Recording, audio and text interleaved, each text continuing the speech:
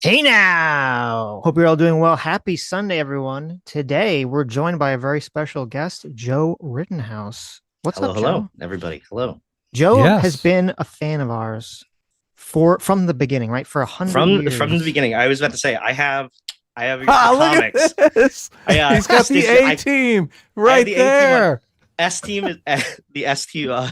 Sorry, S is up in my safe because I have the Oh, new one, yes. But look, he and You keeps the don't A want team you right should show next that to one. him. Yes. We because I should show could that I one could to the bring up State the naked Department. one. I Okay. could bring up all the hot babes. Yes. No, hardcore fan. You guys are great. You guys do a really good show. Well, Which thank you. That's very generous of you. Yeah, which is great because he's made it now all to the State Department. So from a Yes. Sitch and Adam fan to actually working in government for the State Department. So he's been gracious enough to come on the show and tell us about his experience. So I think we'll start with you work for consular affairs, right? What exactly is that? So, consular affairs is like the workhorse of the State Department. So, first of all, thank you guys for having me. In general, I like I said, I adore your show. I listen to it all the time. Yeah, I need, before we started, you said that you do this mother of a commute to work I and that you do, listen to us in the car. So you have I a do. long time in the car. It's funny. I listen to. So I drive. I live in Philadelphia, and I commute to DC.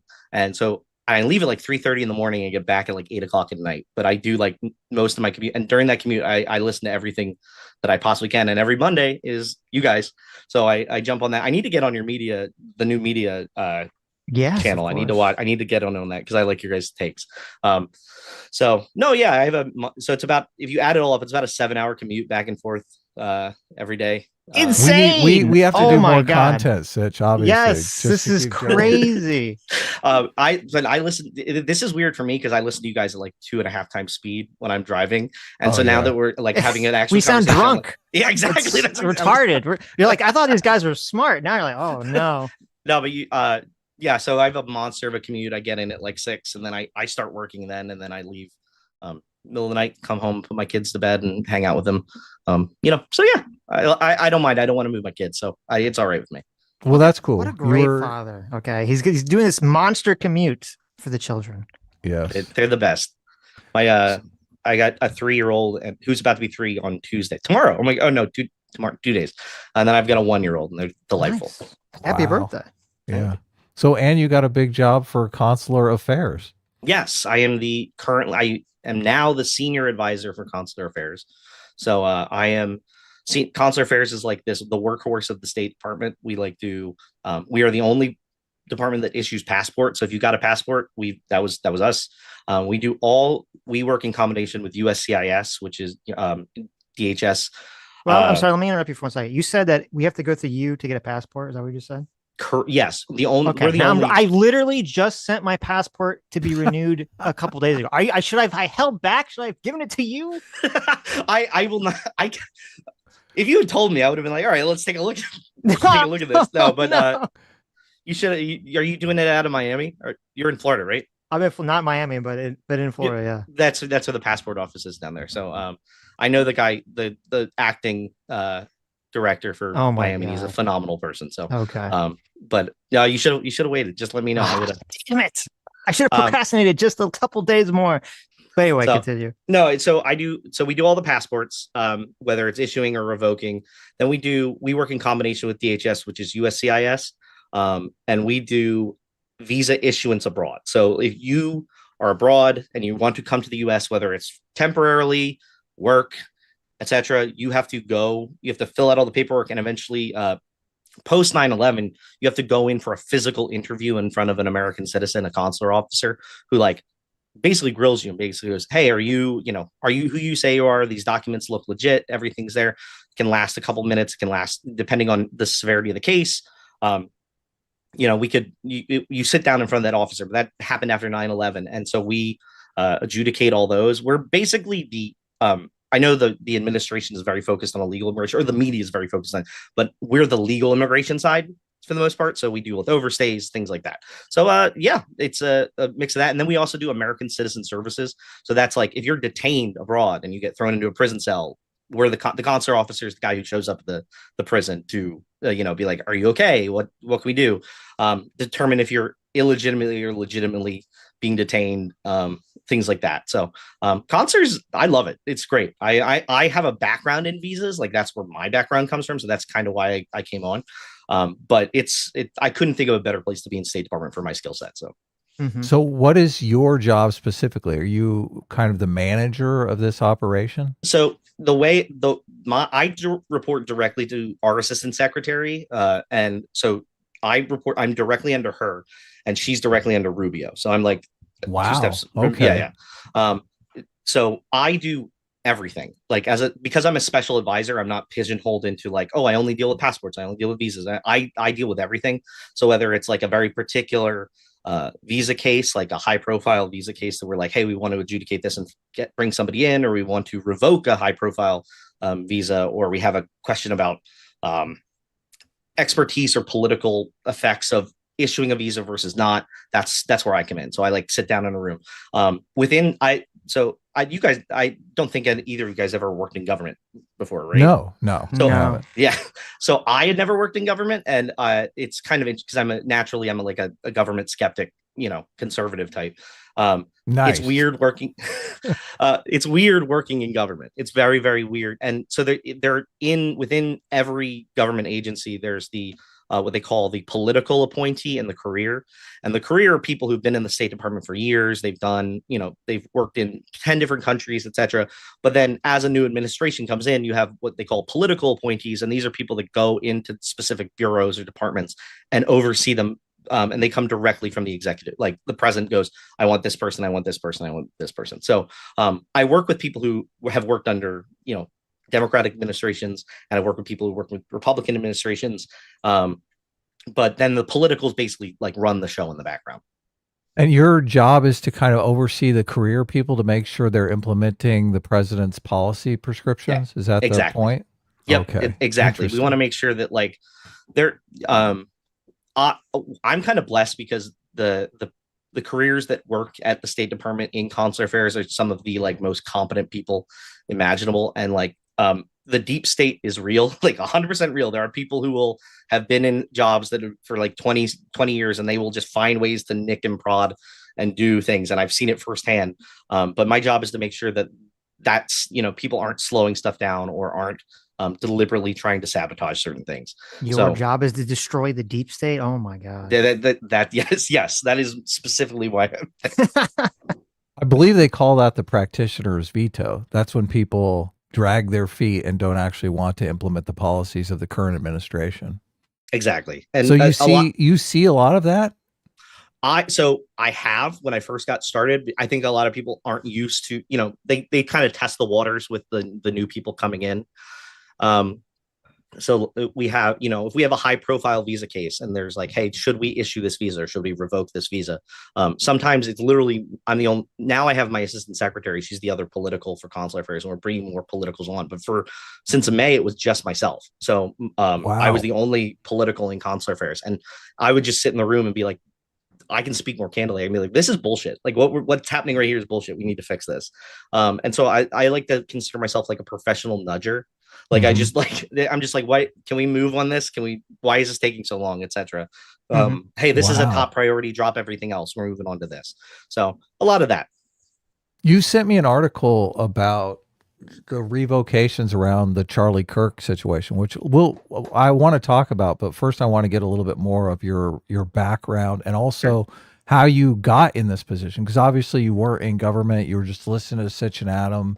I think you worked on the Trump campaign to some extent, right? Yeah. Okay. I did. So little bit about my background before the campaign. I have a bachelor's in fine arts of acting. I went to yes, a based artist. Another artist here. That's great. I literally was notoriously like in college. I was the head of the college Republicans, and everyone's like, "What the fuck?" And I would have to be like the most chill person because it was the most left-wing school that I could have possibly gone to, and I got along with everybody. But anyway, I have a degree in acting. I worked professionally in film and theater for like 10-12 years. Did a bunch of movies, mainly theater. I did what's it called, Dark Knight Rises, Last Witch Hunter, like some sci-fi like fun stuff, which is cool because I worked out of Pittsburgh and that's where they filmed those movies. so that was great. Like I had a blast doing that. But then in 2016, I decided that my now wife and I were going to go on a tour of the whole world. And so we are like, we did this thing called the Mongol Rally, which you buy a car in London and you drive it to Mongolia. And Wow. yeah. And we bought a $200 car and with four of my other friends, and we drove these two cars to Mongolia. And in the process of that, I had to get visas for everybody. So I like had to get a visa for Uzbekistan. I had to get a visa for our guys for Russia. I had to get a visa for Turkmenistan, a million different countries. And like it's bureaucratic paperwork at the time. And I'm, 20 something. I'm sitting there going, okay, but I'm running to different consulates and figuring it out. We had to get one for Iran, which is ridiculously difficult for Americans to do. And so I got all these. And then when we got to the finish line in Mongolia, they were like, hey, the group that runs it was called the Adventurous. And they're like, we're starting a new business that helps people get the visas. But we need somebody in America who is interested in doing this. I'm like, I can do this with my eyes closed now. I've done all these countries. I can do this again. So they hired me and I started doing visas for like different school programs for, thousands of visas, people going to Russia, China. So I was like helping Americans travel specifically to mainly like Iran, Turkmenistan, China, and then COVID hit. This is like a private sector company. Yeah, right? it's a private sector. But they interface with the government because they know all the particulars about the government institutions. Exactly, and like with my side, it's like I didn't deal with the American government basically ever. I dealt with Chinese, Russian, Iranian, Turkmen. Okay. Interesting. Yeah. So I had like a working relationship with all of their consulates, and I would be like, okay, well, I'm getting this group of 20 Americans who want to travel in this date, and my specific thing was, hey, they travel date by date, so you're doing Armenia, Iran, Turkmenistan. That you have to have 3 visas, and they have to line up. So I would like work to make that work. And people, I don't know about you guys, but people will pay an absorbent amount of money not to do paperwork. Yeah, and I'm one of those people. Yes, it's just like take my money and turn it into a visa. That's exact. And I'm like, cool, I could do that. And but 2020 hit and COVID killed travel, so nobody needed a visa, nobody needed to go anywhere, and so I left that, and then I started working. I was just like, I need a job, and so I got a job working for a medical company that I absolutely hated because it was just like the epitome of like, you're in a cubicle, you're here 9 to 5. And I was like, oh my God, I hate this so much. But I got a call in February of 2024 from a friend of mine named Sam, who was like, hey, we're looking to hire people to run as regional directors for the Trump campaign. And would you do it? And I talked to my wife and she said, hey, let's go out on a limb. Let's try something different. And I did that. And I was for how did that come together? He just randomly is like, I know a guy who does visas. Well, that's that. I think what happened was I had worked locally. I've done a million different campaigns, just in the background locally forever. Oh, and okay, I was like, oh, because you're interested in politics. That's why you're doing them.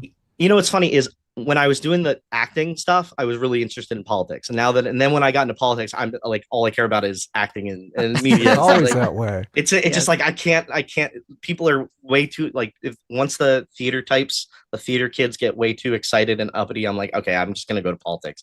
And then politics gets too intense. I'm like, okay, I'm just going to concentrate on movies and, go from there. But I proceeded to get this job working for the Trump campaign. I worked as the regional field director for Montgomery County, Pennsylvania, which is the 3rd largest county in our state, our Commonwealth.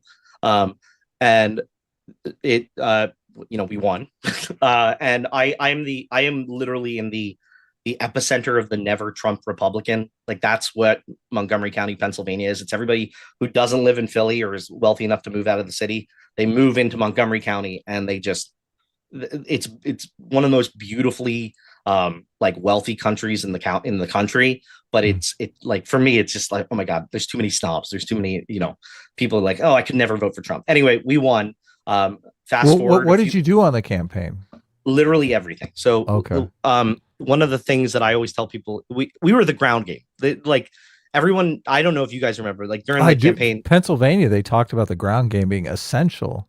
Yeah, that's exactly what we did. So like prime example is in 2020, the difference between Trump and Biden was 40,000 votes, and the majority of those votes came from counties like mine, because Mhm. we had a bunch, we had I think it was 60,000 Republicans didn't get out and vote in our county, so we would have won the state, handily, had Montgomery County flipped. So like when we were doing the campaign, I kept seeing the news to be like, hey, there's no ground game. Trump has no ground game. There's nobody doing anything. Nobody's knocking doors. And I was just like, please let them keep thinking that, because like I had I had a group of 570 volunteers, and I would tell you 100 of them were literally knocking doors from 8 a.m. to 8 p.m.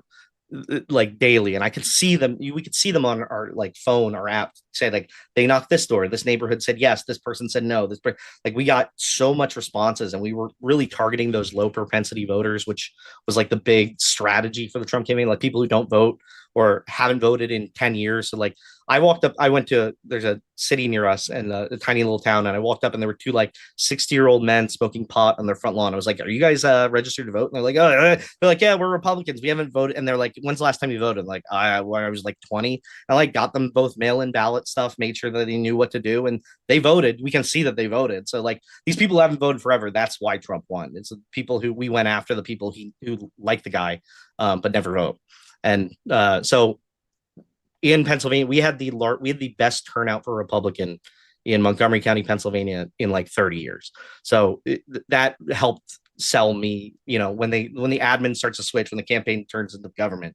Um, I put my resume out there. I originally thought I was going to be in Department of Education because I'm really passionate about how education works. But then I got called into state because they knew about my visa experience, my travel experience, and I've been here ever since. So there I you go. remember bringing this up on the show with Sitch about the ground game. And I do remember people constantly talking about how the ground game for the Republicans was non existent. And I was Mhm. hearing nothing about the ground game. And I didn't start seeing articles about the ground game until after Trump had won the election. And they were talking about I Scott something Pelly Scott or Pressler. Pressler. That's it. Scott Yeah, he. Pressler. I love Scott. I know Scott. Uh, He had his own operation, but like the the ground game, that what they called Trump Force 47. That was the title of uh-huh. the ground game. We gave little patches away and hats and stuff like that. People will line up around a block for a hat for the president. I love it, but it's wild what they'll do.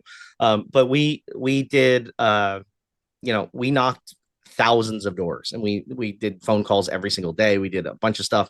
Montgomery County is I'm trying to think what's most famous for during the campaign is probably. Do you remember the rally where the president was on the stage and he was just listening to music for like 30 minutes and I rocking out with the do. audience? I do. Everyone, That's where I live. So really? yeah, so I was They tried to spin that. David Pakman tried to spin that as in like he was losing his mind. no, it was actually really fun.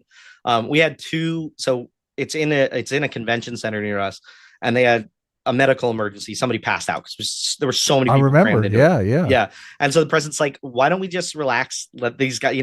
I think at that point the president is like, "I got this in the bag." Like that's how he felt. We were, a week out from 2 weeks out from the election, and he was just like, he was. If you watch the video, there's somebody running up, handing him pieces of paper, and the president is like circling and handing some back. He was going through his playlist. Like he Music was like, here's list. the I knew playlist. it. Like here's what I want. And there was no like he was like, I want to listen to this song next, and I want to listen to this song.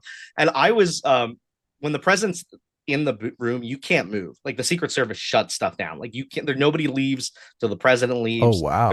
yeah. So like I was stuck in this little box off to the side, like right off to the red carpet. And I was like, I was like, I need to go to the bathroom.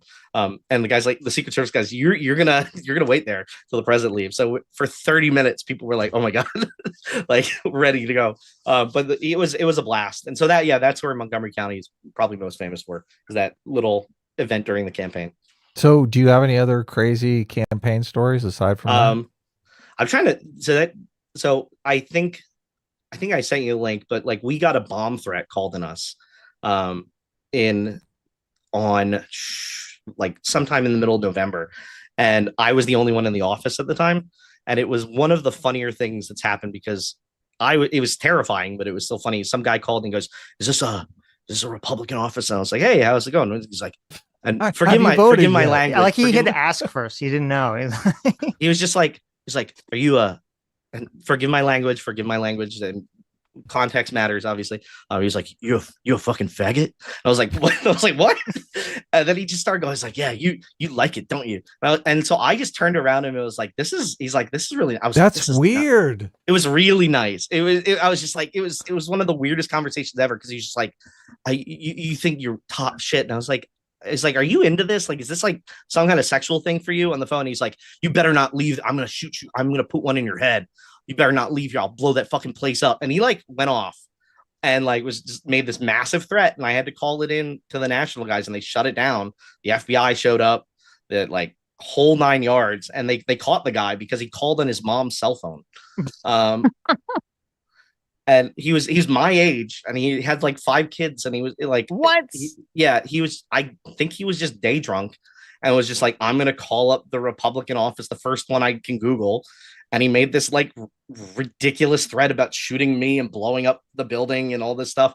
And they caught him like in a matter of like 24 hours. They went to his house, and he caved instantly. He was like, I am so sorry. I am so sorry. And so he had to pay for our security for the remainder of the campaign. Wow. As part of his, he had to issue an apology and do all this stuff. Mm-hmm. But politics drives people crazy, man. Like that. Yeah, and Scott Adams, R.I.P., another notch in his belt, because that was his theory, is that most of the trolls and people that do this are all day drinking. That's true. Yeah. He sounded higher drunk when he was on the phone with me, and I was just like, why are we doing this right now? Like, why? What do you have against me? You've never met me, man. Well, he doesn't like gays, obviously. So, well, what a weird way to frame it. Like, come in and drop, a slur and be like, oh, you own me. I'm like, if I like recorded this phone call and send it to people, do you think they're gonna side with me, or like what? Not that I would want to do that, but like, what a weird what a weird experience. Mm-hmm. So there's that. There was another thing that happened where I kind of got in trouble because I caught a volunteer on the campaign. So we give swag out for people who actually like go out and knock doors. We give t-shirts, hats. You get if you knock the most, you could go to the inaugural ball, things like that. Wow. And I found we worked out of our local Republican office, so the local county office, and there's a lot of, like, I was the youngest person in there, and I'm 36. So I like, there were a lot of people who were volunteering who were very, very they've been there a million years. You remember, voting for Reagan. And I was like, okay, I caught one of them stealing our stuff, like from the campaign. Like, it's not theirs, it's ours. And I called them out on it. And I used a derogatory word. I said the word cunt. And I was like, my God. I've said cunt before. What's wrong with that? I can't believe you would do such a thing. I have to be careful now, because this is me representing myself. But you have a respectable job now. I know. So I was just like, it's like, what a, and I didn't realize this, but she decided to call the head of the Republican Party in Pennsylvania and file like a formal complaint. And this is 2 days before the election. Wow. Oh, and I had to have a sit down with a bunch of people, and I had to write a formal apology letter for using that word. And it within the Trump campaign, they were like, this is ridiculous. Like, this is such a silly thing to happen. But it all got sorted out, but it got referred to as cuntgate for a while. And so everyone had to say cunt. I like it. It was every single room I walked into after the election, I was like, what are you doing, you cunt? Like, every single person. And I felt it was very silly. But no, the campaign was great. One of those experiences, I think, like, if you've never worked a campaign, whether locally or nationally, like, I'm obviously worked a national one, but if you've never worked one, like, do it at some point in your life, just to see like what it takes to get in the thick of stuff and try and get somebody you're passionate about elected. So highly recommend. Did the campaign share polling data with you? Did you know on election night that you had a pretty good shot at winning? I knew around, I want to say I knew around like an hour after the polls. I'm like, this feels good, because so the RNC and the Trump campaign did a phenomenal job with election integrity stuff after the campaign, because I like a lot of people, they care about the vote, but they care about the counting more. And so regardless of what you think, that was a huge operation that was set up. And so we all had to, once we were done in the actual polling places, handing flyers out, stuff like that, they wanted us to go to the places where these were being counted. And I walked in there and I was, I had managed all these volunteers.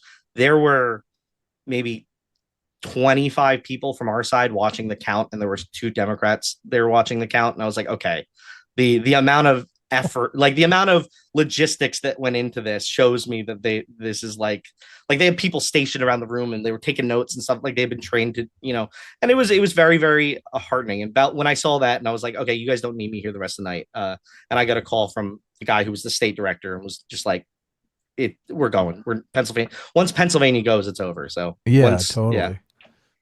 So well, supposedly Kamala was supposed to inherit Obama's ground game, which was supposedly epic, but I guess not. I will neither confirm nor deny that the ground game for the Democrats was interesting but different from ours, and I cannot say how I know that. Does the word incompetent have anything to do with it? No, no. I wouldn't say incompetent. It's just like, how do I, like, we saw their ground game, like we saw how their operation worked, and it was just so different than ours. So from a campaign side, I'm a firm believer that convincing people is something that happens at the candidate level, and like you convince people based off of what the candidate says and stuff like that. But on a like personal level, I think it is just get out the vote. It's always get out the vote. It's just people who, and a lot of their campaign from walking and knocking and seeing their materials was about convincing people at the door, like knocking on the door and be like, have I told you like why you should vote for Kamala? And as opposed to being like, hey, are you going to vote for the president? Are you going to vote for President Trump or not? If they said yes, we like made sure they had a plan. We knew exactly where they were going to be on election day. And like, I forget who says it, but there's this idea of making people tell you their plan verbally. Like, what is your plan for election? Heard that. They actually go out and do it. And that was a big thing I sold for our volunteers. Was I was like, hey, go out, and when you encounter somebody who supports the president, say, what are you going to do to go out and vote? Are you going to vote by mail? Are you going to vote early in person? Are you going to, etc. And so that was a huge part of it. But I saw their materials and I saw their knocking stuff, and it's like, find the issue that matters to them. And I'm like, dude, I have two kids. If somebody knocked on my door at 3:00 in the afternoon and I have two kids screaming at me, like, and then they're like, let me talk you through why Kamala's immigration policy is better, you'd be like, okay, get out of my face. Like, I have no time for this. Right. So and it also just wasted time. Like, I could, rather than standing at a door trying to convince somebody, I could spend time being like, this person doesn't support us, moving on, take them off of, it's not worth us trying to go after them. Let's find two other people that we can get to replace them. So it's all get out the vote now. It's all just get out the vote. So your game was really just finding your voters, and their game was trying to manufacture voters. Correct. That's how I interesting. Totally interesting. So what were conversations like after the Butler assassination attempt? Obviously that was a huge turning point in the campaign. Well, so I'm in Pennsylvania. All right. Right. Yeah. So yeah, this is, I'll just kind of briefly, since campaign, I can talk about campaign stuff all day. Like, I have to be careful when it comes to the State Department stuff, what exactly I say. But when it comes to campaign stuff, on the day of the assassination, I was like, assassination attempt, I was like collecting signs and I was moving stuff, and I'm in the statewide group chat for everybody. And literally the text started, get down, like, hunker in place, don't move. Wow. Okay. And so they're communicating at the event, literally in the moment. And it was terrifying. And they're like, shut down all offices. We don't know if there's a bomb, we don't know what's going to happen next. And I was driving when all this was happening. And I was like, not in a bad way, but I was like, like watching my phone, trying to because I was terrified that, like, the president had been shot, and God knows if he had been killed, like, what was going to happen to the country. Yeah. And so I was, but so post that, I actually did go to his like return to Butler event. And it was one of the like,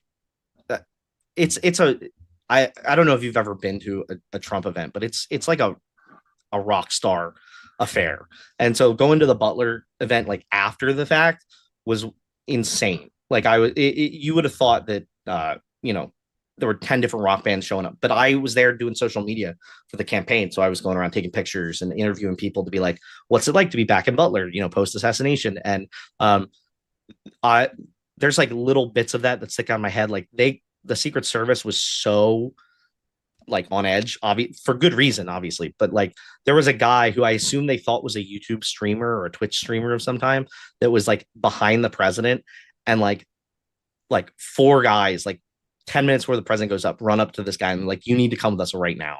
Because they thought this guy was going to jump the stage or do something, because they thought they had seen him from other stuff, and they checked him, made sure he was good. But everybody was on edge. And after that night, like after that event, I think that was like one of the first nights I was like, he's got this in the bag. Like, and I'm a natural pessimist when it comes to elections. That was one of those times I was like, okay, I think the president's got this. So a lot of people thought that after Butler, they were like, okay, well, he's invincible now. Yeah. It's wild times, man. Yeah. Well, then I'm sure after you saw the debate performance from Biden, you were like, yes, dude. I hosted a watch party. They like had us host watch parties for the campaign, and we held one in a bar, and they kept having me adjust the audio because people couldn't understand President Biden. Mm-hmm. And like when Trump was just like, I don't think he understands, you know, I don't understand what he just said. It was like beers flying across the place. People were like, let's go. It was so rowdy.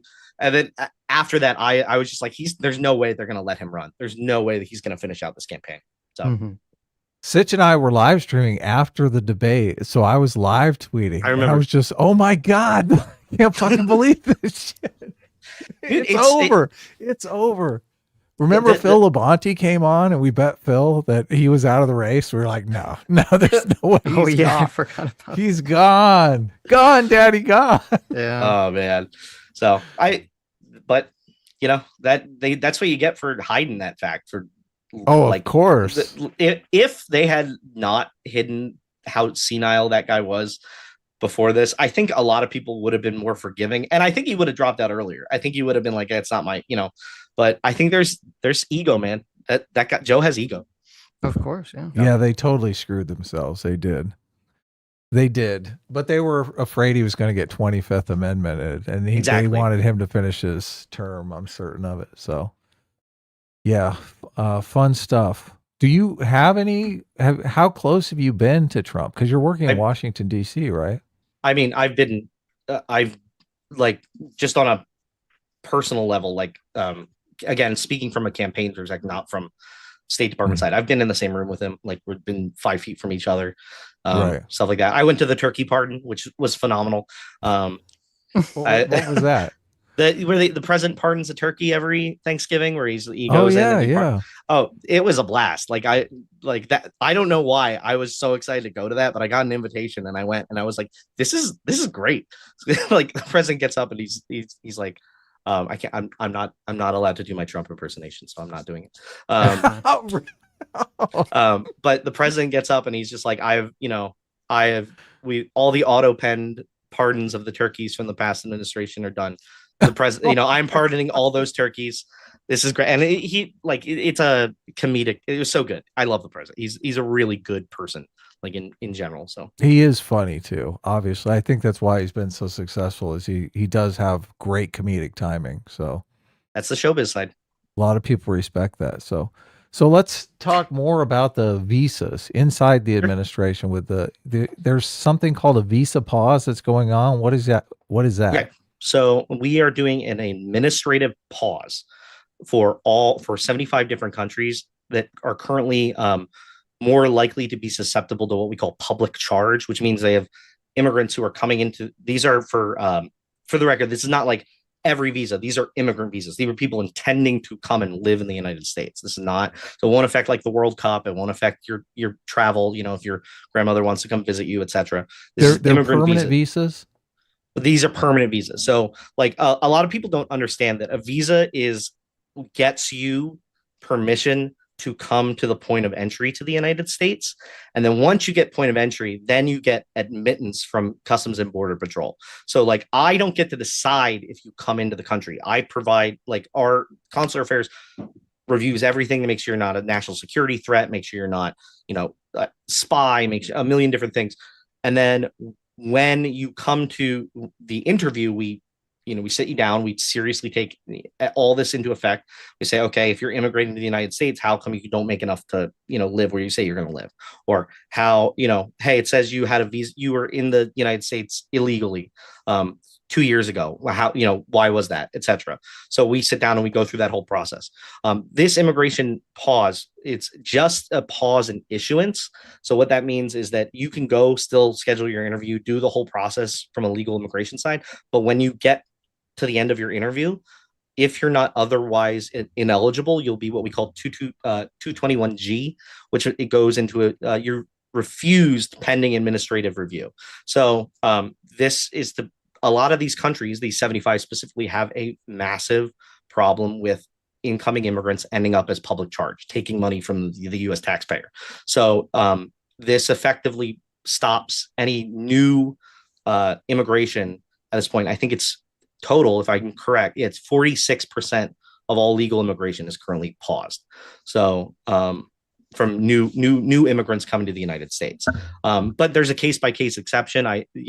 For adoptions, military members, etc. That we're in the process of, like, the deliberative process on how to make that work. But yeah, that's kind of that's how the visa pause is in effect. It's a big deal. I went to the Hill the other day and got grilled by staffers of different members of the House on the whole thing and had to explain it to them. So I'm very proud of what we're doing because it's going to save millions for U.S. taxpayers. And like, we don't want people coming to the U.S. just to get the paycheck as their way of life. So we can, and a lot of the people who sponsor people who come to the U.S. also sometimes are not qualified to sponsor, but we haven't, we haven't looked at it the way we have. So this is just a pause for the time period so we can rework the public charge side of immigrant visas, so we can make sure that 80% of some nationality doesn't end up, collecting from the U.S. taxpayer. So you were in one of these congressional meetings where they grill you? So I was in I was Friday actually. It was their staffers. So they do like a preliminary. So it was me. Gotcha. Yeah, the deputy assistant secretary for visas, another special advisor, and the staffers come in and they like grill us on questions and try to explain to us why they think we're the worst people ever, and how we have to why we didn't consult them. I'm like, we're the executive branch. We don't this is well within our purview. Like, we don't have to ask you permission to do administrative stuff like this. If you want to change stuff, change the law. So that's on Congress to do, but Congress doesn't want to act. So I didn't really think of it, but visa is the first step in the immigration process, right? So it depends. So if there's two types of visas. There's non-immigrant and immigrant visas. Non-immigrant are people who are coming for the World Cup, people who are coming to 2 visit, weeks, a month. Disney World visas is a lot. Very simple stuff, and they could be, you have different admittance. So you could have like multiple entries for 10 years, which is basically with the agreement. We have a reciprocity agreement with lots of countries, so we give what they give, and vice versa. But then you have the immigrant side of visas, and that can be for employment, that can be marriage based, that can be family based, that could be a million different types of things. And we have to make sure that you're not bringing the immigration side is so much more complex for good reason. Like, we make sure you don't have communicable diseases, we make sure that you have enough money to support yourself, that you have a sponsor who will support you if something goes wrong, etc. And everybody wants to come to America. Like, I as somebody who's worked in the private sector of visas, I know that you can people will stretch as much as they can to get around so they can get a visa. So like, there's a whole Reddit called DUI with a visa, and it's like people who have DUIs in other countries trying to come up with ways to hide their DUIs on their visa applications. Wow. And it's an active subreddit with like thousands of people to be like, oh, I did this. Can I still get a US visa? How do I hide it? What can I pretend it was, etc. So we do we do a lot of that, and we work with our colleagues in DHS. But visas are you start here. You start with a visa. So Yep. halting immigration is a lot about not issuing new visas. There's also Correct. the visa revocation program. So Yeah. what's that all about? So visa revocations are people who have received U.S. visas and have otherwise. So they've received U.S. visas and they've done something or that we find we wouldn't have given them the visa had we known about it. Preempt. Does that make sense?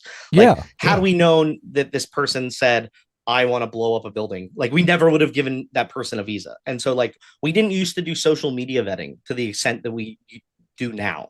So when we started doing social media vetting, we found there were crazy people applying for visas that would normally have gotten in under the past administration if they weren't, getting the scrutiny that now they're getting. And so we like go through their social media because people will you'd be amazed what people will post online and think that nobody can see. Um, and Yeah. like outright threats of like I'm gonna blow this person's head off. Like I've seen it. And so we revoke visas for people who've like committed crimes in the United States, threatened terrorism. Um, I've revoked we've revoked a lot for DUIs. We did specific ones in relation to Charlie Kirk for people advocating for terrorism and violence, celebrating that. So like we've done this year. We've already done over 100. Well, in the past year, we did 100,000 visas revoked, which I think under Biden in the last year was less than 40,000. So we've done more than doubled the amount we're doing, and we are continuously going through the. It's not like you get a visa and you get a free pass. It's like, no, if you come here and you're going to abide by our rules, we're going to make sure you continue to abide by our rules. You don't just get now that I've got the visa, I can do whatever I want kind of thing. So what happens once someone's visa is revoked? They just send them a letter, or they? It depends. Without getting into specific, but there's different types of revocations. So there's like immediate revocations that we send to ICE to pick somebody up, and then there's other revocations that say like, hey, your visa is revoked. If you leave the country, you have to reapply for a new visa. So a lot of that is like you'll have students who want to go home and visit their parents, but if they leave the United States, they're not going to be able to, because we found that they've bombed a police car, things like that. So those are the two main ways in which a visa could be revoked.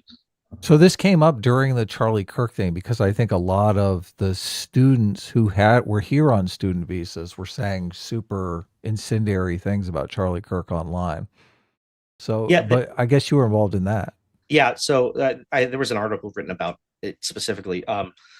I worked on the Charlie Kirk revocations, and the way it was framed in the media was like, oh, we're violating the freedom of speech of other people, and I'm like an absolute free speech absolutist. Like I stand by the revocations, but the form that people fill out to get a visa is called the D-160, and I'm like this article that went after me called me, a non-lawyer, but I stand by this. There are two questions on there, like, do you support monetarily or otherwise acts of terrorism and violence? And you have to answer no. If you answer yes, you don't get the visa. So obviously, if you come in here and you're like, I'm glad that guy was shot, I shoot more, Republicans or conservatives, like that's violating the D-160. We never would have given you that. And there's another one about celebrating political assassinations and things like that. So, but a visa, like the boss man has said, a visa is not a right. It is a privilege. And if you want to come to the United States, we want people who want to come here and make it a better place and not just, import their problems or their bad ideologies to us. Right.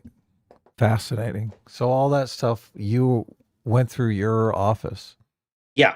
We revoke. The State Department has the authority to revoke visas under the assistant under Secretary Rubio. So what's it like working for Marco Rubio? I don't want to get too much into it, but he is the best Secretary of State by far. Well, you have to. He's your boss, right? No, I'm not. I know a lot of people who work at State Department, and I love working for Marco Rubio. I think he is a phenomenal. He's better than Rumsfeld. He is, hell yeah, of course. He is. I could not ask to work for a better boss than Marco. Yeah, that's great. So how has the State Department changed since you've come there? So I don't like what I was going to tell you guys is the State Department is notoriously the most left wing part of the government. It's like that What? Really? it's like every person who works in the State Department thinks that they're going to be an ambassador someday, and that they know how to solve world peace, and they know how to do everything. That's just how it's always been historically. Like when USAID was there, and a million different pet projects for different politicians. Like the State Department is where every major left wing political thinker in the government starts out, basically. And it's notoriously like conservatives getting into the State Department. There's like a quiet group of them, and now that's much louder because the president's there. But they are it's very much like the in past it has been like the home of the deep state types. Because they're talking with foreign governments every day and things like that. So, but there's a lot of redundancies in the State Department. So the secretary like wisely riffed a bunch of people, which we let thousands of people go.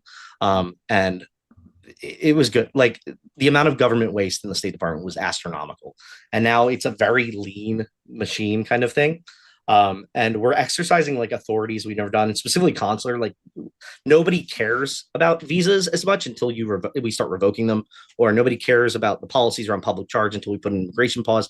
Like it seems very paperwork and heady, but there's so much crap getting done in consular affairs and the State Department. And like one of the things that we've done is we've issued visa bonds for countries that have high overstay rates. So if you are, if 80% of the people who come out of your country are overstaying their visa, now you have to pay $10,000 up front at your visa appointment. And you don't get that back until you exit the country.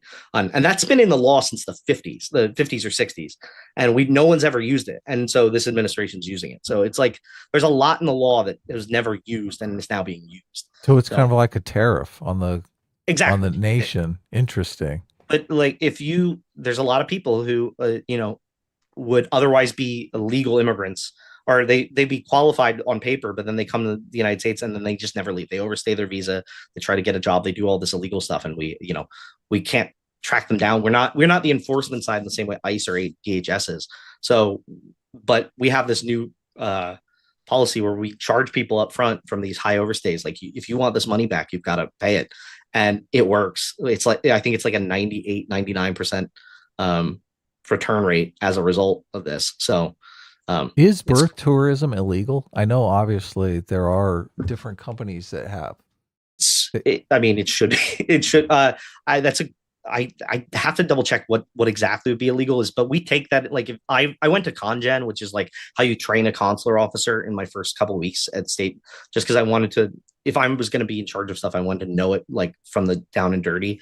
And so it's one of the things they talk about is like, if you go to a consular interview and someone says, oh, they're visibly pregnant and they're like, hey, I'm about to go to the US in 2 weeks. You're like, are you coming just to have your kid and leave it? Like I'm only staying for 2 weeks. Why? We take that into consideration because we don't want people to come on non-immigrant visas and then end up becoming immigrants. So they have to go the right way. Like they have to go through the immigration visa route. Yeah, I was wondering if there was some box on there, like the terrorism box that asks if they're pregnant or if they're planning on having a child in the next. That's under terrorism. 2 weeks. Well, no, I'd have to double check they ask them if they support terrorists or if they support political assassination and stuff. Which, look, if you don't know how to answer that correctly on your visa application, then you probably shouldn't come to the U.S. Right? If you knew, like so we get high. They're like, yes, I support terrorism. People, it's wild what people will put, and because they think they just some people think that they're trying to be honest and that's going to help them, and other people are like, oh, I know, but we like know them personally, like we know stuff before you show up to the interview about you. They don't want to lie. I got you. Yeah. So yeah. Oh, fascinating. States where everything happens right now. I love working for states. That's the place to be, huh? It's everybody wants to be. Everybody wants to be there. Yeah, and I can't, like I said, I can't stress enough how good this State Department is under the current leadership. Well, as political junkies ourselves, obviously the big question for us is Marco Rubio or JD Vance in 2028, right? I how do I answer this? I Yeah, should, I was going to say, look, I wanted to ask you, obviously, you've worked on a campaign, right? You may work on another campaign in the future, I definitely but will this work on is like another a campaign. Sophie's Choice type situation because everyone's saying JD Vance probably has a better shot. But then obviously, look, you have an in with Marco Rubio, right? So what I will say, what I can say is that I am definitely going to work another campaign, and I love both the vice president and the secretary of state, and I can't comment on their future political ambitions. Right. But I Well, will we definitely can. work We another definitely campaign. know they're You can obviously they're speculate all. I have running. to Yeah. respectfully not. Mhm. Yeah, I don't Sitch, want they're to. running, correct? I mean, you believe that. Correct. Yes. Yes. They're both definitely running. So it'll be an interesting battle because I do think I don't know, they're so both of them are so different than Trump. Trump's a one of a kind of guy. He So is, yeah. Everyone keeps talking like who that's a good question. Like who inherits the MAGA? Well, I guess you can't really comment on that. I will. I respectfully love both of. I love everybody. So I am not I love commenting my on anything. children equally. Okay, I don't have a No. favorite. They're both. I've met both of them. They're great. I love both of them. I love I love what I do. Well, I guess we could ask you about obviously I think after we talk to you, we're probably going to talk about the Minnesota shooting, right, Sitch, for Yeah. like 8 hours. You'll be listening Monday morning when you're I driving will I will probably be listening to that to after the DC. fact too. It's how what can I say? So this is not me speaking in any government capacity, but like I I carry a firearm on me daily, and Mhm. I have been held at gunpoint by police officers while I had a gun, and so the whole situation is totally avoidable for with if you're responsible with gun ownership. That's just my Can person. you tell us about that situation? You were held at gunpoint? This is all right. So this is a funny little story, and then I'll let you It guys doesn't go. sound Just funny. no, it's funny. It's funny for me. So all right. So Uh-huh. this takes me back. Oh my God, it's 2014. So holy fuck, it's been so long. You can look this story up just 20 by Google. years ago. Look at that. Mhm. So I was theater major. I was working on a movie called All Raccoons or Bandits, and it was a Western movie, and I had a gunslinging part in this movie. So I borrowed a fake revolver from the prop shop at our school, and I was sitting there like doing this a million different times a day, and then I would do it at night, go to bed, do it, and I would go sit down, go to sleep. I woke up at like 8 a.m. on a Monday morning, and I was like, you know what I want to fucking do right now? I want to play XCOM on my PC. So I go over to my PC and I start playing stuff, and I'm like, oh, and I have headphones in, and my computer is set up so that the door is adjacent to my right, and I can't like I can see it in my periphery. All of a sudden, while I'm in the middle of like beating these aliens, all of a sudden I see a hand come through the door, and some like a very large African American man decides to start rummaging through my stuff that's sitting adjacent to the door. He doesn't realize that I'm like 5 feet from him, like in there, and Wow. I'm in my underwear. Like I'm like, who the fuck is this? This And is my your room. apartment? This is my This apartment in college. Okay. And I thought it was my roommate at first because my roommate was black. I had two roommates. I had a very effeminately gay roommate and a black roommate. And I thought it was him. And I was like, oh, I was about to be like, get the fuck up. The fuck are you doing? And I was like, I was like, that guy is a lot taller than me, and that is not my roommate. I was like, who the fuck are you? And the guy's like, oh, yo, man, yo, I'm looking for Tim. You seen Tim? I'm like, Oh oh. man. I was like, holy fuck. And this guy, like, I'm not the tallest guy in the world. I'm like can beat people up, but like this guy would have dominated me. And I was like, and the first gut reaction I did was I grabbed this fake revolver on my desk and I said, get on the fucking ground. And I had a Oh my fake gun, and this guy was like, "Oh my god, no, please don't!" Like, and his name was Kymar Freeman. Uh, I found out after the fact, but so I'm holding this guy at gunpoint. And I'm calling 911 on my phone. I'm like, "Hi, I'm holding a man at gunpoint in my apartment. Can somebody come get this guy?" And I could hear the sirens blaring wow. like down the street, and the guy's like, "Yo, man, let me go. I just want to leave." And I'm like, "It's too late for this." And I was like, and the person, the dispatch was like, "Do you have a gun? Do you have a gun?" I was like, yeah, I have a gun in my hand, but I didn't want to say in front of the guy on the ground, like, it's It's not a real. fake gun. Right. It's a fake gun. Yeah. And And so I'm like holding this fake gun, and all of a sudden I hear boom, boom, boom, Pittsburgh police, and my 20 cops just burst into our house. Wow. And I'm on the second floor, and I hear them coming up the stairs, and I see the red lasers coming up the stairs. Wow. Like, Wow. and I'm like, because I'm like holding this guy at the gunpoint, and he's like, "Who has the gun?" And it's like, I do, sir. I'm putting it on.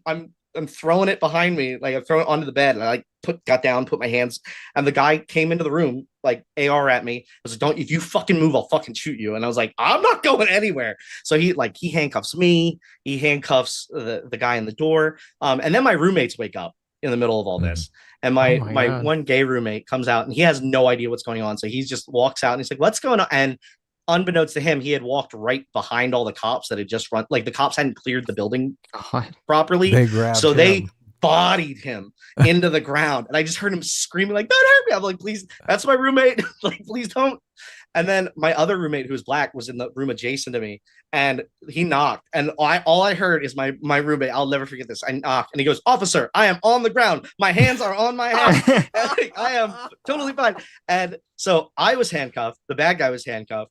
My one roommate that they sent on the ground was handcuffed, but they let my other roommate, the black guy, they just walked around. He's like, "Cool." I'm like, "Whatever," because they were like, "All right, he's fine." And then they go to they're like, "Where's your gun? Where's your gun?" I'm like, "It's 2 feet to me." And he grabs it. He's, "How do I unload this gun's fake. it?" He's like, "How do I unload it?" I'm like, "It's a fake gun." And the guy, I am like locked dead with the guy on the ground. And he's like, "You son of," like, he's like, "Fuck," like so fuck. And pulled him up, and they took him downstairs, and then I went downstairs after I like got talked to by the cops. My roommates are sitting there like on the like, what the fuck happened? Like, who the fuck calls the cops like this? Anyway, this guy turns out he had just gotten out of prison the day before. And he had robbed our house before. What? And he had stolen my Xbox. And they fast forward like 2 months, they found my Xbox with his stuff. So I got my Xbox back. Wow. Holy shit. That's crazy. Yeah, right? So they took this guy away, but I was just like, the cops thought it was hilarious that it was a fake gun. They're like, "Oh, we were ready to dome everybody in here. Like, if you pulled that gun." I was like, it was so fake. The next day, and you can literally Google this. The press showed up at my door at like 6 a.m. and be like, "We want to interview." He held a fake, because the Pittsburgh cops were like, he had a fake gun, etc.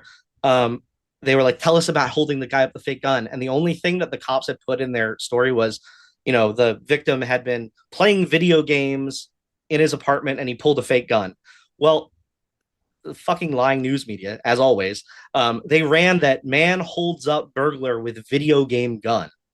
And they posted pictures of a duck hunt gun, and it was all over the news for like for two months. It was like top of GameSpot and all these different like video games. They're like, "LOL," like and all the comments like, "They must have been high as shit." And I'm like, it was a very real looking gun. This is totally fake. Like, nobody reported the story correctly, and like but it was one of the more terrifying things. And I carry a gun with me all the time, and I didn't get shot because I understood, like, if you have a gun on you in any scenario with police officers, I don't know about you guys, but I like go out of my way to avoid conflict. I will never go to a protest with a firearm and be in the front of the protest or confront a cop or any. I would never. I have kids. I have it's just not worth it. It's just like your life. You could do so much more with your life. So I was thinking that as he was walking over towards the police, I was like, "You've got 40 rounds in your pocket and you're moving towards them. What are you doing?" Any death is a tragedy. I'm not gonna like talk about, like, I think I should probably let it go on that. But what I was gonna say is that I feel really, really bad that this is the state in which politicians are pushing people towards on the Democratic side. So but don't bring a gun to a protest. There's no reason to, and especially if you want to confront people, if you want to get in front of people, like, don't bring a gun. So, that's basically it. This was great. This was a fascinating talk. So, I mean, thanks for sharing your time with us. Thanks for sharing your experience. And you guys, like I said, you guys do a great show. I love your show. I'm going to listen to the remainder of it once I'm done putting the kids down. But if as I get more information, or as I'm allowed to do more public speaking and whatnot, feel free to reach out again. Yeah, look, you're welcome to come on anytime. Yeah, it's just what if you have any scoop that you can share with us? Obviously, give us a call. Come on and I will. I can't. Obviously, I can't say yes or no. I'm not gonna. Yeah, but yeah, yes, I would love no, to come no, have no, no. another Yeah, conversation. yeah. Yes. I So understand they No, want to keep you two on a tight questions leash. before you go. I don't know if you can answer them, but Val Van Gogh for $5 asked that he heard that people in the State Department would intentionally hang Trump's portrait upside down. Did you see this? I have not seen that Okay. Personally, Right. I do know that people, when in the first week, when the president comes in, they put the new portrait up. A lot of people delayed that before they, as long as they could, and they got smacked down very fast. Okay. So Wow. I remember I think it was when W became president, didn't the Clinton administration, they pried all the W's off the keyboards or something like that. So cool. What did Juvenile. you cool? You didn't know about that? Right? What did you accomplish there? Yeah, exactly. Yeah. I don't know, just a little this harmless prank that just cost the taxpayers money. It's okay. Yeah. The second thing is obviously now, okay, your mission is you got to get a picture with Marco Rubio while you're holding the S-Class cover. The of A-team Superbook cover. Anonymous. I have a picture. I have a picture with Marco. Like I said, I've met No, him. but listen, I will get holding. You got to hold Supervillains Anonymous. Okay. You know what? I will, because because the S-Class cover is spicy, and I don't let my kids near it. You're gonna get Rubio in trouble if you hold that one up. I will bring it to my office, and I will put it on my desk so that people can observe it. Well, don't get yourself in trouble. So I won't. You should put out as reading material. Anyone comes into your office, they need to read something. Like, what's this? Just while you're waiting for me, like I'm 2 feet in front of you. I don't have a waiting room. Like, yes. While you wait for me to finish what I'm doing. That's the thing. You're like, excuse me, I have to do some paperwork. Please enjoy this comic. It's busy. Okay. Or I make a little instructional video. Can I get you guys to do it and be like, hey, you're about to sit and talk to Joe. Here's what you need to know. I like it. This is brilliant. I like it too. Well, again, you guys are great. I'd love to be on again if you have the chance. Enjoy the rest of your guys' night. Thank you so much for everything.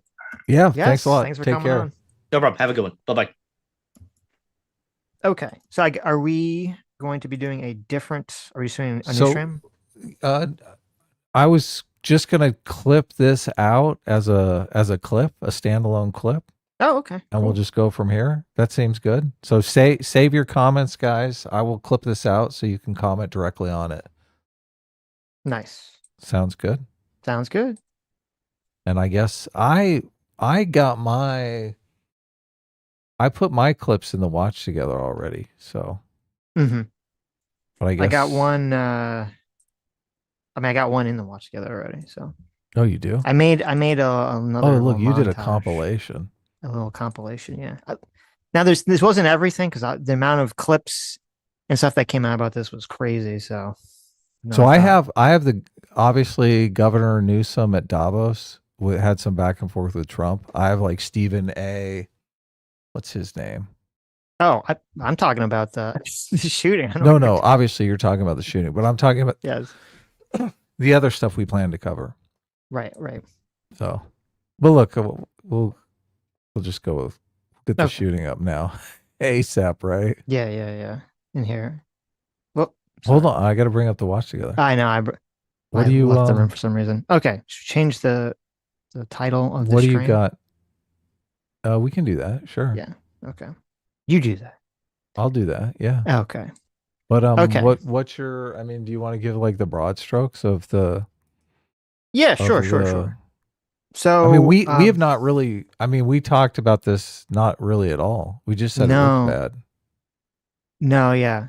I hope this isn't like a pattern. It's another Sunday, another ICE shooting that we're gonna cover and talk about. I hope this isn't going to be something that like a reoccurring thing. So yes, there was another ICE shooting. In case people don't know about this, there are multiple angles of it. The guy who shot is named Alex Preddy. I don't know if the ICE officer who shot him or multiple ICE officers who shot him have been identified yet or not. So we're going to go through the video. Do you want to give your take first, or do you want to kind of go through the videos first? Well, I mean, the broad strokes for me is it's super, super demoralizing how both sides have started a narrative, and neither one of those narratives seems to be accurate. It's Hmm. just there's the truth narrative is nobody's really talking about. Well, I guess some people are talking about. Obviously, we're going to be talking about it, but the Right. What are the narratives? well, the right wing narrative was he went there to kill police officers, and like Right. he went to assault people, and the left wing narrative is that he was executed by ICE in the middle of the street. I don't think either of those narratives are real. I mean, I Hmm. don't think you can call it an execution. It seems more like an accident to me. I mean, an execution implies that it was intentional. I don't think there's anything to show it was intentional. The the I mean, a lot of people on the left, I think they believe it was intentional, that this was like a setup. You take his gun and I'll shoot him in the back. But from my read of the situation, it's just I don't think that's the case. What's your read? Um, I I mean, as of yet, right now, I definitely think it was a definitely a bad shoot.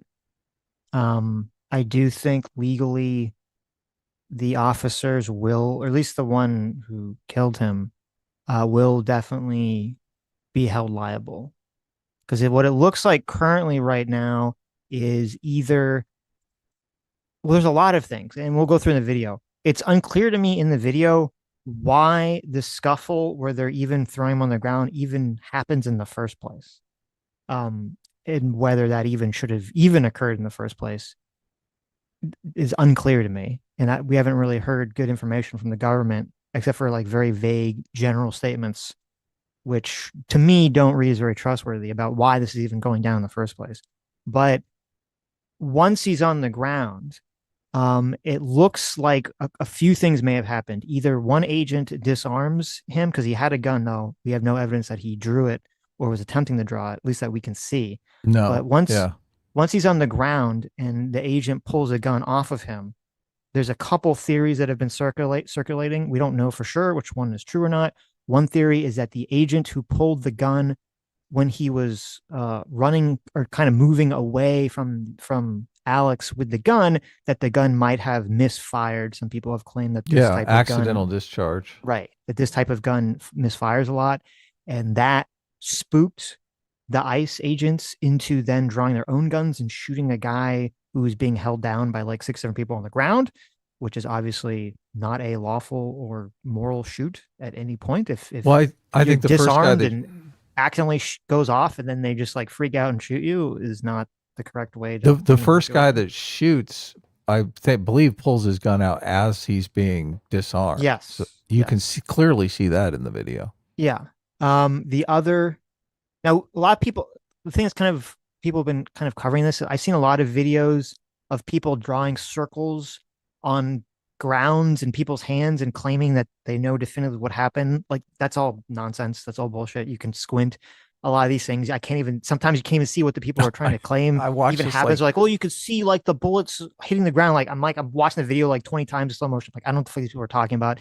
Also, a lot of this stuff is, since it's like grainy footage, and the way that digital zoom and everything works, and this kind of came up in the Kyle Rittenhouse trial, is that a lot of digital cameras, you're not 100% seeing exactly what happened. There's a lot of compression and artifacts and interpolation and all this, or all sorts of other things. So that when people are like looking at like a single frame JPEG of a videos that's zoomed in to try to determine whether the gun slides back or not, it's kind of like maybe. I wouldn't hold that to say it's 100% one way or the other. Another possible theory is that, we'll show in the video, one agent, a very fat, out of shape agent, kind of for some reason decides it's like his duty to push his way into the crowd of ICE agents trying to hold him down. And the same time that like kind of the gun goes off, he's like pushing the guy who shoots him. So I don't know, maybe he literally just pushed the guy and the guy had an accidental discharge because he's getting pushed because his gun was already drawn. I don't know. So we'll actually, hopefully we'll find out about this. I'm not very confident. I don't know. I'm not very confident initially that there's going to be a good investigation into this. Um, Christy Gnome's response to this, and the CBP guys' response to this, and the Department of the DHS White House comment on this on X are all like very, a few hours after the incident, they've already said a bunch of things that are not true at all or don't appear to be true at all and are really heavily biased in a way that I'm not sure that there's a trustworthy investigation that's going to happen regarding all this because you would need to do forensics. I think you would have to do forensics unless they were wearing body cams that you could see to kind of determine where that first shot came and all these other things. It is interesting because the media is pointing out that the administration is saying things that we couldn't possibly know because there's not an investigation, and they're spreading a narrative that we can't be confident is true. And I keep thinking, wow, that's what the media should be saying when they're doing that, instead of them spreading a narrative that is possibly untrue. So it seems like reflexively being anti-Trump has got them in a position that I totally agree with, that we should be Right. conscious of spreading narratives that are not accurate, right? Well, unfortunately, that's how it seems like it always works in politics. Because I mean, it's the same thing, even though, we cover the Renee Good shooting. And I do think that legally, the officer was justified in that situation. I mean, even Kristi Noem, the White House initial response to that was not, I would say, was not honest either I agree. I in terms of totally how they agree. were framing it. It's just that, I just happen to think that the facts aligned in a way that I guess would be on quote their side. Where in this one, Closer so to the far, narrative that they decided to set. right, right. Where in this one, I don't think that's the case really at No, all. Kristi we're way Noem off. claimed, and we'll play the clips of it because I had the interview that she did and kind of the press conference she gave. I mean, she was claiming that he was like brandishing the weapon, which we've never seen anything to indicate that.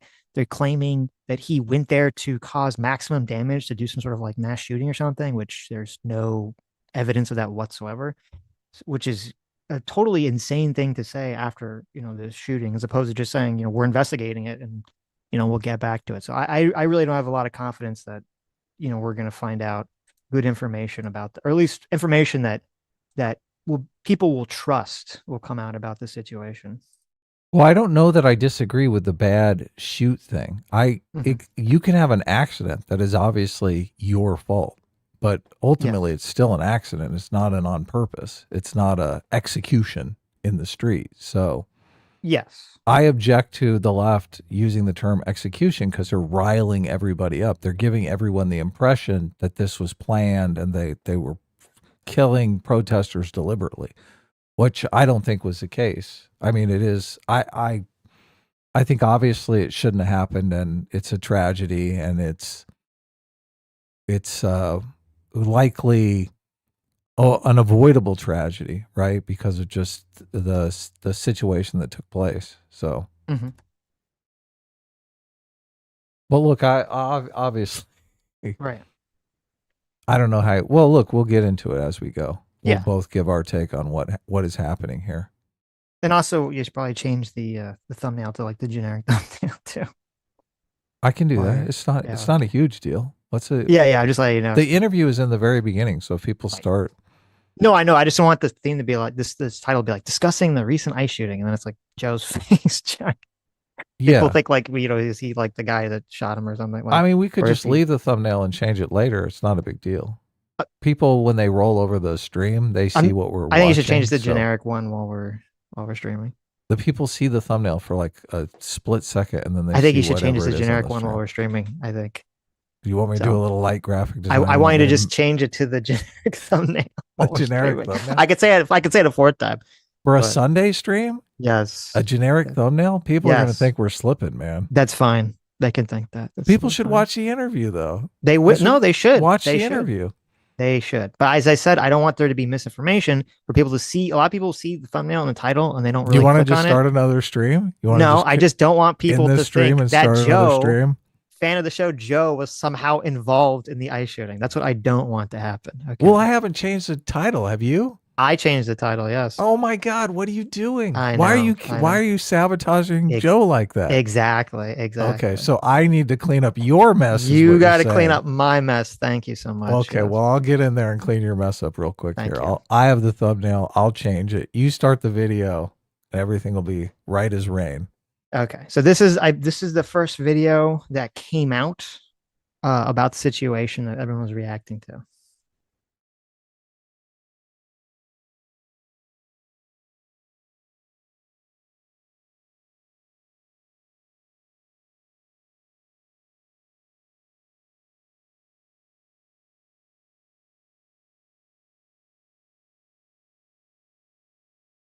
Okay, that was the first shot that you just heard, and you could see that this agent now who's facing the camera. If you kind of, it's hard to see from this video, but you can see he's running away.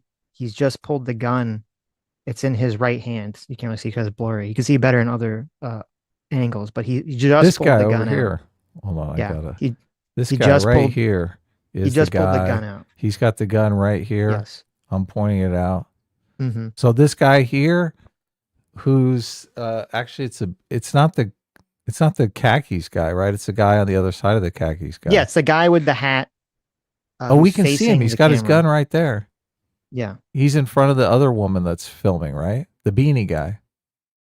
No, no, no, no. Okay, so the guy who shoots him, you can't really see from this angle. He's the guy behind the guy with the khakis. Okay, okay. Well, That's as the guy pulls the gun out Yeah. from the guy's holster, you can see from the other angle, the woman standing over there is also filming, and we've seen her video. Yes. As the guy pulls the suspect's gun out, the guy who has his gun out, the ICE officer, the border patrol, he pulls his gun out as he's watching the gun come out of the holster. Well, yeah, we don't know what he sees exactly. But yeah, like we see his gun comes out, then the other ICE agent pulls his gun out and leaves, and then he fires. Or somebody fires. Yeah.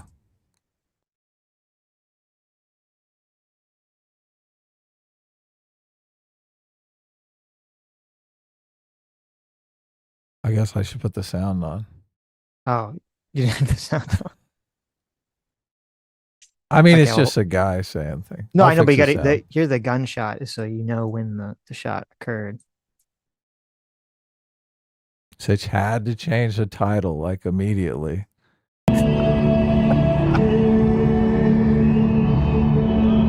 We're definitely going to get a copyright claim on that song. That's like a Depeche Mode song or something. The Depeche Mode song is now forever going to be associated with this clip, I guess. Yeah. So also, this is crazy too. Keep your eye on the left side of the screen. This is like this to me, this is so incompetent. This is insane to me. There's a lot of accusations about like ICE just hiring a bunch of like retards or people that have never done this before. Craigslist. Yeah. Come work for ICE. Now, this turned out to not be the case with the Renee Good situation. This might be the case with this situation because you'll see there's two agents to the left who, after this guy has been shot and like dead on the ground, it's almost like a bad SNL skit. They pull their guns and they're just shooting like a dead body for a good like 5 seconds. It's kind of crazy. Oh shit! Just look at it. What the fuck? They killed him? Did they fucking kill that guy? Are you fucking kidding me, dude? Those two guys on the left Yeah. Those are the ones that shot? Yeah. Yeah. Yeah, did you see later? Watch. Oh shit! What the? So he's look, you can see his body's already on the ground, and then these guys Open fire. He doesn't look like he's moving, and they already pull and they just keep firing into his body. Fuck! They Oh killed my him? god! Yeah, that is like that's insane. That's crazy. I mean, it's obvious it's not even safe too, because you could, bullets could be ricocheting off the ground and shit. At that There was a point. woman filming right on the other side. I know there's a woman behind him, and it's just like this guy's laying on the ground. And they're just shooting into his body. He's not moving. That's why I said it's like a bad parody skit or something. Did they fucking kill that guy? Are you fucking kidding me, dude?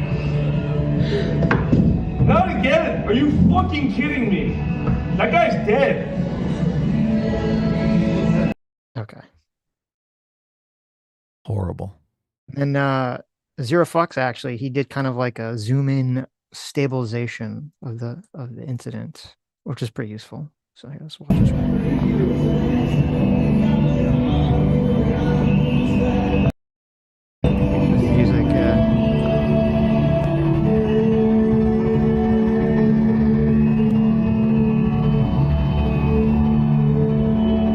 You see, there's he pulls the gun away.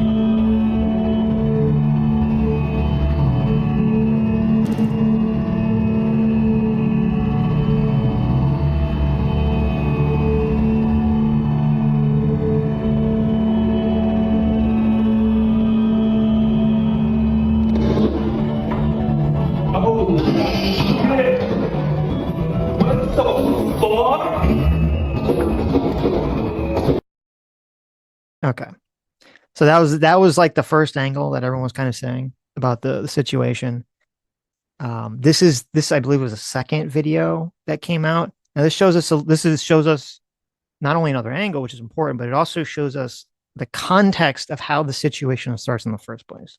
Because often we don't see that, and there's always these questions about why the situation even happened the way it did. So here, let me just play it here. So just to be clear, that guy they just saw in a second on the left in the brown, that's the guy that got shot.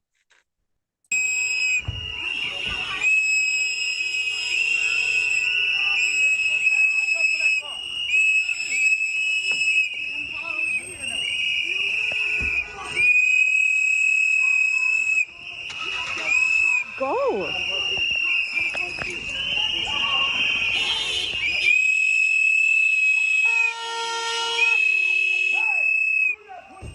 So right like this, what we're saying it looks like is an ICE agent who had pulled up in a car, and two protesters, one of them is at least one of them is a woman, seemed to be yelling at him or talking to him about something. And as of yet, the guy Alex hasn't really engaged yet. He's just been filming it, standing in the middle of the road, kind of as he's filming it. He waved some car by, and now, unfortunately, the person who's filming this kind of puts their camera down at a key part here. What the fuck is wrong with you?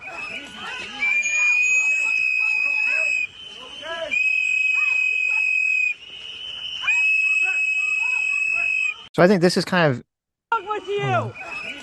this is kind of important too for the whole like context of what's even going on.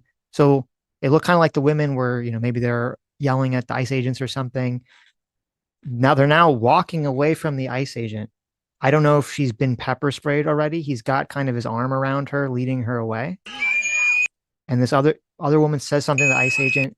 Then he just shoves her onto the ground. And then the Alex he gets in between the ICE agent and the lady who's shoved to the ground. And then the guy responds by pepper spraying him. Now, this is something I haven't really seen if people have been brought this up too. You're not really, from like a law enforcement perspective, like they're so close to this situation. For all we know, all those guys that were in that pile on top of Alex, I'm sure they were all like breathing in the pepper spray and shit. Because this guy's just like throwing the pepper spray everywhere. And then that's like a few seconds later, they're all like in that exact same spot. Yeah, that's not good. Yeah. But she definitely said something to him that got her shoved. I guess, but I mean, what could you can't really, at least so far unless I don't know what you would say. That's not, ICE can't just like if you're yelling at ICE agent, like, oh, you suck, fuck No, you're a look, fascist. You can't just shove a lady on the ground for that. No, obviously not. Especially when But it you understand how appears- people do not like to be shouted course. at, right? Yeah. Of course. And if you said that in a bar to a drunk guy, he'd probably beat the shit out of you, right? True, but fortunately, we'd hope, fortunately, maybe not in this situation, that law enforcement should have a higher threshold of behavior than drunk man at bar. As soon as I'm getting beat up by ICE when I have a gun in my pocket, I'm praying that they stop those fucking whistles. I'm like, please stop the Yes. whistles. These guys need to concentrate before I they know. kill me. Just on the whistles for a second, it's just so crazy or so stupid. The whole whistle thing is so fucking dumb. It's so dumb. It's not even helpful for their own cause. They're like, oh, we need to like Not alert people remotely. that ICE is there. Okay, listen, if you're one of these activists, if you're one of these, lefty activists, you want to go out there, you want to protest ICE or whatever, here's a tip. Okay, tell these fucking retards to stop with the stupid whistle shit, because when there's some incident and the entire internet is pouring over the video to try to make determinations about evidence and all these other things, it's not only annoying to the people to hear the fucking whistles nonstop, which don't help, but also there are parts of the video where we're trying to actually hear what's being said by the participants, and you can't hear it clearly because a bunch of retards are whistling for no fucking reason. So Yeah, you probably could hear it. These microphones are so good these days. yes. So if you're a lefty protester, here's your pro tip. Tell them to stop doing the dumb fucking whistles. It's very simple.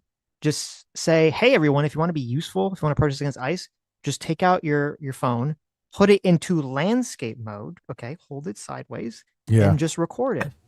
Okay. Get good audio for us. Yes. You Don't do the dumb dumbass. whistles. Yes. Okay, so he pushed the lady in the ground. He kind of gets in between the lady and the ice agent. The ice agent then appears to pepper spray him in the face. Now they're all getting pepper sprayed here. I don't know, and we don't really know this. We don't know what the determination is as of yet of why they've decided to sort of arrest this guy or what's going on here. And obviously, the video is not the best quality, so it can be hard to tell. You can kind of see in one of the frames, it looks like the guy puts his phone, he's holding his phone, he's filming them, and it looks like he puts his phone in his pocket. Some people thought that maybe he was either pulling a gun, but I don't believe that's the case because in other video, it looks like his gun is holstered in his waist and it looks like he's putting his phone in his jacket pocket. Some people have claimed that maybe the ICE agents at this point saw he had a gun and that's when they determined to like throw him on the ground. That's possible, but to me, it feels a little unlikely because, yeah, if they saw he had a gun at this point, you would think their reaction would be to draw their own guns and tell him to put his hands up. It wouldn't be to like tackle him and try to get into some sort of physical altercation for no reason if they thought he, had a gun at this point.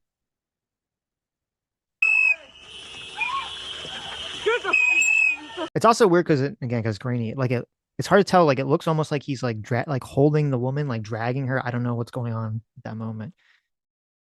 Fuck people! The fuck is wrong with you? Honestly!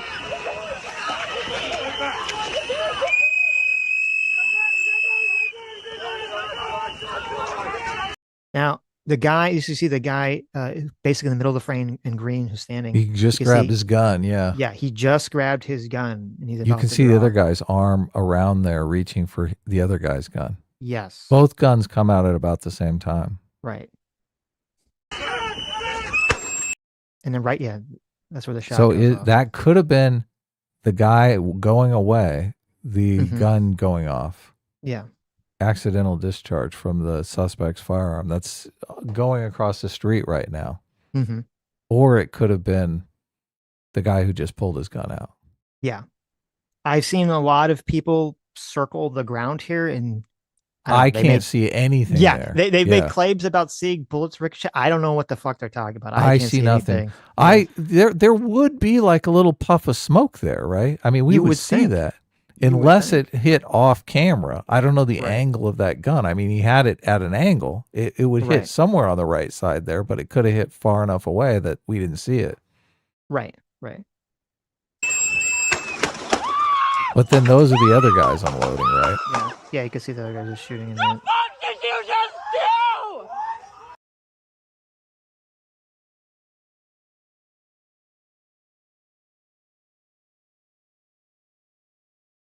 So look, I don't know how you communicate, oh, by the way, I have a gun in this situation.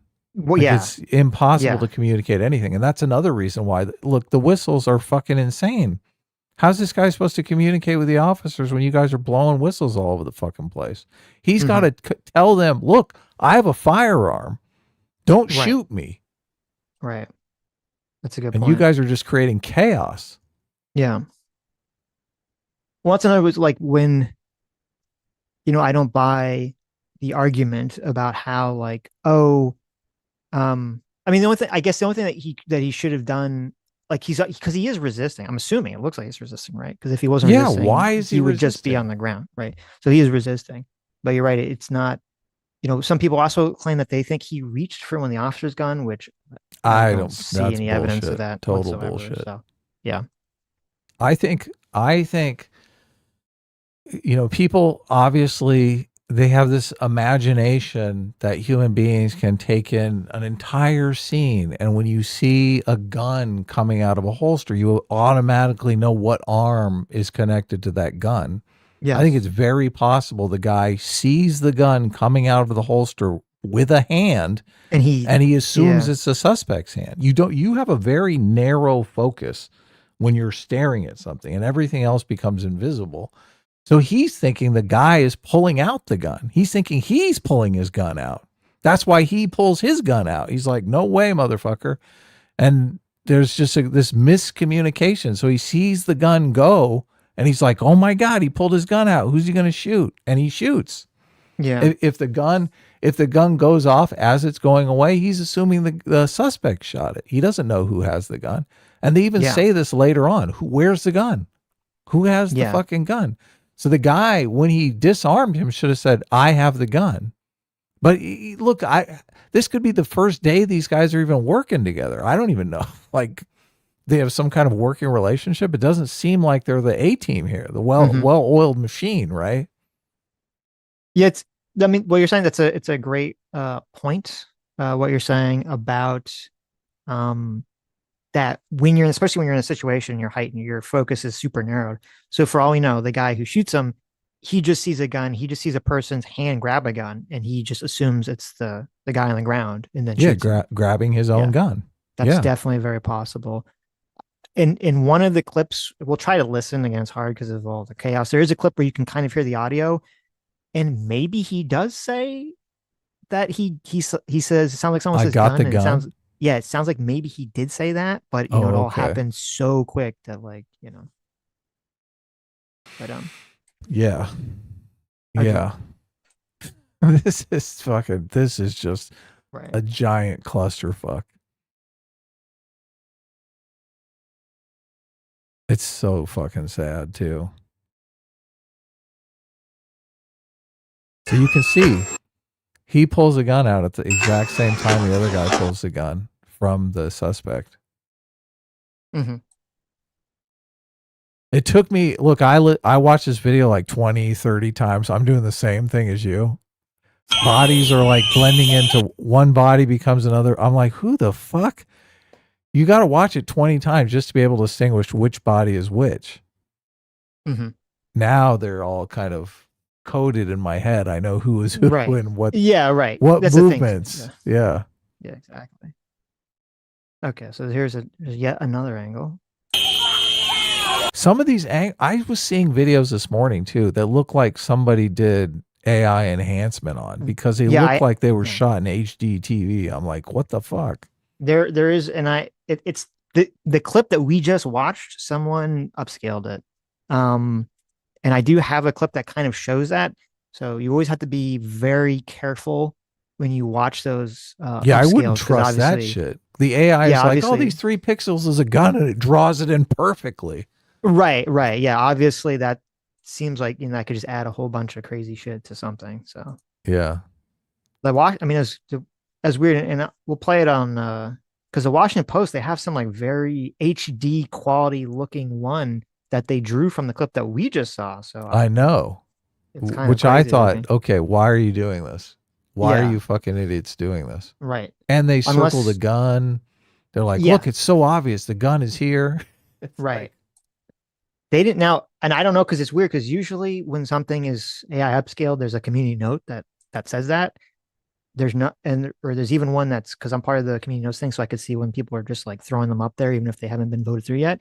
And I don't see any notes, so I don't know where this high quality clip came from. Well, it's possible that the person filming did do a high quality video, right? And it's just what got they uploaded was a low quality video, right? They emailed it to themselves and said small format.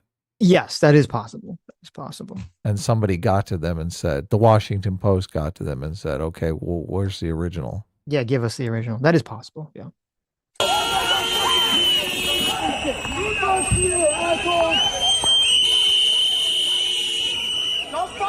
Okay, so there's like a shove for one of the women early on there when she's in the he shoves street. her twice. It looks like they're clearing the street. Yeah. And then she gets a big different shove woman there. Yeah. Yeah. Both women get shoved. So he's obviously with the women. Mm-hmm. Yeah, he took pepper spray. See, look, this is such a clusterfuck because he doesn't even really have time to say he's armed. Yeah. Like, he should have said he was armed. Like, a bunch of guys with guns. It's so mad. It's so crazy to think that you would be standing that close to them without informing them that you're armed. Yeah. It's just like a fucking death wish. Well, I mean, I would not have gone to the if I knew I was gonna do this protest thing, I would not have brought a gun in the first place. Obviously, Yeah, of like course. of But if course. you're suddenly in that situation, right? He was standing in the middle of the street. Right. As soon as I see this shit going down, I'm backing away. I'm like, okay, I'm gonna get myself killed here. Well, and it's even more it's even more dangerous or difficult too because there have definitely been incidences. There's a famous one. I don't remember what the guy's name was. Who was like people will say like, "Oh, I have a gun," and then that like that's what triggers the person getting shot. They just say that. Because they think they're threatening them. Right. Yeah, you want to get on the ground, put your hands behind your back, and then when the officer approaches, say, I have a gun in my pocket. Right. But look, even that's why I'm saying, don't even go near them. Stay the fuck away from them. Yes. Your gun is for self-defense. It's to protect you. Yeah. You're like gambling with your life. Oh, what's going on? I don't know. It keeps fucking up.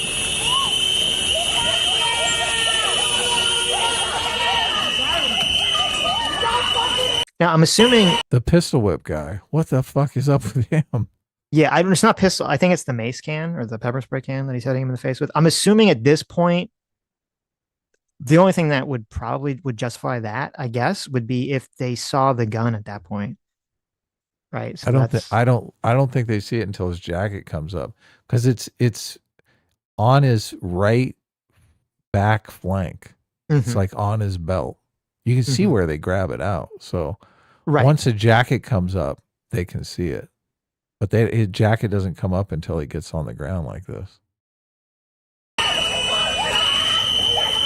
Why not? Because that guy in gray, I think he sees it. That's why.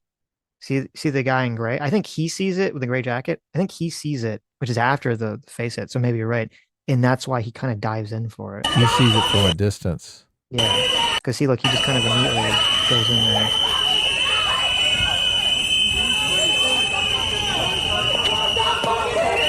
Now, this kind of fat guy in the black jacket, he pushes the shooter right when the first shot goes off. So it is hard to tell if maybe he caused it or something. What?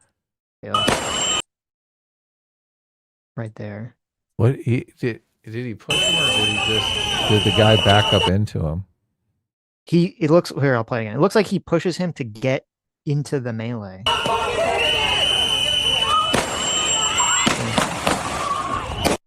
I don't know that I read that as a push. Okay. It looks like he definitely puts it. He definitely touches him. He definitely puts his arm on him. Yeah. But it looks like he's just like. It looks to me like he pushed him, but it looks like he's just like resting his hand on him to like. I don't know. Peek into the. Right. It's not really a smart thing to do, though. So I mean, look, they got it under control. It's a crazy situation. You should back the fuck up. We don't need an eighth guy here on the dog pile. Yeah, exactly. It's very this whole situation seems very like Keystone Cops turned deadly. So this is kind of the frame that people say where they're like trying to extrapolate that whether the gun misfired or not, quality's not the best. So it's possible it happened, but I wouldn't trust anyone who says like, oh yes, based on this video evidence, we 100% know that this happened. Because they're saying like between those two frames, you can see like the gun, goes off. And the problem I have with that is you can see from the angle there, it seems like that is pointing down enough that you would see a puff of smoke and at least the other angle, right? I mean, that's not pointed off camera in that other angle. I mean, you would see a bullet hit the ground, especially at point blank range like that. You would see some sort of dust aberration. You can't shoot a bullet into the ground and it's just, oh, look. Right. Nothing puffs up. I'm not a gun expert. That'd be my thought process. Usually when I've seen footage of a gun and a bullet hits the ground, you see something, right? Yeah. We don't see it. You see the here. asphalt crater. Or there's some, yeah, maybe not crater, but like you see, as you're saying, like particulates get knocked up. So I don't know, maybe it's possible that there just were so little particulates on the road, or it's frozen, so you don't see anything. Who knows? Or as you said, maybe it's just out of frame, or maybe it didn't actually shoot. And the reason you don't see anything is because the bullet that you're hearing is going into Alex Pretty's body. So Well, they know from the scene. They definitely looked at that pavement immediately. Oh yeah. Well, and also, I mean, They have the gun. they have know the it's gun, been so they should fired, be able. yeah. Is it missing a bullet? Is there gunpowder, Yeah. like fresh gunpowder on the barrel? Yeah. Do they check Is the there a guy's casing hands? on the ground? Is there a casing? Yeah, they should be able to know this 100% already. So If they're even investigating. That's another thing. They were completely desecrating the crime scene. The mob was. Right. Seems like 15 minutes after the thing happened. It's like, Yeah. Oh man. You can't scream justice for Alex and then destroy the crime scene immediately. Yeah. But I mean, again, no one really has confidence, I think, in the DHS's, objectivity to investigate this incident. Yeah, but you could get local authorities in there to at least take photos and whatnot. Yeah. They're I believe saying they were not authorities, letting local authorities to actually do that. Well, they're probably not sharing information with local authorities, but if it's their fucking street, if they want to go out to the street and take a picture of the fucking bullet hole, what's stopping them? Mm-hmm. That's another thing. None of it's all these fucking idiots. I'm telling you, if I was there filming, you would have HD quality video of that fucking entire street all the way around. Right. I'd be like, look for the fucking bullet hole. Yeah, you would. Yeah, that's another thing too. I'd be fucking Someone should, after the vacuuming fact, up should be video. like, yeah, if they maybe it's I don't know if it's cordoned off, but yeah, they should be filming the ground and trying to. Though I mean, I don't know, could you really tell there's so many like little nicks and shit and like pavements? It's not, it'd be hard to exactly pinpoint it. Fresh bullet hole, I think you'd be able to discern pretty easily. I don't know. Oh. Okay, so this is the angle from the car. Accidentally clicked on it. Hmm? Rookie move. What? Where are we at in the video? Oh, what happened? I think I clicked on it. Oh. Where were we at? Okay. Now it's completely screwed up. Don't worry. My bad. We'll get there. I'll just refresh, see if that fixes it. Should be at 451. Yep. Okay.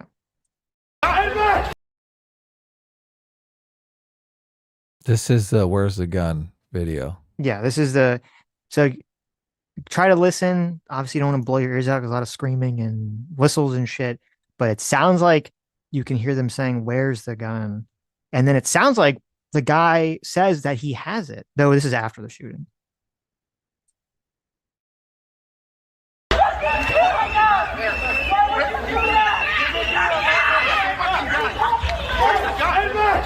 So it sounded like you said, "Where's the fucking gun? Where's the gun?"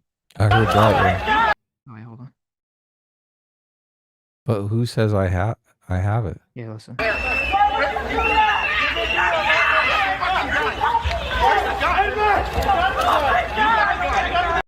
See, doesn't it We sound like got it the says gun. you got the gun? Sounds like he says you got the gun, and then someone says, I kind of pause it, but it sounds like someone says I got the gun. Oh.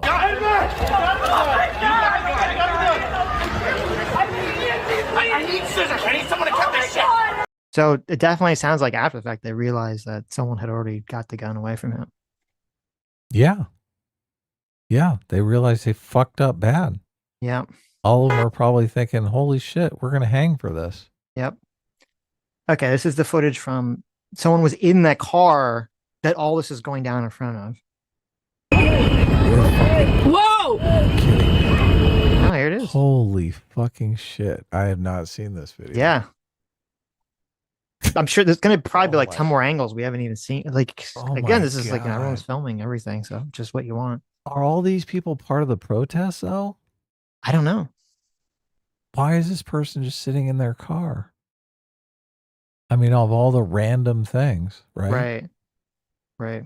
I'm just Why? here. I'm just sitting here in my car while there's an ICE protest going on. Well, I believe Do these they were people have trying no to. sense of self-preservation, Sitch?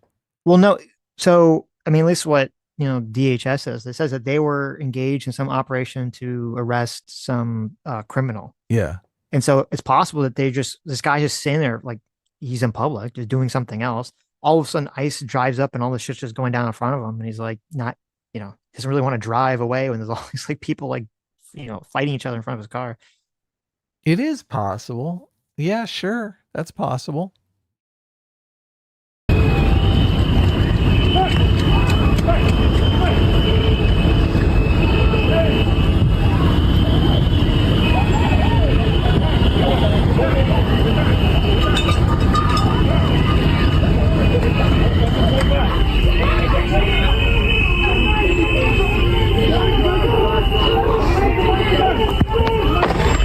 Holy shit!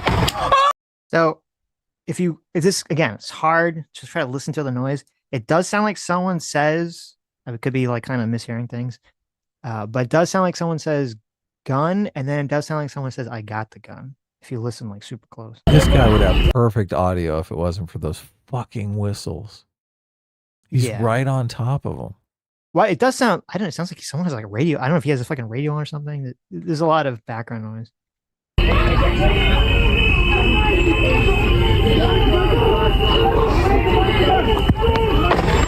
Holy shit! Oh my god! Oh! Okay. And he stopped filming there. Well, I think I cut it off because it wasn't Oh. just them screaming. Not super useful. Okay, so someone did, it's kind of interesting. Someone kind of did like a little VFX shot where they put the person's hands in where the gun was, just so you can kind of see the positioning throughout the scuffle. What's wrong with you? Honestly!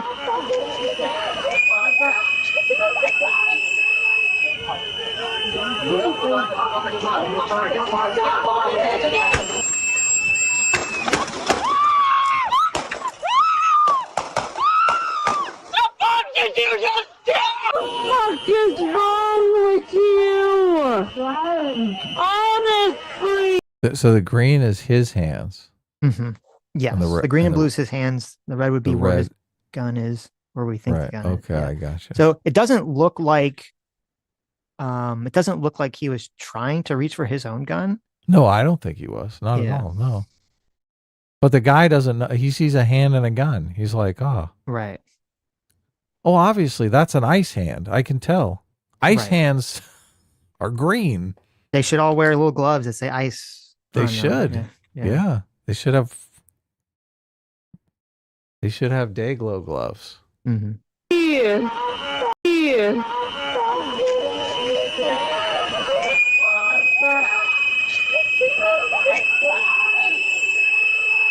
Thank you, Whistle. See that guy is like rooting around for the gun. Yeah. And there he gets it right there. Mm-hmm. Here it comes.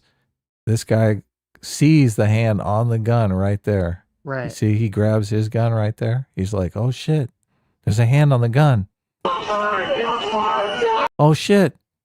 Oh shit. Oh, he pulled the gun out. Yeah, some people were saying like, oh, well, he's like reaching for the officer's gun at this point. I don't think that's what's going on at all. Dreaming. Yeah. You're I don't think that's what's going on at all. Dreaming. Right. You're dreaming. So, and you could see this. It looks like someone else's gun. Or I don't know if that's the same guy. You can see there's a gun pointed directly at his back there. So, and we don't. Again, so he could be shot already at this point, or not.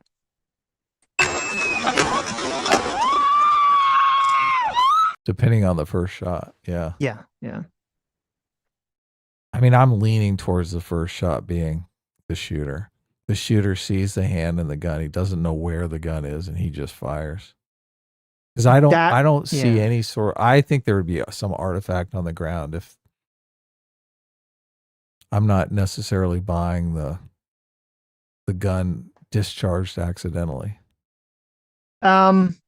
I wouldn't be surprised either way. Yeah.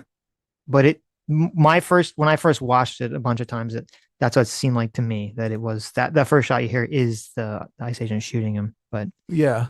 I mean, look, if the gun's been shot, that's the final evidence, but I just think the video evidence would be different if that was the case. Just I mean, seems like it would be more obvious. The gun would kick. It wouldn't just be, he takes it away so cleanly. yeah. I mean, either way, like legally, I don't think it would make a difference if if one agent pulls a gun away and then the gun discharges when it's in the agent's hand, and then another agent shoots the unarmed guy versus the agent sees the ICE agent pull the gun away and thinks it's the guy and shoots him. Either way, I mean, that's still a wrong shoot at that point. And I do think he's going to get hit with some kind of wrongful death claim at that, some sort of legal, it wouldn't be like first degree murder or something, but I definitely think he's going to get something for that. Everyone is so partisan on this. There's so many people are just saying it's lawful, but awful, but lawful. Mhm. That they won't, because if he's wrongfully perceiving the situation, it's still a justified shoot. Um, Which it's that fucking sucks. That totally sucks, because this is like complete incompetence. right. I th- I think with the Renee Good thing, you could say it's lawful but awful, because the whole, like, the criteria is, is it reasonable for that person at the time to think that? Um, this is like, if to me, this is not reasonable. It's recklessly negligent. If another police officer disarms a suspect, so they're completely unarmed, and the other agent then fires on them because they either hear a gun go off that they don't see, or they see a gun and mistakenly think that it was the perpetrator that pulled it off. To me, that is not reasonable. That is recklessly negligent from the officer's perspective. So And it's I do think he's negligent going to get hit homicide. with something. Yeah, I do think he's going to hit with some sort of legal charge. I mean, obviously, they would the government would 100% lose a wrongful death civil suit in this situation. But I do think it's highly likely that the shooter, if he does shoot him at that moment, we have to figure out what's going on here. If the shooter does shoot him at that moment, then um, I do think he's going to get hit with a wrongful death claim Okay. or some sort of negligent homicide claim. I have no idea. I would never bet on this, because I have absolutely no idea. Yeah, I wouldn't bet on either. I'm just saying it's because also you have to look from the perspective, like, how is a jury going to react to this situation? You've got, six, six or however many guys on top of a guy, and then the agent pulls his gun. He never seems to brandish his gun. He never seems to reach for his gun. The agents pull the gun away, and then they shoot him a second later, and then a Well, bunch of look, guys unload into it him. depends Like, on how the law is written, right? Obviously, if I he's understand that, but I'm saying from perceiving, the jury's perspective, I don't think they're not going to look kindly upon this scenario. they're obviously not going to look kindly Yeah. on it. But if it's going to be jury nullification because they're going to discount the law, if the law is written that if he perceives that the suspect drew a gun, if in reality the suspect had drawn his gun, it would be a totally justified Of shoot, course, right? of course, yeah. Okay. So if his perception is the suspect has drawn his gun and he shoots, but that's the wrong perception, and the law is written so, well, if he perceived it incorrectly, it's still in his favor, then he's going to get off, because that's the way the law is written. Yeah. But again, it's going to come down to, is a jury going to say it's reasonable for a law enforcement officer To have the wrong perception? to watch another law enforcement officer disarm someone and then have the completely wrong perception and then kill someone, right? Are they going to say that's a reasonable, like, mistake? Well, he's going to say, I didn't watch.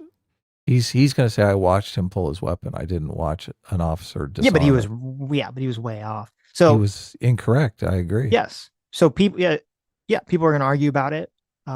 Juries are going to argue about it. If I was on the jury, I would say no, that was not reasonable. And so that kind of biased me thinking other juries are going to think it's not reasonable. Yeah. Based on the situation. So I tend to give I think a fair bit of leniency to law enforcement in situations like this, especially a situation where people are resisting, which he was. But this seems so, to me, If egregious. if there's an accident, if someone causes a car accident and they're not Mhm. drinking and driving or anything, it's just their fault. They're not texting and driving. They fumble. They fuck Right. up.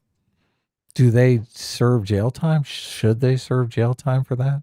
It depends on the facts of the case. If Because usually it's like if they're doing something that is reckless, Mm-hmm. then they very well could.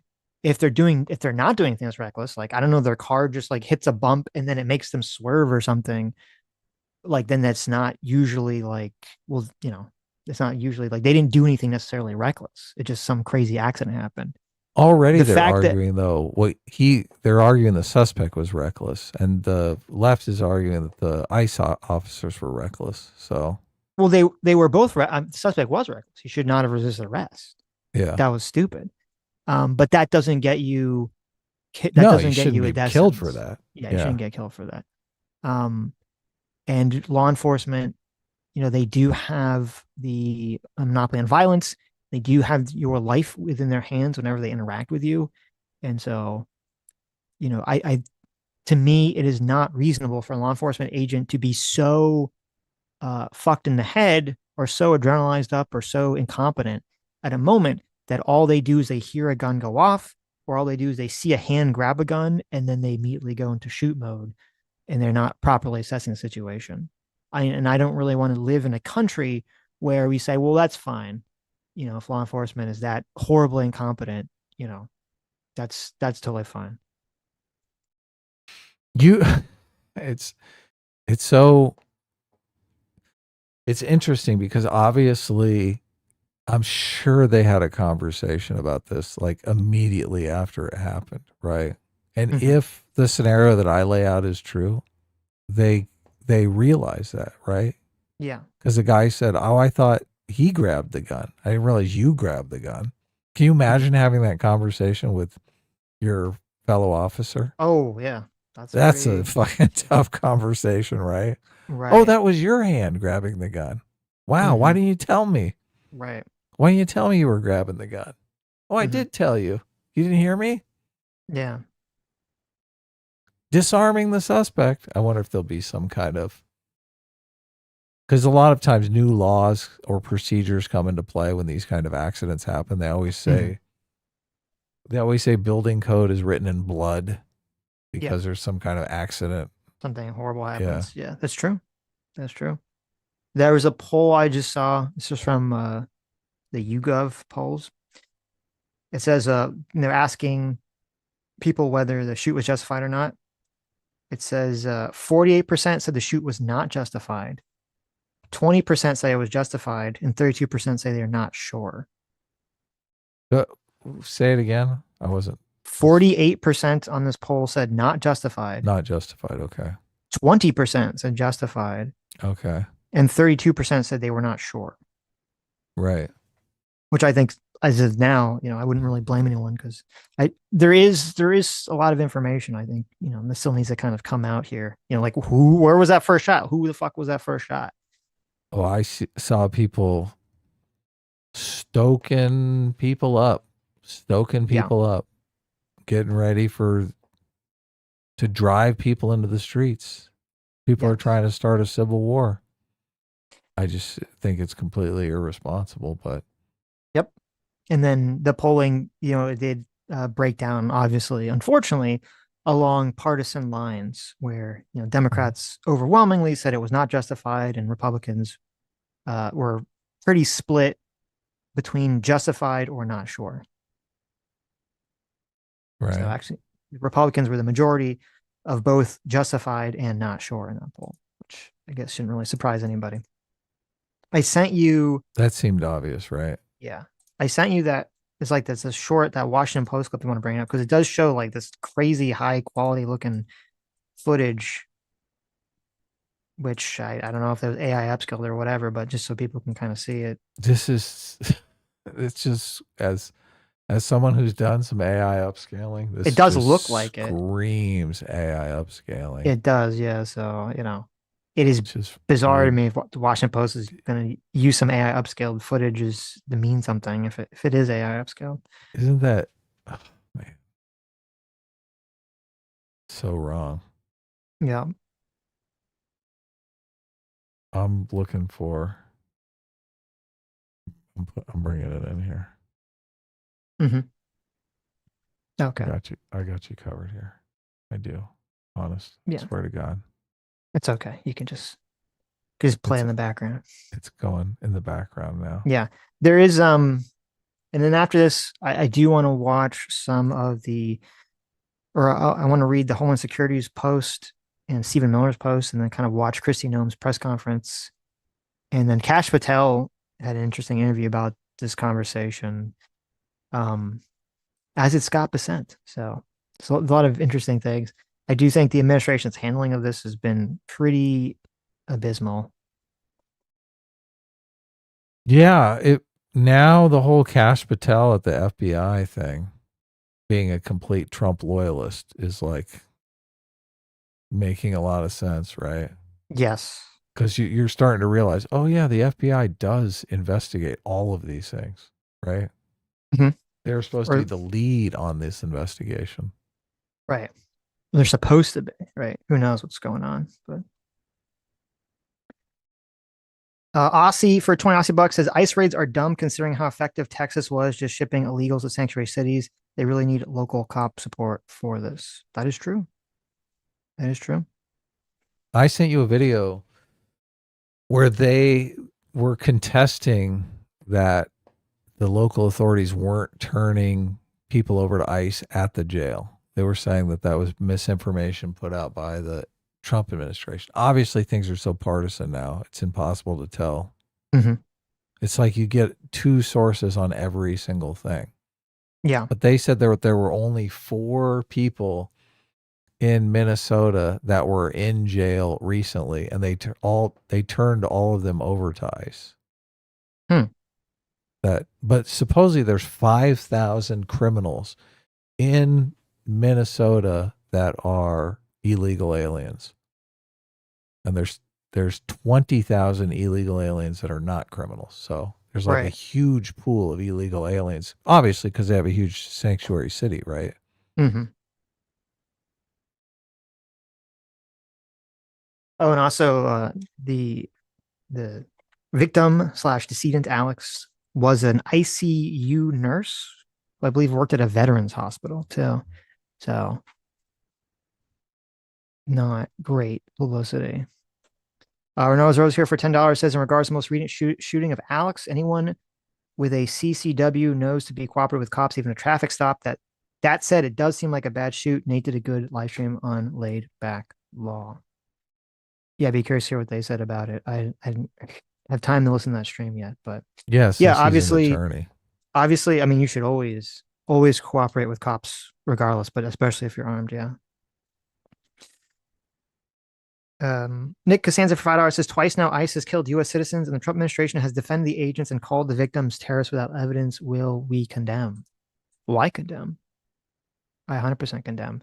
It's people need to have obviously trust in government and trust in law enforcement, and when our law enforcement, regardless of how you feel about the situation, I would hope you'd at least be um free-willed enough to say yes, the administration coming out and condemning both these, both this person and Renee Good as like terrorists and doing these actions that they very clearly were not doing, before they even really had time to investigate is obviously super fucking stupid and wrong and immoral, and they shouldn't be doing that at all. And there's just going to be zero trust, and there should be really zero trust in DHS's ability and in the administration's ability to investigate this. I think you actually have to be kind of foolish to trust the administration after the way that the leadership has been handling the situation and talking about it. It is kind of foolish to trust the administration in anything they say about investigation about this if it, turns out in their political favor. The local politicians are stoking just as much hatred, though. They're making these guys out to be the Gestapo. That is true. So, And then, but then they kind of, that's even why it's even dumber, because then you have when the Trump administration comes out with these responses, it's sort of like living up to that. Yeah, like I said in the beginning of this, the thing that's demoralizing for me is that both sides are fucking lying their asses off. Yeah. And they're doing it to stoke hatred of the other side and to just meme our way into a civil war. Right. Yeah, it's just frustrating to me because it's like, obviously, who you blame more for the situation is going to be Based on almost your entirely, politics. yeah, most entirely based on your politics, right? Just conveniently, that's the side that's going to get more blame for it. So there's plenty of blame all around. So Homeland, this is what the DHS official Homeland Security account they put out. They had a picture of the gun that they took from the guy, and they said at 9:05 a.m. CT, as DHS law enforcement officers were conducting a targeted operation in Minneapolis, against an illegal alien wanted for violent assault, an individual approached U.S. Border Patrol officers with a 9mm semi-automatic handgun seen here. So that's already like framing it. Like if you had not seen the video, that puts in your mind, oh, this guy has a gun and he's like, and it's out and he's approaching the Border Patrol, right? That's what that sentence makes you think, which obviously won't happen. It's technically true, but it's like me saying I had dinner with Jay Leno the other night when I went to a comedy club where Jay Leno was, and had dinner where Jay Leno was doing stand-up. I don't even know, even from that perspective, I don't even know if it's true, because when we were looking at the video, like there's a woman who approaches him, and then, when it cuts back to the guy, look, like he's walking away with the woman from the ICE agent.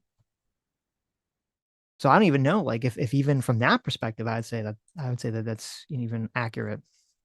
What it means to approach when the ICE agent pushes the woman, he does approach. I mean, he gets in it. I guess gets in it. Yeah. He could have easily backed away. Yes. He could have easily backed away, but he's would say, I'm going to go in there. I'm the hero. I'm going to save these women right here. And both those women are at home right now, sleeping with, their loved ones. Right. I would say, if I want to be as correct as possible in using language, I would not describe this, if you had to watch the other app, I would consider it like blocking, just because when you say approaching, to me, that puts on our mind like the ICE agents at some location across the street, and you're like walking up to them brandishing some kind of weapon. No, look, they're definitely, they're stretching. They're spinning. They're hardcore stretching. They're talking their book here. Right. They're establishing the narrative. Yes. But as soon as, he does. Here. What the fuck? What's he in the middle of the street for? What's he doing in the middle of the street there? I don't know. We don't know, because unfortunately this retard pushed the camera in. He could just be filming, or he could have been trying to grab the woman away from the ICE officers. We don't really know. Or he could have been going over to harass him. There, he's approaching. Okay. Do you not see him approaching? I see. He's got a couple steps approaching. Yeah. He's approaching. He just approached. He approached. That's exactly what he did. He did a full approach right there. Yes. Look, I would not be approaching. Yes. I would be like, listen, not my fight. If you were writing a script, Adam, and you had to write that scene, you would not write, and then he approached the officer, right? You'd be like, well, he moved in front of the officer. He, slid in front of the officer. He blocked the officer. You would not say he approached the officer at that point. I feel like we're doing the Wick thing now. Okay. We're both seeing completely different things. No. That's we're not seeing anything differently. I'm asking you what word, as a script writer, you would not use the word approach to write that scene in the script. No. Look, if I'm trying to describe the stream, yes, and this is what I want you to film, like as a movie director, yes, I would not say approach. Yes. If I'm spinning, because I'm in some political environment, I think approach is what you could get away with. Of course. In the same way that I say I had dinner with Jay Leno, because it makes me look good, right? Fair enough. Look, it looks good. Jay Leno and I are buddies. Right. We had dinner together. Right. Then it continues. It says But look, he pushes him out of the way. He's fumbling around in his pocket. Is he feeling his gun? He's putting his phone back in his pocket. Okay. That's what I think, but Yeah, so there's a person in that car. That's the footage we saw. This person in a white car right there. The fuck, people! The fuck is wrong with you? Honestly!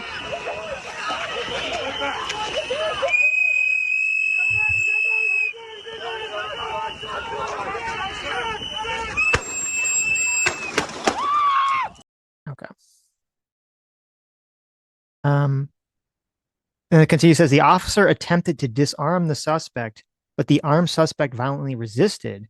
More details on the armed struggle are forthcoming. So again, that's not, I'll be right back.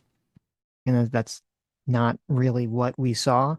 Because that makes it sound like when it says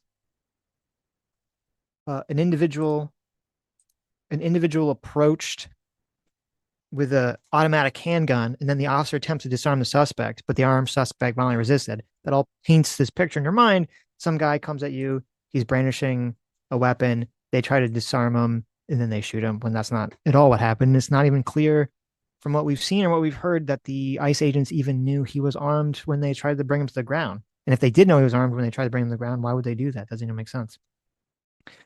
Fearing for his life, it continues. Fearing for his life and the lives and safety of fellow officers, an agent fired defensive shots, plural shots. Medics on the scene immediately delivered medical aid to the subject, but was pronounced dead at the scene. The suspect also had 2 magazines and no ID. This is kind of crazy. Then it says, this looks like a situation where an individual wanted to do maximum damage and massacre law enforcement. So before really any investigation or any sort of assessment can really take place, we have Homeland Security is claiming that they believe that this person was about to engage in some sort of terrorist action and do a massacre on law enforcement, which is a batshit crazy thing for our government to just throw out there with zero evidence. About 200 rioters arrived at the scene and began to obstruct and assault law enforcement on the scene. Crowd control measures were deployed for the safety of the public and law enforcement. The situation is evolving and more information is forthcoming. So I'm back. Sorry about horrible that. fucking statement. Horrible fucking statement to put out there from the government. And then Stephen Miller basically also Your favorite. I knew that. I was Stephen like, Miller, as my soon as favorite. Stephen Miller was, I yes. was like, oh my God, what the fuck? Well, so he's responding to Amy Klobuchar, who is a senator from Minnesota. She said, Donald Trump and all your lieutenants who ordered the ICE surge, watch the horrific video of the killing today. The world is watching. Thousands of citizens stopped and harassed. Local police no longer able to do their work. Kids hiding, schools closed. Get ICE out of Minnesota now. And Republicans in Congress, stop your silence and stop being complicit. To which Stephen Miller quote tweeted and said, a domestic terrorist tried to assassinate federal law enforcement, and this is your response. So when you look at that video, don't you love the narrative war? Don't you love the narrative war? I'm not an Amy Klobuchar fan, but she's definitely like way more on the side of what's actually happening in this case than Stephen Miller. Like what fucking like bizarro world are we living where you see that video and you're like, yes, that was a domestic terrorist trying to engage in some sort of assassination of federal law enforcement. The whole state is resisting though, and Amy Klobuchar is part of that resistance. I understand that, but I'm saying but this is why it's so fucking stupid. These people with the whistles on the fucking street, that's because the law enforcement is on their side. Yeah, but okay, you understand that when you have a situation that's clear as fucking day to people that are watching it, and you just blatantly lie about it in such a blatant fashion as Stephen Miller's doing, you have no credibility for anything you say or do at all. People can argue about the Amy Klobuchar shit because it's vague enough whether you support ICE or whether or not, whether you think the police should support them, all this stuff. It's kind of did Amy Klobuchar call it an execution? Hold on. As I believe, I don't agree with sanctuary cities, and I don't have a problem with Trump getting rid of sanctuary cities or getting rid of federal funding to places that have sanctuary cities and this other stuff. But to just people can argue about all that stuff. They can argue, well, whose fault is it? She's going to say, well, it's Donald Trump's fault, right? That's what she's saying. It's Donald Trump and the surge. Is fault. It's it's on their heads, right? That's what she says in the tweet, and that the ICE needs to get out of Minnesota. You can agree or disagree with that. It's kind of like a vague question. No, it's not it's not a fact question or not. Stephen Miller just straight up lies and says a domestic terrorist tried to assassinate federal law enforcement. Completely that didn't untrue. happen. There's no information that happened. That's not whatsoever in the videos, and he just puts it out there. He has no problem just blatantly lying to everyone. Yeah. I wonder if Amy Klobuchar recalled an execution, because that is a lie, obviously. Well, she in the tweet that I read, she didn't say that. Okay. Well, that's good. The tweet I read, she was just blaming Donald Trump, essentially saying Donald Trump and all your lieutenants who ordered the ice surge watch the horrific videos of the killing today. The world is watching. Thousands of citizens stopped and harassed. Local police no longer able I'm to do sure their work. plenty of Democrats Kids hiding, called it schools closed. Get ICE out of Minnesota now. Republicans, Congress, stop your silence and stop being complicit. So, I'm sure plenty of Democrats. I think I saw AOC call it an execution. So okay, but so what? I just both sides need to fucking chill. I the agree, fuck but out. okay, I don't need. It's not. American citizens. An American citizen was not executed in the street. Okay, a fucking tragic accident took place because the fucking Keystone cops got loose. Okay. This wasn't ICE going in there and saying, line them up, let's fucking shoot them in the back of the head, which is like the narrative on the left. Do you not deny that's the narrative on the left? No, that is a narrative a lot of people are pushing. I do agree. I'm just saying I don't think it's necessary for us to do a both sidesism in every situation. Like Stephen Miller. I agree. To something. Look, I completely agree. There's not just full of shit at this moment. Yeah, you don't have to both sides everything. I completely agree. I think the both sidesing on the Charlie Kirk thing was ridiculous. Right.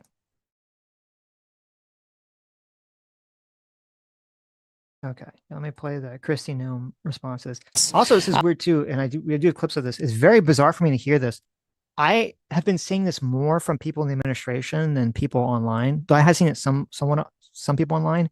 This to me is like baffling. A bunch of administration officials, they keep saying, well, he went to a protest with a loaded gun, and they keep using that as like a strike against him. And I'm like, what? We had like this whole fucking conversation for like over a year with Kyle Rittenhouse. Kyle Rittenhouse went to a protest with a loaded weapon that he was open carrying. And it was funny because it was like completely flip-flop. Then it was, based on people's political preferences, because that's all that matters in 99% of these cases. There's people on the left saying, oh my God, he has a gun. So therefore it's like justified that he gets shot. And now it's like flip-flopped. It's like, well, he had now you have people on the right saying, well, he had a loaded gun. So it's totally fine that he got shot. It's like, what the fuck? I know. I hate that shit too, obviously. It's like insane to me. But look, I was trying to talk about the reality of the situation, right? If I know I have a gun with fucking 40 rounds in my pocket, are you moving towards those officers?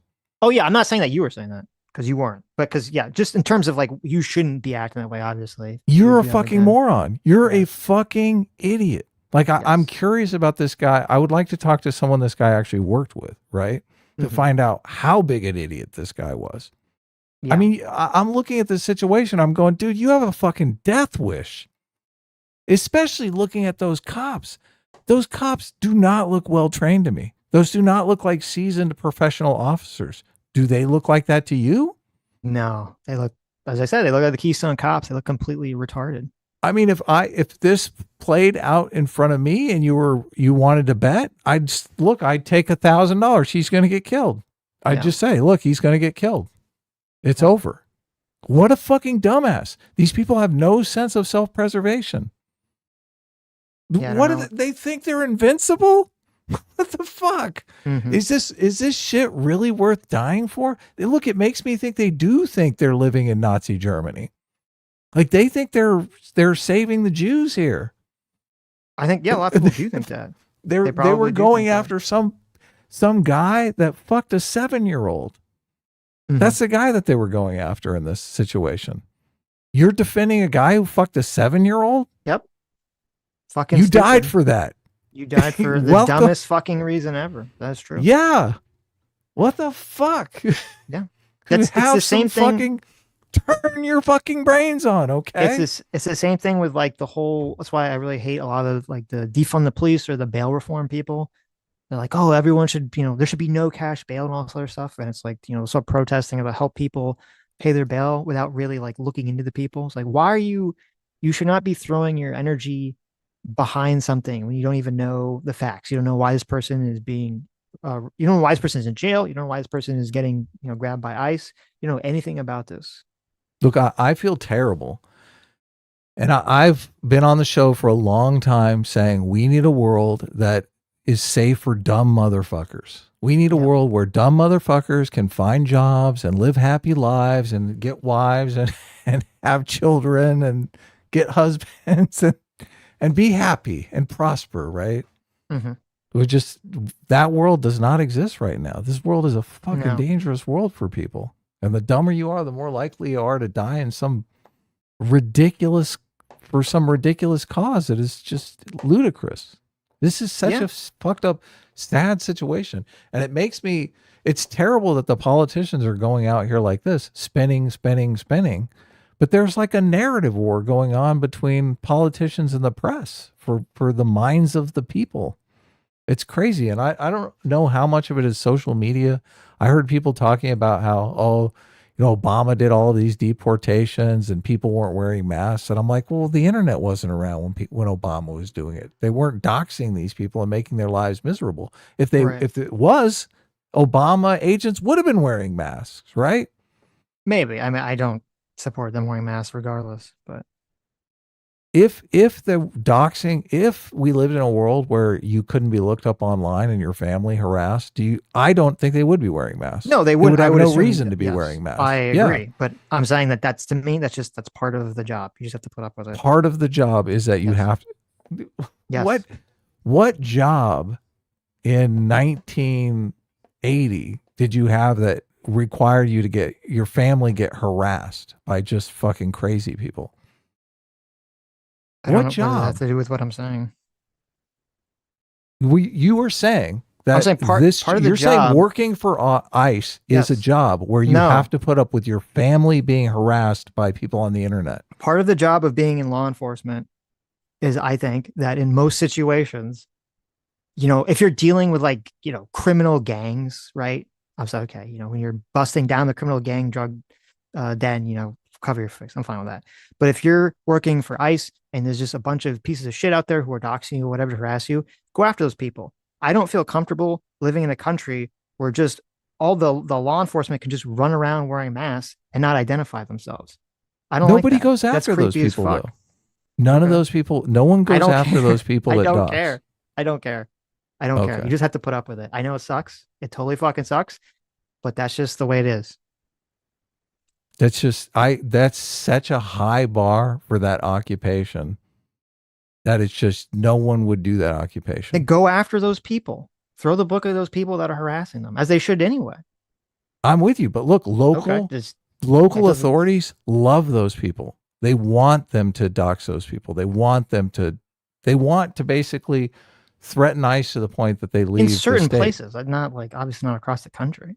Yeah. In some select places. Do you sure. think they're Yeah, that's wearing the case. masks everywhere? No, they're wearing masks in these sanctuary cities where they're being No, doxxed. they're wearing masks everywhere. That's not true. Which makes sense. I mean, 'cause they're they're gonna- wearing masks. It's not a in local thing because they're Texas. no, because it's not just in sanctuary cities. It's not a local thing because even if they're in the most red of red states or the local police are like cheering them on, you know, they could still make the argument, well, some activist is going to take my picture and dox me or whatever.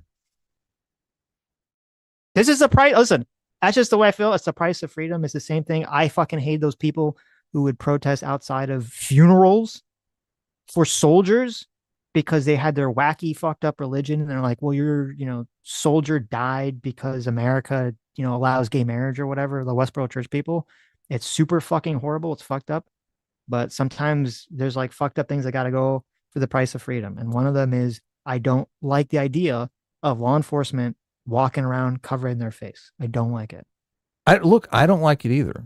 I'm saying it's a reaction to I know it's a reaction. the realities I think on the it's a real ground. reaction. And you're saying Okay. the I said that's just the way it is. right. Look, if if they would go after the people that are doxing these people and give them 20 years behind bars, I'd say take off the mask. I would rather have the people who are doing this doxing in jail for 20 years. Right. Okay. Well, I'm assuming, I mean, I don't know what the law is, but they could pass another law. Because this would be a federal crime. You can make it a federal crime instead of just a local crime. So you don't have to really care about what if like the local police aren't going to work with you, that shouldn't really matter. Like this should be something the FBI can go after you for doing. Okay. Anyways, so here is Christy Gnome talking about the situation. In Minneapolis today that unfolded on the streets. It occurred with DHS law enforcement as they carried out their lawful duties to keep Americans safe in the threat of criminal illegal aliens in this country. At 9:05 a.m. Central Time, the Department of Homeland Security law enforcement officials and officers were conducting targeted operations in Minneapolis against an illegal alien whose criminal history included domestic assault with intentionally inflicting bodily harm, disorderly conduct, and driving without a valid license. An individual approached U.S. Border Patrol officers with a 9mm semi-automatic handgun. The officers attempted to disarm this individual, but the armed suspect reacted violently. Fearing for his life and for the lives of his fellow officers around him, an agent fired defensive shots. Medics were on the scene immediately. So she just, basically word for word repeating the ex post, same kind of spin bullshit language of approaching and, was going after them and firing defensively and all this other stuff. And attempted to deliver medical aid to the subject, but he was pronounced dead at the scene. The suspect also had 2 magazines with ammunition in them that held dozens of rounds. He also had no ID. This looks like a situation where an individual arrived at this scene to inflict maximum damage on individuals and to kill law enforcement. Notice they're hedging with this looks like a situation. They're totally hedging.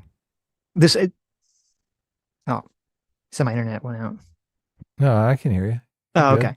But it's a crazy hedge. Oh, it looks like this person was going to be a terrorist. Like, okay. The fuck are you talking about? I know. I wonder if actually you could hit them with a defamation case too. That's a pretty crazy claim to make. That's another horrible thing about this, because the guy's family is all painting him as a domestic terrorist is fucking low. It's insane.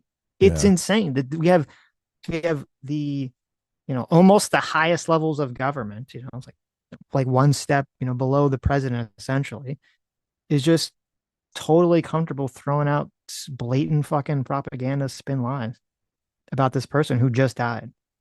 Yeah. Well, he looked like a domestic terrorist based on nothing.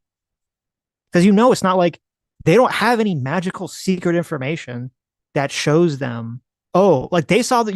You think Chrissy Nome didn't see the fucking videos, or at least the video that we all saw when this situation happened before she made the statement? I guarantee they had the basic report though from the guys on the ground. Yeah. Well, but did she just read it? They know where he was 25 minutes before anyone started filming. Right, but like it's possible that whatever the basic report is like completely bullshit because they wrote it in such a way to defend themselves. Right? It's possible. What if they've been telling him for 30 minutes to clear the street and he's fucking lollygagging, not clearing the street?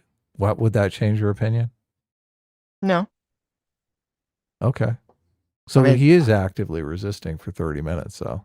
Well, I said he's actively resisting. It looks like when they're putting him on the ground. Yeah. But everyone's assuming this is like their first 5-minute interaction. If she said, yeah, that's true. But if she described it as there was, someone was, impeding or possibly impeding, the ICE investigation, and they tried to detain them or arrest them, and that person resisted arrest, and in the scuffle, it was determined that they had a gun and, they were shot or something, I would be like, well, that's what happened, right? That's a description of an event that happened. But that's not how they described it. They described it as, he's approaching the officers with the gun, and they believe he was attempting to do maximum damage and to massacre the police, right? Which is fucking insane lie. There's no reason, there's no information that they could have there, unless it was just a blatant lie by the people on the ground in the report, which I guess is possible, and she'd be a fucking retard to just believe it without checking. It's just a blatant misinformation to throw out there. Do you agree that the reason that they're doing this is political? That they understand that the left is going to say this guy was executed by ICE in the street, by the Gestapo, by the Nazis. That's going to be their narrative. That narrative is completely untrue. So they're trying to counterbalance that narrative And look, I'm not saying this is right. I don't agree with it. I wish everyone would just stick to the facts. I wish we lived in a world where people were just reporting the fucking news, right? But they're trying to counterbalance that narrative with this other completely wrong narrative that the other half of the country is going to slurp down. I don't think that's the motivation. I think it's close, or maybe I'd word it a little bit differently. I think the motivation is that they know that if, it's the administration's policy to have ICE surge in these cities, and then the left's narrative is, well, they're going to act crazy and they're going to do a bunch of bad things. And so therefore, if you have one of those bad things actually comes true, proving the left correct in some facet of the narrative, that just reflects poorly on the Trump administration, because then you have the Amy Klobuchar tweets where they say, well, this death is Trump's fault, or the Trump administration's fault, because they surged people into this city wrongly and they have these incompetent ICE officers and blah, blah, blah, blah, blah, blah, blah, blah, blah. And I think it's really it'd be like the attack on the Trump administration's policy and their actions is what motivates them more to then come out and have to be completely in defense, because then if they completely defend the ICE agents' actions, then it's well, no, our ICE agents did nothing wrong. They're completely well trained. The Trump administration did nothing wrong, et cetera, et cetera, et cetera. Right. Yeah. We're still in a narrative war, a narrative framework. You're just saying that I'm just saying that, yeah, to bolster policy. It's to protect the Trump administration from attack, I'd say, rather than to act as a counterbalance to people saying that he was executed. Yeah, that seems reasonable. Yeah. About hundreds of protesters then showed up at the scene. They began to obstruct and to assault law enforcement officers. We saw objects being thrown at them, including ice and other objects, and a rampant assault began, and even an HSI officer agent's finger was bitten off. Crowd control measures were deployed to bring safety to the public and to law enforcement at the scene. And once again, I want to remind everybody that this situation and this tragedy did not have to happen. Our law enforcement are doing everything that they can to protect the public. We're praying for this deceased loved one's family and friends, but we also recognize that the Minnesota governor and the They're praying for the terrorist. I know, we're praying for the dead terrorist who was going to massacre all these police officers and their family. Now, that didn't make a lot of sense, does it? Minneapolis in May. What do you think of that? That seems a little ridiculous. A little out of place, right? Yes. Right. Need to take a long, hard look in the mirror. They need to evaluate their rhetoric, their conversations, and their encouragement of such violence against our citizens and our law enforcement officers. I'll remind you that Governor Walz today in his press conference said that our officers were not even law enforcement, which is a lie. He's called them the Gestapo. He's encouraged residents and citizens and violent rioters to resist. He's doxed their identities, putting themselves and their families' lives in jeopardy. He's refused to turn over murderers to federal law enforcement officers. He's protected illegal. Is that the governor they're talking about, Walz? Yeah. Is it Walz or Frey? Because they're hitting both of them. So I don't know. Some of those accusations are true. I don't know that the murderer one is true. I don't know. The refusing to turn over murder seems a little right. But some of those other things, calling them the Gestapo and all that kind of stuff, those are true. Right. Those are completely true. Or we're going to watch some of their responses too, right? If you Kicking have up them. the temperature. I You don't didn't have bring them up? You're only No. one side in this thing? Oh my I am. God, Sitch. You're taking sides. We What talked about. happened? Well, not really. I mean, listen, we played a bunch of clips and we talked pretty one-sided about the Renee Good situation. And now we're on the other side of the coin here with the Did we? bad shit. Yeah. Yeah. I mean, optically, it looks like a scene from A Clockwork Orange. It's not good. It's Yes. not good at all. Oh, God. It looks Criminals. like a scene from RoboCop. When before Yeah. RoboCop gets involved and the police are just being crazy and corrupt. Okay, wait, let me And jump ahead. She's just gonna blame the Democrats for everything wrong in the I world, which I we've still all think heard a million I times. still think it's accidental. I don't think it's malicious. But I think if Wick was on here, Wick would definitely say, "Oh yeah, this is totally purposeful." He'd tell us Yeah. that this was planned. They were planning it on their lunch hour or the day before. They were like, "How do we kill one of these people and get away with it?" Well, and I don't. Yeah, it's interesting because there's that guy who's saying, "Where's the gun? Where's the gun?" Right? Yeah. Which that makes me think it's not intentional, right? Um, I don't think it was intentional because it'd be stupid. Like it'd be so stupid to be intentional. Like it'd be a level of stupid beyond. Like I think these people are just incompetent. I don't think they're like actually fucking retarded to be like, oh yeah, we're just going to intentionally shoot this guy in the back of the head after we know that he's been disarmed. Like I don't know. I don't think You that's think the way where's the gun guy is the guy that shot first? I Probably don't so, I don't know right? if that is the guy that shot. Which is an interesting Okay. question too. But I don't think that's the case. There is a clip that I didn't include that I did see a lot of people sharing, which is I didn't want to include it because we don't really know. We can't mind read. We don't know what the thought process was. But as they're shooting the guy, one of the ICE agents is clapping, and I don't know why he's clapping. But No obviously, way. You're uh, fucking kidding me. people. Oh, you didn't see that clip? No, that's Oh, maybe we'll get it. Yeah, what horrifying. as they're shooting, as they kind of all back away, and the guys are shooting the once he's dead, they're shooting him on the ground, right, for like a couple seconds afterwards. There's an ICE agent who's standing there and he claps like 3 times. Now, I don't know why he's clapping. I don't know what he's doing there. Obviously, people that don't like ICE interpret it as, well, he's clapping because he's glad that they've just killed this guy. So I mean, why else would you be clapping? I don't mean, know. What I is have he? no clue. Maybe I'll I didn't really see this. Maybe I'll bring the clip up. I didn't Someone include did a it. cartwheel on the other side of the street. That's what he was clapping at, yeah. Yeah. Why would So, you clap? right. I have. Okay. Yes. All right, let me send it to you. Isn't Christy Nome in her 50s? She looks pretty good for like 50. Okay, I sent it to you. Why do you think Trump made Christy Nome the head of DHS? You just answered your own question. Yeah, I'm asking you though. Because she looks pretty good for 54, I guess. Is she 54? Wow. I just looked up. She's 54, yeah. I don't know. She's got plastic surgery face. I'm very biased against that. Oh, you don't like plastic surgery? No, face? some people are not bothered by it's not plastic surgery Madonna face. bad. I mean, come on. I guess. I don't know. I'm very sensitive to plastic surgery, and I don't like the way it looks in like 99% of the time. So, Ugh. okay. Do you I have the don't think video up? No. Oh, I sent you the clip. I'm waiting for you. I sent it to you. Oh, it's up now. Okay. Okay. Alt POV. Are we gonna listen to sound?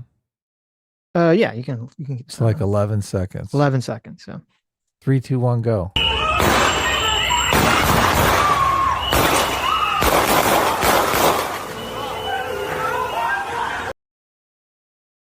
That is definitely our work is done here. yeah, okay. That's Not great. That is not No. good. Yeah. Oh. Okay, that's how. So you interpret it the same way as like he's clapping, like "fuck this guy." Yes. Okay. Yeah. Interesting. Yeah, I mean, you This could be is. right. I just look. This is why it's so fucked up that they aren't. That there's not a local law enforcement officer anywhere to be seen. That's so fucked up. They're there for public safety for the community. They're letting a bunch of these people deputize themselves with whistles and go out against federal officers. Mhm. And it looks like poorly trained federal officers. Where's their sense of community that they're talking about? Right. They should be there just to like, if you want to observe, why the hell is Governor Walz telling citizens to go out and observe? Have your fucking police department observe by backing them up. That's how you can observe. This is like insanely dangerous. Mm-hmm. I agree. Or maybe we should just pull ICE out, right? Mm-hmm. It's crazy to me. Sorry, I got distracted. Are you in favor of pulling ICE out? I don't think we should pull ICE out. I think. Well, I don't know if that's like a ridiculous ask. Yeah, I don't think they should. Listen. I'm not. I don't problem with them. Deporting people that should be deported. But if this keeps happening because they're just so fucking incompetent, then I don't know. They're gonna have to do something. because this is crazy. But I got distracted because I was on X. It is crazy to me the amount of like AI pictures I'm now seeing that are generated that are fake about this shooting No on both way. sides. Yeah, I'm just seeing AI pictures all over the place that are obviously like some kind of crazy upscaled, manipulated photo of the person. Like they take a real like shot or still of the incident and then they upscale it or they do something with AI and it's like, oh look, this shows that he had the gun in his hand. I'm like, what are you talking about? Yeah. Oh, I guess this is the first situation where that has become a problem, right? Hmm. Yeah. Yeah. Okay, here, let's continue. DHS leading the investigation into this shooting? And if so, will there be a criminal investigation? And also, will we see body camera released from the officers involved? We Yes. are conducting this investigation just like we do. Why are you laughing? Sitch, don't laugh at that. Yeah, we'll see body cam footage. Investigation is Yeah. standard procedure. It's investigated as a homicide. It's not standard for DHS to do the investigation. Somebody killed another person. It's a homicide. There has to be an investigation. Does there? Yes. Yeah. Are you sure? Anytime a person kills another person, there has to be an investigation. Yes. That's the law. Uh, okay. Here's an article from a couple of days ago. FBI agent who tried to investigate ICE officer shooting into Renee Good resigns. An FBI agent who sought to investigate the federal immigration officer who fatally shot a 37-year-old woman in Minneapolis this month has resigned from the bureau, according to two people familiar with the matter. The agent, Tracy Mergen, left her job as supervisor in the FBI Minneapolis office after bureau leadership in Washington pressured her to discontinue a civil rights inquiry into the immigration officer, Jonathan Ross. According to one of the people, such inquiries are a common investigative step in similar shootings. So, Well, that's not good. I'm not confident. As I said, I'm not confident in this administration investigating anything about this. We'll see if, in terms of what she said about like the body cam, if there's body cam footage that exonerates the agents or makes them look good, we will see it. If it doesn't, then we will not see it. I think it's that simple. If they're not investigating, if they don't investigate this properly, you are massively incentivizing other yahoos to go out and kill people recklessly. Oh yeah. And just 100%. think there's no way they're going to investigate me. Yep. They didn't investigate my buddy. Why would they investigate me? That's going to spread like wildfire. Yeah. Everyone's going to be being asked to be sent to Minnesota. They're going to be like, that's where you get to shoot people and get away with it. Yeah. Yeah. I know. It's scary. It is scary.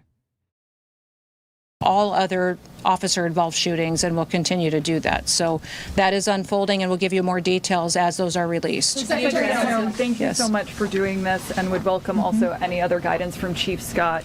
Did the 37-year-old who had a license to carry, did he brandish a gun? And at what point did law enforcement retrieve the gun and also the magazines from him? Can you offer clarity on this where individual those were found? showed up to impede a law enforcement operation and assaulted our officers. They responded according to their training and took action to defend the officer's life and those of the public around him.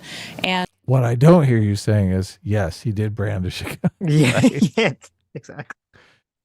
I think it might be in the report that the guy thought he brandished a gun because he thought he pulled it out. I would like to see those reports. I don't know if they'd be made available publicly. We will see if they help ICE, we will see them. If they do not help ICE, I don't think we'll see them. Yeah. Well, I think that's going to be the defense. But I guess if they never investigate it, they don't need a defense, right? No, unless I don't know what kind of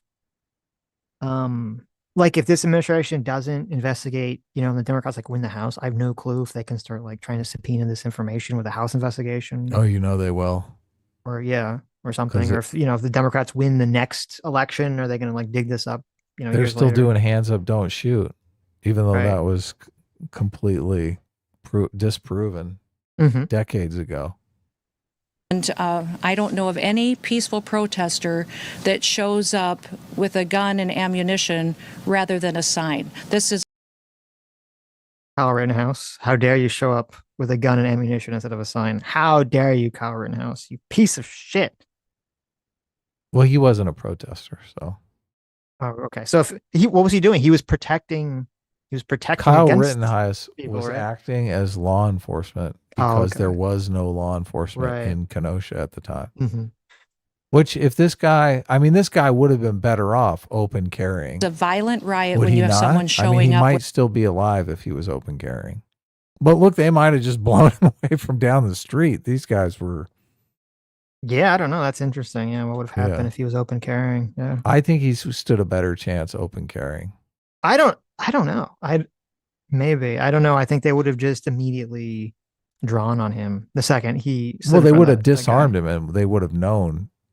Right. I mean, they would have known who disarmed him. Yeah. Well, maybe Just not. what training is like 6 guys are going to go in there and dogpile him? What kind of training is that? I know. Not good training. weapons and are using them to assault law enforcement officers. Because video appears to show he's disarmed before shots are fired. So I just want clarity on that. And beyond that, I just want to follow up and ask who within the federal government is leading the criminal investigation, understanding that CBP OPR has opened up an internal investigation. And beyond that, why did federal agents tell Minneapolis Police Department to leave the scene? We're continuing to follow the exact same protocols that we always have. And so this investigation is ongoing. We're continuing to gather the facts as they unfold throughout that. And we'll do it just like we did under the entire Trump administration and previous administrations. Nothing has changed, and we'll continue to release details as we have them. But I want you to not distract away from the facts of this situation. Our law enforcement officers were there doing a targeted operation against an individual who was in this country illegally and had a criminal conviction for domestic assault with intent to do bodily harm and other convictions as well. This individual went and impeded their law enforcement operations, attacked those officers, had a weapon on him and dozens of rounds of ammunition, wishing to inflict harm on these officers, coming brandishing like that and impeding their work that they were doing. We'll continue to allow. That is a different. Okay, so it's weird because at first she's She trying to did be say vague, brandishing, yeah. and then she immediately goes back to the bullshit narrative. Well, he was brandishing and wanted to inflict harm on them. So based on no information or based on nothing. Okay, let me jump ahead a bit. Yes. You just made claims that the individual posed a threat to law enforcement. I guess That is no claim. It is the facts. The facts of this situation. This individual showed up to a law enforcement operation with a weapon and dozens of rounds of ammunition. He wasn't there to peacefully protest. He was there to perpetuate violence. And Listen, I'm sorry. I know the facts are not 100% the same, but like I'm getting mad Kyle Rittenhouse flashbacks. This was all we heard. Well, he showed up with a gun. How dare he showed up with a gun? The fact that he showed up in a place where there were protesters or a contentious situation with a gun means that he was a bad person. he was asked to show up and to continue to resist by a governor who's irresponsible and has a long history of corruption and lying. And we won't stand for it anymore. These law enforcement officers take an oath. They get up every single day and they go. Kyle Rittenhouse never resisted arrest, though. Obviously, how Kyle Rittenhouse handled that gun was completely different. So, well, that's irrelevant to my point, though.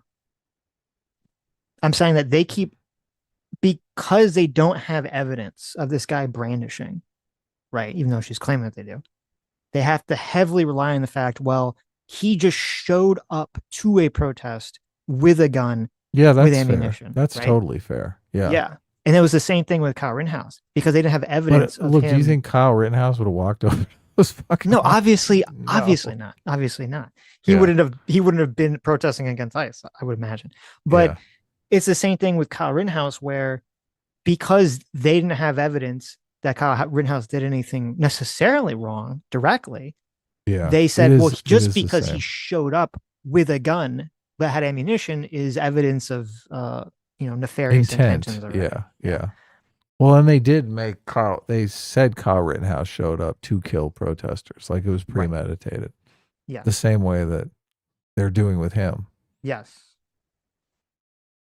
out to protect the public. Many of these individuals live in their communities, and this mayor and this governor have doxed them. They have allowed people to threaten them and their families and expose their identities in order to instill fear and violence. And that's not what America is about. We're going to continue to tell the truth about Minnesota, Minneapolis, what happened here, the theft over the last many years that these leaders have facilitated.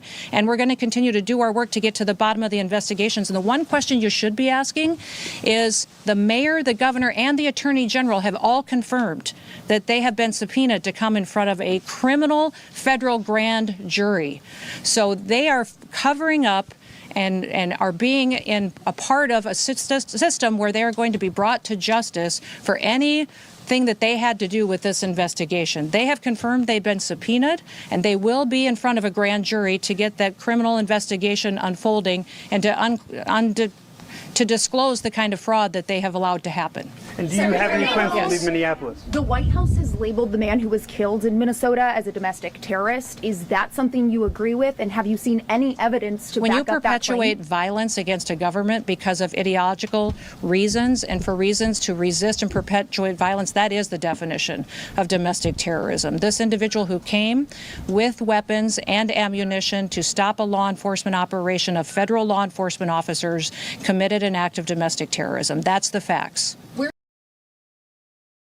That's the Just facts. the facts. That's the facts. Domestic terrorism. That's the fact. God, this is so fucking horrible. Question on the storm. We are at FEMA headquarters. The Secretary, Noam, Yes. if these are targeted arrests, why are these immigration agents going after civilian protests out of their way? And second, This is your individual agency- impeded the law enforcement officers and attacked them. State the facts as they unfolded on the street today. We were doing a targeted operation against an illegal criminal, and this individual came with a weapon and dozens of rounds of ammunition and attacked them. And these agents took action to defend their lives and to defend the lives of the people around them and acted according to their training. And we will continue to let this process go forward and not allow people like Governor Walz and Mayor Frey to lie about what actually unfolded on that street. Now they have Obviously, only Kristi Noem gets to lie about what happened on the streets when she keeps saying, "Well, he attacked them." Okay, he attacked Everyone. those ICE agents. Everyone should be able to lie indiscriminately. Yes. Don't you believe in free speech? There you go. Yes. Even if you're like 100% on it was like a justified shoot side, you should still be like, Kristi Noem needs to be fired because she's so fucking incompetent. She's so horribly incompetent at this job. She's blatantly lies about this shit, which this could all come back to bite the agency and the case.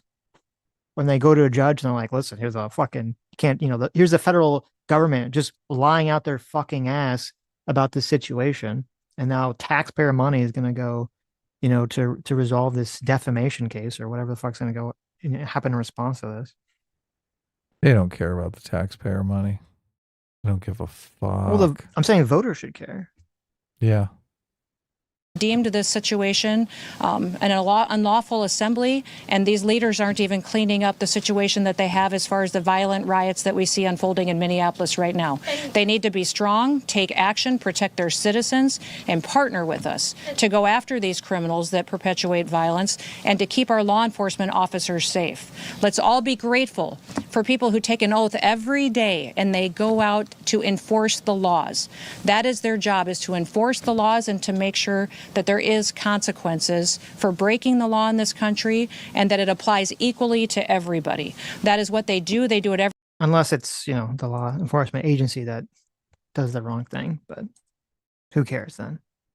I sent you a clip of Noam on Fox News being interviewed. It's like a minute long. She kind of gives another interesting interaction about the situation. Send it to me, but ask Grok to put her in a bikini. I predicted the exact thing that happened. I said, I don't remember if I predicted it on stream or if I just told Sam. I said, Elon Musk is going to do the Elon Musk thing. He's going to roll out some feature. It's going to cause a lot of controversy. And then he's going to roll it back after like a week, after they've got like a bunch of press and publicity about it.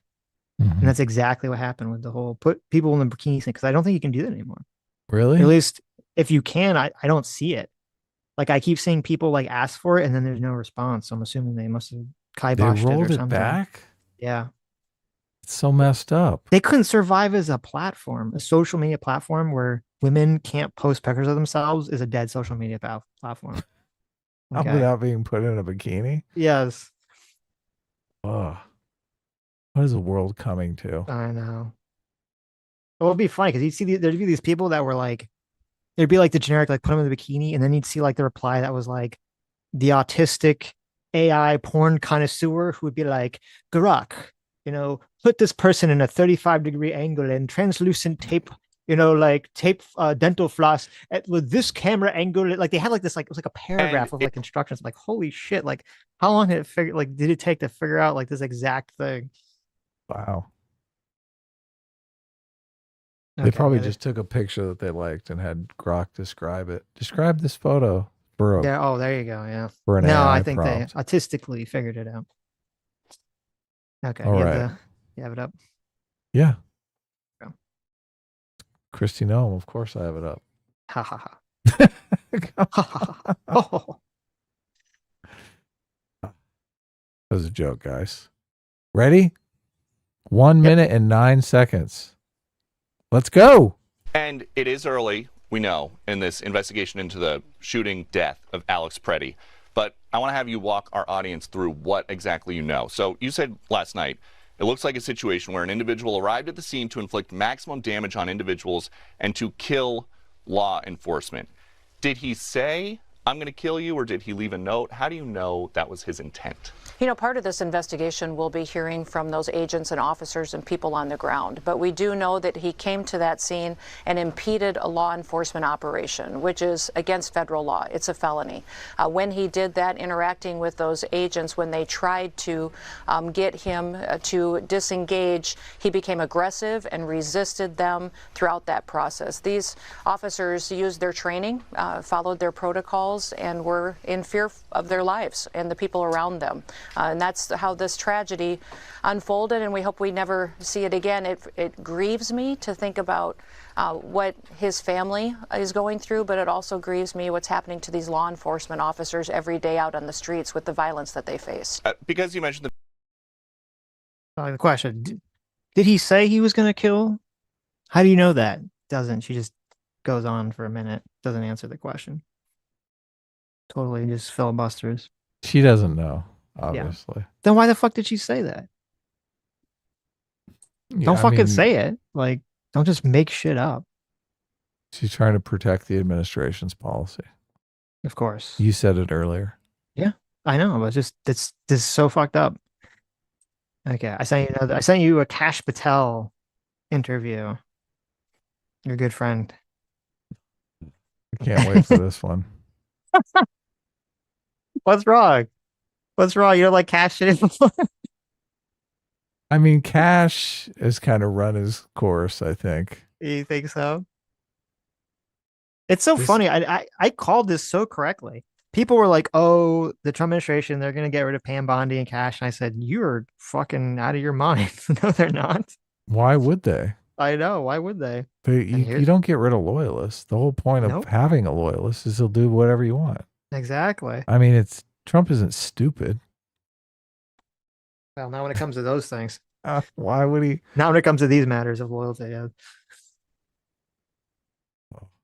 All right. This is a long video, so yeah, we're not gonna watch the whole thing, but we're just gonna power through. Okay, go. Joining me now with more on the investigation is the director of the FBI, Kash Patel. Director, thanks so very much for being here this morning. And I know that this is a DHS investigation, but there is outrage across the country that there is another killing. Someone is dead at the hands of Border Patrol. What can you tell us? Great to be with you, Maria. And look, Secretary Noam stated it perfectly. You do not get to attack law enforcement officials in this country without any repercussions. You do not get to do that in Minnesota, LA, or anywhere else. And the interagency is leading the charge out there. We've already arrested with the interagency those that violated the FACE Act and impeded a peaceful prayer in church. We've already just last night arrested 4 more individuals involved in the damage of government property that we saw the videos of online. We've arrested other individuals who've made threats to law enforcement online. So we are not messing around. It doesn't have to be in person. If you threaten law enforcement officials or civilians, we are going to come find you. And as for this latest shooting, yes, DHS and HSI are the lead, and the FBI is processing. They're saying that they're going after people, assumingly, that are doxing and going after ICE agents. So that's good. Yeah, that's great. Yeah. But hope let's they see get what more than a slap on the wrist. Yeah, but let's see what he says about this incident. The physical evidence, so we're in possession of the firearm, which is going to go to our laboratory. But as Secretary Noem said, no one who wants to be peaceful shows up at a protest with a firearm that is loaded with 2 full magazines. That is not a peaceful protest, and you do not get to touch law enforcement. You do that anywhere, this FBI is going to be leading the charge to arrest those. But how was he threatening Border Patrol? You've collected the evidence. It's crazy to me. It's such bad messaging. How the fuck? Who came up with this talking point? This is the stupidest talking point. Nobody shows up to a protest with a loaded weapon. Which, first of all, you're allowed to. You could say it's stupid, and I agree with that. But it's your fucking Second Amendment right. I mean, this entire fucking conversation with Kyle Rittenhouse. Just don't keep repeating this dumb fuck talking point again and again and again. Like, read the community note on this tweet. You notice there is a community under note the Second Amendment. In Minnesota statute, permit law, holders may legally carry firearms in public, including during protest. The U.S. Supreme Court has ruled that public carry is a constitutional right. Carrying a firearm does not legally constitute inciting violence. Exactly, yep. Which we kept saying again and again and again in the Kyle Rittenhouse case. Is that people are saying, well, he was inciting because he was open carrying a gun. It's like that. No, that's not how that works. But now it's backwards. Now the Second Amendment people are saying, yes, he shouldn't have brought a gun. You could say you shouldn't have. That's fine. But that doesn't be like the fact that you have the fucking government is like, well, the evidence we have that this guy was doing something nefarious was the fact that he had a gun. It's like, what? That's not it. That's not a good argument. No. Yeah. Jesus fucking Christ. I think you'd go further with why was this idiot approaching law enforcement officers carrying a concealed gun? Mm-hmm. Yeah, at least add that into it. Jesus. You have people are horribly incompetent and immoral. But yeah, hit it. The handgun in your possession? That's right. And how was he using that handgun in terms of threatening Border Patrol? What was the threat? He had his camera, right? He was filming it. That's something that I will let the DHS and the prosecutors, because they are the ones investigating that case. I don't want to stylize that evidence, but I trust the men and women on the ground who are trained professionals to only use it when it's absolutely necessary. And I trust Secretary Noem's leadership and DHS and HSI to do the right thing, as they've always done in these scenarios. Kristi Noem said that the individual approached U.S. Border Patrol officers with a 9mm semi-automatic handgun. Was the gun visible? Or did Border Patrol see the gun after they shot him? Excellent question. Again, all those pieces of the investigation are being led by DHS and HSI, and I don't want to comment on their ongoing investigation. I understand, but you have the evidence. What can you tell us about the evidence you collected? It's sent to our FBI laboratory where it'll be fingerprinted. We'll use ballistics examination toolkits to see if any casings were fired, and we'll examine all the casings that were found on the scene. Fingerprinted. How much of this has to do with some of the rhetoric, in your view? Just 2 weeks ago, the governor, Tim Walz, told residents to get their phones and start. I don't know. Is fingerprinted really a thing? You don't want to get fingerprinted?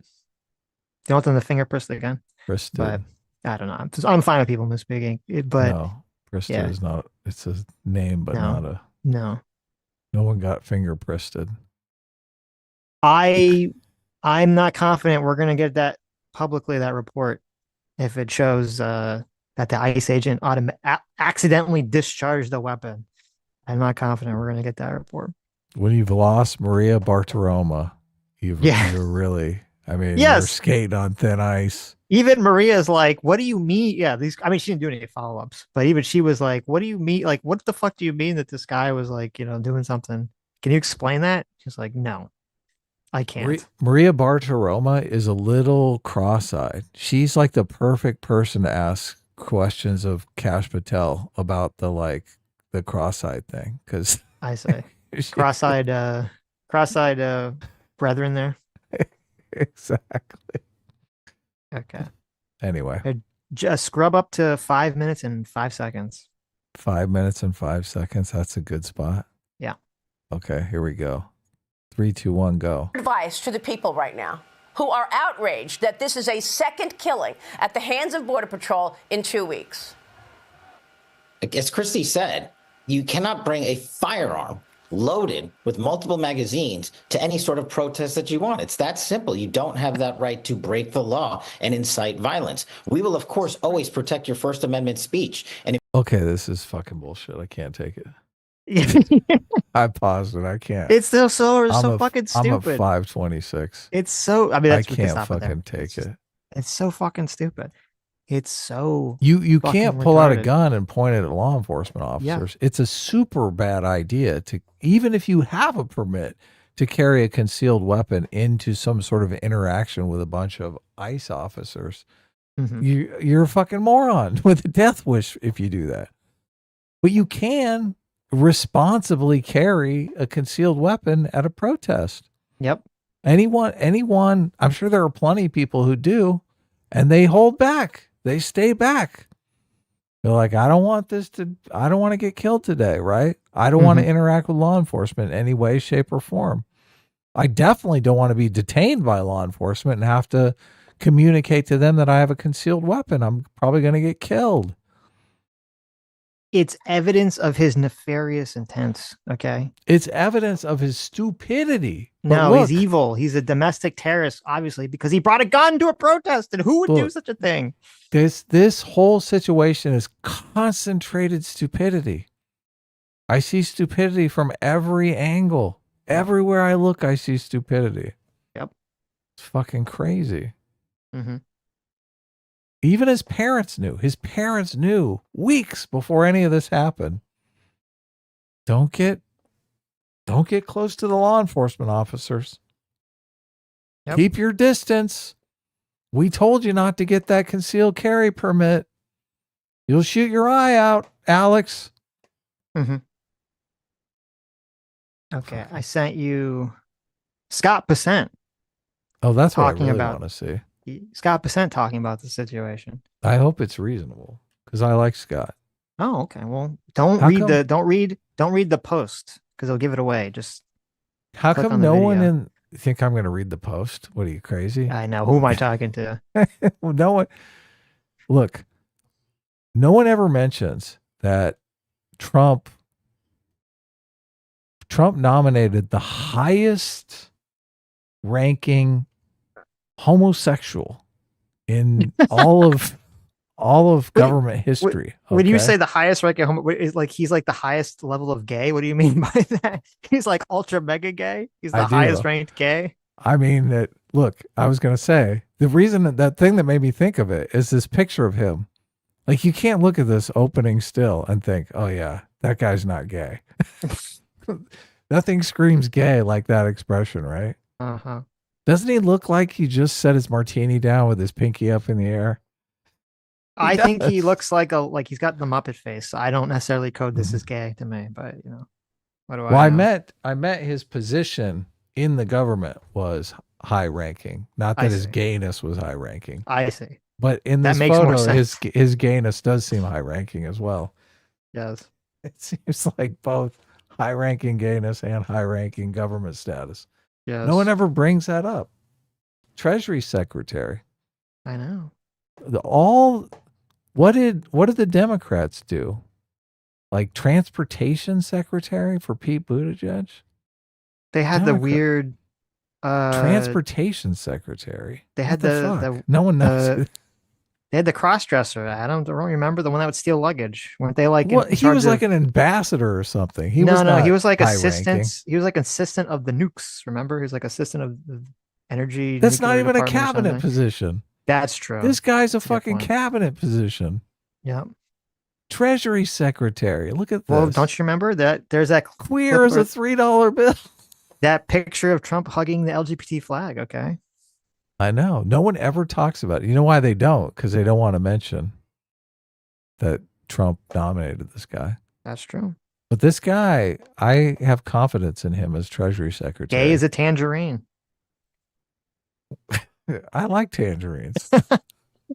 I rest my case. I had no idea. You got me. Holy shit. That one burned. All right, let's see what Tangerine Man has to say here. 3, 2, 1, go. Before you go, I know this is not your lane, but I got to ask you about what's happened in Minneapolis. As a member of the Trump cabinet, are you concerned to see another American citizen ends up dead, shot by federal law enforcement? Jonathan, it's a tragedy when anyone dies, but I can tell you the situation on the ground there is being stirred up by Governor Walz. I was out there 2 weeks ago. Governor Walz declined to provide a security detail for me to go into the Minnesota Capitol with the state police. So he is fomenting chaos because there is substantial waste, fraud, and abuse. My job as Treasury Secretary is to investigate that. And I think that this chaos that's going out there, and again, I am sorry that this gentleman is dead, but he did bring a 9mm semi-automatic weapon with 2 cartridges to what was supposed to be a peaceful protest. I think that there are a lot of paid agitators who are ginning things up, and the governor has not done a good job at tamping this down. Yeah, I mean, as you know, he was an ICU nurse, worked for the Veterans Administration, and there's no evidence that he brandished the gun whatsoever. In fact, it appears that he was disarmed before he brought a gun. Have you ever gone to a protest, Jonathan? I mean, we do have a Second Amendment in this country that... Jonathan, have you ever gone to a protest? I mean... have you gone to a protest? I mean, no, actually, as a reporter covering it. Okay, I've been to a protest. Yeah. Guess what? I didn't bring a gun. I brought a billboard.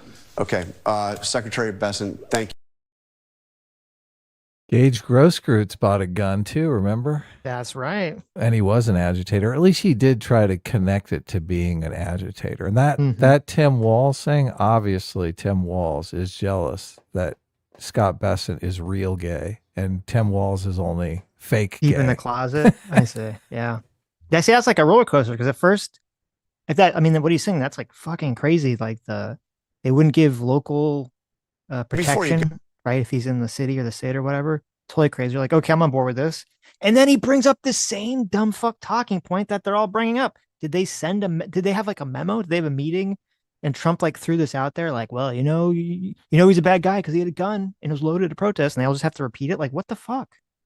Well, he did. I mean, he did try to connect it to, we believe this guy is an agitator, and because he had the gun, that is some evidence that he is an agitator. And it's really the fact that he's an agitator that's the problem. It's not necessarily the gun. No, he's citing the gun as evidence that he's an agitator. Right. But I'm saying, but that's bullshit. That's stupid to bring that up. That's not true. The gun. Look, I'm not sure how much of an agitator he was because all of these incidents, we see the video as if this happened in 5 minutes when I'm thinking this guy, they could have tried the Mr. Nice Guy angle with him and he just wouldn't clear the scene. So then they're going into arrest mode and then that's when everyone starts filming, or at least that's the part of the video they upload because they don't want you to know that there was some sort of more peaceful engagement that took place. So until I know that, maybe he is an agitator. I have no idea.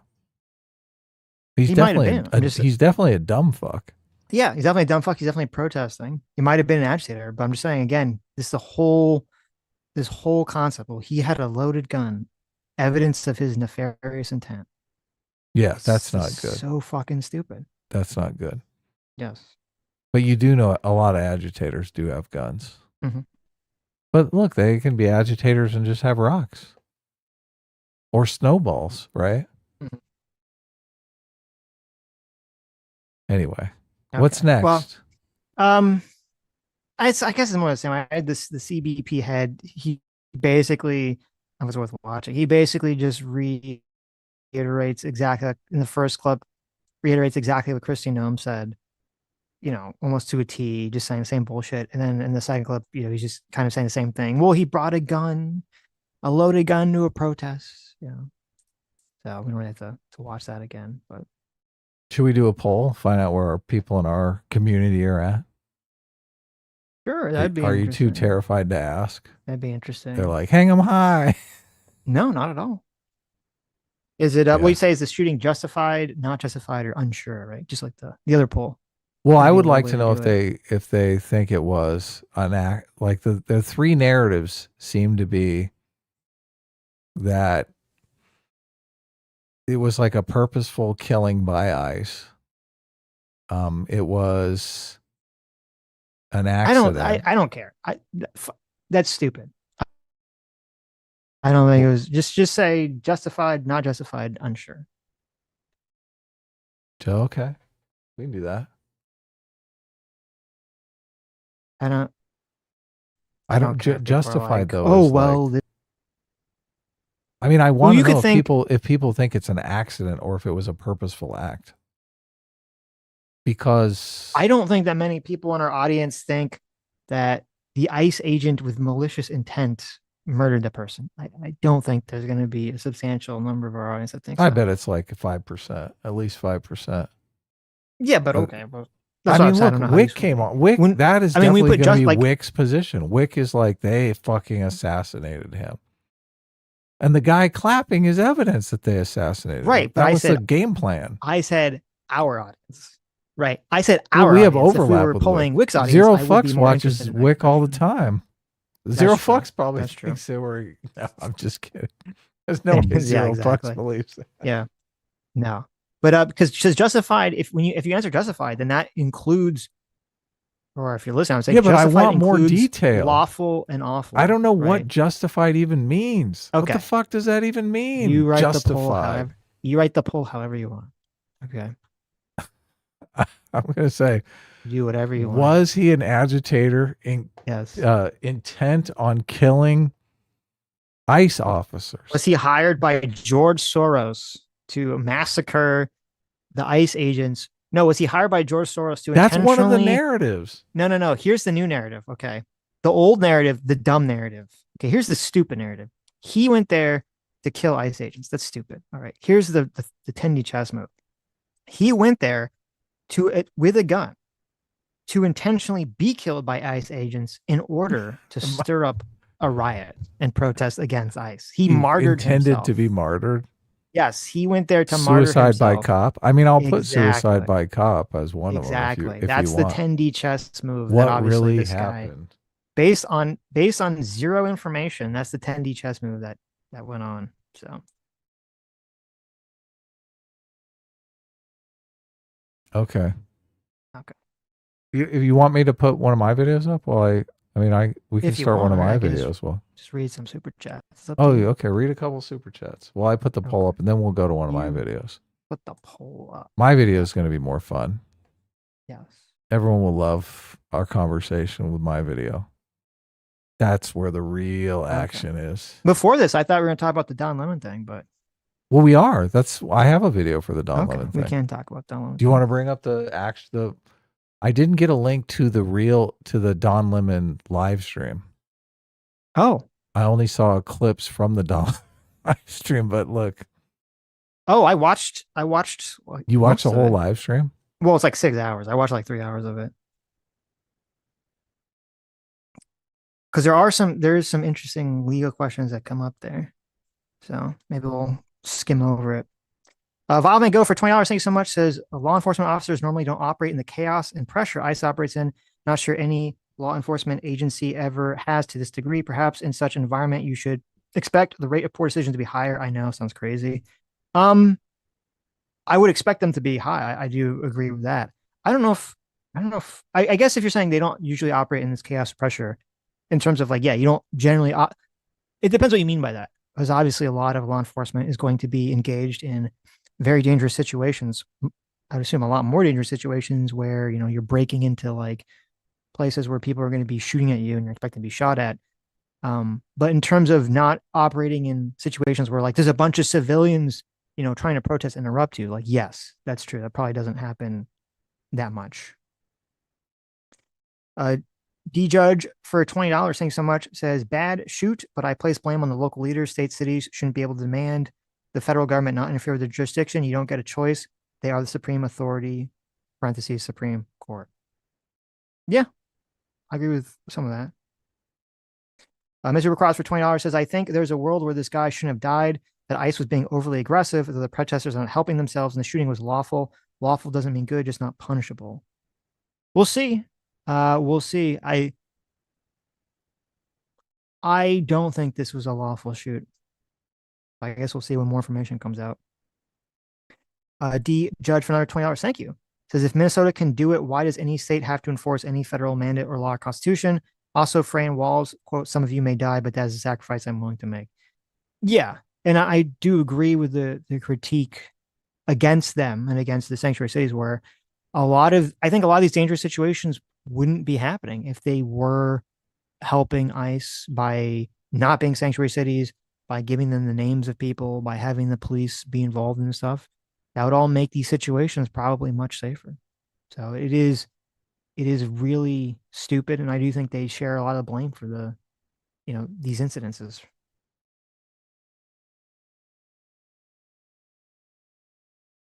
Okay. Did you want to watch some clip, Adam? Yeah. Yeah. Let me change this up here. You want to do the Don Lemon stuff first? Sure. Wait, do I not?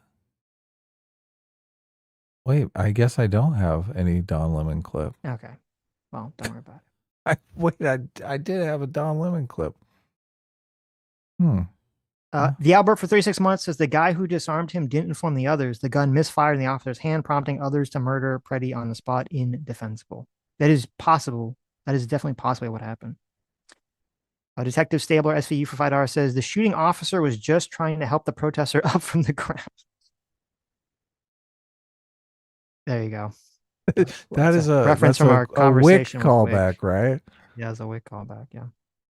I mean, that's Chris, basically what I saw. I don't know what you saw, Sitch. That is what I saw. Kristen Brandon for $10 says, I don't get it. If the media lies so many, why just make a law or shut them down or sue them or just ignore? I'm tired. Both sides say media cannot be trusted. Then why you use article from them? Yes. Everyone will use the media when it suits them. Listen, that's also for $5 says, can we all agree on funding for body cameras and more training for ICE personnel and law enforcement generally? A fucking man. Renault Zero's here for $5 says, Nate, the lawyer, was not convinced they had a reason for them to arrest Alex before Alex touched the officer and was then pepper sprayed. Okay, so is he saying that once Alex moved in front of the guy, the ICE agent, as he was approaching on the woman he just shoved on the ground, that's when the officer had authority to arrest him? He might have legally had authority at that point. I don't think he should have. I don't know what the fuck. I mean, again, unless there's some very extraneous situation, because we don't know what was being said. I mean, that seemed like a crazy situation for them to escalate in that manner for reasons which do not seem remotely clear. I did have a Don Lemon clip. I just forgot to put it in the watch together. Oh, okay. Renaro Zero's here for another $5 says, Nate, the lawyer, was also wondering what the agent's legal justification for shoving the woman to the ground was. Yeah, that did not seem, unless she was like shoving them or getting, physically touching them, or they were like, she was doing something dangerous. It doesn't really make sense for him to shove her in the ground like that. I was wrong, Sitch. 7% of our audience believes ICE planned to execute protesters. Wasn't 5%. Well, I feel like it's kind of a meme, like at this point, right?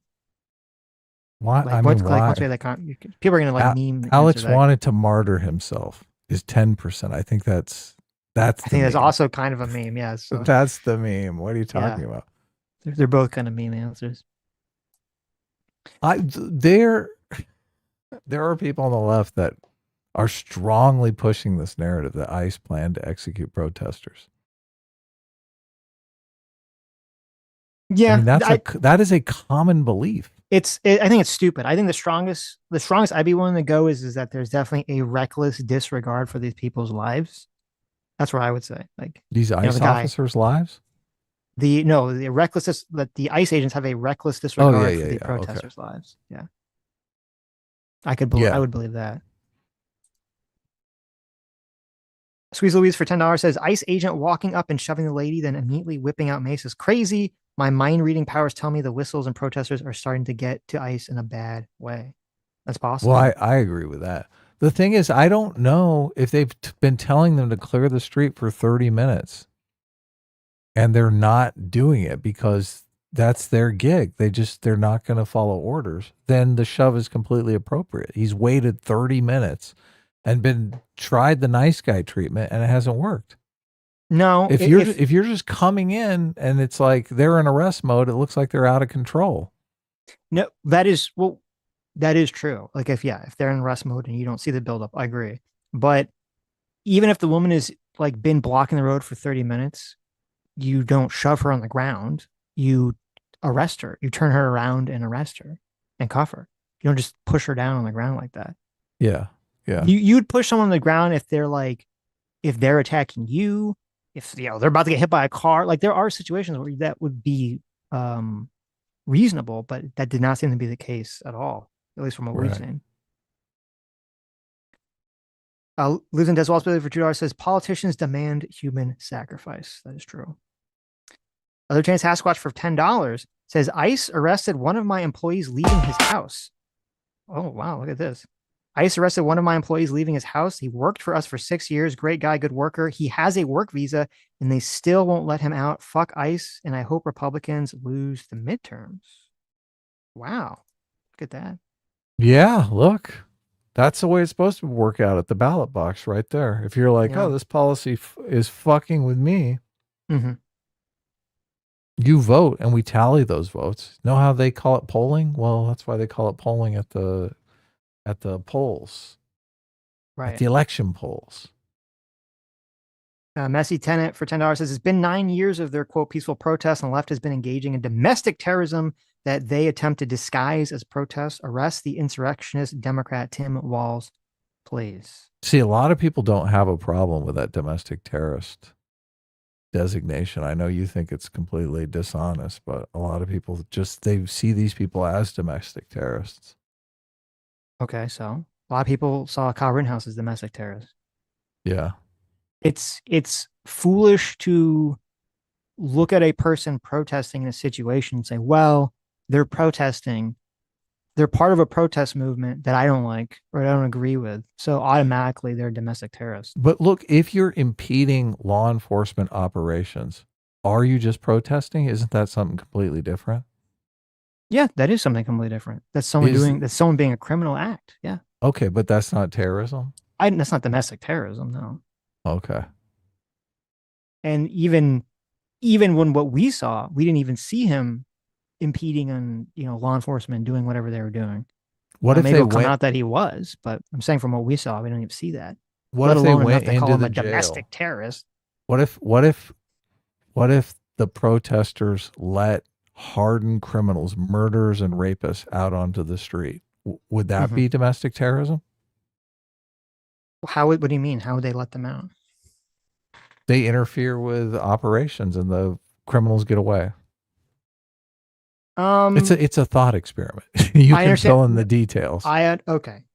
Well, no, because it kind of matters because, like, if you're like, well, they blow up a jail cell and a bunch of, exactly. Like there you go. They blow up a jail cell. Another. Okay, like in one battle after another, they are domestic terrorists. They use guns to go raid a facility where immigrants are being held and they free them into the country, right? Like those people are domestic terrorists. Well, look, there's the one guy that was trying to kill ICE officers with a gun, right? Yeah, and that guy's a domestic terrorist. So that guy's a domestic terrorist, right? Obviously, right. Okay. But if you have a bunch of Karens blowing whistles obnoxiously around ICE agents when they try to detain someone, I would say that's not domestic I'm just terrorism. trying to figure out when it crosses the line into domestic terrorism. I think that's why obviously you're more steps if you're releasing hardened criminals, murderers and rapists into the public. I could see where that would terrorize the public. Yeah. I would say that to me, generally, like to label something domestic terrorism is someone is engaged in some sort of violent criminal activity in order to try to push the country or coerce the country into changing the politics in some fashion. That's what I think of domestic terrorism. Well, I mean, there is a coercive element to changing the policy. Obviously, if they don't want ICE to come into these sanctuary cities because they're saying we don't want the policy. We don't approve of the policy of deporting people who are here illegally. It is a coercive act. I'll give you like I think a clear line, because I guess this isn't even really violence, but I think it could be. I think that if you have people who try to photograph ICE agents' faces to determine their identity, which they then send to a network of people to like harass those people and harass their family members, I think you could call that domestic terrorism. Okay, they're doing that. Holy shit. Yeah, that I agree with could be domestic terrorism. But if you're just out there and you're just protesting or being obnoxious, I don't think that's domestic terrorism. And I don't think you should categorize it as domestic terrorism at all. That is the information gathering apparatus for what you're saying, though. Obviously, they're out there with their. No, I think there are a lot of people out there that are just there to blow the fucking whistles and think that they're, we're alerting the immigrants. Yeah, but they're there because they saw it in some group chat, and as soon as they get some sort of video evidence, they're going to post it in that group chat, and the thing that you just said is going to happen. No, okay. You think every person who's out there? I would need evidence, actual evidence of a person who's out there taking pictures with the intention of sending it along a docs network to harass people versus you see a person out there and they're just yelling at ICE or just being obnoxious. Okay. Right? You cannot immediately jump to the person who's just out there protesting ICE is automatically a domestic terrorist. Do you agree with that? Of course, yeah. Okay. You would have to know that they're in the group chat and see them working in the group chat. Yeah, they're doing some act. They have to be doing the actual activity. You can't just be part of a protest on automatically labeled domestic terrorist. But a lot of these protests come together because they're members of some group chat, and the group people post, "Oh, they're over here. We're going to go gather here," and everyone goes. I've heard people talk about this on podcasts, so this isn't like a big secret. But not everyone in the group chat, and not every group is going to be organized with the purpose of doing that activity. A lot of the group chats, and I think it was like the thing they're saying they're a good thing. They're just trying to alert the people that ICE is there, or maybe they're even just trying to obstruct, which I think is a criminal activity, but I would not label a domestic terrorism. Well, I mean, I'm just saying you could if the obstruction was helping hardened criminals be free into the populace. Well, let me ask you a question. So if you're walking down the street and you see a guy rob a bank. Okay. Bank robber. Yeah. And you see them running towards you and they run by you and you see the police officer chasing them and you decide, whatever, you don't like America or you don't like the bank or whatever. So you step in front of the police officer, right?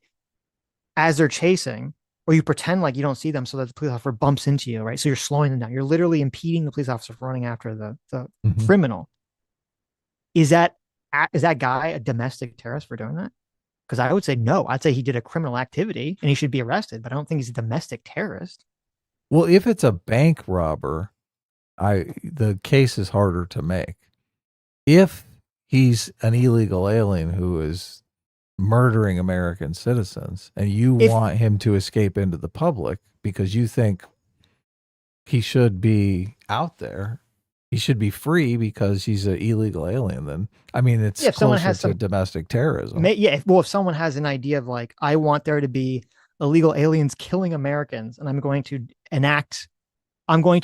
do things to promote illegal aliens who are killing Americans in American society, I would killing colonizers on stolen land. Yes, let's get it right here. Yes. If that's the thought process, then yes. I would imagine that most of the people involved in this, they don't think the people that they're helping protect or that they think they're protecting are going out there killing people. I don't think they think that's what's going on. If I see a colonizer chasing after someone who murders colonizers because they live on stolen land, and I help the murderer escape from the colonizer.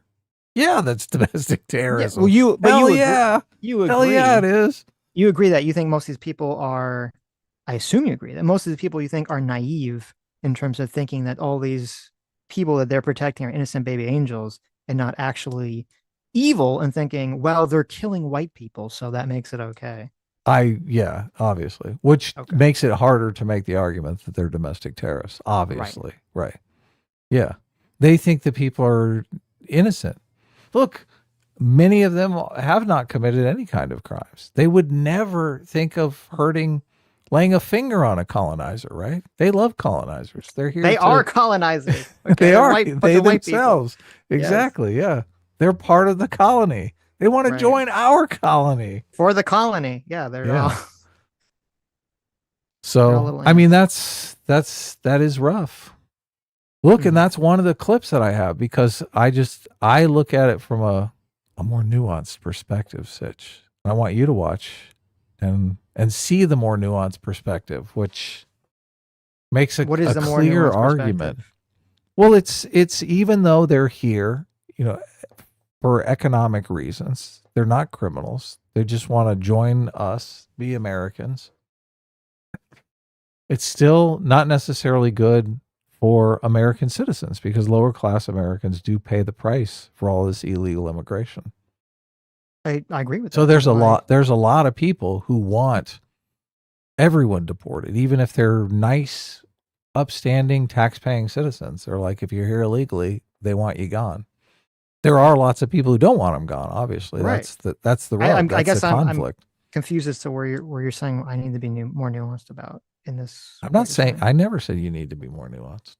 Oh, I said we are more nuanced. Oh, okay. I guess I misheard you. Yeah. Valvin Go for $20 says, don't think you have a realistic concept of how difficult it is to restrain someone. Lots of body cameras where 4 or 5 officers struggle to restrain men or women or highly resistant. That's when they deploy the wrap.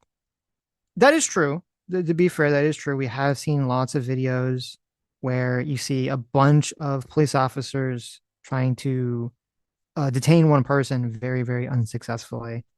I mean, I remember I've even heard Joe Rogan, like, well, that's why all these guys need to learn Jiu-jitsu, or I forget, Brazilian jiu-jitsu or whatever the thing you're saying.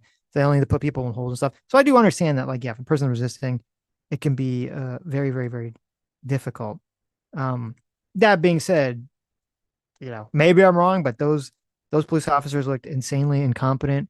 Not only in terms of their inability to hold a guy down, which maybe is unfair, but their terms of why they were doing what they were doing in the first place, in terms of the lack of communication of the guy is disarmed and they don't even realize it, in terms of the guy falls to the ground dead and another agent pulls out his gun and just starts firing when it's very clearly that he's not moving at that point. So all these things to me paint a picture of just being horribly incompetent. Oh my God, it's so bad. I keep thinking of the scene from Clockwork Orange where they're all beating up the bum, and it just looks exactly the same. Especially the guy going in there who's like hitting him on the head. Mm-hmm. What the fuck? To me, it's more. I don't know what movie's from. I had this visual image of like something from like a Leslie Nielsen-esque movie where, like, the guy's on the ground and they're just they keep shooting him like over and over and over and over again, even though it's very clearly that the person would be dead. Way too far. Yeah. The protests were not. It doesn't bother me in terms of like it's too far. It just bothers me in terms of like how bafflingly incompetent are these people at that point. I just look. Obviously. Mm-hmm. Guys, just a PSA for our audience, okay? Don't get involved in these baffling, incompetent people, okay? Yeah. Stand off. Well, it's what I said. They're a good thing. Don't get in a stupid off with the police. Yeah, exactly. You're gonna lose every time. You're definitely gonna lose. Yeah. Yeah. In a big way. Don't play hero. Don't play hero with the ladies either. No. Take your lady to a nice dinner out, okay? Don't take her to a nice protest. One of the weirdest things I think I'd ever seen in my life which dramatically changed my view. This is where I came up with my whole LARPing theory, which I think gets proven true every day. Was is actually when Russia was annexing Crimea. And I don't know if you remember this. There was this guy for Vice News back when Vice was actually not like horrible, who was on the ground in Crimea when Russia was annexing Crimea. And it was very surreal to see like Russian tanks were parked in Crimea, like on the border, because their lane is getting stolen by another by a different government. And after like the initial thing happens and the tanks are just parked there, there's like crowds of people who are just like chilling, looking at the tanks. There was like all these like I saw like guys taking their girlfriends. They're like, "Hey, you want to go look at the tanks?" And I'm like, "Yeah." And they're all like walking up to look at the fucking tanks. It's And I'm saying, like, crazy. what? I'm like, what the fuck what is happening? These people are retarded. Their country is in the middle of some sort of military takeover. You don't know if fucking shit's gonna break out any second. They're like, yeah, let me take the girlfriend to go look at the tanks. This is giant status quo bias. People they don't think things can change radically in a short period of time. They have this bias that, oh, everything will be fine. Bunch of Russian tanks here. We should enjoy it. We should be celebrating this. Yes. And I would see the people protesting it like on both sides of it. And it was so bizarre because it's like so clear that both sides are kind of LARPing until, once something escalates and then all of a sudden just falls to shit real quick. I saw something that we have Americans in Greenland. Mm-hmm. And I think they were hinting at we were doing something similar to what Russia was doing with Ukraine, how they were sending a bunch of Russians to live in eastern Ukraine to kind of take over the place. You're saying the Trump administration is sending Americans to live in Greenland so we have an excuse to annex it? Saw this. I can't remember. I saw this in some, I heard it on some podcast or some news report or something. And I was like, is that real? And I kind of dismissed it. I was like, that can't be happening. That can't. And then you're like, real. wait, it is real. Oh no. Well, and then I saw a meme that was Trump just loitering around in Greenland, kind of like that someone had obviously seen the same thing I saw and just had done a meme of Trump kind of like loitering around. Oh, I'm just hanging out, checking out this area here. Right. Is that happening? Are there any Americans in Greenland right now? I have no clue. I'm going to guess probably not. Taking over one American baby at a time. Well, it wouldn't listen. There's only like the population of Greenland's like what? It's like 50,000, 55,000 people or something. Yeah. It wouldn't that's what Trump should do. They should just start sending Americans over there, right? That's a good play. Look, we should give amnesty to every illegal alien. But the catch is they have to go live in Greenland as American citizens. Okay. What do you think? It's like a win-win. I don't know if you watched Caleb Hammer at all. He suggested that we send all the Somalians to Greenland. Oh, really? Okay. Great minds. That are living in America, America, we can't send all the Somalians, though, because obviously the Somalians will end up owning Greenland and we'll have to buy it from the Somalians. It wouldn't be a great deal for us. Well, but the ones that are technically, the ones that most Somalians are American. We're sending them there so we don't have to pay for Greenland. This is the cheap way to acquire Greenland.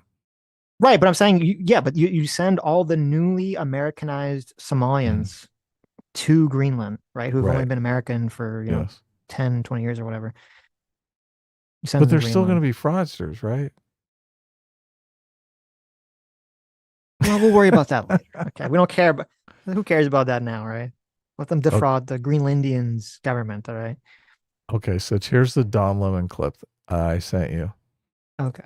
I told you. What did I tell you about Rising the Hill? They had a new. You said so. We had this conversation. We said we missed. We haven't watched the Rising clip in a long time. We used to love to watch, Robbie and Greyjoy go at it, but it's just gone downhill because they need some crazy like lefty for him to argue with. Yeah. We miss Brianna Greyjoy. Brianna Joy Gray, I think it is. We say Greyjoy because we like Game of Thrones. So She makes us pay the iron price. yeah, she always makes us pay the iron price. Oh. Well, now someone new is going to make Robbie pay the iron price. And it's on the topic of Don Lemon. You're going to love it, Sitch. Okay. So we get to weigh in. You haven't seen this clip, right? No. You only heard tell of it. All right, here we go. From you. They will explain the story for us. Entered a church on Sunday morning and loudly interrupted the service. Take a look at this video from the service. Renee Good. Renee Good. Don't shoot. Don't shoot. Is that Don Lemon yelling? No, I don't think it is. Protesters were reportedly under the impression that the church's pastor was working with federal immigration enforcement. Lemon, for his part, said he had no affiliations with the protesters and was simply trying to report on the latest developments in Minnesota following the shooting death of Renee Good nearly 2 weeks ago. Here's part of the video from the protest. So the protesters are confronting church members and leaders. They've stopped the service. A lot of people, a number of people have left. There are some who are still sitting here. So right now it's kind of mayhem in here.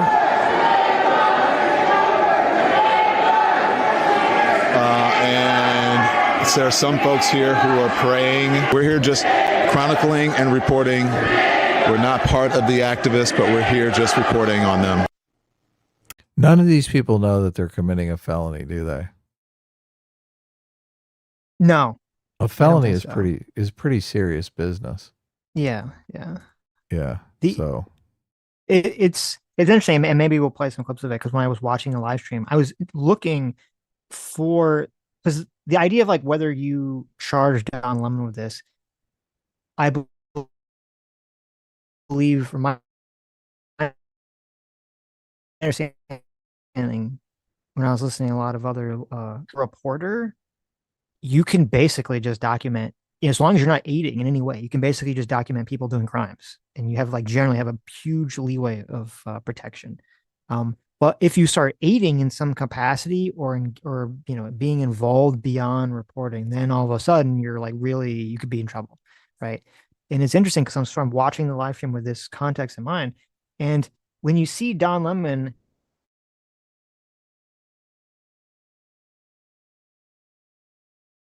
I think Sitch really needs to do something about his internet. What do you guys think? Anyone? Should that be the next poll? Actual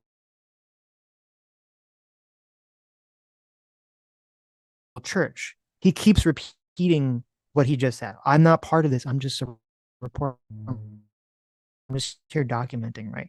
He keeps saying that. How many times does he say that?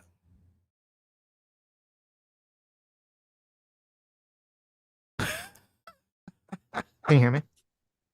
Well, yeah, I know you're back now. What's going on? Oh, okay. Sammy, it's weird because usually it's much later when it starts to have porn problems. during the live stream. Okay, I know it's all the porn. No, but usually it's much later in the night when it starts to have problems. So it's kind of weird it's happening now. But yeah, obviously I need to get new internet because. I mean, I never called my internet provider, so. Yeah. Well, they try to make it almost impossible to call them now because it's like, oh, you have to contact us through the AI agent. And I'm like, are you fucking kidding me? So, But yeah, no, obviously this is just not feasible. But no, what I was saying was, how many times when did Don Lemon was at the Lemon church, he keeps repeat that? saying, Yeah. But how many times did he repeat he says it like that? 5 or 6 times. Okay. He says it 5 or 6 times. He says it a lot. But if you watch the live stream before he gets to the church, when he's talking, like all the protesters are meeting in like some parking lot somewhere. Yeah, and he's talking conspiring. to them. He's very much saying like we this, we that. Like he's using the term we to describe their actions. And then also, and it's kind of this actually, it's interesting. This might screw him over. And I haven't really heard anyone talk about this. There's a part where one of the protesters gets their car stuck in the snow and he leaves the car and he's trying to help them get the car out of the snow. He's instructing them on how he thinks they should get the car out of the snow. And I'm wondering, couldn't you argue that this is him giving material aid to the protesters? He's gone beyond simply just reporting the news, and he's actively trying to help them get to the location. This is going to the location? Yes. Oh, that's terrible.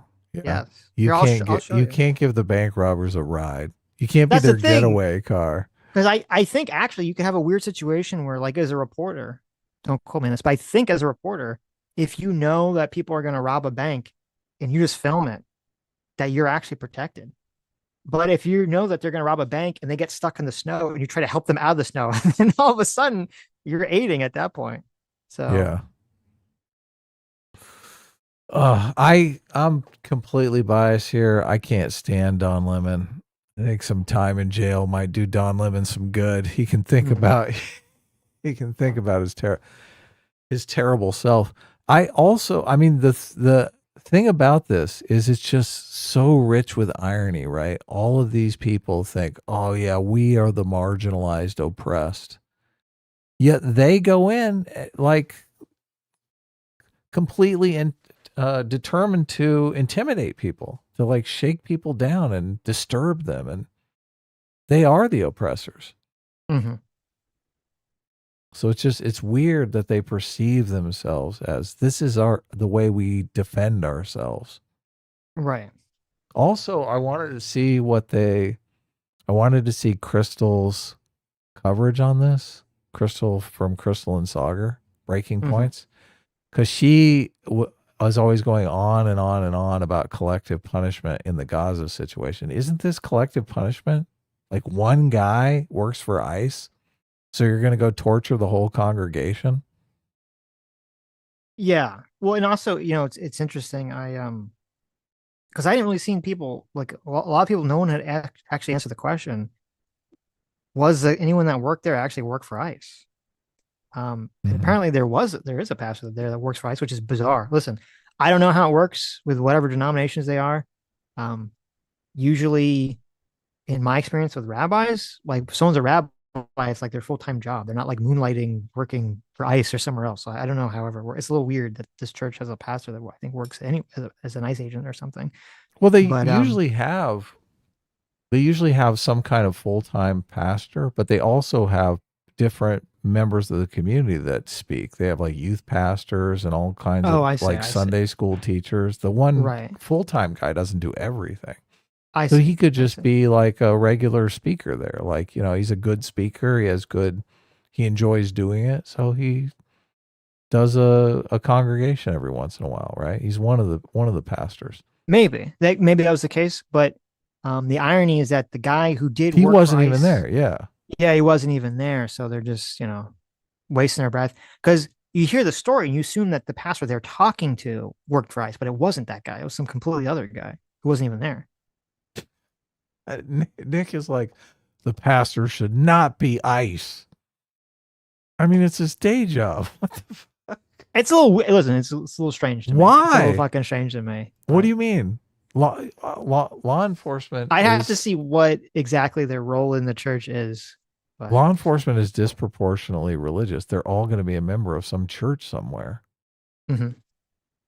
So look, if a guy is a cop, he can't be a youth pastor. That's exactly. Don't you want the guy who is a cop being a youth pastor? So he's like, there you go. He cares about. He's not like taking bribes or selling drugs on the street. Mm-hmm. Selling confiscated drugs. So as of now, the magistrate judge has refused the charges against Don Lemon as of now. Yes, I know that. And that magistrate judge is like a left winger that is on Facebook. They're monitoring his Facebook page and his wife's Facebook page because his wife likes a bunch of comments about how Trump is Hitler and stuff like that. I can't tell if I don't know if is this true or you're just memeing. No, it's 100% true. Okay. Yeah. They've completely looked into the magistrate. So makes sense. Yeah. It's politics, but everyone's saying the magistrate is not the last word and that there's some other they're going to get avenue. Don Lemon. There's another avenue they could attempt to do it through. Yeah. What are they going to do? I forget. I heard potentially criminal Sean talking about, I think Nate the lawyer talking about it, but Do you want Don Lemon to go free, Sitch? It's okay. No. Okay. I think he should be charged. Oh, nice. Okay. I think he should be charged. What indication did I give you that he shouldn't be charged? I don't know. Oh no. I just wasn't. I wasn't clear. I think he should be charged. As I said, as I was watching this thing, even though once he's at the church, he's like saying like, "Oh, I have nothing to do with any of these people whatsoever." But then before he gets there, he's saying, "We this, we that." He's trying to help people get their car out of the road. Like, the fuck, like, and then Well, the questions politically, he's on their side.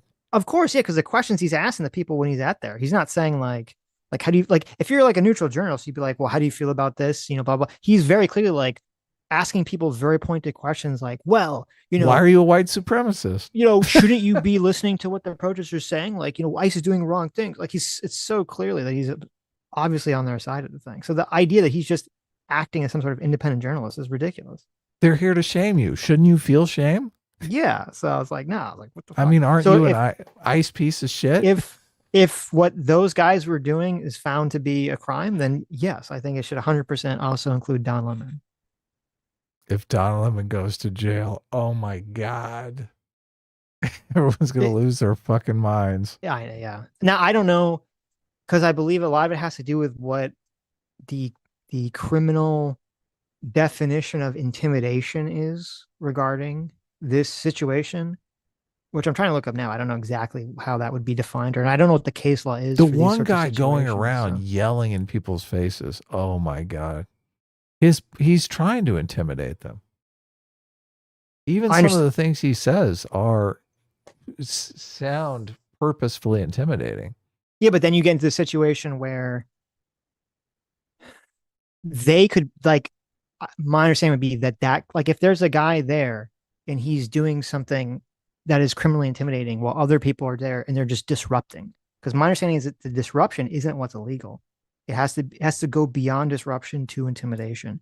And so you could say that guy was intimidating, but Don Lemon, he's not intimidating. At least didn't seem to be intimidating, even though he's part of the disruption. So I gotcha. So like if the disruption is the crime, then Don Lemon, I would say, is definitely can go to jail. If it has to go beyond disruption, then I think Don Lemon will be okay. Well, look, isn't more people part of the intimidation that they have a lot of people? Like you're overwhelmed by the number of people. Yeah, you can make that argument, and they'll probably make the argument that maybe they were emboldened because Don Lemon is there. They're participating. Oh, a famous person, exactly. Right. Celebrity endorsement. Right. Extra intimidation. But I don't know if that's going to be famous. Right, but I don't know if that's going to be enough to actually get a jury to convict him. Right. God, I would love to watch this jury trial. It would be fun. Don Lemon would never take the stand, though. Of course I don't agree. Of course he would. What do you mean? Did Jesse Smollett ever take the stand? I don't think he did. I don't remember. Yeah. But I mean, Don Lemon's, he's going to want to milk it, right? Of course he would. He'd be a fool not to take this stand. Don Lemon loves to milk it, from what I hear. So. Oh wow. Terrible. He's gonna be milking it right and left. Mm-hmm. I mean, he might like it in jail.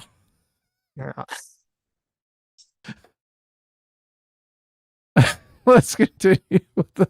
Anyway, what's clip we're supposed to? Lemon's denying any affiliation. He didn't just stop. I mean, it didn't stop the DOJ from identifying him as one of the agitators. Harmeet Dillon, the Justice Department's Assistant Attorney General for Civil Rights, confirmed on X that the FBI had been activated to investigate the incident and said this on Benny Johnson's podcast following the incident. We have a presumption of innocence in this country, so I want to preserve my ethical duties here. But let me just say that, he's a journalist. He was a journalist. I don't know what he is now, but journalism is not a badge or a shield that protects you from criminal consequences when you are part of a crime. And I think the videos show how close he was to these folks.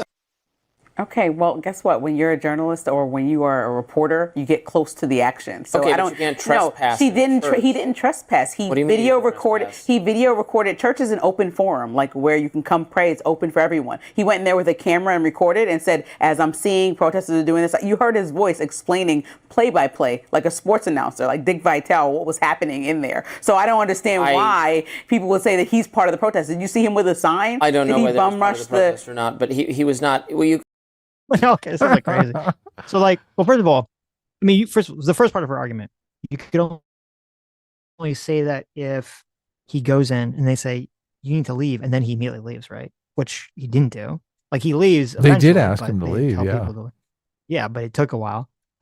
Secondly, as I said, there's also a clip of him before he gets there where he's talking about like, well, should I go in immediately? Because if I do, they're gonna see that I'm Don Lemon and they're gonna know something's up. You know, Yeah, I what need does to, he like, mean by that?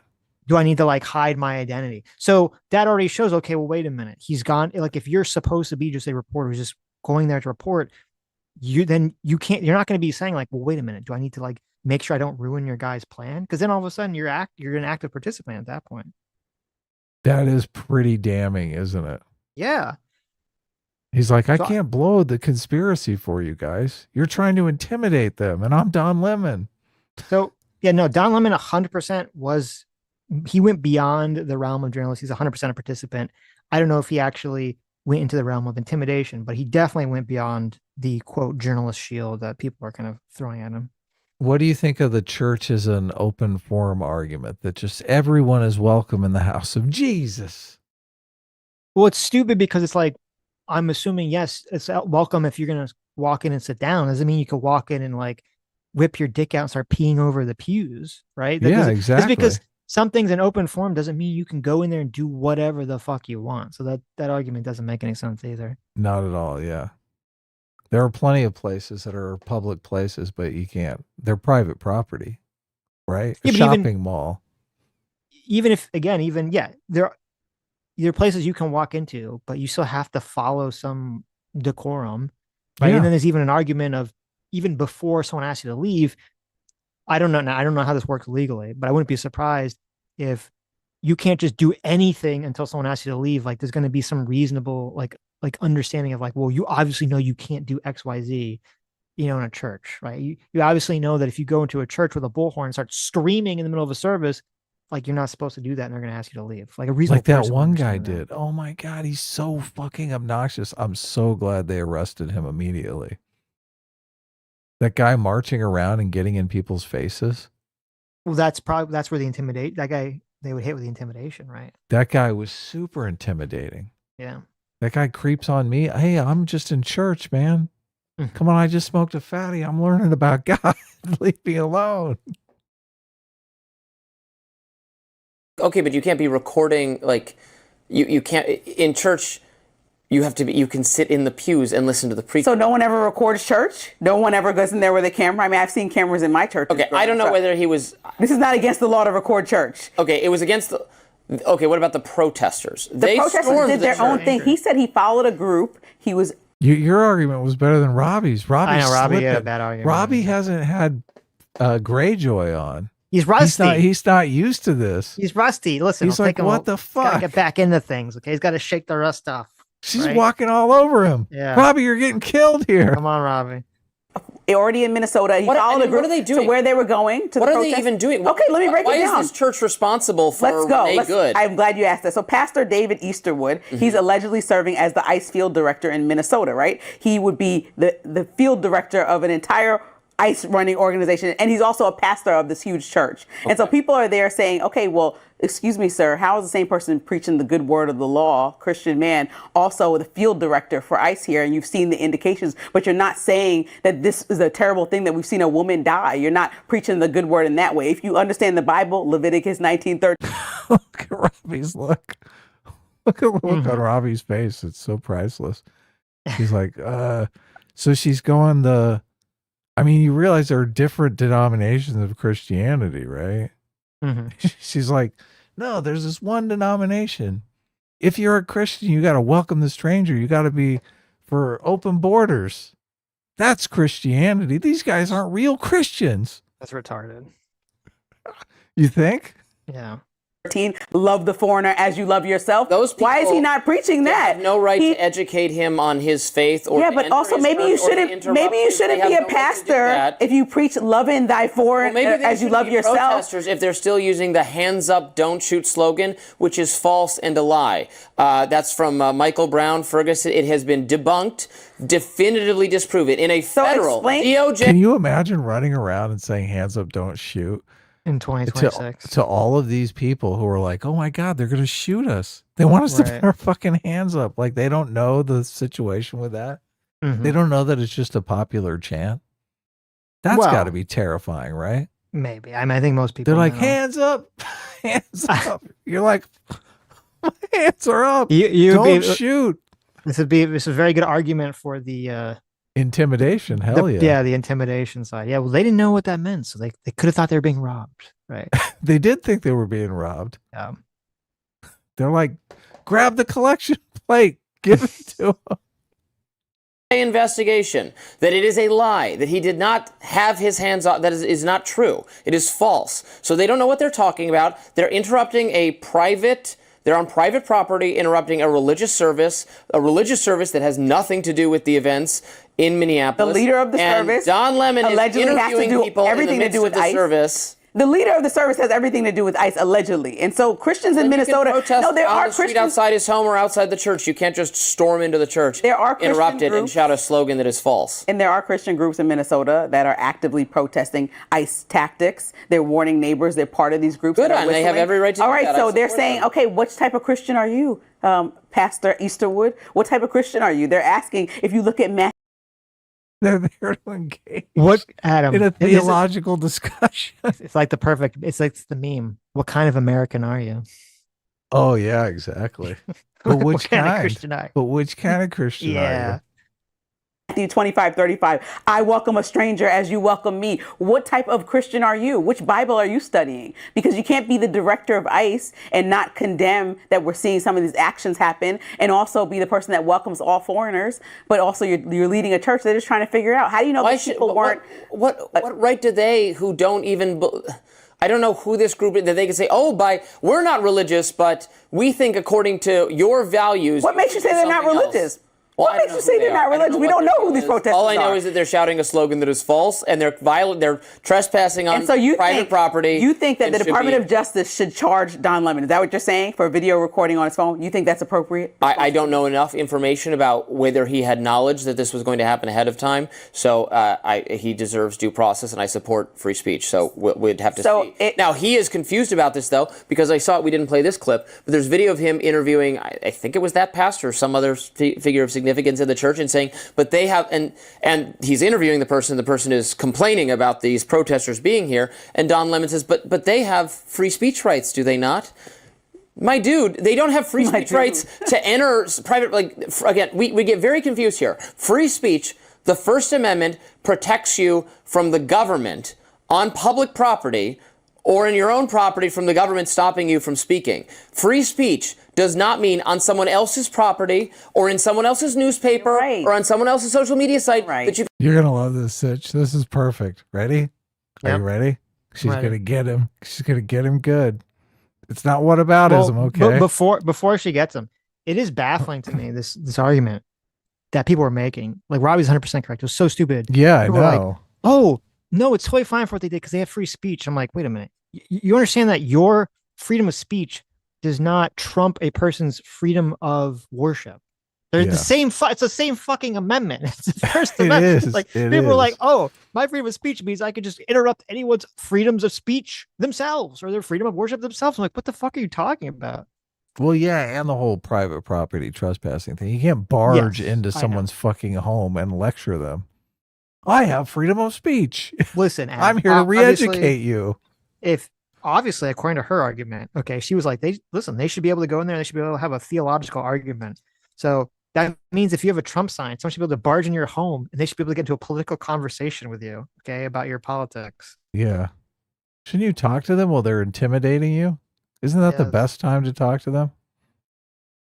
can say wherever you want and face no consequences from the owner, the property owner, the editor of that thing. I agree. I can't barge into your apartment and I know. search I agree with you Lindsay. 100%. So I just want to know why all the January 6th protesters and rioters were pardoned then. If you agree with that mindset, and if your Department of Homeland Security or Justice Department is now threatening Don Lemon and this small group of protesters, then why the same administration pardoning January 6th rioters and protesters that actually were violent and not just chanting words? You can't defend. Cut to Sitch, PSA Sitch slow clapping. Yes, there you go. That was a Herculean whataboutism right there. Very impressive. It's like, okay. Giant. Yeah, Well, the look, Trump administration completely hypocritical, hyper corrupt in a lot of avenues, including pardoning all the January 6 people. What does it have to do with this case? Well, and isn't it kind of a bad example because the January 6th is supposedly like the people's house? Yeah, I guess you could bring that too. I mean, you're preventing the people's votes from, going the way that they cast their votes. And all that. Right, So you are disrupting, yeah. you're massively, interfering and impeding with the government's ability to function. So, Yeah. but the Trump administration, I always hate that, but it's something, this is super common. I find with anyone, left or right, you have any sort of political conversation with them, it's very weird. I guess it's not weird because everyone does it. They always fall back on the like, yes, but the other side is hypocritical. Yes, but the other side did this bad thing. So therefore it like justifies whatever is happening now. It's like, that's not how you should ever conceptualize any of these situations. That. I know. I'm just asking. I haven't defended it. Okay, so then I wouldn't want them threatening Don Lemon, and surely, this is I'm using it twice, but surely, if you look at Nick. So if Robbie's not even on board with the pardons, it's even dumber to bring it up because you can't even bring up that Robbie himself is being hypocritical in the conversation because he's not. Right. It's completely pointless. If you look at Nick Shirley as a citizen journalist, then surely you can look at Don Lemon as a citizen journalist who actually understands that he needs to get information and facts. He didn't break in, but you look at him like a citizen journalist and you. It's such a stretch. Did Nick Shirley like go into the place and try to intimidate them? Well, she's grasping. I mean, she's really, she's fallen off the boat and she's reaching for whatever, the boat's sunk and she's reaching for whatever, piece of driftwood she can at this point. Yeah, but what about Trump? What about Nick Shirley? It's like, what the fuck are you talking about? It's great. Respect it. You say, "Oh, his reporting was so good," but Don Lemon is in there telling you, "Look what's going on." I'm seeing the protest. So you're saying if Don Lemon was with the J6 people ahead of time and knew they were going to go into the Capitol, he said he didn't know. And then he goes into the Capitol with them, and then he's interviewing people. He's interviewing a scared AOC and saying, "But they're using their free speech here." No, if Don Lemon would be pretty preposterous, would it not? If Don Lemon was like any other news agency that has video of that day, I'm sure the reporters and journalists didn't get arrested. There were tons of them down there because that's how we have footage in-house right here the footage at we Nexstar. have from inside is not from inside. journalists. No, but we have some from outside from journalists. Yes, well, outside we do. They're not doing anything. And people were already there. Outside, the protesters have the right to be there was a march just outside like the protesters of the Capitol outside the church would have the right to be there. Look, the same way that Don Lemon was in an area and saw that something may be escalating and followed that, the same way that journalists outside the Capitol could see something was escalating and follow that. Why do you think the journalists... He talked to them days before. He didn't just bump into these people and follow them in. He was like, "Oh, let me help you plan this and execute it." Well, no, Don Lemon, I think he only talked to them. They called them up like the day before, and then he showed up the morning of. I don't know. She was two of those people were on his show earlier. Right. I'm just saying what he They said. called it Operation Pull Up. Right. What he said. What the fuck? Yeah. But this looks so bad. It's not, but to me, I don't think that actually matters legally. It's not that he didn't know about it. It's that once he knows about it, does he aid them in any capacity? Yeah. Right. Is he actually engaging with them? Which I think he does in multiple ways. Well, they're going to try to weasel out of it too. I just think like pull up as a euphemism for drive-by shooting. So I just, to say that we didn't plan to intimidate. We were going there to have some theological discussion with them. And we just so happened to call it Operation Pull Up. Come on. Well, yeah, I guess. I don't know. I don't think that was, I don't know if that was the point, but. It was a peaceful protest. Right. As we pulled up and rolled our windows. Is implicated, but why do you think a journalist is implicated for being around some chaos? It doesn't matter if they went all the way inside or to the front door. Like, look, even she is saying it was chaos. That's not good. No, that's not good. You can't go and create chaos. You can't disrupt. She even says we're going to disrupt, which I'm like, oh my God, the jury's going to have a heyday with that. She admits to disrupting. It's like publishing your crimes on social media. Ridiculous. You're recording what could turn into peaceful protest or chaos. I don't think any journalist did go in, and I think they could have and might have been charged had they done so, right? I mean, journalists are not different. Journalists do not have special different First Amendment or free speech rights or protesting rights or what. It's the same as everyone else. Our speech is protected to the same extent. There's no special certificate you have as journalists. Luckily, people in Minnesota just said words. They didn't attack anybody. They didn't hit people with objects. Luckily, they said words. So tell Trump to look at the situation and look at January 6th and see how he like to move forward. All they should be charged with is trespassing and nothing else. So I'm consistent here. Democratic strategist Julie Roginski. Okay, that's it. Well, I'm glad they got some crazy lady for Robbie to argue with. Okay. Yeah, and they got two of the people in this protest and one of the guys already. Don Lemon was listed. They were going after them too. But supposedly they're going after everyone that entered the church. They're going to get every single one of them and charge them. Right. It's interesting. I'm just kind of reading through this now, so may get some of this wrong, but what I was reading here from this case, Carpenters versus Scott from 1983, it seems like now, unless they, obviously there could be a more recent law that changes this. It seems like under the Klans Act law that they're trying to charge them with, it's not necessarily enough to say that someone deprived someone of one of their constitutional rights. So you could say very easily, okay, if you go in and disrupt a church service for any reason, you're depriving someone of their ability to worship. Therefore, you're depriving them of their ability to, their constitutional right of the First Amendment, right? But it seems like this ruling is saying that that's not enough. You need to show that the intention of the people doing the action was to do that very thing, was to deprive the people of their equal protection of the law or their equal privileges and immunities under the law. And it's also saying, but also must be motivated by some racial or perhaps otherwise class-based individuously discriminatory animus behind the conspirators' actions. So if that's the case, they call them all white supremacists. They accuse them all of being white supremacists. That even fits in with the racial categorization. They said it was a white supremacist church. Don Lemon said that on his fucking show. You know what? You're right. You're right. What are you talking about? They got them dead to rights. That's what that's what is so ironic about this whole thing. They're a bunch of fucking racists. Yeah. Yeah, the racists want to go into the church and they want to accuse them of being white supremacists and all this fucking shit. They want to target them for being white. Okay, you know what? That's a good point. Yeah. So if they do go in and they do it for, they have this racial reason for doing it, then yeah, that's okay. You know what? You got a case here. You got a case against these people. It's going to be great. Yeah. It's going to be totally great. Finally. Well, it's funny because you said, I don't know, did you watch any of Crystal and Sagar debate this? I didn't, but if you want to bring it up, I'd love to watch it. It's kind of long, and I don't remember like which is the funny parts, but there was one part, maybe it was funny, where like you can see that the very idea of them charging Don Lemon and these people with the Klans Act is like so viscerally, emotionally upsetting to Crystal. Look, this is what I was saying about Crystal. She constantly was going on and on and on about collective punishment. But this whole thing is a collective punishment. The fuck?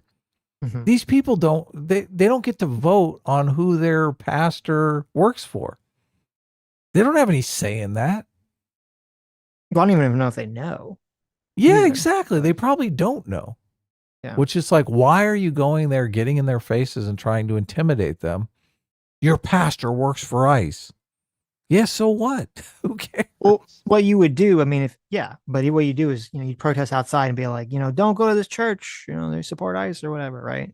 Yeah, You picket okay. the church, right? That'd be like the classic way to Yeah, probably let do them this know. properly. Yeah.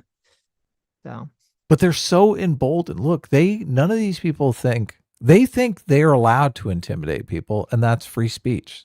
That's what they think. yeah, 100%. They think you can get in people's faces and threaten them, and call them racists, call them colonizers, call them white supremacists, and that's fine. You're allowed to do that.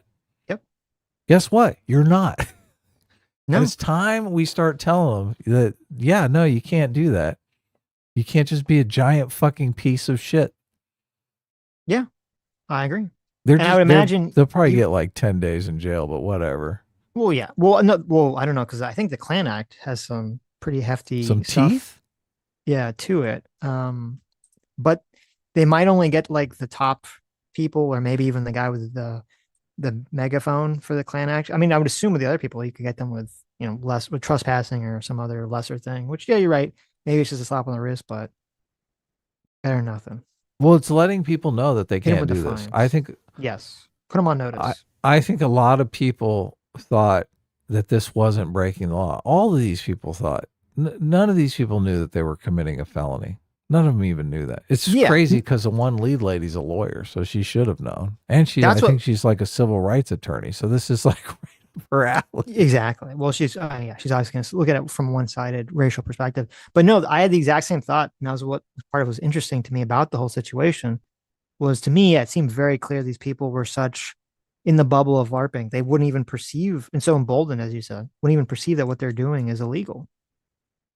Yeah, they were being giant assholes. Yeah. And they thought, oh, this is fine. I can totally do this. I'm Right. allowed to go get in people's faces and intimidate them. Mm-hmm. They should feel ashamed for Yes. carrying out lawful ICE orders. Mm-hmm. Yeah, well, fuck you. Oh, this story's so good. And the fact that Don Lemon is embroiled in it is even better. Yeah, he's so God, man. He's so egotistical. Watching that stream was so weird because I mean I've seen clips of Don Lemon. We saw him on CNN. He feels very different in a stream. He's so egotistical. He's so bizarre. He has like a dumb name for his fans. What is it? Guess. The Lemonades? You're the close. Lemon Heads? Yes. The Lemon Heads. And there's this woman who comes up. She's like, "Oh my God, Dad, I listen to you every day. I'm a total lemon head." She's like, unironically, it's like, "I'm a lemon head. I'm a lemon head." I was like, "Oh God," I was like dying of cringe. I was like, "God, fucking damn." You're So doing mad. the I'm a Lord's lemon work, head. Sitch. You're doing the Lord's work. I could I'm not a listen to lemon that head, live. Dad. I love you. I'm a lemon head. I was like, oh, there was one, it's so funny. Because I was kind of like listening to the stream while I was doing other things because it's so long. There was one part that I did enjoy, which is that Don Lemon goes into like a Starbucks or some coffee shop to get like a giant thing of coffee for all the people that are, he's filming. He's buying them coffee. He's buying the. Well, no, I think it's for his staff who's like, doing the camera shit. I don't think it's for the protest. Embedded in the group. Though it could have been. We'll have to go back. Maybe it was for the protest. I don't know because there was a lot of coffee.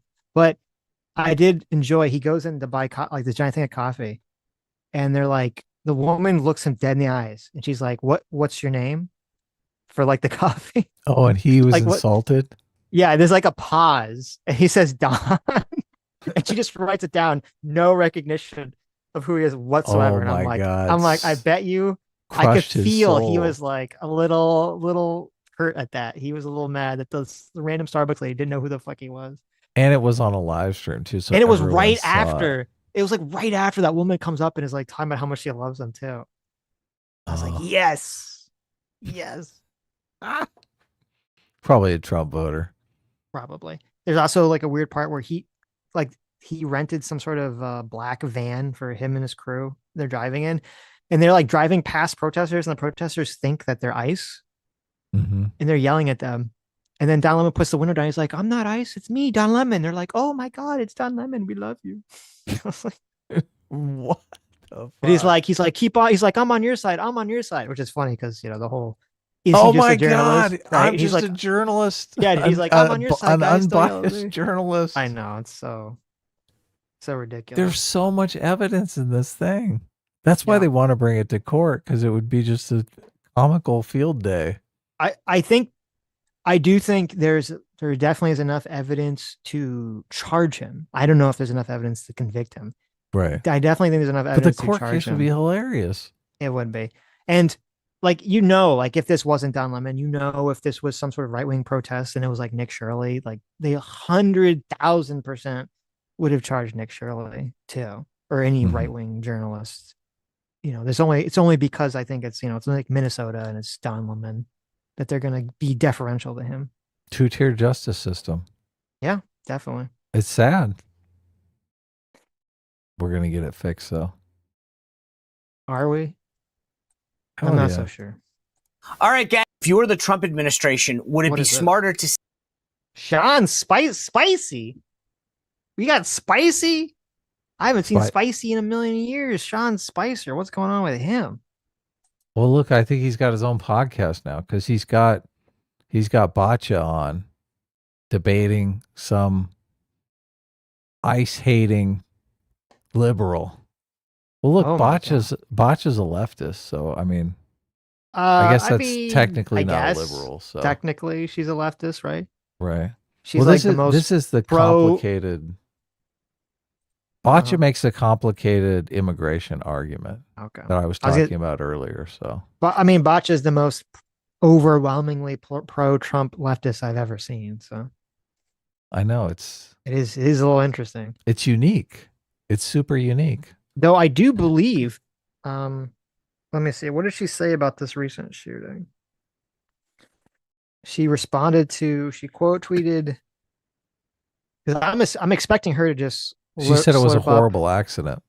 Okay, because I haven't seen what she said. I'm expecting her to slurp up whatever the Trump administration narrative is. Maybe I'll be proven wrong. She's quote tweeting. You will 100% be proven wrong. Okay, that's good. She's quote tweeting Kristi Noem, who is saying, Kristi Noem was saying, the whole like, oh, he was a, domestic terrorist, all this other stuff. She says, "This is what I see in the video. I see a man exercising his Second Amendment right, who was impeding law enforcement by not attacking them, whose gun may have went off when it was removed by an ICE officer, which then tragically ended his life as the other officers reasonably thought they were in danger. To me, the facts show a tragic, justified shooting, so I think admin spokespeople should stick to them." Look, she's saying what you're saying, that they should stick to the facts. Yeah, I appreciate that. I mean, I disagree with her about it being reasonably justifiable at all. But she gets the situation correct. Yeah. But at least she did say that she got the situation correct and said that Kristi Noem, in a very nice way, should shut the fuck up and just say what's true and stop lying. Yeah. So I do appreciate that. And she even quote tweeted her doing it, right? So she's like, in your face, Kristi Noem. Yes. How dare you? Trump likes me too. Right? Yeah. You think Trump likes Bacha? If he knows who she is, yes. Any supporter like Bacha, you don't think Trump knows who they are? Get the fuck out. Of course Trump knows who they are. He's got the board. Got the board. The Trump administration knows who she is, yeah. Anyone. Oh, this person loves you. Trump is like, what? Someone loves me. Give me the clip. Show me the That's clip. True. That's true. Show me the clip. He's like, Sargon, isn't that British guy? What do you mean? Oh, yeah. I don't know if he knows who. It's a different Sargon. This is the Lady Sargon. It's Lady Sargon. Oh, okay. Here we go. We'll start. All right, guys. If you were the Trump administration, would it be smarter to say, you know what, we win with 80% of the people if we focus on criminals and maybe roll up people as we come up, but maybe hunting for some of these folks the way that it's coming out in Minneapolis politically, not policy wise, but politically, maybe we dial back and focus more on the criminals and try to get the support back of the American people in bigger numbers? So here's why I disagree with that. The American people are unbelievably generous, good-hearted people. They want law and order. They don't like seeing chaos. They're very anti-authoritarian. I mean, this is America, right? Like, we don't like seeing cops abuse their power, people in power use power in a physical, violent way. That said, the salient question is not whether a person would say ICE is being too aggressive. Okay, I think many people, it's clear the polling has shifted in that direction. A majority feel that way. Small majority, but majority feel that way. The salient question is whether, as a result of that, they are willing to give Democrats back power on a question of immigration. And the answer to that is obviously no, because we can all sit here a year into Trump's second term, with a closed border. And now Democrats can say, of course, we shouldn't have an open border. But for 4 years, they denied that it was open. They justified the policies. They stood behind Alejandro Mayorkas, who belongs in prison, in my opinion. And they either defended or denied that it was even happening. So now that Trump solved that problem, now it can be said. Now they can come out and say, of course, we need a closed border. Of course, we need an orderly immigration system. Mike, every poll that's come out in the last year until last week has shown that a majority of Americans, a majority from 56 to 60%, want not just criminals deported, but every single illegal migrant. And a majority were willing to admit that to pollsters. Now, of course, right now things are different. We saw a woman get shot on live TV. Of course, the majority of Americans are horrified by that, whatever your view on immigration is. And it is to the credit of the American people that even many Republicans can say, I don't believe this, but I give credit to Republicans who agree with me on immigration, who can say that shooting was wrong. It shows that their compassion and their ability to think for themselves is still working. And I love that about them. And I love that about this country. But I think that view that it's only the criminals that people want deported is not factual. It's not accurate. And the reason for that is because immigration is an issue that divides Americans by class. If you are a working class person, you are making less money because there are 20 million illegal immigrants here. That's just a fact. But people like us, who work with with language, with linguistic skills, with the English language, with credentials. The credentialed class has zero impact. In fact, it's the opposite. They make money off of having a lot of illegals here because they hire them to do domestic labor. They hire them to work in restaurants so we can go out for a nice meal and pay a lot less money. Those jobs we would have had to pay 3/4 of our salary to a woman to watch our kids and clean our house back in the day. That was my grandmother. She paid most of her salary to her domestic, a woman named Emma, who came north with the Great Migration. It would never occur to my grandmother that she should pay Emma $20,000 a year and make $150 because she had a credential and she was a teacher.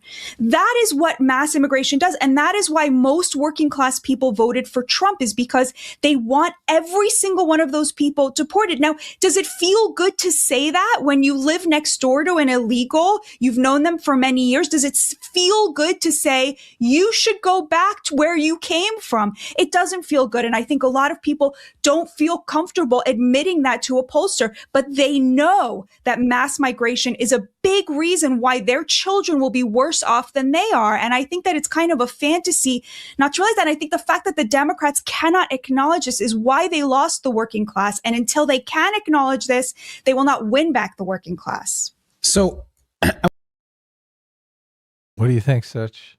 So there are 2 points that she made. The first one, I think, is a great point, an interesting point about how it's not about the important issue to think about isn't just like, oh, do people support or not support the Trump administration's actions regarding ICE? It's, if they don't support it, do they trust the Democrats to do a better job? Yeah, that's which is a great point. Yeah. Because there could be a lot of people. I wouldn't be surprised if there are a lot of people who say, okay, I don't really necessarily like what the Trump administration is doing, but I don't necessarily trust the Democrats for all the reasons she listed. Newsom is gonna close the border? To handle the situation, and to keep legal immigrants out and the border security correctly and all this other stuff. So I think that's a very good point. Her second point, I don't know I don't know what the fact claim, if that's true or not. I know that they brought up a poll that said that, the majority of Americans want to deport every illegal immigrant. Because I just looked it up right now.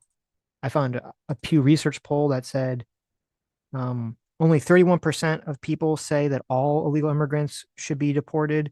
51% said some, not all. So, I don't know if that's actually correct or not, just factually, if the majority of Americans want every single legal immigrant deported or not. I tried to look in the polls and I did find one. I think it was a Harvard poll that was 56%. Mm-hmm. She mentions the polls and tells which pollsters they are. So if you want to look at those. Okay. I'm saying I wouldn't be surprised. I'm assuming she's citing a poll because Sean Spicer brought up a poll that showed that. So there obviously are polls that say that. Right. I'm just saying I don't know if that's actually, if you have to do multiple yeah. polls and see which one is actually accurate. That is so much of our political fight today is over what the facts actually are. Because you live in a democracy. Matter, because people aren't going to change their opinion, right, based on the facts. They just want the facts to bolster their opinion. Yeah.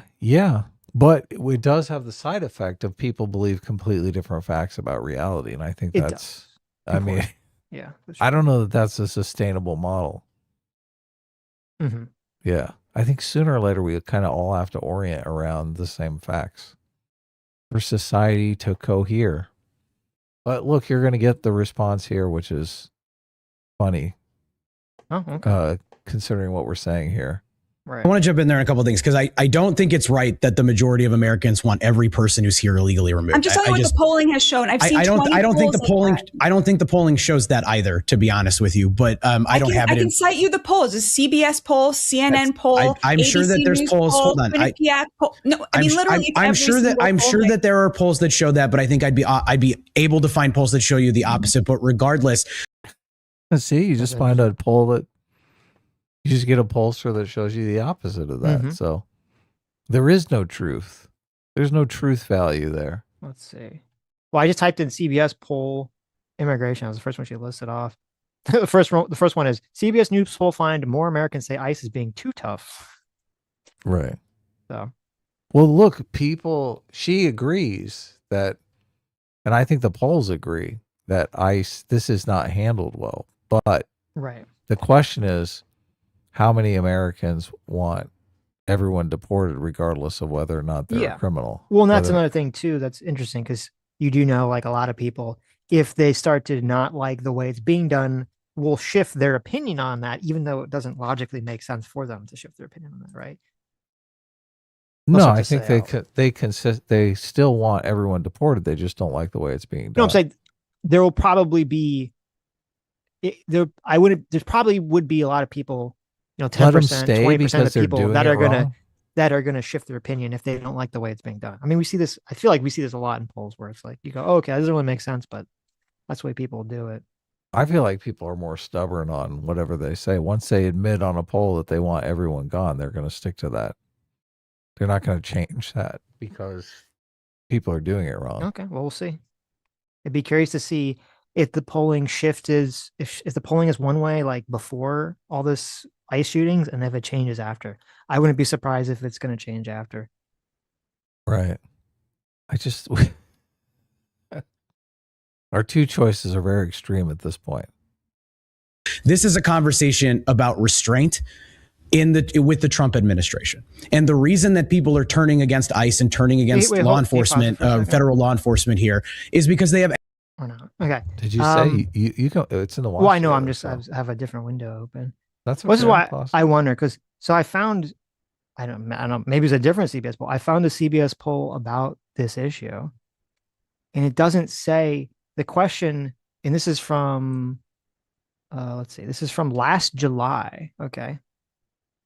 So the question that they asked wasn't should every illegal immigrant be deported. The question is, do you agree or disagree with the Trump administration's program to deport immigrants who are living here illegally? Oh, and wait, and that actually shows that in February when Trump was, according to the CBS poll, in February when Trump was first elected, it said 59% of Americans approved Trump administration's program to deport immigrants illegally. And then in July, when they asked it actually went down to 49%, and the majority, 51%, disapproved. That was in July. So I don't know. I'd have to go and look through all the polls she's citing, but we need to stop all this polling. we have to stop the polling. It's just messing us up. Okay. We need to go back to divine revelation. I see. We should just, what we should do is that we should just rip the organs of a chicken out and you have it wander around. Oh yeah, entrails. Yeah, and you just you look at the entrails, or you have the chicken as it's dying, it like wanders around, a big field with different options. And whatever the chicken dies, that's the option that you do.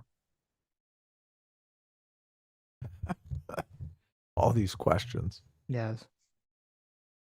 We'll find out in the midterms, right? Well, there'll be a lot of other issues besides immigration, but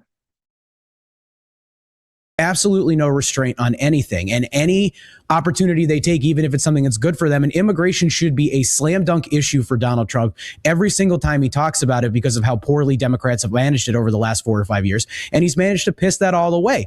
And it's because there's no restraint. Like, people don't want this chaos in the streets. They don't want people to be shot. I don't believe they want every person kidnapped off the streets because of the color of their skin. I don't believe that they want them deported. And the other thing is, you talk about the impact on I just like the chaos on the street is there. It takes two to tango here, right? If the Democrats cooperated, there wouldn't be this chaos on the street. So the only real maneuver Trump has is to withdraw ICE, which is what they want, right? Right. Is that really an option? Can he just say, okay, we're going to leave Minnesota. They want us to leave and we're going to leave. I should have been looking on the screen. They're playing this. They threw up a poll that said the opposite of what she said. It says Trump administration's this is a YouGov poll from from this January. It says Trump administration's program to deport immigrants illegally in the U.S. in December, 51% approved. Now it's 46% approved. And so the disapproves is actually increased to 54%. So it's a majority now. That'd be the opposite of what she just said in terms of the polling. Yeah, definitely. And then there's an interesting poll I saw. It says Trump's deportation program, Trump's goals versus Trump's approach. And I guess this is kind of what I was hinting at. It says 50% like the goal, 50% dislike the goal, but only 37% like the approach, and 63% dislike the approach. So there's your change. Also, the CNN poll. I don't know what CNN poll she's saying. I looked up a CNN poll that said the opposite of what she's saying. So I don't know. I'm a little skeptical of whatever poll she's citing now. I'm looked into two of the ones, but they removed 600,000 people, which I don't really believe that they have removed that many people, because they lie about the numbers all the time. But we haven't seen prices go down because of that. And they've claimed that, how many times have I seen conservatives claim that's the reason for inflation too, or housing prices? I don't think that's right. And I don't think you can just keep blaming people who are here illegally for every problem that's happening in America right now. But Mike, it's pretty amazing that they deported. Was that, did you want to listen to her response to that, or? Yeah. I want you to respond to this.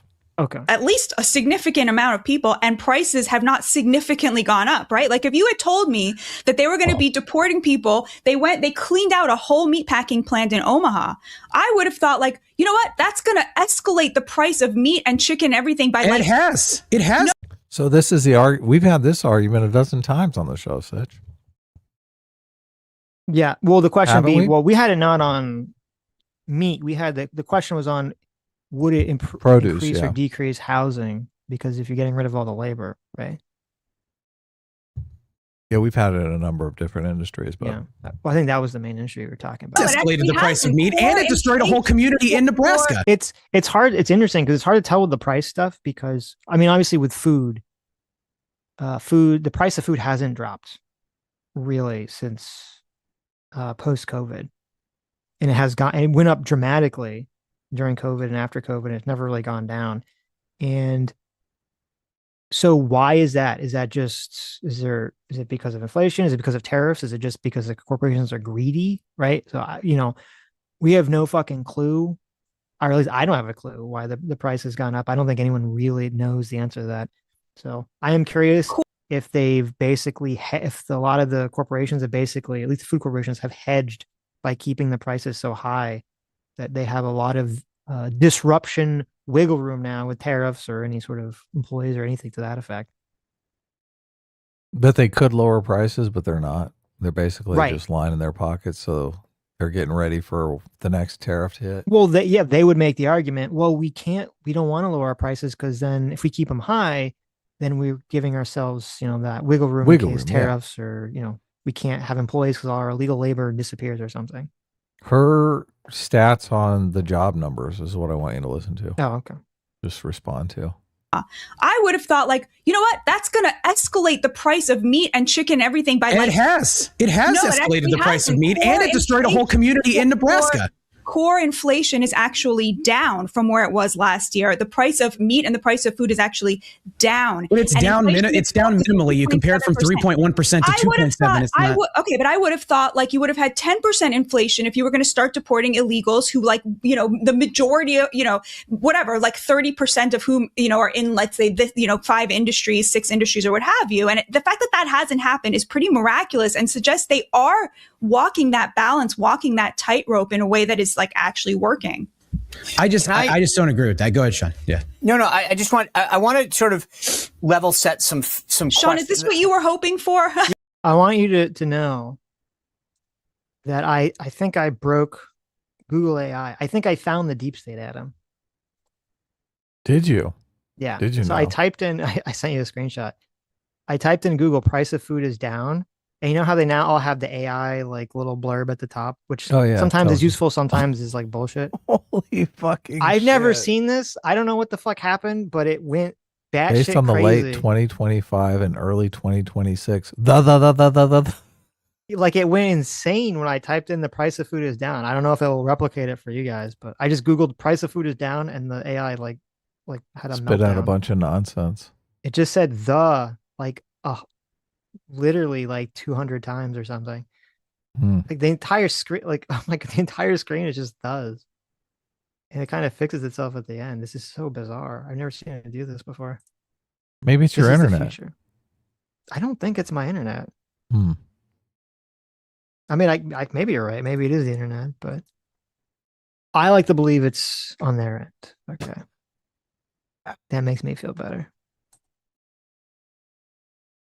This is what happens when the robot's AI, or when the AI is robot. Mm-hmm.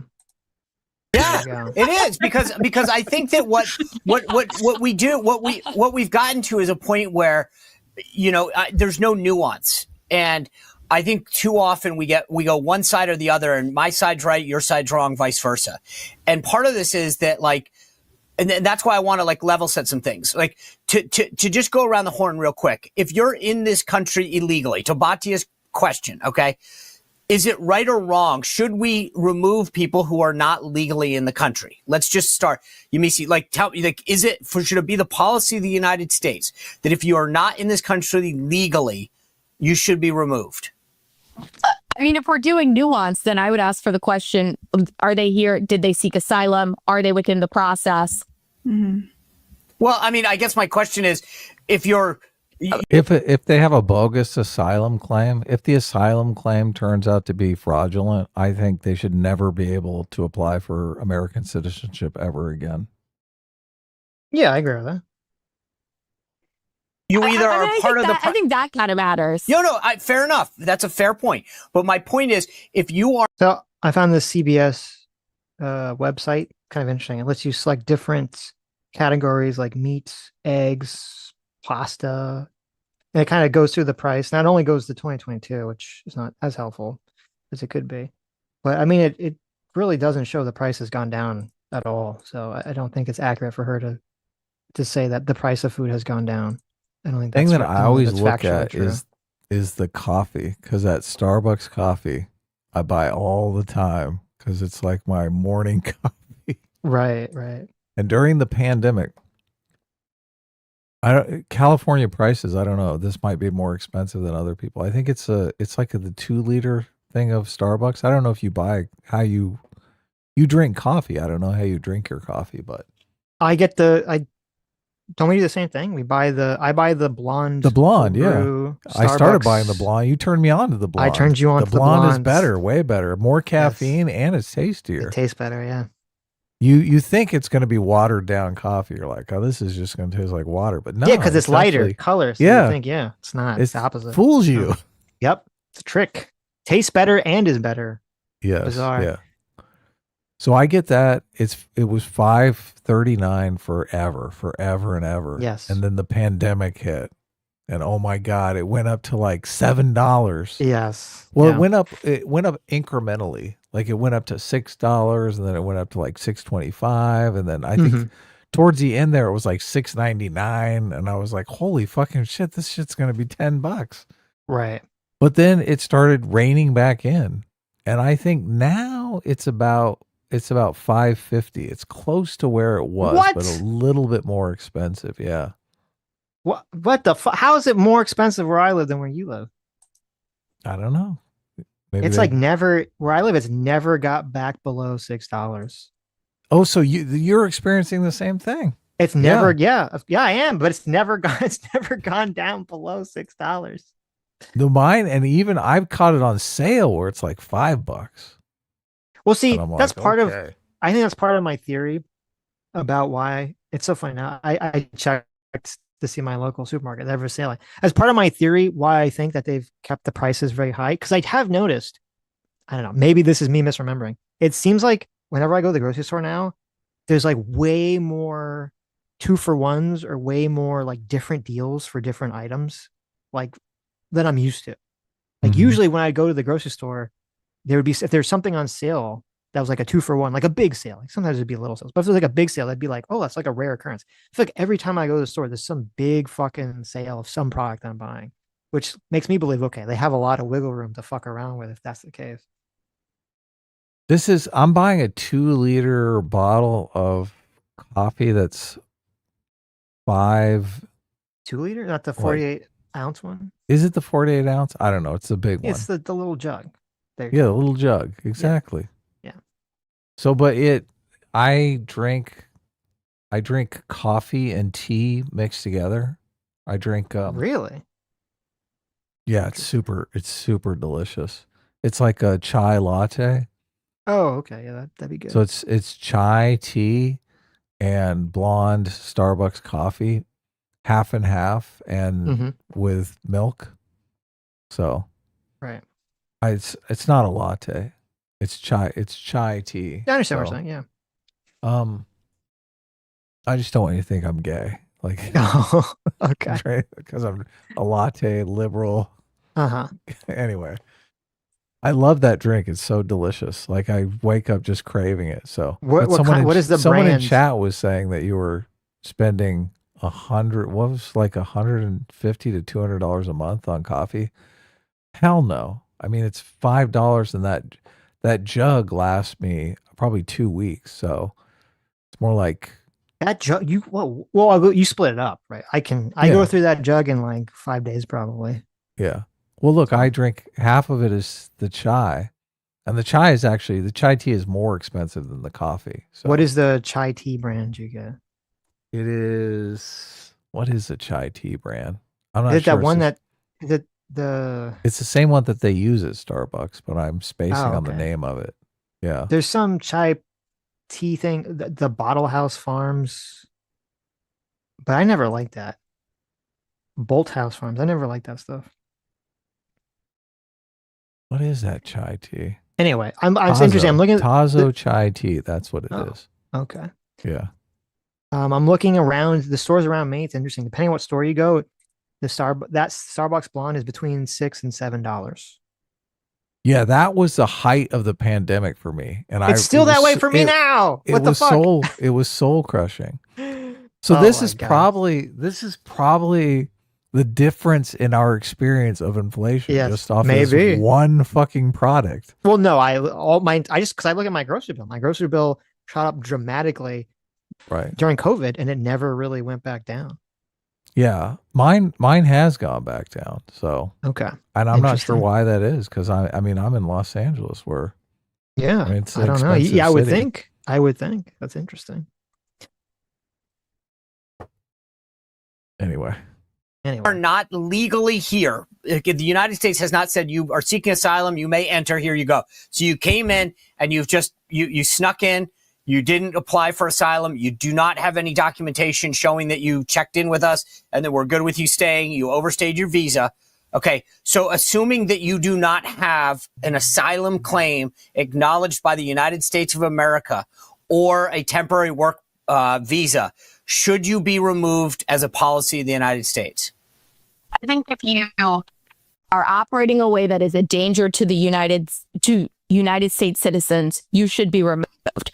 But I do believe there are people who are here illegally in this country that operate within our agriculture sector. Like, let's not pretend here that we're all out there in the fields in anything. No, okay? and that's California, our fourth largest economy, depends. Okay, I don't care about this. I have a more important question. Okay? No, I want to try. I gotta hear Botcha's response to this because Okay. this is why Democrats fucking are losing the middle class. They really are. But Okay. what is your I want to question? know. I want to try this concoction that you drink. Okay, so I want to know. Oh, I don't wanna do it. know- It's addictive. It says. So do you get the? Well, the look, you Tazo? don't have milk in your. You don't have milk in your. I can't get- imagine it without. I drink the having- oat milk. What are you talking about? Actually, I've had it with oat milk, and it's fucking delicious. Yes. It is delicious. Yes, of course. Every once in a while, I get the oat milk, and I do it with oat milk, and I'm like, this is so tasty. If you want the best oat milk to Yeah. put in your coffee, get the Khalifa Farms Barista Blend oat milk. Is Okay, you it can this- buy. I literally buy like a case of it from Amazon, and so I have like 6 in the closet. Send me a link, and I will. I'll get it. Okay. Okay. I will But- definitely get it. But no, so do you get the we must be hungry because we're talking about food. Do you get the Tazo organic chai latte in the little pre-made In the little carton? square box. Yeah, exactly. Okay. I'm gonna try this. And chat. I'm I paying will like report back. I think about $5 for that box, but I saw when I looked it up, like I noticed Walmart has it for $3.75, and I'm like, what the fuck? Oh, you gotta go to Walmart. I'm paying like $6.49. The fuck? It's $6.49 at Target, and in our neighborhood, the Target and the Walmart are like right next to each other. I'm getting Oh. I'm getting You're getting ripped fucking off. ripped off. You gotta go to Walmart. Isn't Yeah, that look at crazy? It's like That is $3 crazy. more That's crazy. for the exact same thing. This is interesting because when I look at Target, the tea you get costs $5.79, but the coffee costs $5.99. Mm-hmm. So the coffee costs more than the tea, but you're saying where you are, the tea costs more than the coffee. Yeah. Interesting. Yes. And it's like a smaller thing because it's only what is It's it? 32 ounces versus the 46 or 48 or whatever it was. Yep. There's also a chocolate one. Have you heard the chocolate chai tea?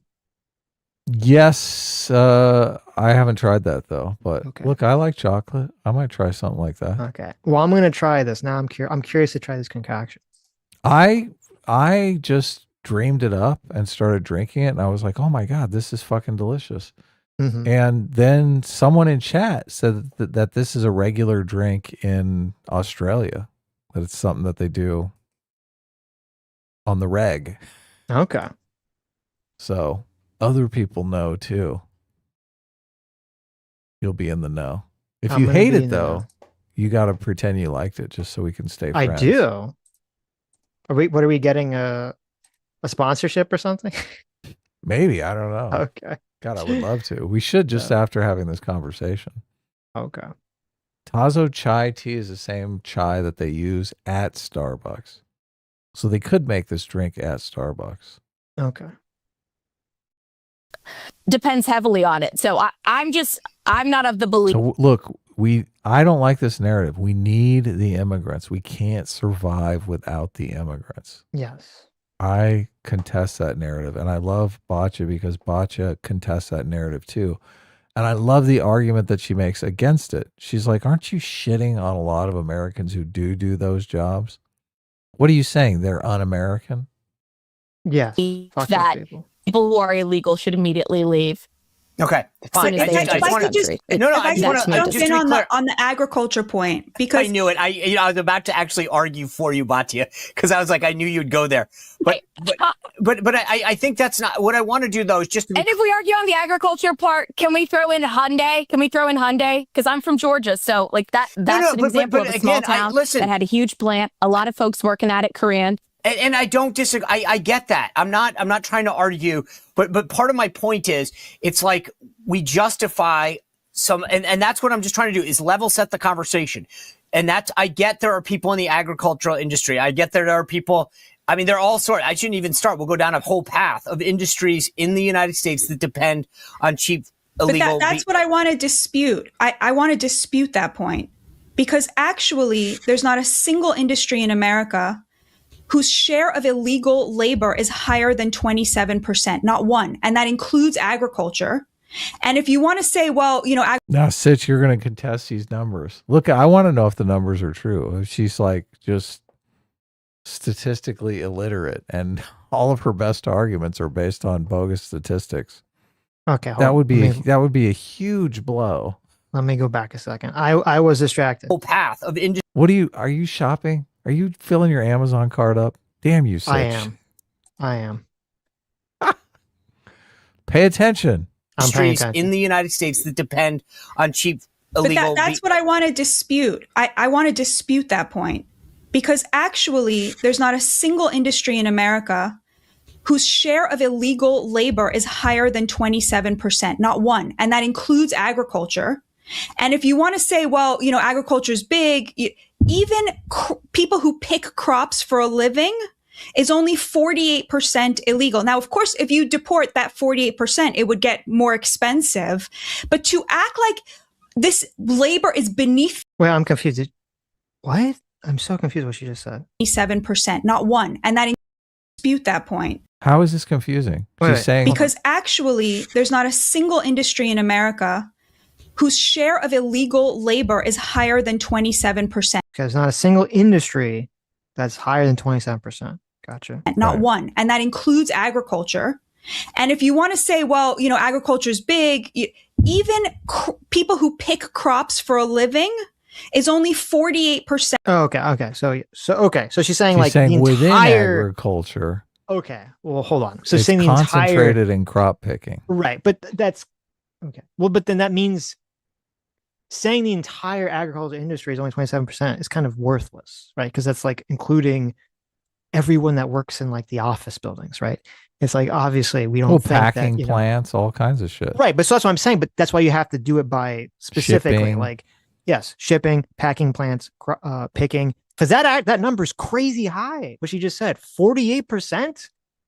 That's crazy high. That means 52% of the people picking your crops are American citizens. That's true. That's a majority. I'm assuming they're newly American, but that's still a huge swath. You're assuming they're newly American? Yeah. What? But that's a huge swath. That's a huge swath of people. And illegal. Now, of course, if you deport that 48%. Doesn't that kind of destroy the narrative? Because at least the narrative I thought was going on was they were hiring illegal labor to do this because then they could pay them cheaper, right? But if half of the labor are Americans, well, they have to pay the minimum wage, right? Already. So what's the point of them hiring illegal labor? To drive the wages down. If they only had Americans to choose from, if they had to double their labor force out of American labor, they would have to raise the prices. And then the Americans that are making less are not going to be like, I'll continue to work for less. When people talk about this, they make it sound like that the people that are doing this are getting paid less than the minimum wage. Right. Right. So that, I mean, I don't know how they're getting away with paying half of the workers less than minimum wage if they're Americans. Well, they may be paying them under the table. But why would they accept that? Why would they say, fuck you? Yeah, I don't know. Maybe they're paying some of them under the table. They're paying the Americans minimum wage over the table, but then 42% of the workforce are paying under the table. Yeah. It would get more expensive. But to act like This labor is beneath the dignity of the American people. 52% of people doing that are American citizens. And I think it is so disgusting to talk about. Disgusting. Oh, I love it, Sitch. I love it. It is disgusting. Disgusting. These are Americans. The Democrats need to stop shitting on American citizens. People who do that job in that way as if no one would do this. They're doing it. Only 27% of people who clean hotel rooms for a living are illegal. 73% of those people are American citizens. They're just making much less money from multinational, multi-billion-dollar corporations because they're competing with illegals, and their employers have 27% who are illegal. That's disgusting. But look, both the leftists, they fucking hate this argument because they're like, oh yeah, that's a good argument. I found a statistic that's interesting. It says 45%, which I guess is close to what you said. 45% of all U.S. agricultural workers are undocumented, and then it said 86% are foreign born.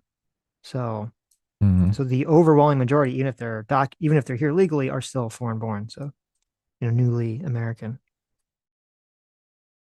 First generation. Yes. First generation. And actually, according to this, it says the majority of them are overwhelmingly 88% are Mexican. I mean, that seems true, obviously. Mm-hmm. But they're Americans, Sitch. Why are we driving the prices down on these American citizens? I agree. Listen, I said from day one, I said they should be going after these companies that hire illegal labor. Don't let them do it. And if the cost goes up, the cost goes up. That's what it has to be. We can't really claim that we have a free capitalist market if the market relies on illegal labor. Well, isn't Donald Trump just going after those companies by deporting their workforce? Yeah, he's not really going after the companies. He's just going after the workers. Yeah. Yeah. To talk about it, like, I don't mean you, Yemisi, because I know you're not, you don't. I think you're not. If you go after the companies and the people don't have any jobs, it's basically the same thing as deporting them, right? What are they going to do? Live on the streets? No one will hire them then. They'll no self-deport. Isn't that what we want? Well, look, the reason why... Why don't they do both? Why don't they do both? The reason why they're going after everyone is to inspire them to self-deport. So that's fine, but I don't like that they should go after the companies. I don't like that they don't. And they're doing it because they don't want to harm businesses. And they want the businesses to basically profit off of the illegal labor and then get away with it scot-free. Well, they have gone. The Trump administration has gone after businesses, right? They talked about the Hyundai plant. Yeah, but then Trump came out and he said, stop it. He had like a speech where he's like, oh, we should, cut back on going after these people and hotels and agriculture. Oh, he did? Yeah. I thought we talked about it on stream. But taco trade. Yeah. He tacoed on it, if you want to say You don't mean it that.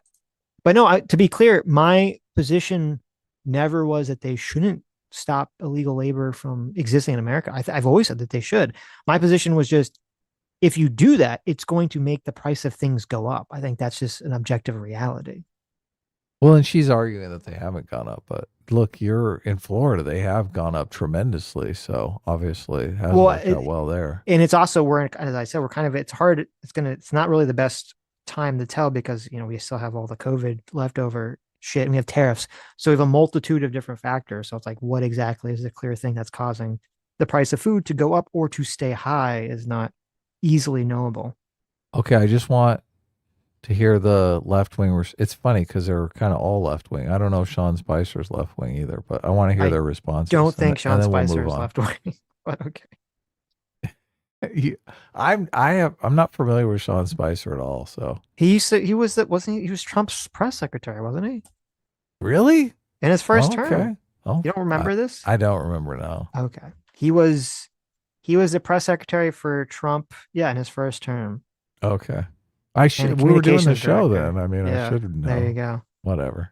way. But a lot of people, they talk about it like this is just beneath the dignity of an American citizen, while American citizens are doing this labor, and we should respect that. And they should have access to a living wage, not because they're being paid, a minimum wage of $16 an hour, but because we're all consuming the product of their labor. And if their employers didn't have access to this cheap labor, they would be forced to eat into their profits and actually pay these people a living wage, so that, people who are picking the crops that we consume can afford to buy a home. And it's amazing to me that it is the left's position today in America that we need an underclass who are non-citizens, who are paid less than minimum wage, who cannot ask for workplace protections. This is the left's position, that our economy must rely on an underclass, a serf underclass, in order to survive.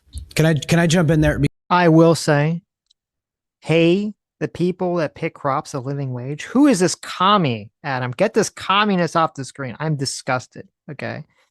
Living wages. Oh, God, man. what a disgusting. This speaks to my heart. It really does. So disgusting. I That's can't why believe you're saying this. I love Boccia. I got to admit it.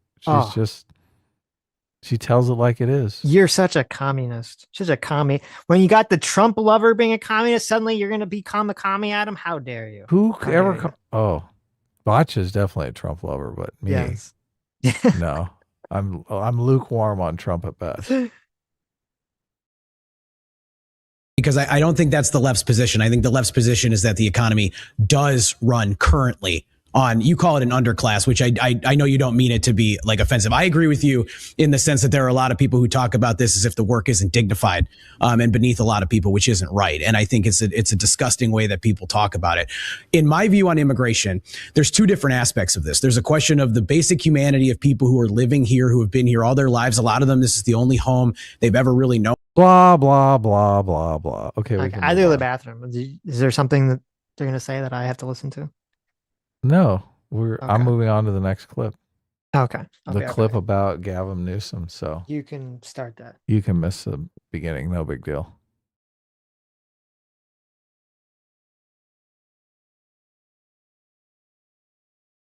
All right, this is crazy. Dr. Richard Rich. What happened there? What happened to my clip? Oh my goodness. Straight shoot. Which brings me to California Governor Gavin Newsom. Respectfully, I think this is Stephen A. Smith.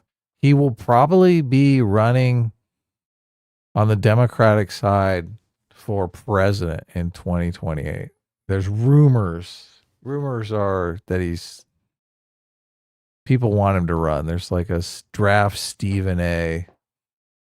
movement going. So it's relevant that he's commenting on. Obviously, everyone thinks Gavin Newsom is running, and he's kind of throws Gavin Newsom under the bus here. So, what are you doing? You're the governor of the state of California in the United States of America. Why are you over in Davos, Switzerland, talking to folks and speaking negatively about the president of the United States? What am I talking about? Listen to Gavin Newsom talk about Donald Trump today. Did it stand out to you that he said Iceland multiple times when he was talking about Greenland? And that every time a windmill turns, it costs $1,000. A lot of stuff stands out. None of this is normalized. There's a normalization of deviancy and consciousness and, comments and commentary. No other president, he's held to the curve. He's graded on a curve. I mean, it's really some jaw-dropping and remarkable statements that just, fly in the face of facts and evidence and common sense. So, but you've heard them over and over and over again. For the European audience, that may have been a new speech. My God, there wasn't anything new about that speech. Let me be very, very clear. So obviously, the context of this is Davos is a thing that happens once a year where the world elite kind of meets and give speeches and have conversations, right? Trump was there.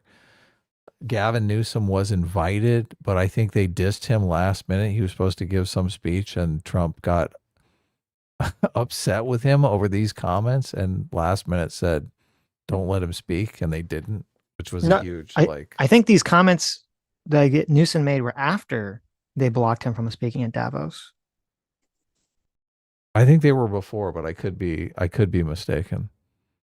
We can listen to Trump's comments on Gavin Newsom. I saw a bunch of right wingers spreading the comments trying to say that Trump roasted Gavin Newsom. And I didn't read it that way at all. It seemed more like Trump. I mean, Trump says, I got along with Newsom. We had a great relationship. Newsom should call me. How is that roasting him? I agree, because I did see people like, they're like, oh my God, he totally destroyed him. And I looked at the comments and I was like, I didn't interpret it that way either. I interpret it the way you said.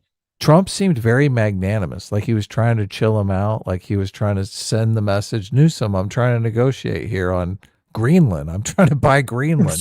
Don't fuck things up for me, right? No, that is after they got him canceled from speaking, though. Is when Trump made those comments. Is? Yeah. Did you look it up? I did look up the date. Okay, good. Yeah, so, and it was the last minute cancellation. Yeah, they wouldn't let him in. Newsom speak. Yeah. He tried to get in. Well, I think he did speak. I think he spoke at a different thing. Another event. Yeah, they did. But he had talk some across the street.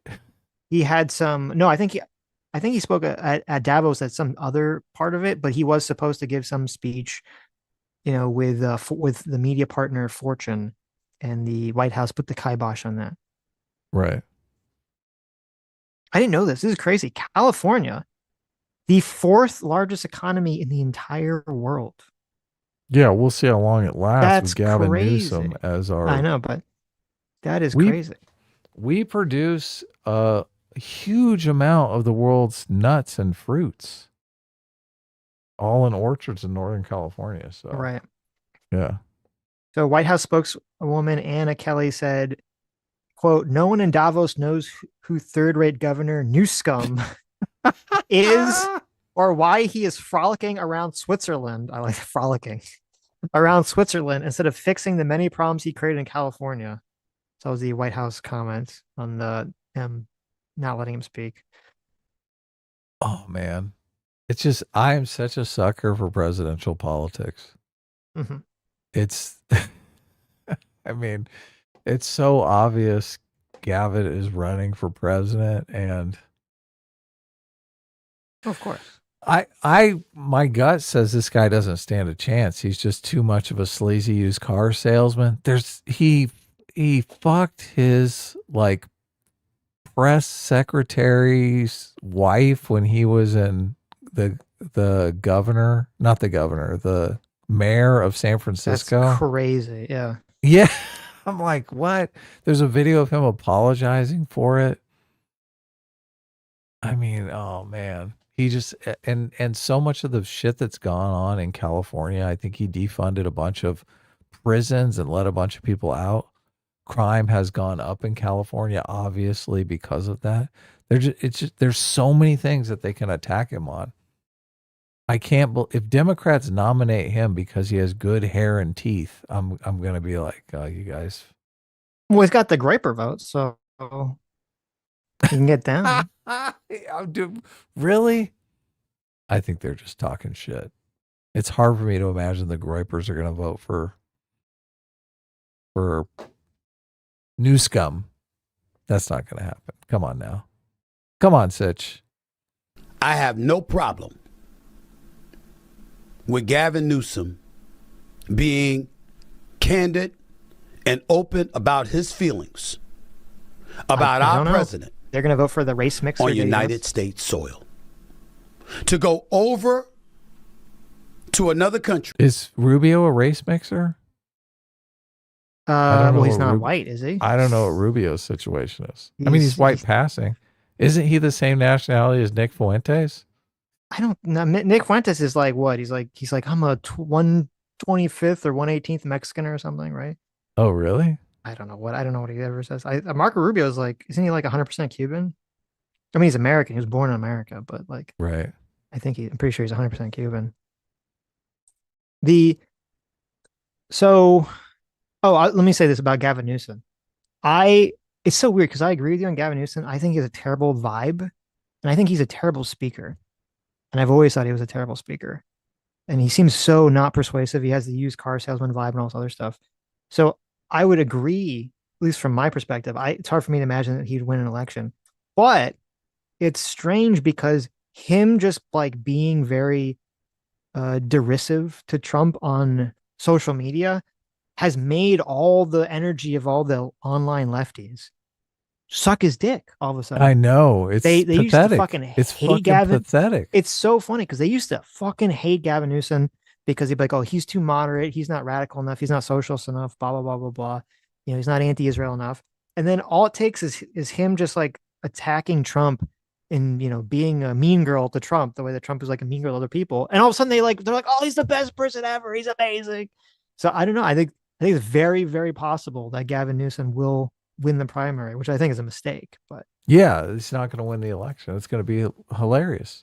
It's going to be laughable. In terms of Stephen A. Smith's comment here,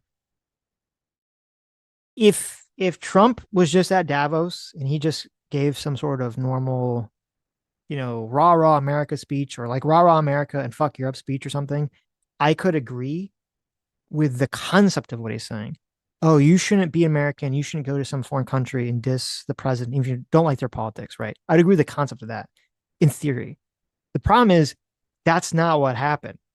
Trump was at Davos and he was like, Biden sucks. The Democrats We were sucks. a dead country. We were a dead country under Biden's leadership.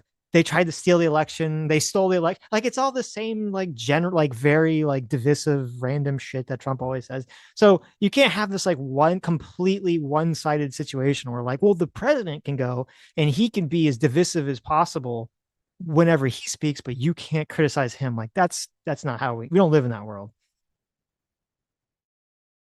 But he's trying to make a deal for Greenland, though. Doesn't that give him some leeway? What does shitting on half the country have to do with making a deal for Greenland? Well, it's Gavin is shitting on Trump, the guy who's trying to make a deal for Greenland. Well, I mean, first of all, Trump already, quote, tacoed on Greenland already, supposedly, right? No, you got a deal on Greenland. Oh, he did. He came out and said he got a deal. Yeah. Oh, the framework of a deal. You don't remember? Oh, he got a framework of a deal. Oh, okay. Interesting. That sounds very true. Sitch, the market was down 2.5% on him talking about tariffing everyone. What do you think happened as soon as he came out and said, I got a framework of a deal? I know, went right back up. That's that's what people were saying. Oh, the stock market goes down. The taco trade is back again. Yeah, exactly, right. Sitch, you got to get in the market. You really do. Yes. Didn't I could be mistaken, or didn't the government of Denmark say like that they didn't even have a conversation with Trump about the quote framework or something? I think they did. I was like, look, what is this? In this framework, the government doesn't even know what the framework is that we're supposed to be negotiating with. How is it possible at this time? Well, I guess, look, if World War III breaks out, the market is going to go down 20%, at least 20%, right? If there's some sort of black swan event, the market is going to go down. Right. But if there's no black swan event and the economy is just running as it is now, there's no way in hell Trump is going to let the stock market go down, right?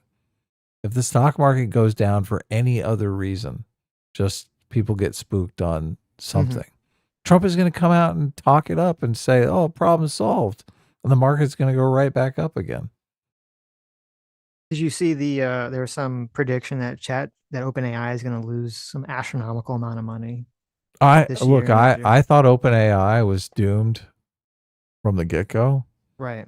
A lot of people thought OpenAI would beat out Google and Amazon and all these other Meta, all these other people who are competing in the AI space, Apple. And I just thought, what? I mean, they have a website, right? Like, right. OpenAI's exposure. Granted, I think ChatGPT has millions of subscribers, maybe billions of subscribers now. So, but I mean, that's fickle, right? Like, they could be a subscriber one day and not the next. Yeah. Well, my understanding was that it's starting to reach a point where the operating cost to advance it is too much, unless you're some massive company like Google. Yeah, like Google or Amazon, who could just Amazon fucking or eat. Facebook or something. Yeah. So, and because I mean, you're like, yeah, like, how many people buy ChatGPT, premium? Not enough to sustain all the people that have it for free. Right. I'm assuming, I could be wrong, but I'm assuming if I look it up, the overwhelming amount of money that OpenAI has generated has been from private investment and not from subscribers. That'd be my guess. There's all these YouTube videos on how to get the most out of ChatGPT and stuff like that, and I watch some of them and I just think, what the fuck? How is this useful? Remotely useful? Well, it's in that weird everything stage. I could possibly use it for. The fact that it gives out wrong information and you don't know what the wrong information is just makes it completely useless. Makes it, yeah, exactly. Yeah. No, but that's also the problem, because it's in this weird stage where it's like kind of useful, but not useful enough to be very like profitable yet. Yeah. So, and just not dependable. I do think there are going to be all kinds of algorithms that are foolproof, that cater to one industry, right? It's like the legal AI that will answer legal questions and never gets it wrong, or is not afraid to say, I don't know. However they work that out. yeah, right? but if they can fix that, I don't know if that's fixable at the moment.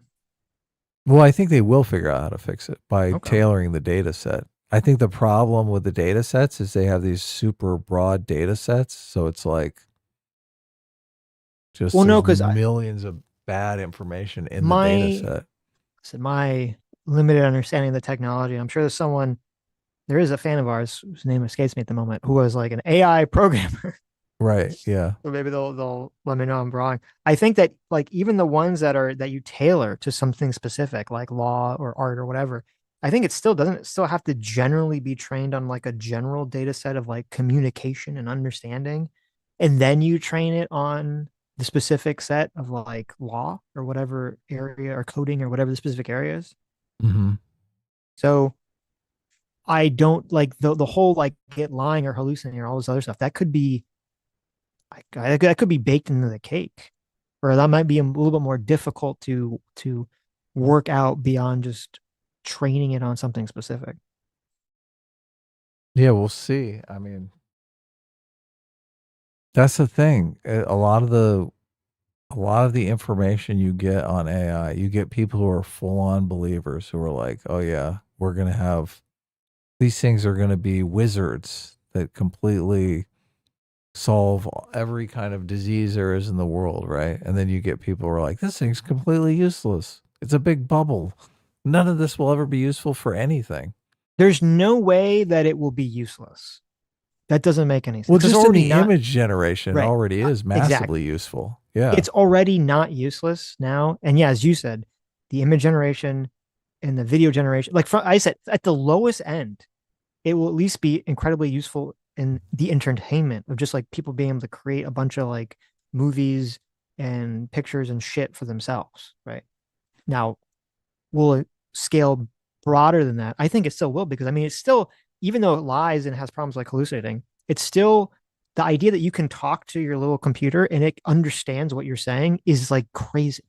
And maybe most people don't realize that, because I remember like years ago, because I'm such an old man. I don't know if it was like 15 years ago, maybe even 20 years ago, I tried to get one of those programs where, you talk to the computer and it like types out what you're saying. And it was called like Dragon Speech. Do you remember this? I do. Yeah. I use that program. Yeah. It was like Dragon Speech. It was like Come Dragon on, Naturally Speaking. You think I want to type? Fuck. That's true. Yeah. And like years ago, because I wanted this for like, for writing and stuff. Oh, it'd be so useful if I could just talk. And I use bought that the program. all the time. I use it on my phone all the time now. Right. Well, yeah, now. But like, so I bought that program like years and years and years ago.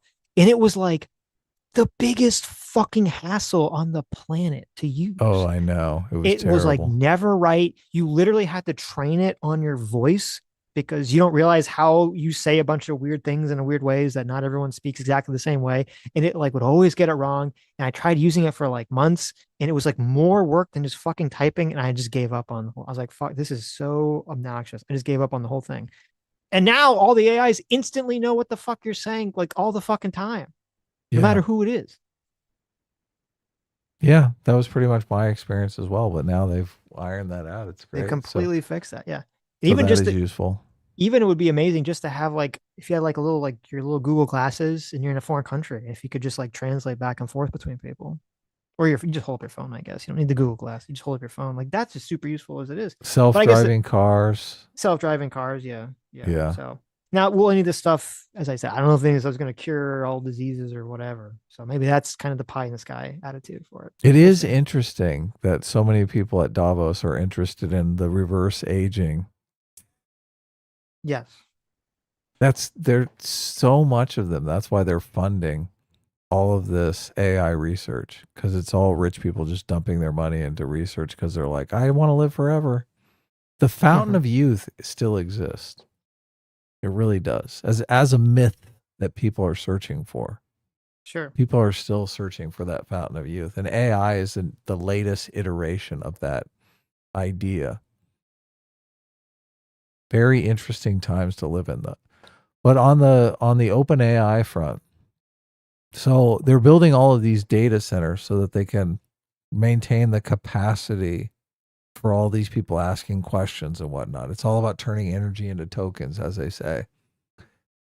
All of these big companies like Google, Amazon, Facebook, if they build the data centers and the AI really turns out to be just useful in the limited areas we've already discussed, and it doesn't really go to the artificial general intelligence or super intelligence or any of the other levels that they want to go, but it kind of plateaus. All of those companies will just repurpose those data centers for whatever other projects they're working on. But what does OpenAI have other than ChatGPT, right? If ChatGPT is a bust for them, they're selling their data centers to one of these other companies because they don't need them anymore. They're like, we're fucking bankrupt. That's a good point. Yeah. One of these other companies, I think, is going to win they're talking about OpenAI having an initial public offering, though. But now I'm wondering if they're even going to make it to the initial public offering. Well, I wonder if they'll be, I don't know, because I don't know how it all works. Would it be useful for like Google to buy them and like merge their technology, or is that not useful at all? They have a competing product that I think yeah, which I think is a lot of people think is better than ChatGPT. They have the Gemini product. Yeah, people said the latest Gemini is better than the latest ChatGPT. Yeah, that they've leapfrogged. I think Grok is like the other competing AI, but I really think Elon is completely tailoring that for robotics. So it's a different use of AI than even the just answering questions. I never have a lot of good results with Grok. Like, I was gonna do a meme, and actually I did it, and then I kind of never posted it because like the shooting happened. I got distracted. Did you see? Maybe I'll post them because they are kind of funny. Did you see that picture of Hassan where he's with like the Somali guy? I did. I didn't know what it was about, but I saw it. He was talking to what's that guy's name? He's like the representative. I don't remember. I just saw people making fun of him. Yeah. People are saying I sound drunk. Do I sound drunk to you, Sitch? You always sound drunk. Oh, okay. Well, that's just the way you sound. Yeah. I am tired. I have been up. Accent. Exactly. I have been up since like 4 a.m. So, and I didn't get a nap today. I was very excited about our interview with Joe Rittenhouse, which I thought went really well. That was great. Yes. It's a lot of fun. It's Omar Fateh. He's Fateh. I don't know how to say his name. He's a member of the Minnesota State Senate. So he's a local representative. He posted this like ridiculous picture of them standing next to each other, and they both look like they have the tiniest heads. Okay. Oh no. He found out he has something in common with the Somali community. Yes, they both have these like tiny, tiny heads. And so I went to Grok and I was like, I was gonna do the meme where I was like, can you make his head like 25% smaller? And I was gonna keep shrinking it. And Grok couldn't fucking do it. It kept removing their heads from existence. And I don't know if it's because like now Grok has been brain melted because everyone's been asking it to like put people in bikinis or remove their clothes. That when I asked to shrink their heads, like no one's asking to shrink boobs on Grok, right? They're only asking for the opposite. Right. So maybe like I'm like shrink the heads, please, and it couldn't fucking do it. And I was like, I got so mad. I went to OpenAI, ChatGPT, and it shrunk the heads perfectly. I was like, oh my god, ChatGPT's working perfectly.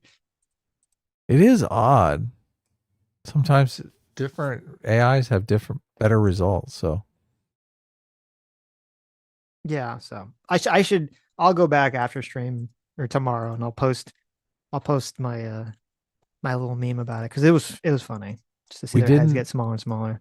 We don't have any clips on the bananas and rice Somali chick. The banana rice. I mean, that chick seemed like a total fraud to me. I was like, what?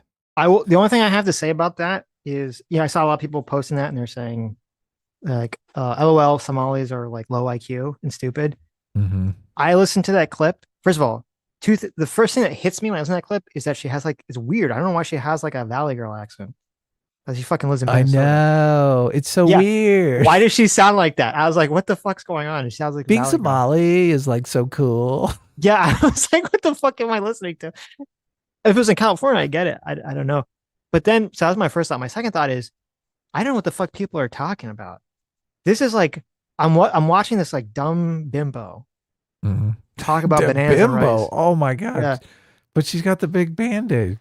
She's got this and dumb. She's wearing a burqa. I know, but that's like it was so surreal. I'm listening to like this, like I guess she's Somali with the burqa, but she's got this fucking like California bimbo accent, and she's saying the stupidest bimbo shit ever.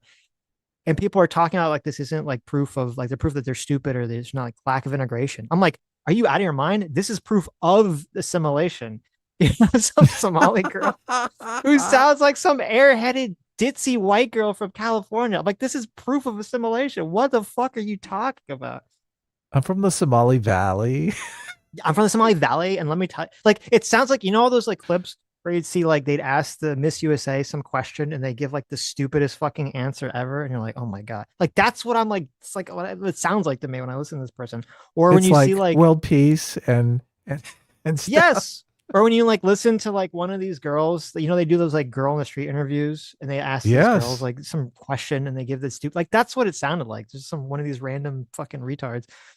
So I don't know. To me, I was like, this is not a good example of the lack of assimilation in America. Okay. I know exactly what you're talking about. Yep. I look at that clip and I say, America's winning. All right. We've completely assimilated them. Yes, we're dominating. Recent polls have shown a fifth of Americans can't locate the U.S. on a world map. Why do you think this is? I personally believe that U.S. Americans are unable to do so because some people out there in our nation don't have maps, and I believe that our education, like such as in South Africa and the Iraq, everywhere like such as, and I believe that they should, our education over here in the U.S. should help the U.S. or should help South Africa and should help the Iraq and the Asian countries, so we will be able to build up our future for our children. Thank you very much. For our children. It's so funny because you remember the exact thing. That was like the exact. That clip was that clip was so viral before viral was even a thing. God, that maps thing. Everyone was making fun of that. Crazy. Oh my god! I forgot how ridiculous it was, though. Yes, I didn't remember the question at all. Yes, it's so funny. Like Mario Lopez. She's so proud of herself too. She's like, "For our children, how'd I do?" I know. I always get this like vibe. Mario Lopez is like, what a fucking retard. He's like, this is the dumbest fucking girl on the planet. Yeah. Holy shit. Miss Well, look, South she's probably got 12 baby. kids now. And they're all retards. There you go, yeah. Mm-hmm. Oh my God. All right, back to Stephen A. Straight shooter.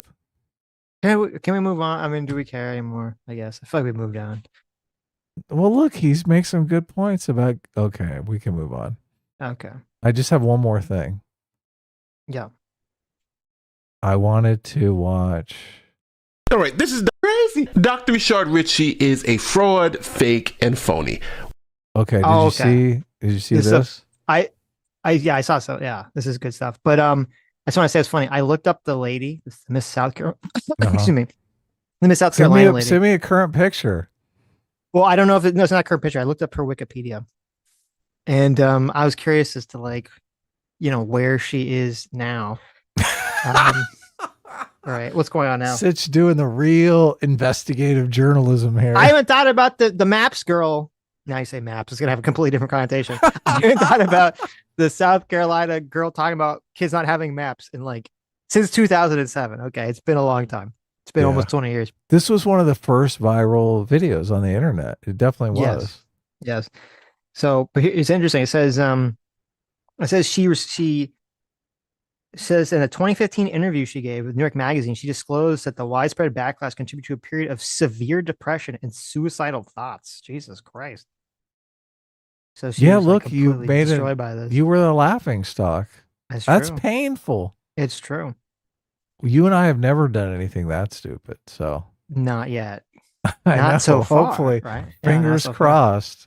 It would be hard to reach that, but I know if you saw there was that guy that accidentally revealed that he was looking at naked children or something. Another one.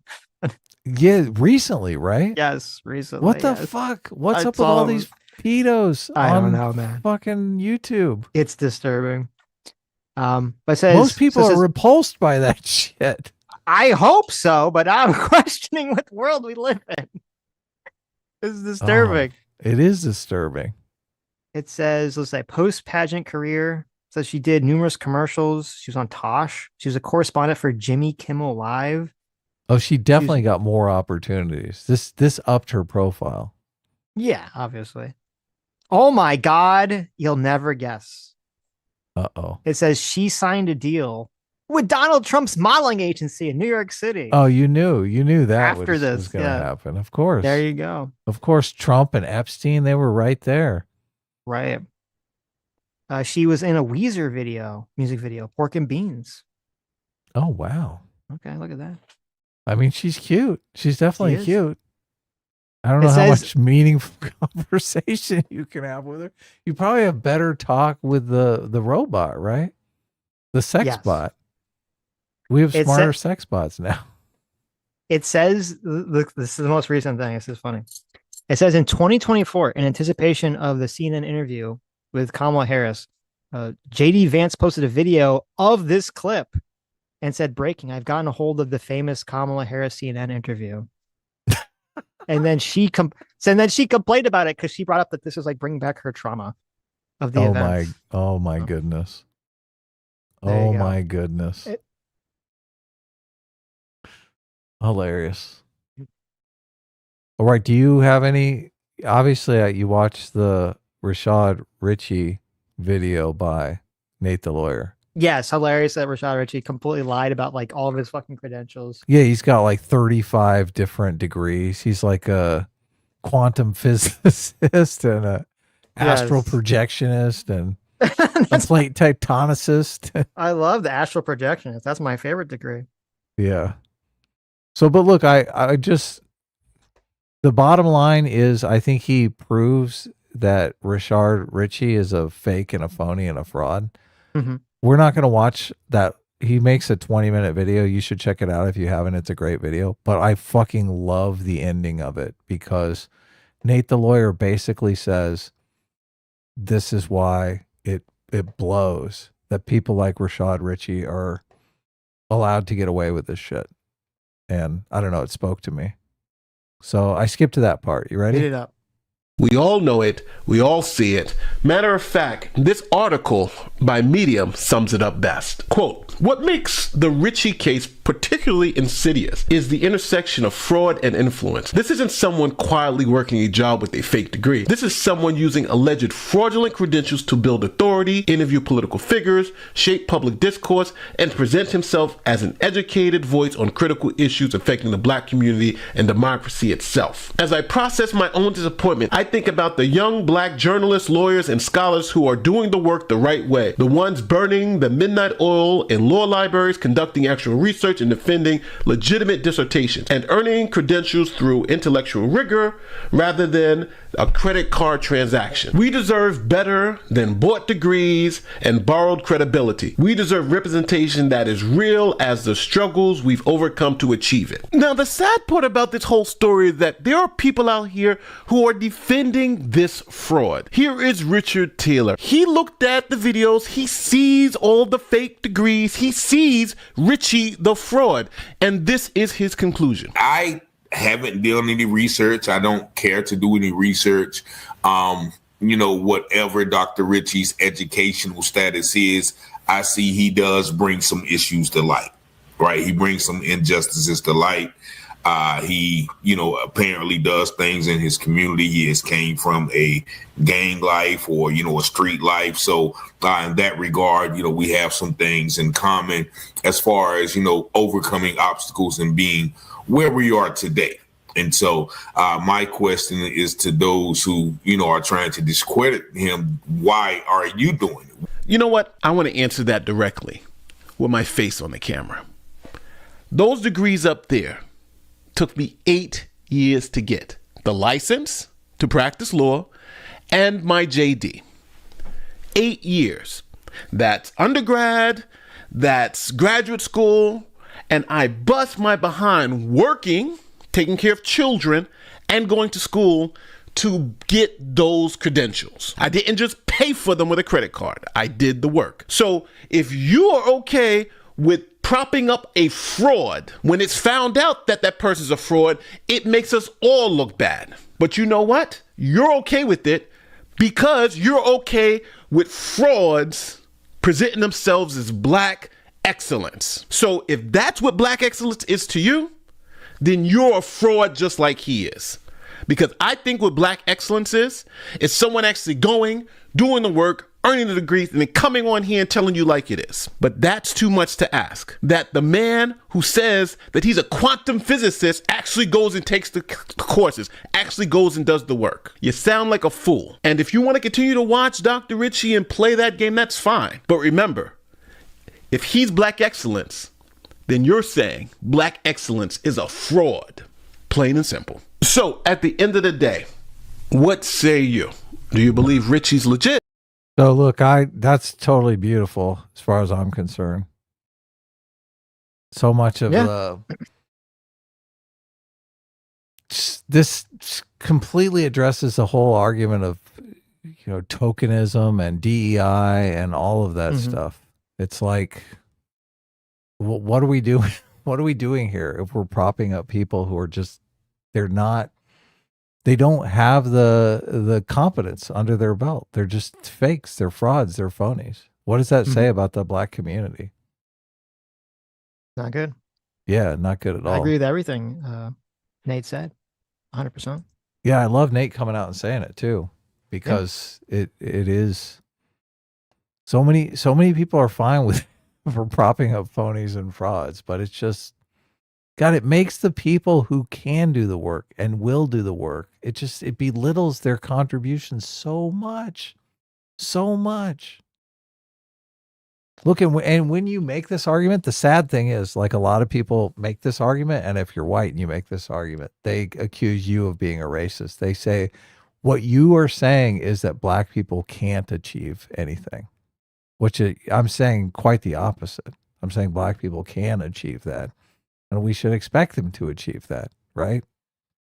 Yeah. They don't need these DEI programs. They definitely, they don't need DEI. They don't need this fraudster bullshit. Yeah. So cool stuff, man. Great video. You should check it out. I think this caused a big stir. I saw a lot of people making response videos to this. I think he puts the thumb screws to jank at TYT. I'll be curious what the fallout there is. I did. So I did see. I think Nate's made several videos. I did see. I saw this one, on it. Has there been like a follow up? Has there been a reaction from Rashad or from TYT? Yeah. Have they spoken out about this? I'm not sure. I'm not sure about that. Because that's what I was curious about. What's the follow-up going to be? I'm not sure that there has been, but I'll keep an Mm. eye out for one. I don't, and it's kind of crazy because I mean, when Nate's kind of going through all the things, all the degrees he claims to have, how the fuck did he get away with this for so long? How did no one look into this? He's got like 1 billion. Like this guy's like, I got like 20,000 degrees. You know, like You no know one's like, the oh, that's answer. suspicious. You know the answer to that. They're like, it's like this is crazy. Look, it's like we're like, this wait a minute, what is guy. like This the guy most was one of learned the man on the planet. Like, what the fuck? This guy was one of the first people to make a video about the city bike Karen. How the city bike Karen was a racist. The pregnant We woman watched it, didn't we? who stole the Yeah. bike. Okay. Right. This guy is a race hustler. The reason he can do that is because the first thing he's going to do when you question his degree in astrophysicist, as an astrophysicist, An astral is he's- projectionist. an astral projectionist. That's right. Got to keep the joke consistent. Mhm. He's going to call you a racist, right? Mhm. And most people are not going to take that heat. They're not going to. It's not just not worth it, right? Yeah. Why do you want this prominent guy calling you a racist? Well, just no, I let just him have mean- his degree. Whoever, when they hired him at TYT, right? You know, you assume they look over your qualifications, right? I mean, if I'm like the little hiring guy, I'm like Rashad Ritchie is like a YouTuber. I'm like, yeah, okay. What's his qualifications? And I'm like, oh, he like gives me this like list of like a 30 degrees. I'm like, wait, what? Like, what do you mean? What is happening here? This doesn't make any sense. He's a super genius. Yeah, I guess. Well, you'd probably be happy a super genius wanted to come work from you. So you might be a little Like, did this guy start going to want to college when he was like believe. 10? Like, how did he get all these degrees? This is insane. He got the degrees because he went to degree mills and just Yeah, I know exactly. Right. But I'm just saying rounded it him should have up. been fairly obvious if you just glance at his CV. This, that this all just scams. So, Right. but you're right. They don't care, and the race issue. People are too afraid to question it. I have a transcript of his astral projection thesis here, if you want to hear it. Oh. And I believe that our education, like such as in South Africa. This woman, Adam, had suicidal thoughts. How dare you bring up this traumatic part of her life? Okay, when she was, I don't know how old she was in this clip, and said the Such stupidest ass. thing ever. Okay. It's got to be just nervousness, right? This clip is probably going to get our stream copyright claimed. Whatever. Fuck those people. I know. How old was she when this? It was still happened? worth it. Yeah. Such as desperate to find out how old this girl is. No, How I'm old just is she curious. 'cause now? Well, let's see. She was born You have her 1989. You have her Wikipedia. Yeah. So, but 89. yeah. So she was 18. I was just curious because I was like, if you're 18, even if you're 17, this answer is like unacceptable. This is like retarded. This is an answer. Have you seen that sketch? I forget the guy's name. It's very funny. Where the guy he goes doing job interviews and he has like a little kid listening in like a van outside, and the little kid will like respond to the questions, and the guy will just repeat whatever the little kid says to the interviewer. Have you seen that clip? I haven't, no. Oh, it's really funny. But this is like what you'd expect. This is like an 11-year-old, like a dumb 11-year-old answer that you'd expect. Okay, not from an 18-year-old lady, but whatever. They don't choose the Miss USA's because they're smart. So They choose them because they're hot. There's like a swimsuit competition, right? yeah. Though I will say that South Park episode where they had the Miss USA, the little Miss preteen USA's, and like there's 3 judges. There's like a woman judge, and then the 2 guys who are like obviously pedophiles. It's a little strange. The whole thing's a little strange, but I looked up Rashad Ritchie's response, and there's a members only Vanguard video. Dr. Vanguard. Rashad Ritchie responds to allegations. Interesting. The Vanguard's on the case. Okay. Yeah, I wonder if he has responded. He has to respond, right? No, he just might not respond, right? I don't know. You would try not to respond and just hopefully it goes away, Just right? goes away, yeah. Okay, well, wait. So he has a video from 3 weeks ago on his channel that Bring says it up. Dr. Ritchie's. It's like 30 minutes, but it says Dr. Ritchie's university degrees are accredited, validated, and confirmed. Adam, they've been validated and confirmed. That's from 3 weeks ago. The Nate video was from like 4 days ago. Well, it was like recent.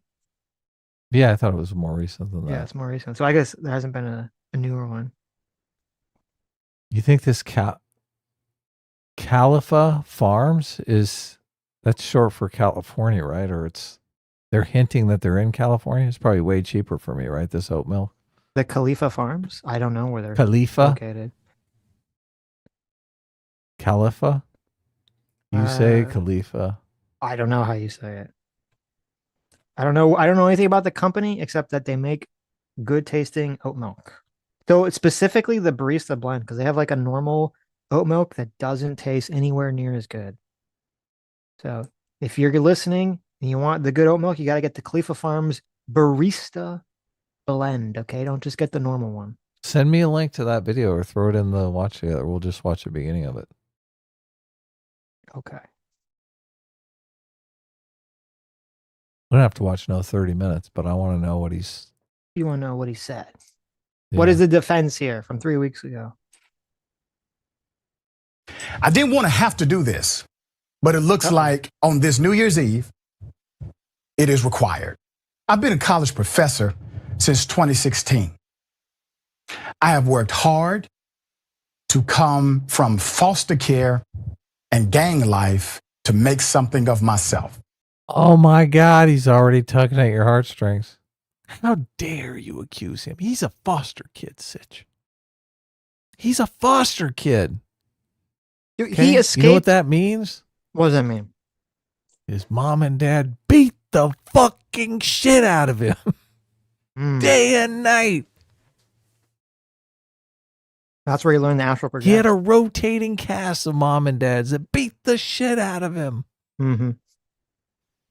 Individuals who operated outside of good faith decided to, in bad faith, a few years ago, publish untrue statements about me, affiliating me with colleges I never went to, and claiming I had no actual degrees. See, I think this is why Nate came in, because Nate uses clips in his video from other people that kind of piece together. You know, the internet comes together. The internet does not like to be lied to. It really doesn't. No, I think Nate's video was responsive to this video. Oh, okay. Yeah. Yeah. It is insane. But today, everybody is put on notice. For those of you who follow me, you already know what's up. So let's first start here. Clark Atlanta University. Well, we don't have to watch this. I just wanted to see the background. Yeah, you're gonna go through all this stuff. You just watch Nate's video on He's it. going to go through his 500 degrees. He's going to be like, look, let's start with the astral projectionist. I can appear in other places. Okay? I do have that ability. I'll have you know that I went to India to study with Guru Makapatani, and he taught me the secrets of the universe and the cosmos. That's right. I have an accreditation to appear because I was part of Project Looking Glass by the United States government in 1979 to spy on the Soviet Union. That's right. I just came back from the Soviet Union now, 5 minutes ago, because I astral projected myself over there and came right back here to do this video. In fact, the only reason that we were able to win the space race was because I was able to get secrets from the Soviets and transmit them back to America so we could land on the moon. That's exactly right. Fuck you, Sputnik. What the fuck? Rashid Ridgely's only 44. He looks older than that. Does he? I think he does. I mean, I think he looks pretty young for 44, Okay. though. I don't know. 44. Okay. Well, he went back in time too. He probably has an accreditation on time travel as well in order to steal the Soviet space secrets. Who won the football game, Sitch? Do you know? What football game? It's a big football game tonight. Everyone's talking about it. Okay. You don't know? I don't know. I don't even know who's playing.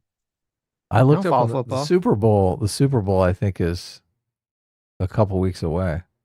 Mm-hmm. Maybe next week. It's so funny. My dad and my brother like super into sports, and then I don't know there was some Florida team that did really good in football, maybe, or some sporting event, and they were like chastising me because I didn't know what the fuck they were talking about. I was like, "Oh, really? Is that what happened?" I know. We're so I don't know. bad. I don't We've follow streamed sports on at the all. Super.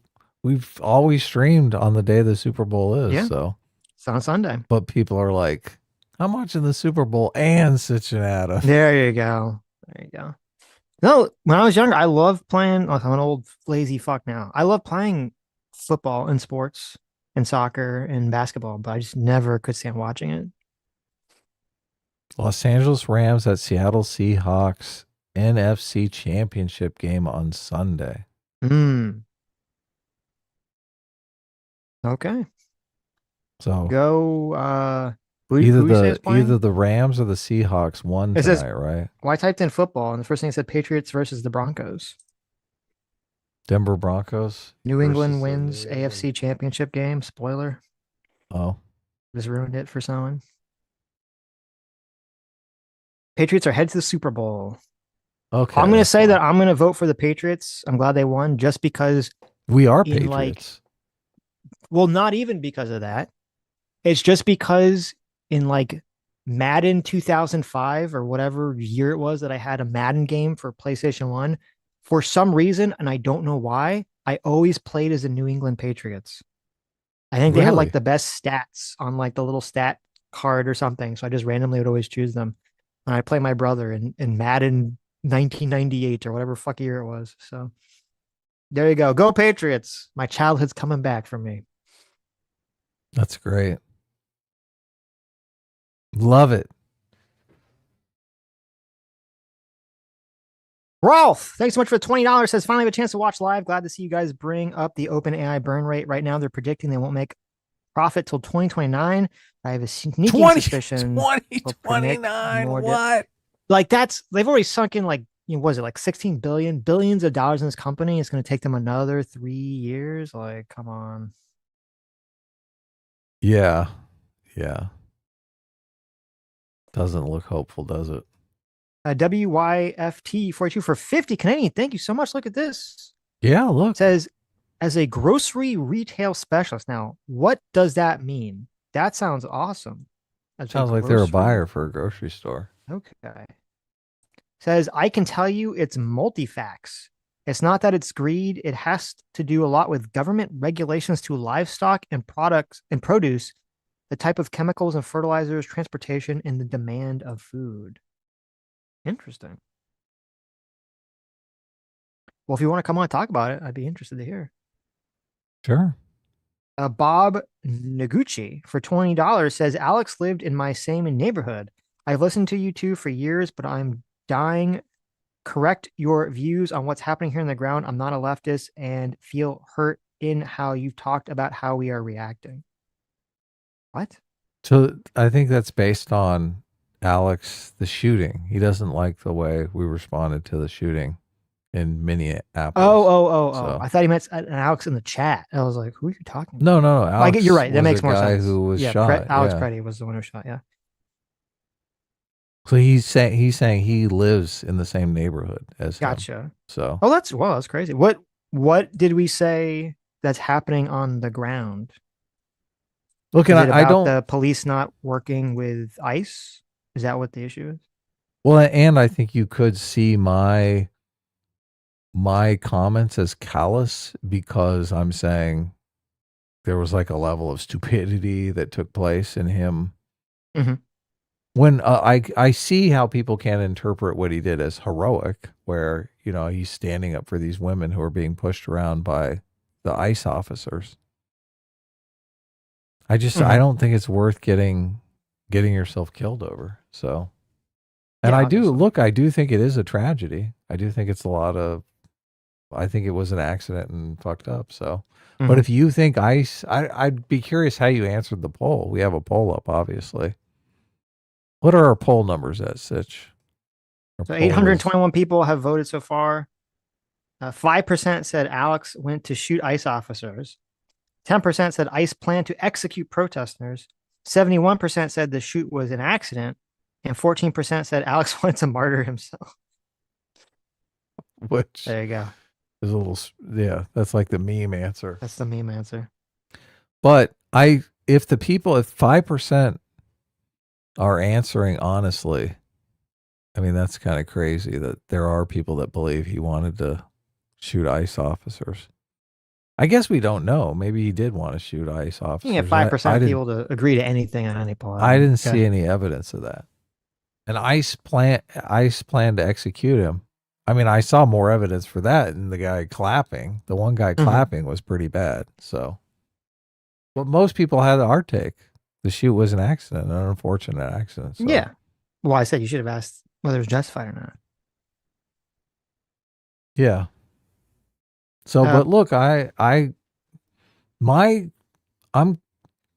you can't pull out, you can't take ICE out. You can't let the powers that be in that city dictate policy for the entire country. They lost the election. So the kind of blackmail that the city leaders are doing and the state leaders are doing, I don't think it's fair. So I don't know what your reaction to that is. I think both sides are to blame for the chaos. Yeah, I agree completely. Yeah. No, I agree with everything you said. PC for $5 says, I'm looking forward to seeing how the media classifies Sitch and Adam after this interview blows up. Far-right activists, Antifa, or podcast bros? Why not all three? Yeah. Hit the Antifa spectrum, maybe. podcast bros. Yeah. Right-wing Antifa podcast bros. Mm-hmm. Anonymous Cower for $2 says, can we have a Sitch and Adam caucus? That's the real question, right? That would be great. Sure. Mm-hmm. Chaka's for 30 months. Thanks so much. Says, this stream is going to be terrible for super chats. There's nothing to get up in arms about. It's just interesting and informative. A-Team reigns supreme. Well, thank you. Yeah, look, that's fine. I enjoy the conversation with Sitch anyway, and responding to your super chats are fun too. So yeah, well, that was in response to the interview with Joe Rittenhouse, which I thought was very interesting. I mean, that people might be watching the interview for Joe to slip up, and I don't know, like Wick fans might think, "Oh my God, look, they got a MAGA." Slip up how? I mean, I don't know what. I don't know. Say something incendiary. Oh, okay. Say the wrong thing. We got him. He said the N-word. Yeah. And he works for the Trump He administration. did say the F slur, so that's true. I mean, that got and he did say see you next Tuesday. Serfs. That got Lance from the Serfs all wound up the time Sargon said it. So that's true. It doesn't hold the same power it did when Lance. Listen, after Tucker Carlson said faggot 20 times, he weakened the power. He did substantially. Yeah. Though, yeah, Joe said that he said it in the context of someone calling him a faggot. Yeah. Which is super odd considering that seems like a comment someone might make a bomb threat to the Democratic. Right. You wouldn't think a lefty, presumably lefty person calling who supports gay rights. A right winger. Yeah. Yeah. That doesn't make sense. Girl in the chat says, also something I want to say while driving home, most farms need to use the H2As since there's not enough citizens to pick produce. Issue is you have to plan that out months ahead. So that would be in response to, I guess, Batcha, because she doesn't agree with that idea that there's not enough people to do that. Yeah. You can theoretically, you raise the wage until you fill all of the roles, right? And that raises your prices. Mm-hmm. And you put your prices at that new level. And if people don't buy your produce, you go And out you're of business, fucked. right? Yeah. And then nobody gets that produce anymore because it can't be made. Or they substitute for something else. Or they just pay the higher price and everything is fine and we just adjust. Oh, hold on. I saw Bob. I think Bob responded in the chat. Okay. He says the poll options are all falsehood of what actually happening here with illegal observer activity. Well, okay. I don't understand that comment. The shooting of Alex was a block away from the Minneapolis Institute of Art. You were supposed to go see Go Dog Go with the family at the Children's Theater. I'm saying if you don't live here, you don't quite understand the impact on us simply trying to live here. Takes two to tango is the part I think, Adam, you're completely wrong about. The overly aggressive tactics are happening with and without the pretense of legal observers.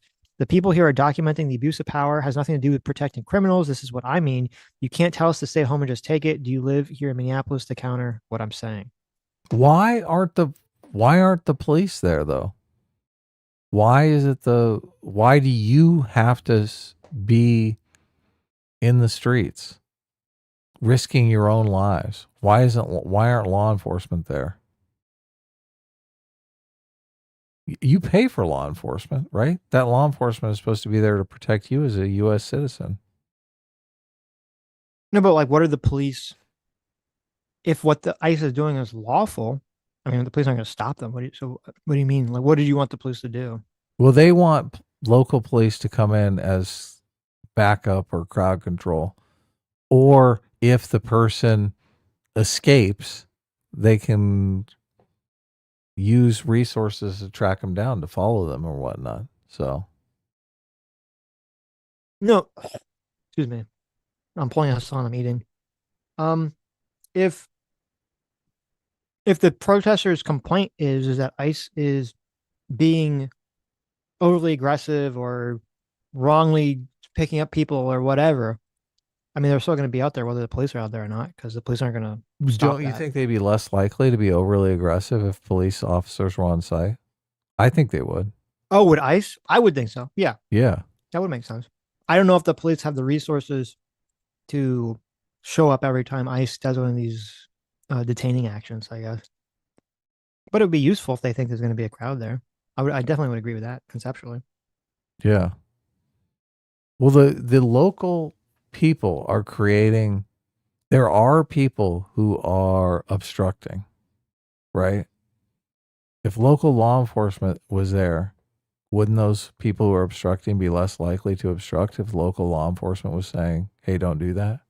I don't think that so. would be less I think they would be just as likely to obstruct, but you just have local law enforcement would be the ones dealing with it. And you would hope that they would deal with it better than ICE. Right. Okay.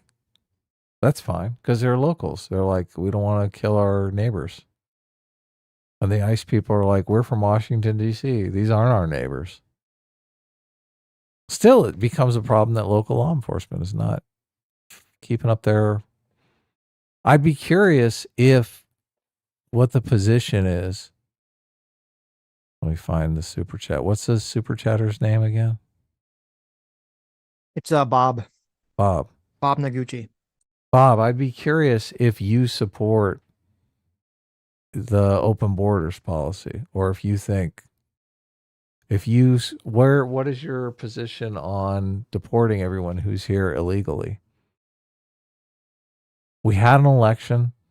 Trump ran on mass deportation. He's trying to keep his promise to the people who voted for him, put him in office. A majority of voters decided they wanted these people to be taken out of the country, that they're here illegally and they want them removed. Are you in favor of that policy or against that policy? My guess is that you're against that policy.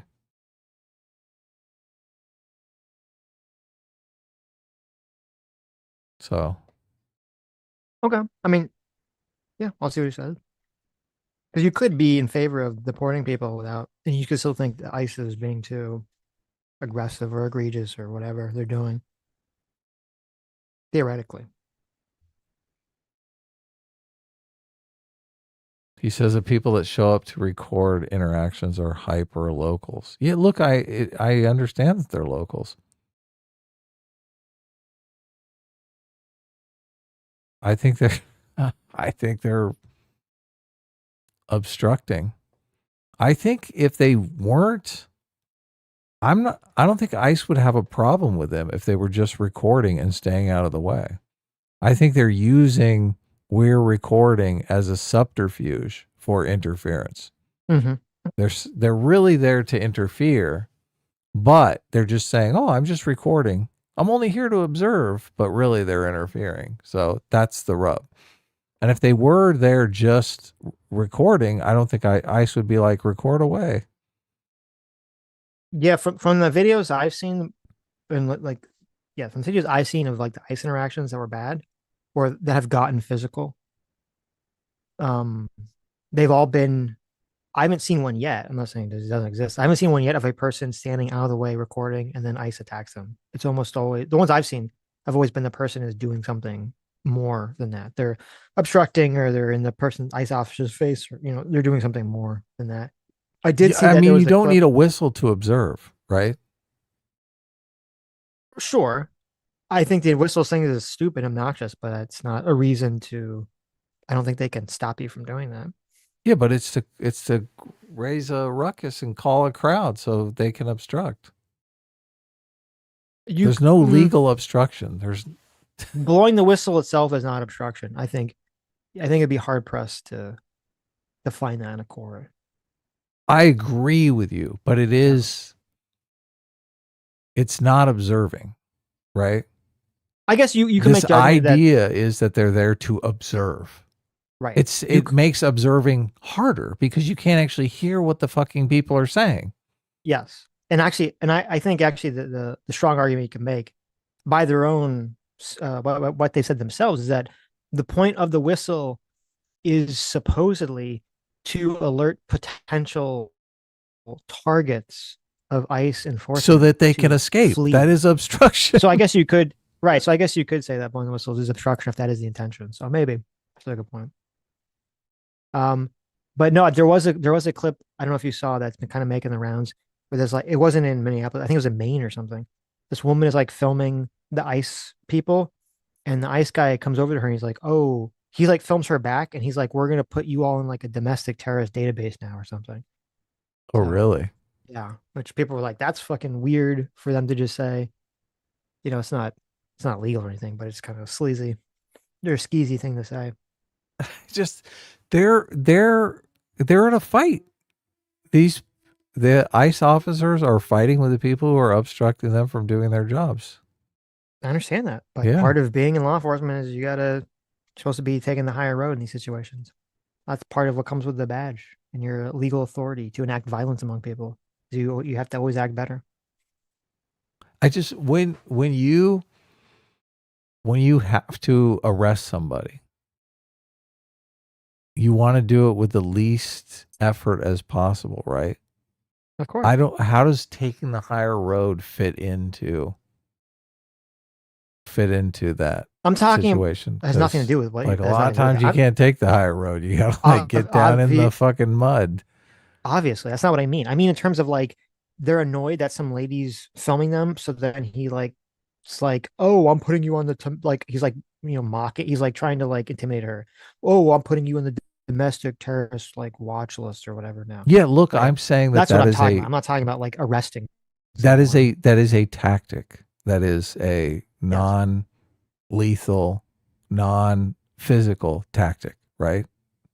Probably, maybe it works, maybe it doesn't work, but it should not be employing that. People should 100% be filming these people if they want to. Right. The only reason we even saw this shooting, is because all these people were filming it. Because there's if this wasn't the case, the only reason the shooting happened was because they were obstructing.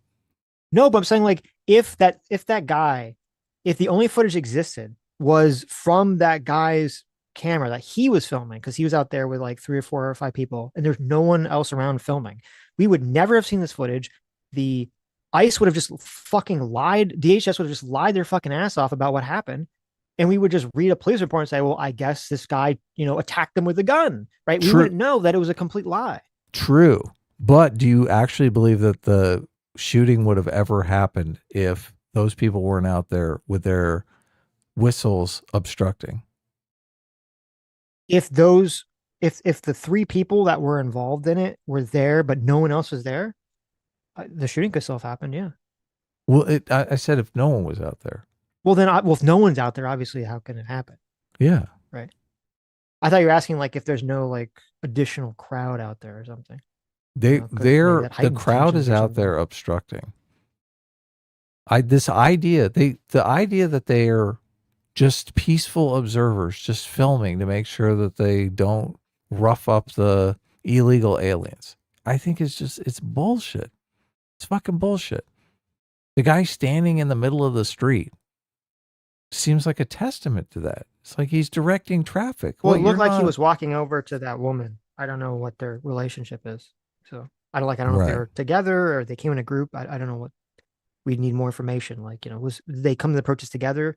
Was he trying to pull her away from the ICE agent because he's like, the bitch is being crazy? Or did he go to back her up and try to get in the ICE agent's face? We don't know. This would all be stuff that we need to investigate.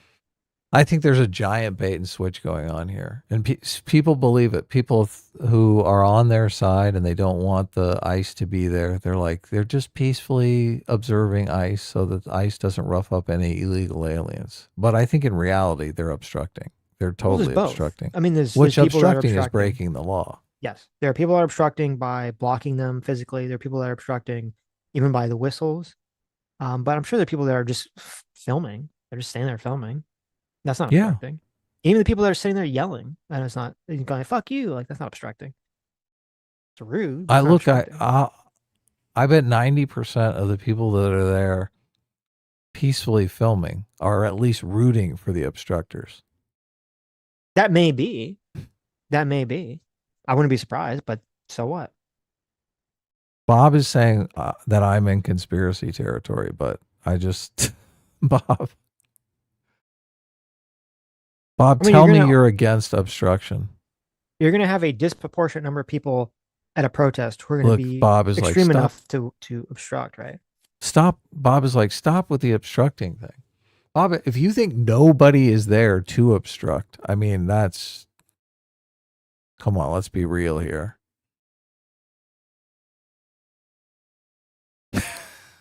Okay.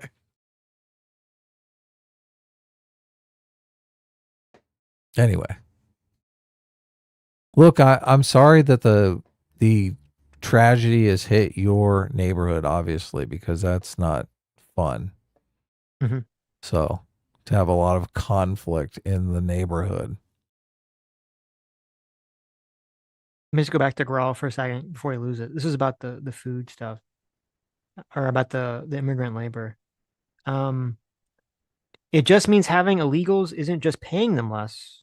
It's also them being on demand instead of months ahead of planning. There's a huge amount of variability if it's even profitable to pick the fruit week to week, depending on when you and your competitors are putting their produce on the market. Hey, you said it, not me. So there you go.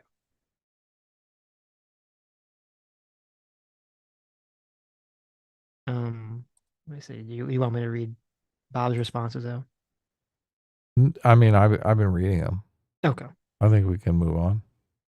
Did he answer your question about what his position was about the deportations?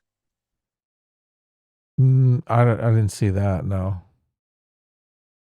My question was whether or not he was in favor of deporting people who were here illegally, regardless. There's 60,000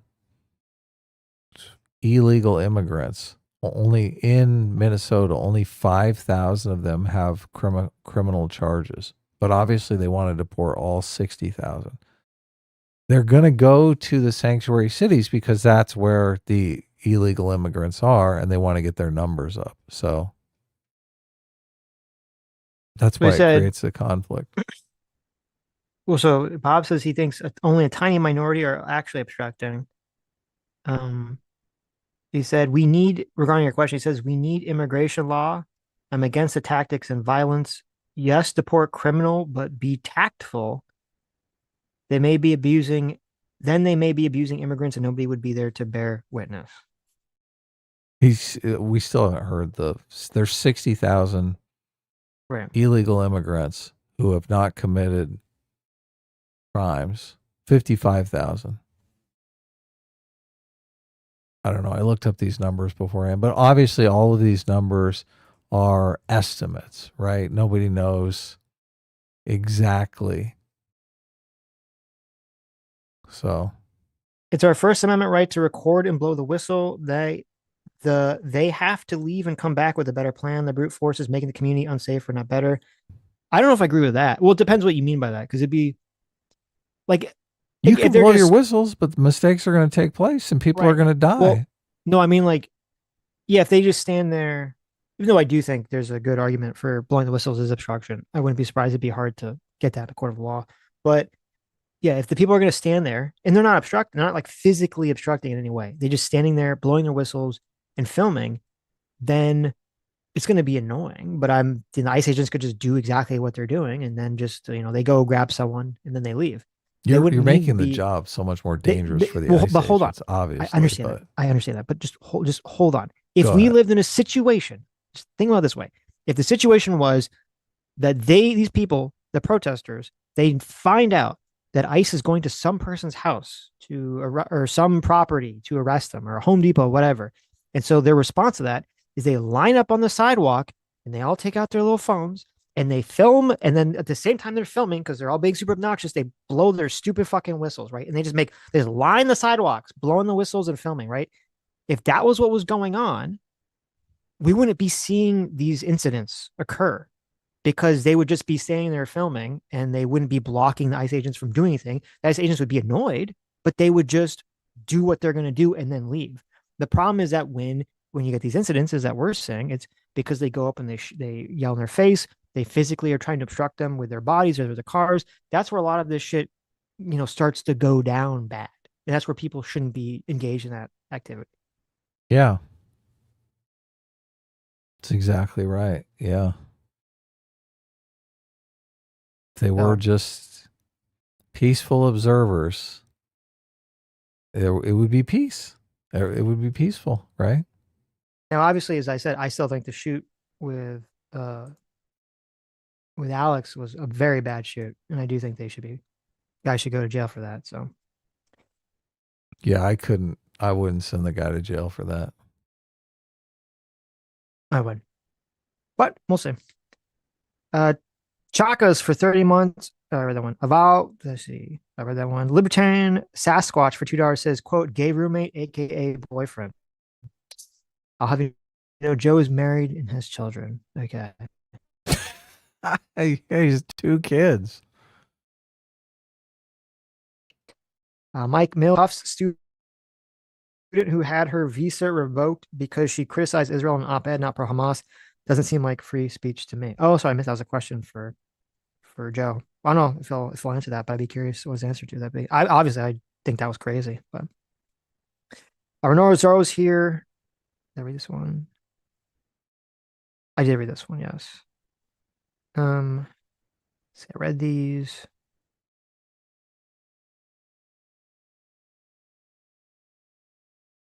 Renoro Zorro's here for $5. Says Nate was also wondering what the agent's legal justification for shoving the woman to the ground was. I do wonder about that as well.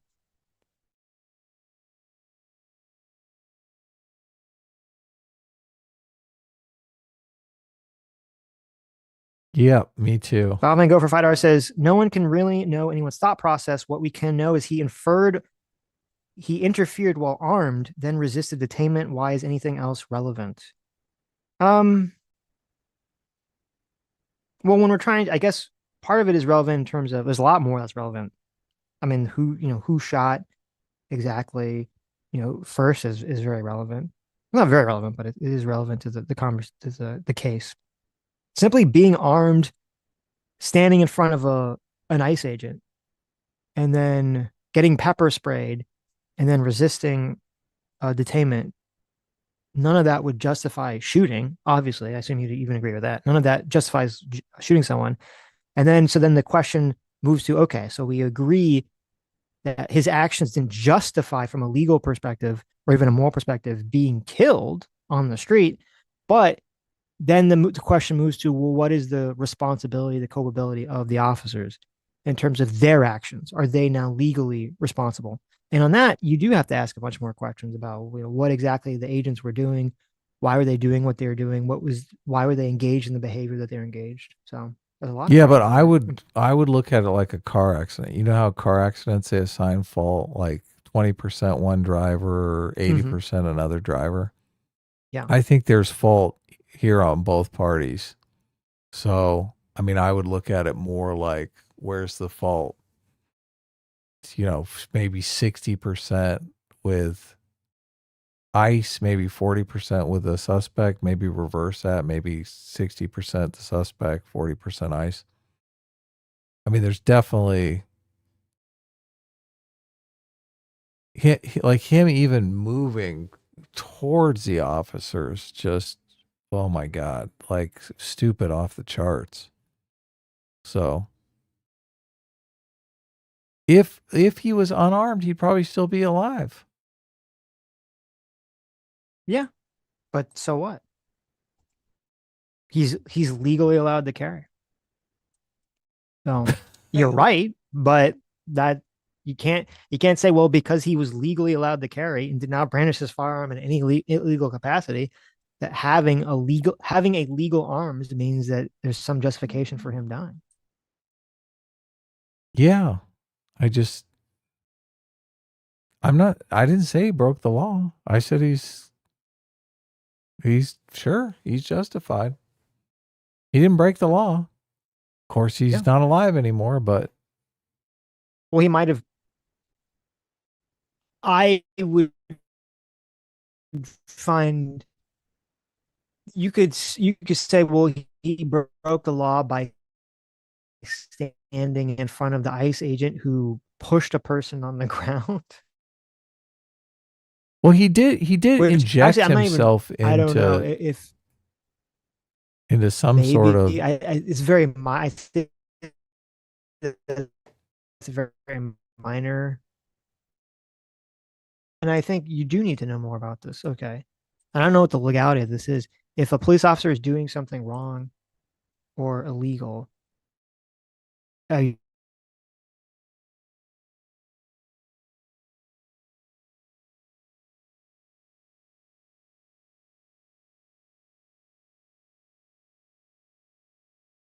think Sitch left us. He went like a spirit into the wind. He astral. Is it astral?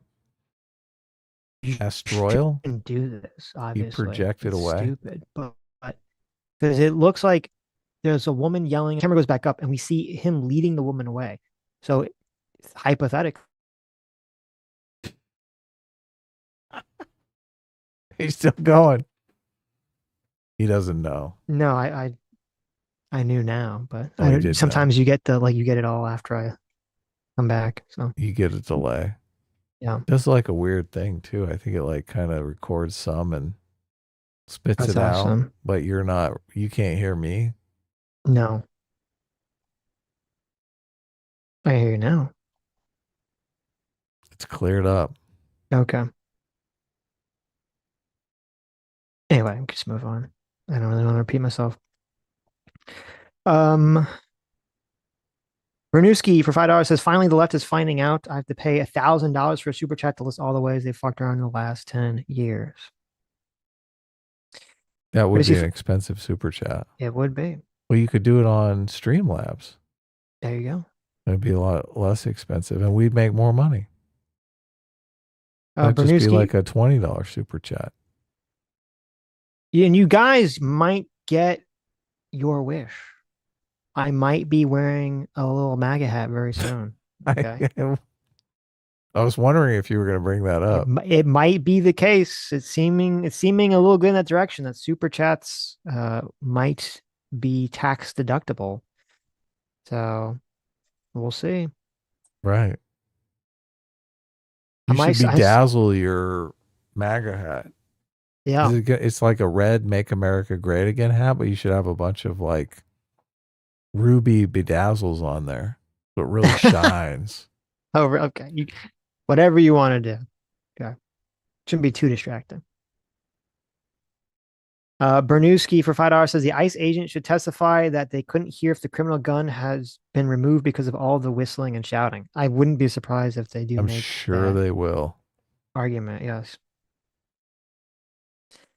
Fair and Practical Progress for 10 Aussie bucks says this male ICU nurse was not an assassin or there to inflict maximum damage. His first instinct was to help guide away the first pepper sprayed woman and help up the second shoved woman, both non-aggressive.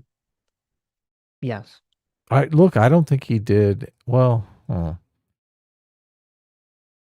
he did move towards the officer. You can't get in a situation where a police officer is interacting with someone. You don't know what's going on. I mean, that's just completely presumptuous. I agree. And it is a problem. Like, even if this is, I guess, what I was saying when the internet cut out. If the ICE agent is 100% not justified and illegally shoves that woman on the ground and starts approaching her, unless you have, really good cause to believe that, the ICE agent is going to commit great bodily harm to the woman, you shouldn't really be involved or step into the way at that point, the way that he did. That being said, even if him stepping in front of the ICE agent was wrong or even technically illegal, not to the I think most people would agree it should not have escalated to the extent that it did. Totally agree. Yeah. At least from what we saw, it didn't really make sense. We have him leading a woman away from the ICE agent back to the side of the road, out of the road. The ICE agent follows them for some reason, which as of now, we don't know why, shoves a lady on the ground, pepper sprays both of them, and then decides to try to arrest that guy for reasons which are completely unclear to us. And don't. Well, maybe they planned on arresting all three of them. I don't know. Okay. But maybe they did get, maybe they were obstructing. Maybe they were. They were like, okay, we got the guy. I don't know where he is. Like, maybe he's already been apprehended. This is where Kristi Noem, if it's like theoretically, right? Let's say theoretically, Kristi Noem could be not a dumb fuck, not a cunt, not a retard.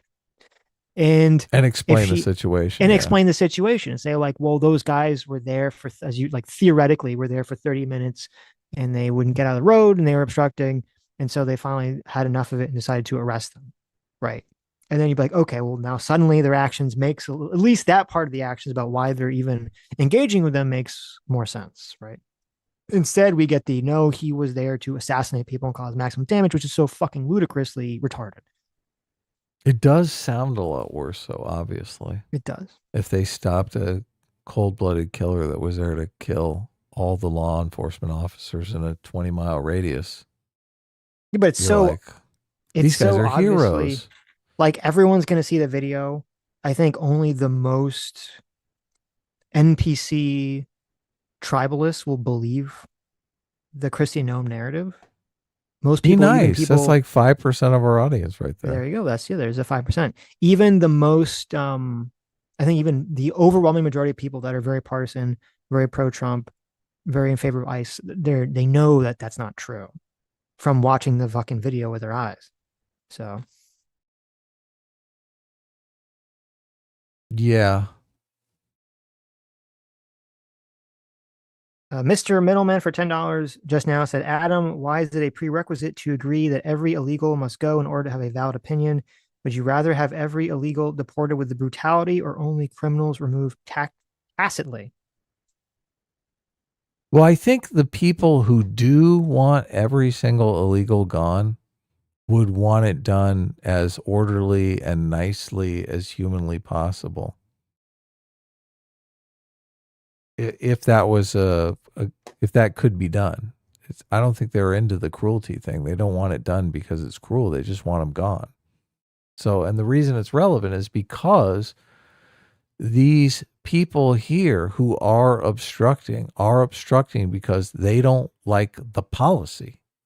They think these people should be allowed to stay here. And because they lost an election that was over this policy, they're obstructing. They're sore losers. They say they believe in democracy, but really they don't. They lost the election, but still they're like, we're going to do our policy anyway by the practitioner's veto. We're going to veto your ability to do the policy by obstructing, standing in your way. So it goes to the intentions of these people, which you are making the argument that they have the best of intentions. They're there, they're peaceful observers. They just want to make sure everything is done by the book and no one is hurt, which I don't believe. They want to make things difficult for ICE. They want ICE to pull out. They want ICE to stop deporting people. They're like, we want these people, these 60,000 people that are in our state illegally, in our country illegally. They want them to stay here against the wishes of the people who won the election. How is that right? Look, you can't argue over the January 6th stuff. You can't go, oh my God, Trump tried to subvert the will of the voters. All these people, he tried to stay in office, and all these people that voted him out of office, he's completely shitting on them. And then in the very next election, go, oh, it's okay for us to shit on all these people that voted for all of these people to be deported. You're no different than the fucking January 6th people. There would be, though, a theoretical limit, or a theoretical point at which ICE would start acting in a way that's so egregious that you'd say, okay, people should get to the streets, right, and protest, or even maybe do something worse. Yes, obviously, but what they're advocating for, what the politicians are advocating for, is just ICE leave and don't do the job, which I don't. How is that? Yeah. Yeah. Yeah. Well, it's just, how is it's that 'cause it's political. acceptable? Yeah. Yeah. No, I agree. But yeah. So I you're do think, basically though, saying, look, we lost the election, but fuck you. We're going to do the policy we want to do because we don't care about democracy. Yeah. I'm sure there are people in the state that voted for Donald Trump that are like, Yahoo, get rid of these people. We don't want them here. Yeah. I mean, if it was interesting, because Libertarian Hotshotch was saying that someone who worked for them that was here legally has been disappeared / detained, and they haven't got back yet, even though they're here legally. So there is a point where if they fuck up enough, if they're just grabbing enough people off the streets wrongly and detain them for long periods of time, I think it would be justified to tell them to fuck off, right, to leave. Then I would say it's justified to say, okay, you need to completely leave and then come back when you can actually only get the people you're supposed to get, right? Yeah, I was reading chat, so I was only okay. Don't worry about it. Alex Wright is, you must support ICE operations or you don't support democracy. Well, I'm saying you have to acknowledge that people won an election based on a policy prescription that people are trying to disrupt. They're trying to make it impossible to achieve that policy objective that was decided in the election, right? Well, I think I can. How is that any different than the January 6 people? The policy objective was get Donald Trump out of office. And Donald Trump was like, I don't like that policy objective. Let's work against that, right? He's subverting the will of those voters. I think I can build a bridge of conceptualness where I think the disagreement is. You're going to explain it to me or to Alex? Well, let me ask you, theoretically, let's say, theoretically, we find out that 50%, so half the people that ICE picks up off the street in Minnesota, and they detain, let's just say theoretically, for 3 months period of time, that 50% of the people they detain for 3 months are legal citizens or legal residents of America, and they're completely wrong and unjustified for detaining them for 3 months, right? If their hit rate is that bad, at that point do we say, okay, it's justified for the mayor and the governor of the state to say, ICE, you're so bad at this and you're fucking around with this so much that you need to leave and get the fuck out and not come back until you can fix whatever it is, so that you actually are only getting the right people.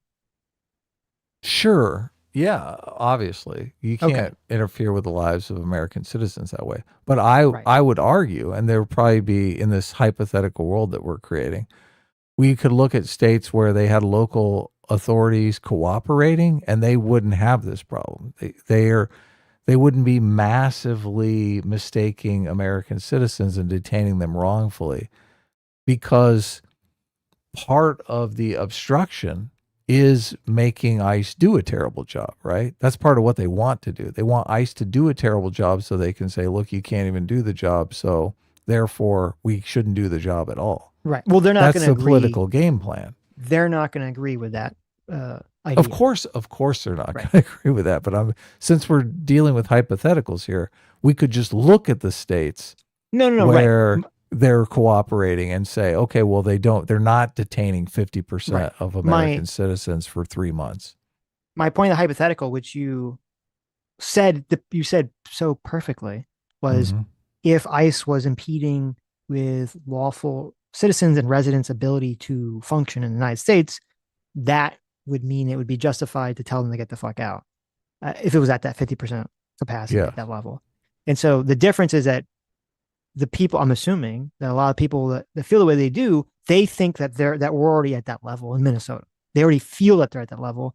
And the difference is you're saying, no, you don't think we're anywhere close to that level. Right. Well, I'm not sure. I think the communication between the law enforcement agencies in states where they're agreeing with the mission, right? They're in favor of deporting the people who are here illegally.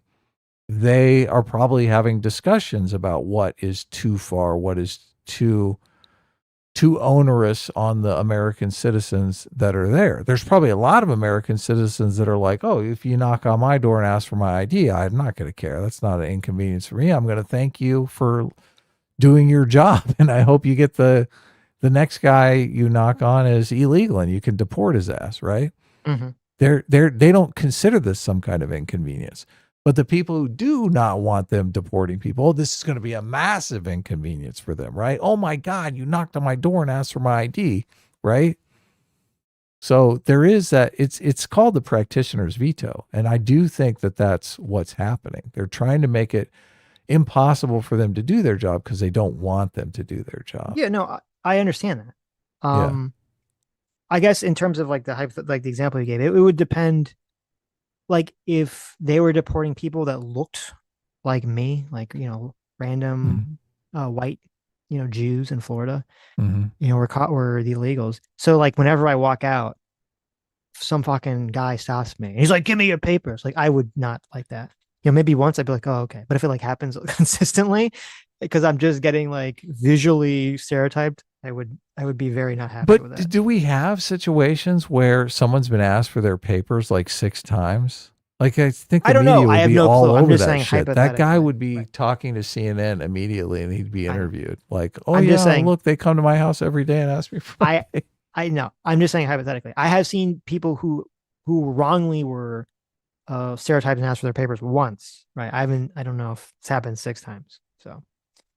And I do think people who are in favor of the policy are probably not chapped that they've been asked for identification, right? People who don't want the policy are making it sound like it's the end of the world. They're like, oh my God, they asked me for my fucking papers. Are you kidding me? Is this Nazi Germany? Right. Of course. Though I would say I do disagree with, and I do think this is kind of fucked, and I wouldn't be surprised if the courts get rid of it whenever it goes through the courts. I don't like the whole, ICE can do like general searches of people's property without a judicial warrant. That's crazy to me. I don't think they should be able to do that. Like, I don't think ICE should be able to knock on my door without a warrant from a judge. They just get a warrant from, Tom down, the office next door, and just says, we get to like search your entire apartment or your entire house because we think you have someone who lives here illegally. I don't like that. That's fucking crazy to me. I saw some video, and I should have shared it with you, where they went through all of these different policies and how these policies are perfectly normal, and they've been using these policies for like 20 years. and people didn't know about it. People didn't complain about it. But now all of a sudden, since there's been this huge push against ICE, now everybody is hair on fire about these policies. Like that policy was very common under the Obama administration. But I doubt you said, oh my God, I can't believe ICE can go into your home if they think you're in the country illegally and deport your ass. Well, there's two things. Number one, if they were doing it, but they were doing it either A, outside my knowledge, and I didn't know about it, obviously I can't have an opinion on it one way or the other. Sure. Or B, even if it was something they could do, but they were doing it in a far lesser capacity, you could say, okay, well, it didn't really bother me when it was being done, only a handful of times, and now it's being done all the fucking time, right? Well, in the video, they make an argument that they're doing it, that the Biden administration only lowered the capacity, but really Trump has brought it back to the normal capacity. It was Biden's administration was the aberration where they just didn't do anything. Right. So, okay. But anyway, what I was saying was, so that was what I was saying. It depends on, like how often, because I'm talking about I'm not talking about any sort of action. I'm talking about something very specific. I'm talking about the ability for ICE agents to go into your home without a judicial warrant and say that they get, they have the legal authority to go into your home, which I think is not true. I think that's illegal. I think that is unconstitutional. So they can go inside your home with probable cause, though. I mean, they can search your car with probable cause. How is you being in the country illegally not the same thing as probable cause? That's not true. What do you mean? They can't search your home. They need a warrant. A police officer cannot search your home. If they walk past your window and they see you cutting up a body, that's not probable cause. Okay, that's more than probable cause. They need to leave. They need to leave and go get a warrant and come back with a warrant before they can come into your home. Is that what you're saying? If a police officer witnesses you killing someone or threatening their life, that's not probable cause. That is greater than probable cause, and they can go in to your home. And even if actually, and I think it's actually even greater. I think if a police officer has probable cause to believe you are doing something violent, they can actually enter your home. That's why people get swatted, right? Someone does like the false report. Yeah, exactly. Right. If it's not for violence, okay, not a violent action. If it's just that there's someone who's illegal living there, that is they cannot enter your home based on that alone. They 100% cannot do that. I don't even think if they have probable cause to believe that you are doing drugs in your house, they cannot just go in your house. Well, I believe they can. No, I believe they can. You're mistaken. You are mistaken. They need a warrant to go into your house. That's why they always knock on the door. They always do the warrant thing. Do you remember that scene from Breaking Bad where like you're gonna go to movies? Come on, you can't go to movies. Okay, I'm just telling you that scene from Breaking Bad. That scene, I was bringing up as an example because it's something that I can reference that you've seen that I think you would remember, where he has the entire conversation with Hank about Hank can't go into the vehicle. They have literally this exact conversation where he says, I don't need a warrant to go into your vehicle. All I need is probable cause. And he says, it's not a vehicle. It's a mobile home and I live in it. Therefore, it's a domicile. Therefore, you need a warrant. I wouldn't base my understanding of how the law works around probable cause off of the television series Breaking Bad. Okay. Mr. Ubercross for $20 I mean, that is says, great dialogue, though. Okay. Obviously, it makes the character sound very, very intelligent. And like he knows the law. I'm just saying, that's fine. I'm just saying that you should look into it. But Mr. Ubercross, maybe he's going to weigh in here for $20. Says, nice. Adam, no, you need a warrant to go into a home. If they see you commit a crime, that's different. If they think an illegal is there, they need a warrant. The home has the highest constitutional protection. Okay. I like Mr. Ubercross weighing in because he has a law degree. So there you go. And he's probably forced to defend people who are like cops who want to go into your house because they smell a little reefer. They want to confiscate your goodies. Mm-hmm. Okay. I should have. I forget what we were. We should watch that video. So no, I but so should yeah, send but it so to you. so I guess Zero. it doesn't I don't really know if Zero Fucks I- can come on, but he says he's got some information on this as well. So Zero Okay. Fucks, you're welcome to come on. I'll send you a link if you want. But Sure. I don't. I'm curious. I don't know if think we've Zero. ever heard. I fuck know. I sounds don't like, know if yeah. he's ever. He's this fucking smart guy. I always see him tweeting smart shit. So. But no. So I guess it doesn't bother you about the administrative warrants only being used to go into the homes, which I don't think other administrations were doing that. To my understanding, that this is unique to the Trump administration, but I could be mistaken. Either way, I don't fucking like it. It seems crazy to me, and I don't If think they're it's legal. if they're barging into American citizens' homes, no, obviously, I don't like that. Yeah. I mean, if they're barging into illegal aliens' homes, and they have a hit rate of like perfect, then go for it, right? Okay. They're not Yeah, but, protected well, by the Constitution. Yeah, but I guess the question is, do you really want to give the government the precedent, the power to do this action? That's not so much, who cares about go into illegal aliens' homes and deport them? No, wait, hold on. It's not, yeah, if you theoretically have a situation where, they're only going to ever use it, the government is only ever going to use its power for the correct moral, legal reason, then who cares? You could give the government infinite power, right? That's not the case. Governments are comprised of people that are corrupt and highly fallible. And so we want to be careful with the powers we give to the government. And so if we give the government the ability to basically go into people's homes without a judicial warrant, I don't like that. I think that's weakening the bounds and the protections of American citizens.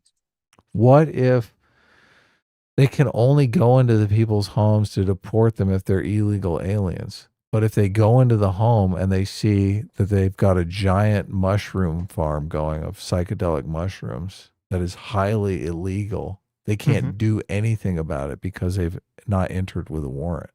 They probably so then couldn't, you have the right to continue to grow the mushrooms scot-free because they thought you were an illegal alien. So then it turns out in your favor. That's probably the way it is actually already. You're like a mushroom farmer for good. That's probably the way it works now. I think that's exactly great. That's better for American citizens. You're pre-disastered. If the police enter into your domicile illegally, right, and improperly, and they see you committing some sort of crime that's, I think, not some non-violent crime like growing mushrooms, I don't think they can use that evidence against you. What if you got like an 8-ball of cocaine on your coffee table? I think you're okay. But it turns out you're an American citizen. You're like, look, I do have highly illegal drugs here, but hey, you guys came in to deport me. There you go. You could snort it a line right in front of them and be like, fuck you, coppers. I love me some cocaine.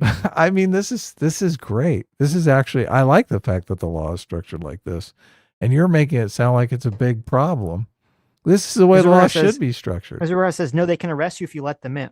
If you let them in, yeah, if you let them in, right. But I'm assuming that in this situation, Adam is saying that they're breaking down the door. So I would just, I mean, don't they just ask you at the door? Aren't they just knocking on the door and saying, prove you're an American citizen? I mean, they don't need to go root around your house. No, but that was the issue was if they say, if ICE knocks on your door, first of all, that's why they usually try not to do this. That's why they usually try to get people when they're traveling to some location, right? When they're out in public. Because yeah, if they knock on your door and they say, it's ICE, open up, we want to make sure you're a citizen. And you say, fuck you, I'm not letting you in and I'm not going out. Unless they have a warrant, they can't come get you. Look, if they do say that, I would think, okay, well, this guy's definitely illegal. And sooner or later, he's going to have to come out to go to work. He's going to Uber Eats his food for the rest of the time. Yeah, so he never has to. Yeah. I don't know. Potentially criminal. Hey, Sean, for $5 says it's not about what they'll do to illegals. They will screw up, and then what happens to the citizens who suffer. True. That's exactly what I'm trying to say. You're always such a buzzkill. You're always so worried about what the government's going to do. Okay. We need to clean house. We need to get this place ship shape. Mm-hmm. Sean wants all the Democrats to stay. That's what he's doing. John does, really. Okay. The Wooster. What does Wooster say? The Wooster for $5. Why hasn't Trump invoked the Insurrection Act and arrested Tampon Tim and Jacob Frey already? The fraudulent regime must be held accountable. I like the way you think, Wooster. I'm going to heart there this. There you go. That definitely deserved a heart. I also have a video. I don't know. How do you feel about the Insurrection Act? What do you mean? Do I think it should be invoked because of this? No, not even remotely. Everyone I know that's a TDS lefty person is so like chapped that Trump might invoke the Insurrection Act. They're like losing their fucking minds. Oh my God. Insurrection Act. Trump is going to do the Insurrection Act. Are you? I'm not like if he does it, I'm not sitting here freaking out about it. I don't think anything that's happened in Minneapolis warrants doing the Insurrection Act. Really? No. I saw a pretty reasonable video that gave all the arguments why he's completely justified. I'm not seeing it at all. In what would be the Insurrection Act? When he invokes the Insurrection Act, what is that going to entail? Logistically, I'm no fucking historian. Is the army going to roll in? Is the militia going to roll in and take over the city? Like, what does that mean exactly? They're gonna roll up and pull out Tampon, take him and put him in the clink. Well, obviously that wouldn't be justifiable. Hey everyone, suddenly Tim Walz wants to turn down the temperature. Hey everyone, I'm Rich Lowry of National Review, and that was Governor Tim Walz taking a different tone with regard to ICE and the protests against it in his state, clearly reacting to a threat from President Trump to invoke the Insurrection Act in Minnesota. What I want to explain in this video is why there is no question the Insurrection Act applies to current conditions in Minneapolis. I'm going to do this three parts. One, we're going to talk a little about the history of the act. Two, we'll look specifically at the language of the act. And three, I'll make some humble suggestions to the progressive leadership in Minneapolis and Minnesota, how they can help avoid this coming about. But the big point here is that Donald Trump would be fully within his rights right now at this moment, based on current conditions in Minneapolis, to send the active duty military there. Now, I'd like to give credit. Now, before we hear the argument, because I don't know what the legal basis is. I would think this would be like the optics of this politically would be disastrous. If you have the military or the militia, or whoever, taking over Minneapolis and have that optics going into the midterms at the end of the year. I mean, the optics, I'm only thinking of the optics because of all of my friends that are like, oh my God, the Insurrection Act. This is Donald Trump going full Adolf Hitler. Mm-hmm. But then that's why this video was so interesting to me, because I was like, oh my God, no one thinks Donald Trump should invoke the Insurrection Act. He's obviously doing it illegally. And then this guy just spells it out. Oh no, it's like, it'd be very, very easy for him to invoke the Insurrection Act, and here's what would happen. So it didn't seem like it would be that As I said, big a deal. I don't know what the legal arguments are. I'll listen to the guy's arguments. Obviously, National Review is incredibly biased, but I'll listen to what he has to say. They're biased because they're conservatives? They're very super right wing. Oh, okay. But they're very partisan. They're very right wing. It's like if you pulled up like a TYT video and they're like, here's why Trump is like a fascist. If he invokes the Insurrection Act, I'm gonna be like, okay, I'll listen to what they say, but obviously they're incredibly biased and partisan on the issue. Okay, well, look, this is why I want to hear your response. Right, but that's why I didn't. This is the insane. question I asked you, right? That's why the question I asked you was just about the optics of the situation. Well, look, if the Donald optics Trump of the comes out and says I'm invoking the Insurrection Act, I'm going to Yes. send the National Guard down to Minnesota to get these whistleblowers off the streets. I don't know how the optics of that does. That's going to be horrible. If What the do you mean? majority, if the polling is already showing that more Americans are against the current ICE actions that are going on, Mhm. it's only going to increase with this, recent shooting. And then the response is, well, I'm going to triple, quadruple down on that by sending in the fucking military, so that now you have all the videos of like the military people on the streets, and no one, if anyone blows a whistle, they're gonna get slammed into the ground and arrested. Like that's gonna be fucking like Jesus Christ. What if all these people get slammed in the ground and arrested, but none of them are killed? It's still gonna be horrible optics. I don't know. I think that'd be like the biggest fucking disaster for the Trump administration to have that hanging over their head. I mean, we find out in the midterms, right? Like if we were in a situation where it's like peak BLM riots, people are burning down the fucking cities and shit, and then you're like, okay, we're gonna send the military to stop burning down cities. Then I'm like, okay, makes sense. Like I could completely think that optically people will be on board with this. I don't think people will be optically on board with this scenario that I laid out here. Well, let's see what he lays out here. Okay, well, we'll hear credit to the research material I use in these videos to the extent I can. So I just want to mention I'm going to heavily rely, not entirely, but a lot, on a great article published by the National Defense University Press on the Insurrection Act. Now, as the authors of this article point out, the basic story here for a long time is ever escalating discretion and authority for the president to call out troops to deal with unrest. But at the time of the founding, there's a tension, right? Because founders hate the idea of the army being used for domestic purposes, but they also fear unrest. And a key influence on the creation of the Constitution is under the Articles of Confederation, you get so-called Shays Rebellion in Western Massachusetts, freaks everyone out. They want a government that is strong enough to deal with these kind of threats. So that helps form the Constitution. But then very quickly, Congress goes further. In 1792, it passes a Militia Act delegating authority to call out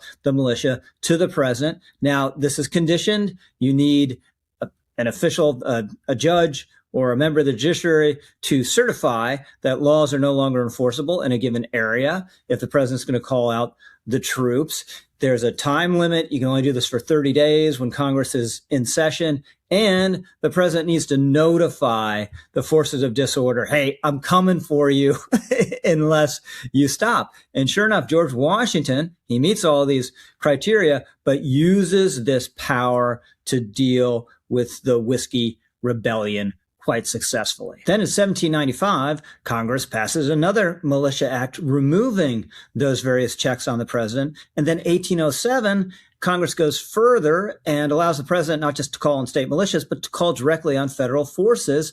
And this 1807 measure has the support of none other than Thomas Jefferson. In the 19th century, you had the Supreme Court taking up various cases, vindicating the president's power in this area. Then you had the Civil War. Lincoln initially relies on the Militia Acts to call up troops to respond to Southern secession. 1861, Congress expands the president's power in this area.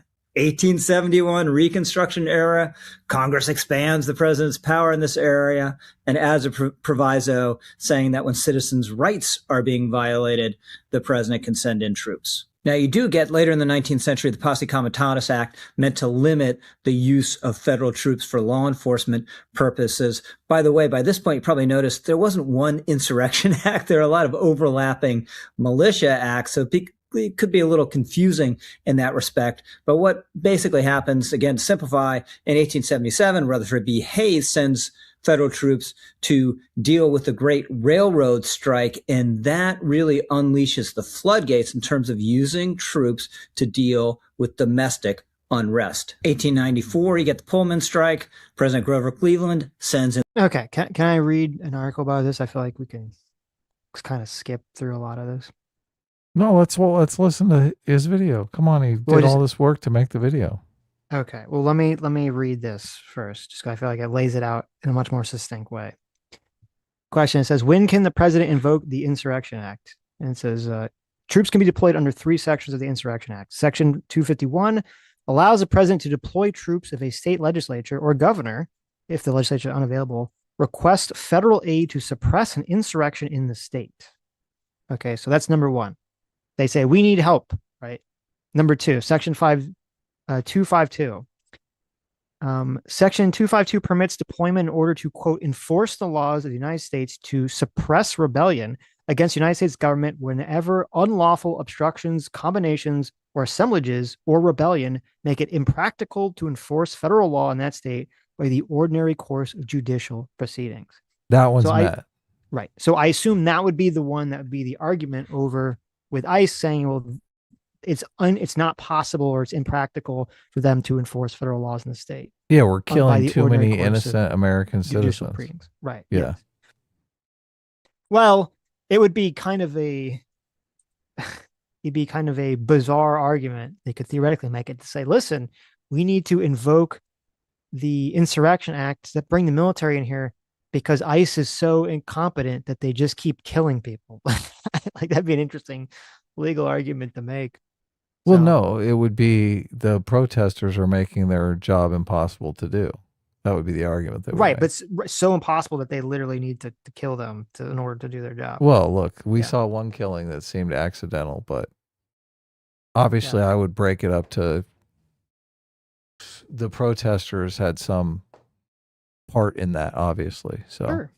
And then the third one, Section 253. Section 253 has 2 parts. The first allows the president to use the military in a state to suppress an insurrection, domestic violence, unlawful combination, or conspiracy that so hinders the execution of laws that any portion of the state's inhabitants are deprived of a constitutional right, and the state authorities are unable or unwilling to protect that right.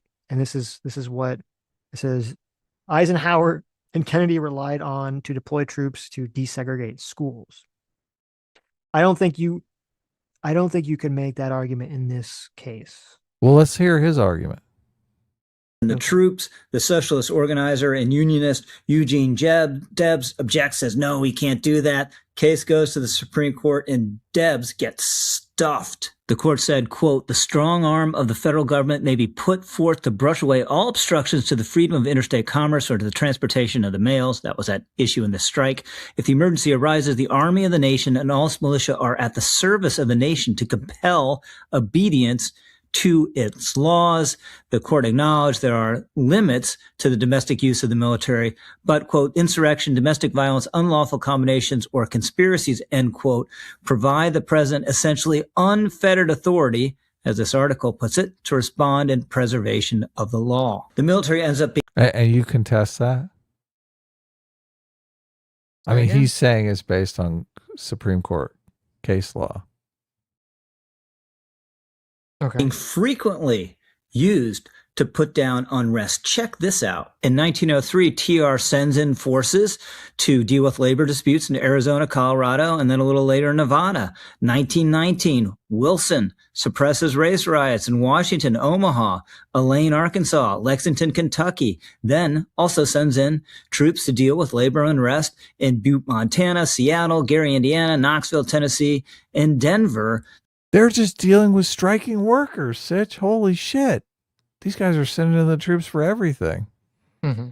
The National Guard and regular Army also involved in West Virginia's mine strike wars in 1920 to 1921. In the middle of the 20th century, you have Eisenhower using federal troops to enforce desegregation. You have JFK using federal troops to respond to a race riot in Mississippi. And then repeatedly, federal troops are used in the 60s to respond to big anti-war protests or to respond to riots in our cities. For the last several decades, the practice has been not to call out federal troops unless it's in the most very extreme sort of situation. Last time it happened, George H.W. Bush calls out active duty military to help deal with the LA riot, which was I was there. Look, I'm right there. I'm right on the corner there.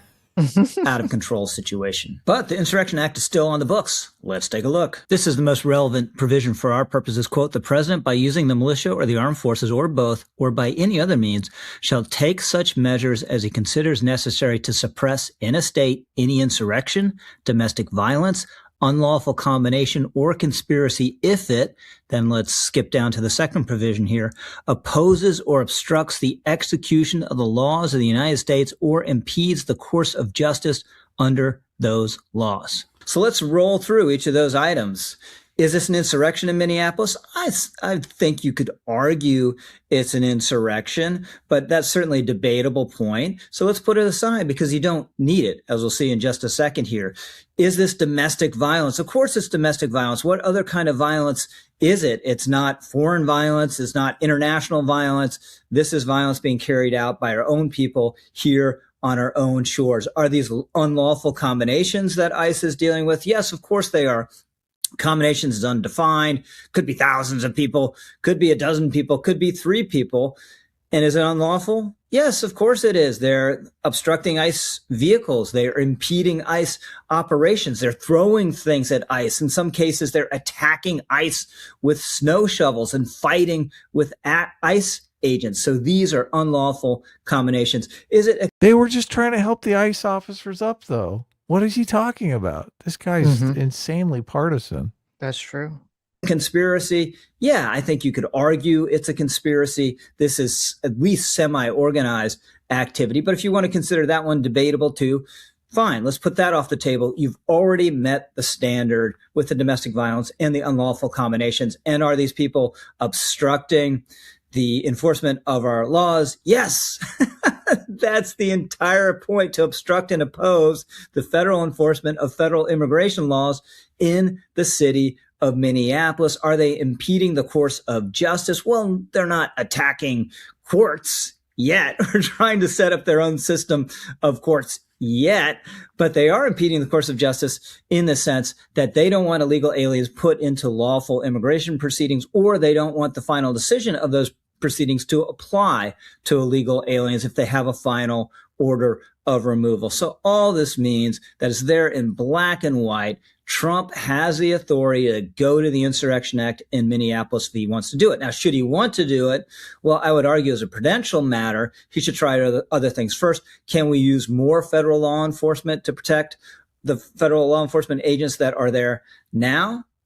Worth trying. If that doesn't work, you can go to the National Guard. And if that doesn't work, then you can go to the Insurrection Act. But obviously, going to the Insurrection Act is going to be a very big deal. It's going to cause a lot of controversy, and you want to try other things first. But conditions there are intolerable, and it should be incumbent on the progressive leadership of the state and of the city to be more responsible. If Jacob Fry does not want the president to invoke the Insurrection Act, he shouldn't be saying things like this. Imagine if that city or that town was suddenly invaded by thousands of federal agents that do not share the values that you hold dear. Or this. We cannot be at a place right now in America where we have 2 governmental entities that are literally fighting one another. To the extent Minnesota officials sound like they're Confederates complaining about, say, the 20th Maine Voluntary Infantry Regiment showing up within the city limits of Richmond, Virginia, circa 1863, they are not helping their cause in terms of pushing back against the Insurrection Act. Even more fundamentally, they should stop with the BS about legal observers and say people are just watching ICE and holding it accountable and protecting their neighbors. No, they should tell the mobs to get off the streets and go home. Or in the case of Jacob Fry, perhaps say, get the F off the streets. That would make a difference. That would lower the temperature. But that's so far what the likes of Waltz and Fry are not willing to do. And that's why at some point, Donald Trump really might invoke the Insurrection Act fully within his legal rights. I'm Rich Lowry, over and out. Did that seem like right-wing propaganda? I mean, I feel like you're really mischaracterizing what I said, but Okay. Well, hold like on. I like a very bad faith I don't way. want look. I don't want to mischaracterize what you said. I said I'm was not- I wouldn't I'm not automatically assume anything that was true because they're a very partisan organization. Okay. Look, Okay. was that reasonable? That's what I'm asking you. Was I don't know. that I don't know the reasonable? law. I'd have to research everything he's saying. I have no fucking clue what he says. He says it in a reasonable tone of voice. I don't know what the law is on the subject. Okay. Look. So you're saying, look, if all of this is untrue, then obviously this is unreasonable. Okay, I don't even know why you asked me a question that would you obviously know that if everything he said is untrue, then obviously what he's saying is unreasonable. Yeah, I agree. I totally agree. Yeah. But I have no clue because I don't know that much about the subject. It's never something I've really brought up or been that motivated to look into.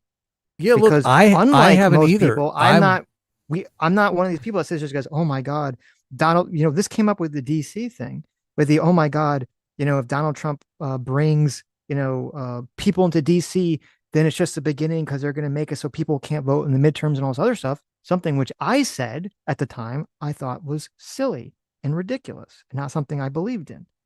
Right. Yeah. Look, I'm not, the only reason I watched this video was because so many of my friends are like, oh my God, Donald Trump is going to invoke the Insurrection Act and it's going to be World War III. It's like the end of the Republic. That's when they start they rounding said they're going up. down the pathway of what I said. Oh, it's gonna mean that people can't vote anymore, right? They had this idea in their head that's gonna be some sort of authoritarian rule. Yeah, or exactly. right. Yes. I look, I lived through the Insurrection Act. I was there for the Rodney King riots. It wasn't really that big a deal. Like the extra law enforcement was actually helpful in keeping people from rioting. It established the peace. Mm-hmm. I think the situation that we saw on the street where the guy was shot and killed could have been avoided if there was more law enforcement on the scene, obviously. That seems clear, right? I don't know. It depends on, you're talking about what are you going to bring in the state, the National Guard? Is the National Guard better equipped to handle angry protesters than ICE? Yeah, crowd control. That's what they do. Okay. I don't think the National Guard is necessarily more equipped to do that. I don't think that is nationally what the National Guard does. So, and then you have another. Fuck says I had dinner with Rodney King. There you go. You have another issue too, which is this is all. The whole thing about the point National Guard, versus the Rodney King thing. It's all entirely dependent on whether you trust the federal government at the time, right? And so, if right now we've had 2 incidences where an ICE agent kills someone, and the Trump administration's response is to immediately, before they really should have the information, make pretty far outlandish claims defending the ICE agents. One of them, they might be correct by chance, and one of them I think they're wrong, and they're even more egregiously lying. Why would I feel, or anyone in Minneapolis feel confident that if the Trump administration then invokes the Insurrection Act and deploys a bunch of troops in Minneapolis, they're going to have the exact same operating principle? Because that's going to make it even more politically dangerous for Trump if they deploy the National Guard or whoever, and then they wrongfully kill someone. That would make Trump look even worse than if ICE did it. And so they're going to have to be even more politically motivated to defend any action that the National Guard or whoever takes at that point. There's 60,000 estimated 60,000 illegal aliens in Minnesota that they want to get out as easily as possible. So let me ask you a question, and I'll ask it in a very not bad faith way. Okay. Mm-hmm. Would you support the city that the Twin Cities, okay, Minneapolis and whatever the other one was, is it Minneapolis or the entire state of Minnesota has the 60,000 people? The state of Minnesota. Okay. Would you support the state of Minnesota being put down on some sort of military occupation by the U.S., by the federal government, the U.S. Federal government, until they can root out, the 60,000 illegals? right? Like everyone's going to have their civil, liberties be infringed upon. There's going to be a military occupation of the entire state until they can get rid of those 60,000 people. Well, that's only the case because Minnesota is obstructing, right? Even These if it other wasn't, states even if that it wasn't don't have obstructing, that aren't obstructing, they aren't having any sort of military occupation. No. So they're completely bringing it on themselves. Okay. How are they first of all- not? well, hold on. First of all, and it's a little side quest. Even if they were completely complying, like states that are completely complying, I doubt they have the capacity to get every single illegal and find them. So that's number one. But number two, let's just say, we'll just focus on and say, okay, well, they're not complying. The state is going to act as a sanctuary state, right? Yeah, look, they're Or a acting as sanctuary human city, shields. They are or acting whatever, as right? human shields. That's exactly what they're doing. Okay. So it sounds like what you're telling me is that you do support an entire state being put under a military occupation by the U.S. military and the federal government until they root out the 60,000 people. That's what it sounds like you're telling me. If the state leaders are as non-compliant as they are in Minnesota, hell yeah. And they brought it on themselves. They 100% brought it on themselves. I insanely disagree with this. I do not think that just because so then your position is that we should just let the 60,000 go scot-free. Did I say that? Okay, well, what is your position specifically? then? Hold on. When I asked you this question, I asked you a question. I didn't give you an opinion and then say, "Is this your opinion?" Okay, that's why I specifically said I wasn't doing it in a bad faith way. Okay. So you did support the position, so I guess it didn't matter one way or the other. But I'm not saying they should let them What is your alternative? That's what I'm asking. They could keep doing what they're doing. ICE can operate. It's not like we're not in a situation. If we were in a situation going to have a killing once a week. Wait, hold on. If we were in a situation where like Tim Walz says, okay, I'm deploying the state guards and they're now going to be at war with ICE, or I'm going to call the local police are going to get into fucking, some sort of physical altercation with ICE where they're going to prevent them from doing things. It gets like, so like, if it gets like crazy like that, then I'm like, okay, maybe now, we need some. Then you're in favor of the Insurrection Act? Well, yes. If the local police and the state troopers join forces to fight the federal government, then I'm like, okay, well, we're kind of in an act of rebellion at that point, an insurrection. So yeah, sure.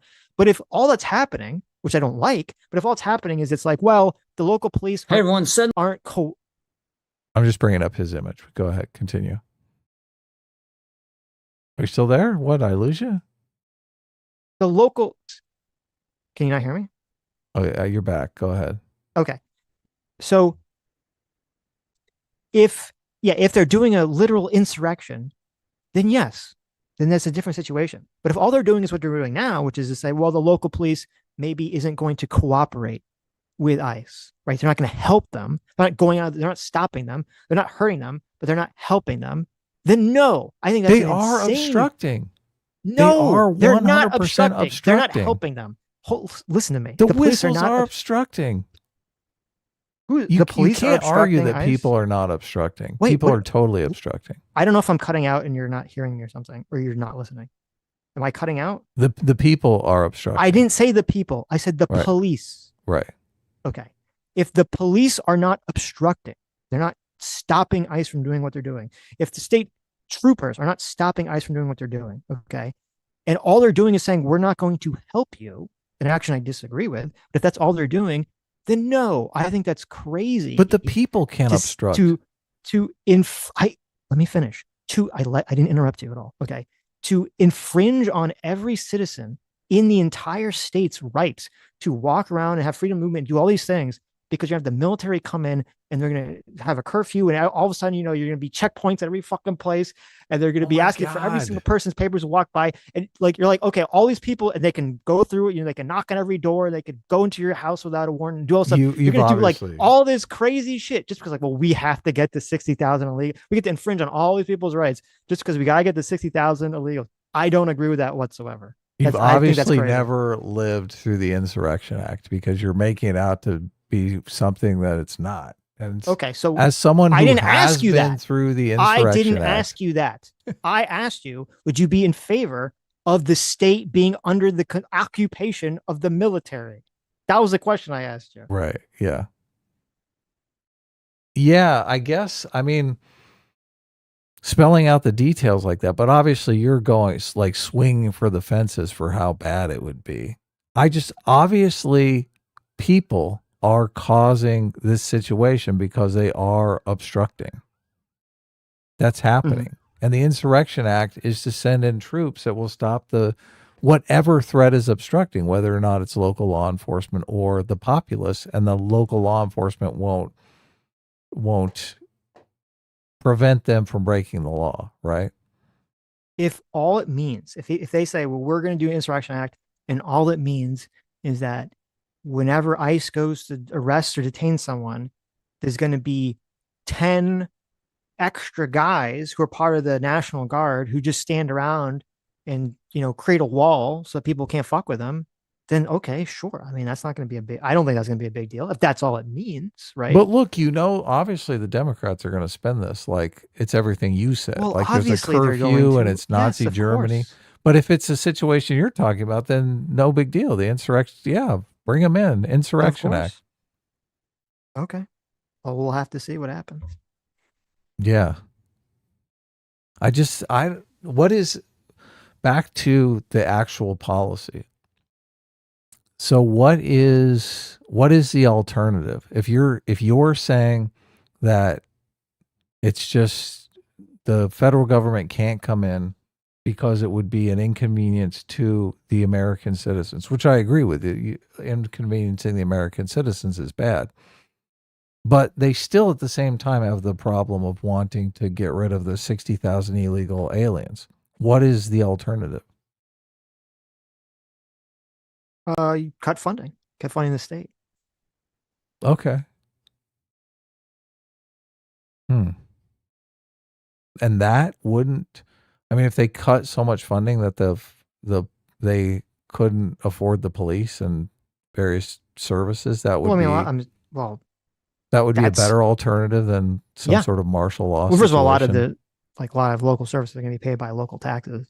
But yeah, why should I said Trump should do this for the sanctuary cities. I have zero problem with Trump administration saying we're going to provide zero federal funding to any sanctuary city. I think they should do that. That's crazy to me that sanctuary cities exist. Okay. What if they cut? But that doesn't mean I don't think funding? they should send the military into a sanctuary city to, enforce to get rid of sanctuary cities or something. That's too much.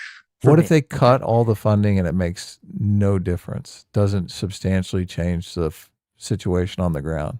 Then they're going to have to, I don't know, they're going to have to figure out some way to figure it out. They're going to have to make some sort of deal or agreement with them in our country. But sending in the military is off the table? It depends what it looks like. As I said, if it's just that ICE agents have a military escort and the military escort doesn't fucking kill anybody, but they just say, they're going to make a little wall, a little buffer whenever they do. Yeah, they do riot control. That's fine. But if it does turn into, well, they're going to, be putting people on curfews and lockdowns, and it's going to be some kind of crazy military rule, or because the National Guard is going to have the same problems ICE has, so all you're doing is increasing the amount of conflict and more people will start to get hurt or killed or shot or whatever, then that's not going to look so good, is it? I mean, I live in California, so the Insurrection Act might be called on us. It might I'm not be. sure. Yeah, I'm safe in Florida. Listen, I ain't getting no insurrection acted here. So, but look, I honestly don't see how the Insurrection Act is really gonna change my situation at all. So it depends how it's implemented, as I said. I mean, if there's a curfew, I could live with a curfew. That's okay. Well, you don't go outside, so maybe it's not for you. I know. I'd be like, what? This is actually better. Okay. Everyone's got to be in by 9 p.m. There was a curfew during the Insurrection Act during the Rodney King thing. Because I went to the grocery store and there was like huge lines at the grocery store. I didn't get anything because I was like, okay, there's no way I'm going to wait in a line of like 150 people to buy milk. Right. But I think the lines were because there was a curfew, right? You had to get all your shit before 9 p.m. because you had to go inside, and everyone was like, well, hell, I don't have anything to eat. Yeah. I'll be stuck all night long. So, yeah. As I said, and especially optically, if there was Rodney King level riots going on in Minneapolis, I think people would feel a lot different about it. They're going to spin this, though, as Donald Trump invoking the Insurrection Act is him breaking the law. That's going to be part of it, too. The Dems are going to be like, this is illegal. There is no insurrection. They're just peaceful protesters observing. They aren't obstructing. What is going on? This is crazy. Okay. So, I mean, it's obvious that they're going to do that. Yeah. Well, do you still think Donald Trump can invoke the Insurrection Act? It's just it would be politically bad. It'd be bad optics, and he shouldn't. I don't know. From what I read, is broad enough that it seems like you theoretically could, from how broad the language is.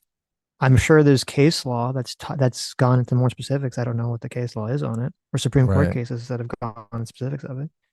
So I don't know. I don't know what I don't know how much deference the president has, essentially. Maybe he has a super wide berth to do basically whatever he wants, the Insurrection Act. I'm not sure. Should I bet? Let's look up one of these betting sites and place a bet on whether or not he will invoke the Insurrection Act. The bet on the Insurrection Act? Well, no, I'm feeling pretty confident. It just said 3 hours ago. It says National Guard activated in Minneapolis. So I don't know. I don't know what that means. Maybe Tampon Tim did that. Oh, okay. Yeah, Tampon Tim did that for some reason or other. He's trying to get his troops marshaled for when Donald Trump's troops There's going to be a civil war brewing. The last stand. Yeah, exactly. Right. Well, I think that obviously Donald Trump wants to deport as many people as he can before the midterms, because obviously if the Dems take the House during the midterms, and it's highly likely that they will, I think the Republicans are going to hold the Senate, but barely. All of his agenda is going to come to a screaming halt.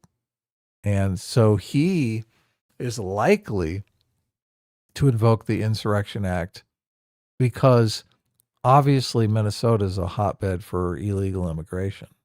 All of the sanctuary cities are. That's where all the illegal immigrants are.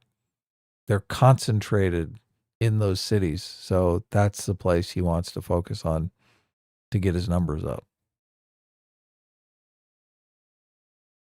Yeah, but it could obviously backfire, though, because if you do the Insurrection Act and it looks fucking optically horrible or becomes horrible, you're going to damn yourself in the midterms. It feels like the risk.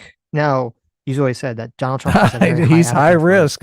Careful what you're saying. But, yes. But this is definitely a situation where it seems like, because like if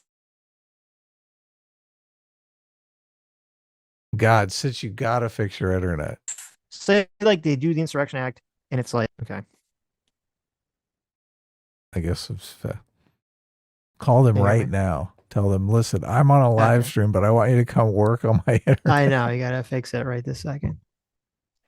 That's okay. Can you hear me? I can now. Yeah, what were you saying? Okay.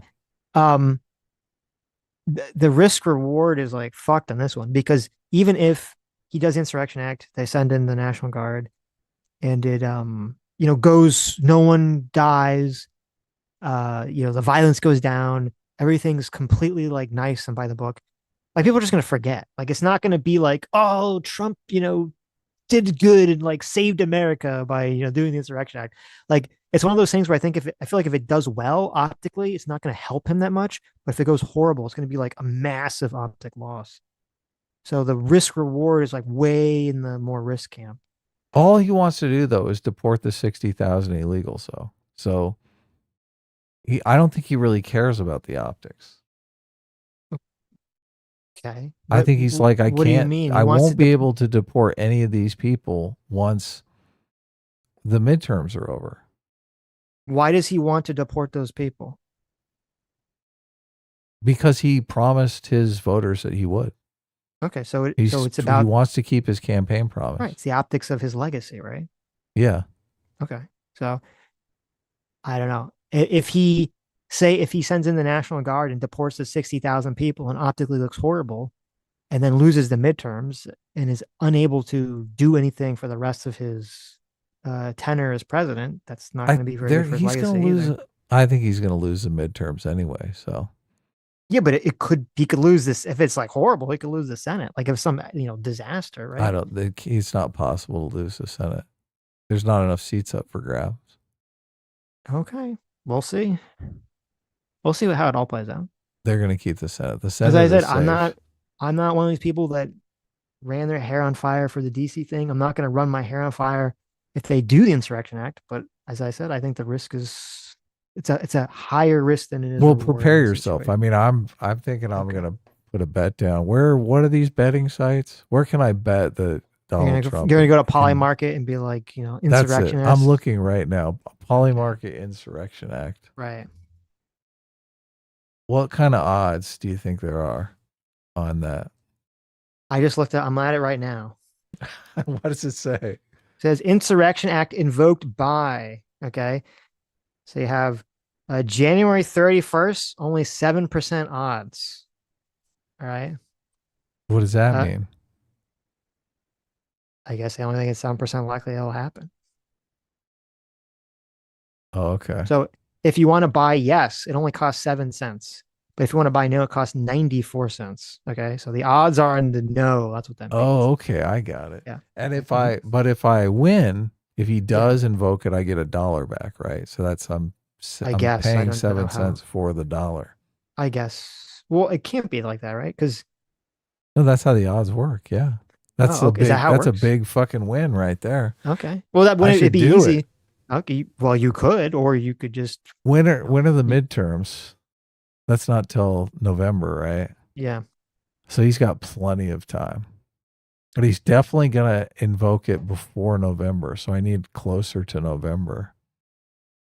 It says the volume is, I don't know. Listen, I've never used any sites. I don't bet. So I don't know how this works. The volume is $386,000. That's a lot of money to win. Yeah, but I mean, it doesn't have to be split among all the people that are in the thing. Yeah. So, yeah. So I don't know how much you get, but by October 31st. I like this. You can click on top holders.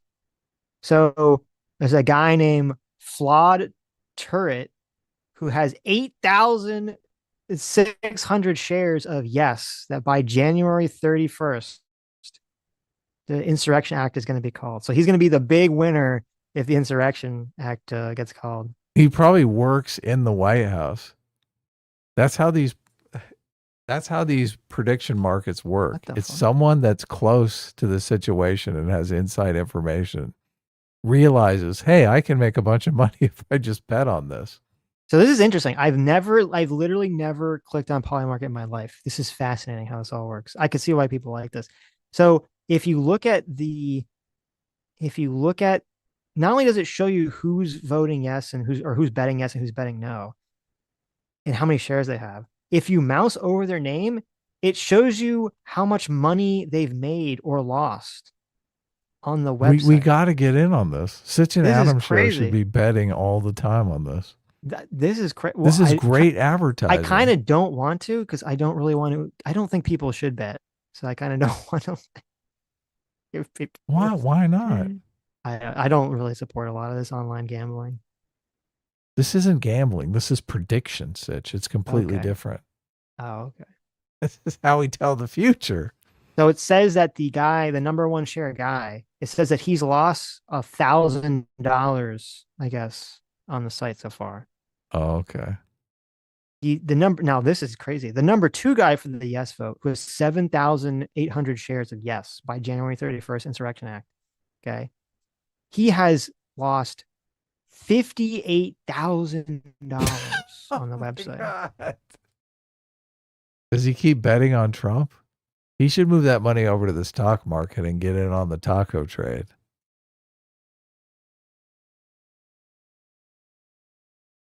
Wow. This is interesting because it's got. Wow. Okay. He's lost. It's interesting. In October of 2025, it almost made it up to 50% yes. 50% of the money was on Trump invoking the Insurrection Act. Mm-hmm. I guess. What was going on then? Oh my God, this guy's betting ratio is like, does it have like the numbers? It looks like he's made, I don't know, he's made like 100 bets almost. No, not 100, maybe like 50. And it looks like he's lost like 45 of them or 40 of them or something. It's so Look, he's interesting. swinging for the fences. I didn't know you could look at people's. Oh, wait, never mind. I was looking at the wrong thing. Oh, no, never mind. He's won a bunch. Oh, he's also lost a bunch too. Okay, never mind. He's all over the place here. This is fascinating. I didn't know that this information was so like publicly available for every single person on Play Market. God, this guy's just betting all his money. That's crazy. Now here, are you ready to have your mind blown at him? Mm-hmm. Let's hear. You don't sound like you're ready. No, I'm totally ready. I love to get my mind blown. The third highest stake on Trump will invoke the Insurrection Act by January 31st is an account called I'm Just Ken. He has 7,100 shares, right? Okay. According to his profile, he's made $2.7 million on this website. He works in the White House. It's obvious. That guy definitely works in the White House. Well, I don't know. So I'm click on his closed activity. He made this is okay. So obviously a very rich person. He's made $768,000 in one bet. Okay. You know what that bet was? I'm dying to hear. Will Kamala Harris win the 2024 presidential nomination? Oh, wow. So I wonder, he must have got in early. And probably, he bet right? yes. And he bet yes. Yeah. Well, I wonder if that's where he made all the money he's been betting and losing, betting back again. Well, it's great. He made $500,000 betting JD Vance would win. 3/4. Oh, what was the other bet? He made 300. Well, no, because he's lost a bunch. So he definitely won more than $2 million, but then he's lost a bunch too. So he made $360,000 betting Joe Biden. Will Joe Biden win the 2024 election? Wait, what? Does that make any sense? He didn't win that. Wait, what am I looking at here? Yeah, I can't find whatever. I found the Trump invokes the Insurrection Act by question mark page. There's only October 31st and December 31st. And if I click on those, I guess, I don't know how you're getting all this interest. Okay, now I'm super I don't understand how this all works. I'm super confused. I don't know or how market context. because it says I have to run to the bathroom though. I'll be right back. Okay. It says this guy's bet $64,000 on will Joe Biden win the 2024 election and voted yes, and he said yes, and he won. But how did he win that one? That doesn't make any. How does this work? I don't understand how any of this works now. I guess maybe I'm completely reading this wrong. This doesn't make any sense to me.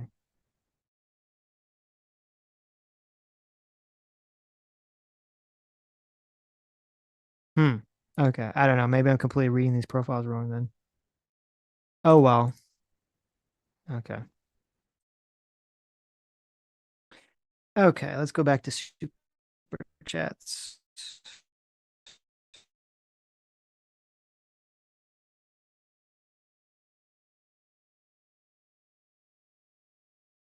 Squeeze Liz for $2 says we had police during the 20s. A lot of places during the riots. That does make sense. Jason Mulgreen for $10 says, Sitch, how would you have dealt with the Chaz chop?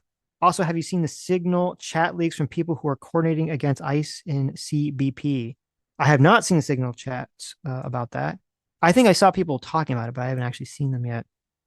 In terms of the Chaz chop, how I would have dealt with them was I would have sent the police, SWAT team, National Guard, anyone to go in there and to break them up and to forcibly arrest every single person involved. I'm back. Welcome back. All right, I'm going to put a new poll up on whether Trump should invoke the Insurrection Act. Vu Doom Friday says, OMG, look at the Signal leak. Okay, let's see.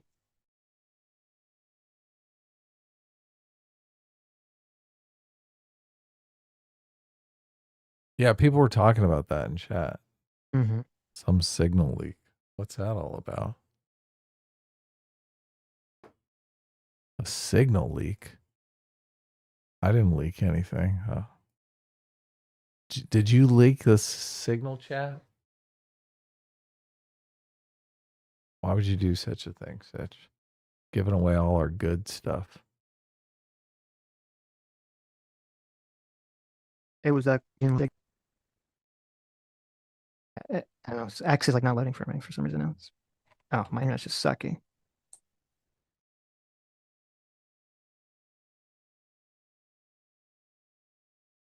Anyway, I'll look at that later.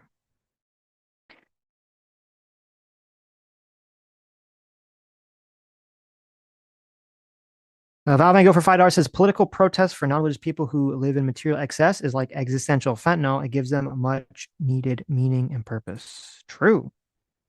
Detective Stabler for $10 says IFFF footage does show he reached for his holster again, despite being disarmed of the gun. It's reasonable for the agent to fear a second weapon, but who knows? It doesn't look good with current variables. I don't believe that footage that people are pointing to, where they say he's reaching for the holster, is after the first shot has gone off, after he's possibly already been shot, and he's flailing as he gets up. I don't think anyone saw that or reacted to that, because the second shot also happens like, microseconds after that or milliseconds after that. So I don't believe that he was reaching for the holster. I don't believe anyone thought he was reaching for the holster. And I also believe if they even would have made that argument, Chrissy Nome would have said that, originally. So Fair and Practical Progress for 10 Aussie bucks says, I now see the need for horizontal phone recordings after the governor's rhetoric. Euroflux explained that the 2022 Biden EO requirement for all federal officers to wear body cameras was undone by Trump's EO in January 2025. Yes, and I believe Wick or Hutch also brought up that point too in our conversations. Jose Calihero for 31 months says, have we discussed the real injustice taking place here?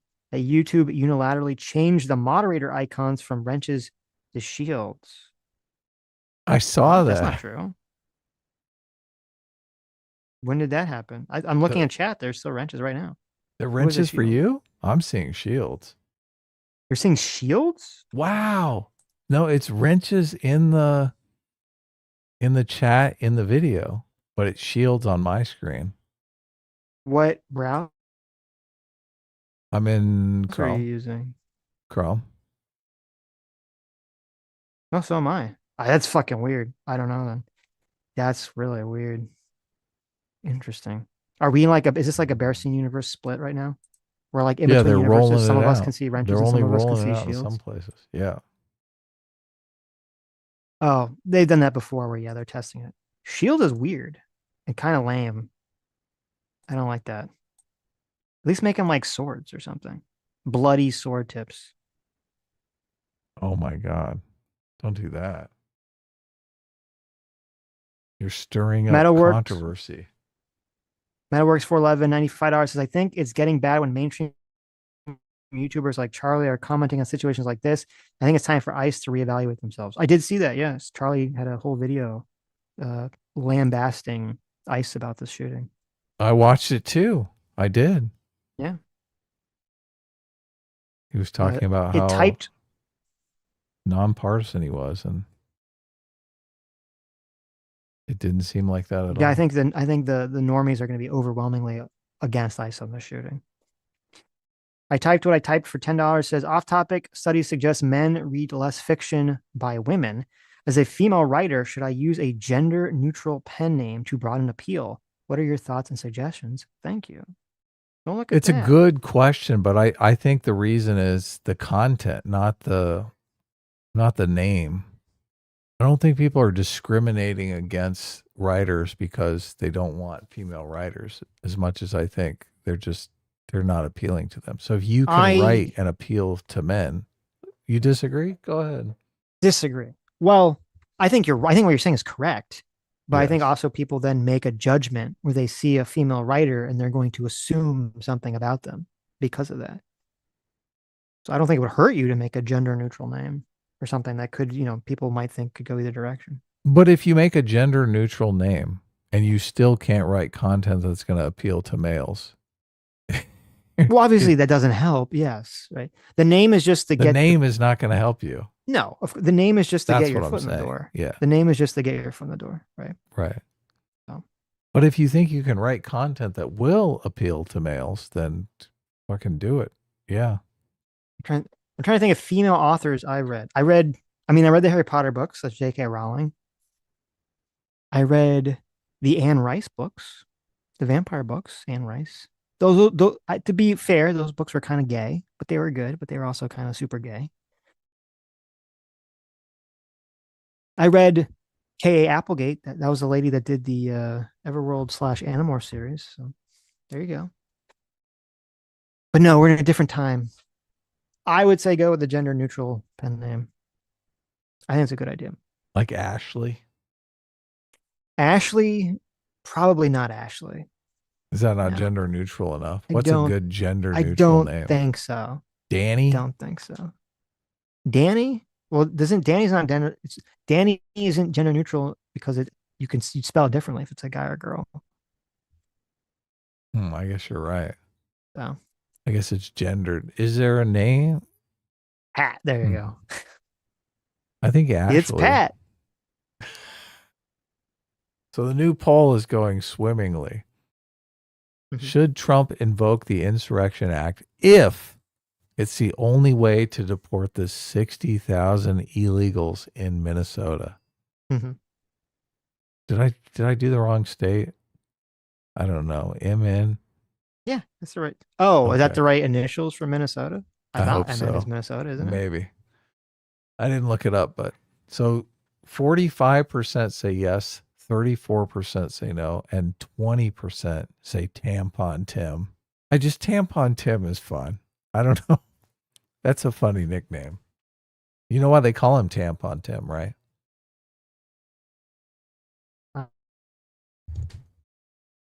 Anyway, maybe I should read super chats. I remember. I used to put a tampon in the boys' room. True. Yeah. That is true. One of probably the greatest, what is often considered the greatest anime of all time, I believe, is by Tampon female Tim? author, isn't it? Oh, I thought it was called Tampon Tim. Full Metal Alchemist. Full Metal was Alchemist? written by a female author. So. Really? Yep. About two brothers going on a journey, not to find love, but to punch people and get his brother's body back from God. Was written by a lady. Look at that. Yeah. To find the Philosopher's Stone. Yeah. Let's see what other famous. Well, Inuyasha, Demon Slayer. I forgot Demon Slayer, also written by a lady. Sailor Moon.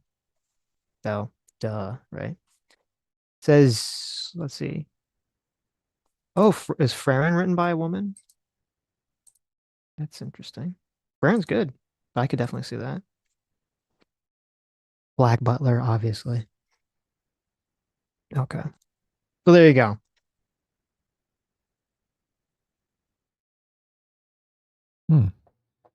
I think plenty of women can probably write for the sensibilities of men. It's really the powers that be that are in publishing and whatnot that are controlling the aesthetic that gets published.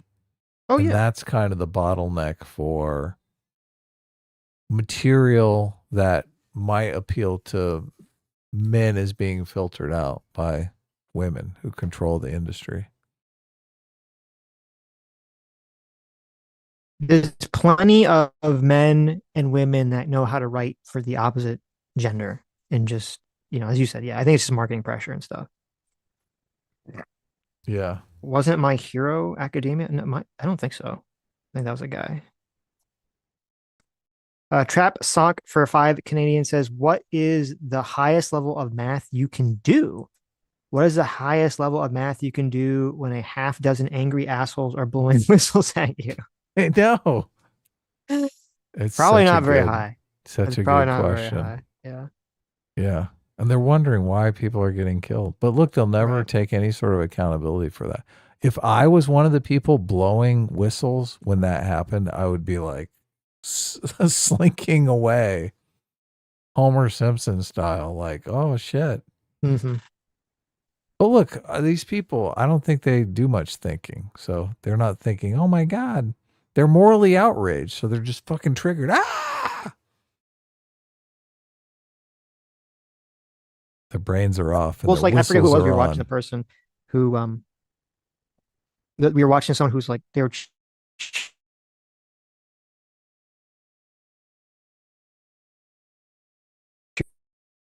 cheering on the fact that they were keeping the ice up. Remember, and I was like, that's retarded. You're going to make it more likely that someone's going to get shot. Like, why would you do that? So, not a lot of thought process, obviously, like that. So, again, that in no way removes responsibility from ICE agents being fucking retarded themselves. Bernardo Zorro's here for $5 says, the greatest anime of all time is Violent Evergarden. Violet Evergarden. I've never even heard of that. Don't know what that's about. We're going to have to blast through these super chats and wrap up because your internet is getting progressively worse. And people in the chat are like being very sad about it because they want us to go on and continue. That's so sad. Look. What internet company do you have? Because I'm going to go write a nasty email right now. Say, listen, we were in the middle of our live stream. You kept fucking it up. Both of us wanted Donald Trump to invoke the Insurrection Act, and you had to ruin our moment. Anyway, Sitch is gone. I'm going to have to read the super chats. How about this? Spend all of Monday yelling at the internet company because I'm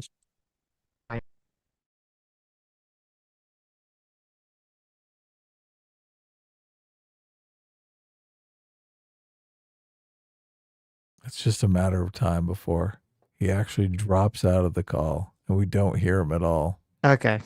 Am I back? You're back, yeah. You know whose fault this is? Sammy G's. This is Sammy's fault. You want to know why it's Sammy's fault? She picked the internet company? No. It's because she went to her friend's house and she came back with a Labubu. I know she was talking about it in the chat. Oh, yes. She's already bragging about her new Labubu. Her friend destroyed. We had a clean, nice apartment. Okay, our apartment was curse free. There's nothing bad in it. And now we've been cursed with this horrid fucking looking Labubu. You don't like the Labubus? And obviously they look amazing. Obviously the Labubu has cursed our apartment. Cursed your internet? Cursed the internet, yes. When you call up the internet company and tell them something is wrong, the first thing they're going to ask you is, well, did you purchase a Labubu recently? That is the first thing they will ask, yes. Have you tried throwing the Labubu out of the window? Yes, normally, normally like, have you tried turning your internet on and off? I'm like, no. Have you tried burning your Labubu? Exactly. And spreading its ashes on your router. Okay. Yeah. Let's dispose of the Labubu immediately. Yes. Arno Zoros here says the greatest anime of all time is Violet Evergarden. I've never even heard of that. Lives in Des Walls for $2 says the greatest anime is Hamtaro. Wow. There you go. Lives in Des Walls for $5 says Adam is correct. If our aim is objective reality and honesty, we must be careful with our words. That is true. Yep, definitely. Nick Costanza for $2 says Obama's ICE wasn't killing U.S. citizens in the streets. That's true. Do you know that the Streamlabs is literally called Tips? I think that's I did know that, yeah. That's a good sign. Yes. Now I'm curious if members, and I couldn't really figure it out from the law. I'll just have to ask him, and he was like, no. And then I sent him all the IRS page stuff, and he said, oh, maybe. I was like, oh, great. Like, yes. So, but I don't know. Do you think memberships would also count, or you think it's going to be separate from tips or from super chats? Well, I'm biased, but I think of course it counts. Okay. Of course. I think they should. I don't know why they wouldn't, but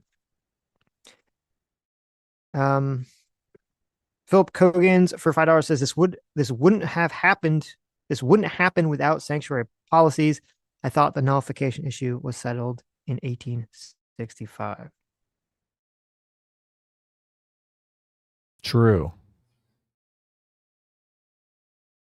Detective Stabler for $2 says citizens dying is baked into Walsh's strategy. I don't think that's the case, but I mean, especially he's quitting politics, so definitely don't think that's the case. Mike Mills for $10 says, Adam, you can say that the statements from the Minnesota Democrats were hyperbolic, but they're nowhere near the blatant verifiable lies the Trump administration said on this. You don't have to both sides this. If AOC calls this an execution, that is a lie. That is a fucking lie. It's just as big a lie as calling these people domestic terrorists.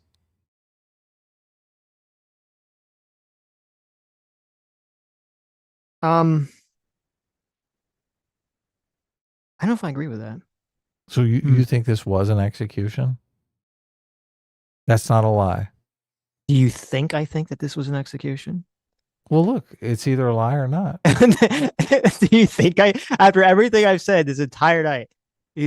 No, I don't. Think I would obviously, suddenly change my position. You said it was an accident, obviously. So you don't. Okay, I'm just wondering why you asked me that way.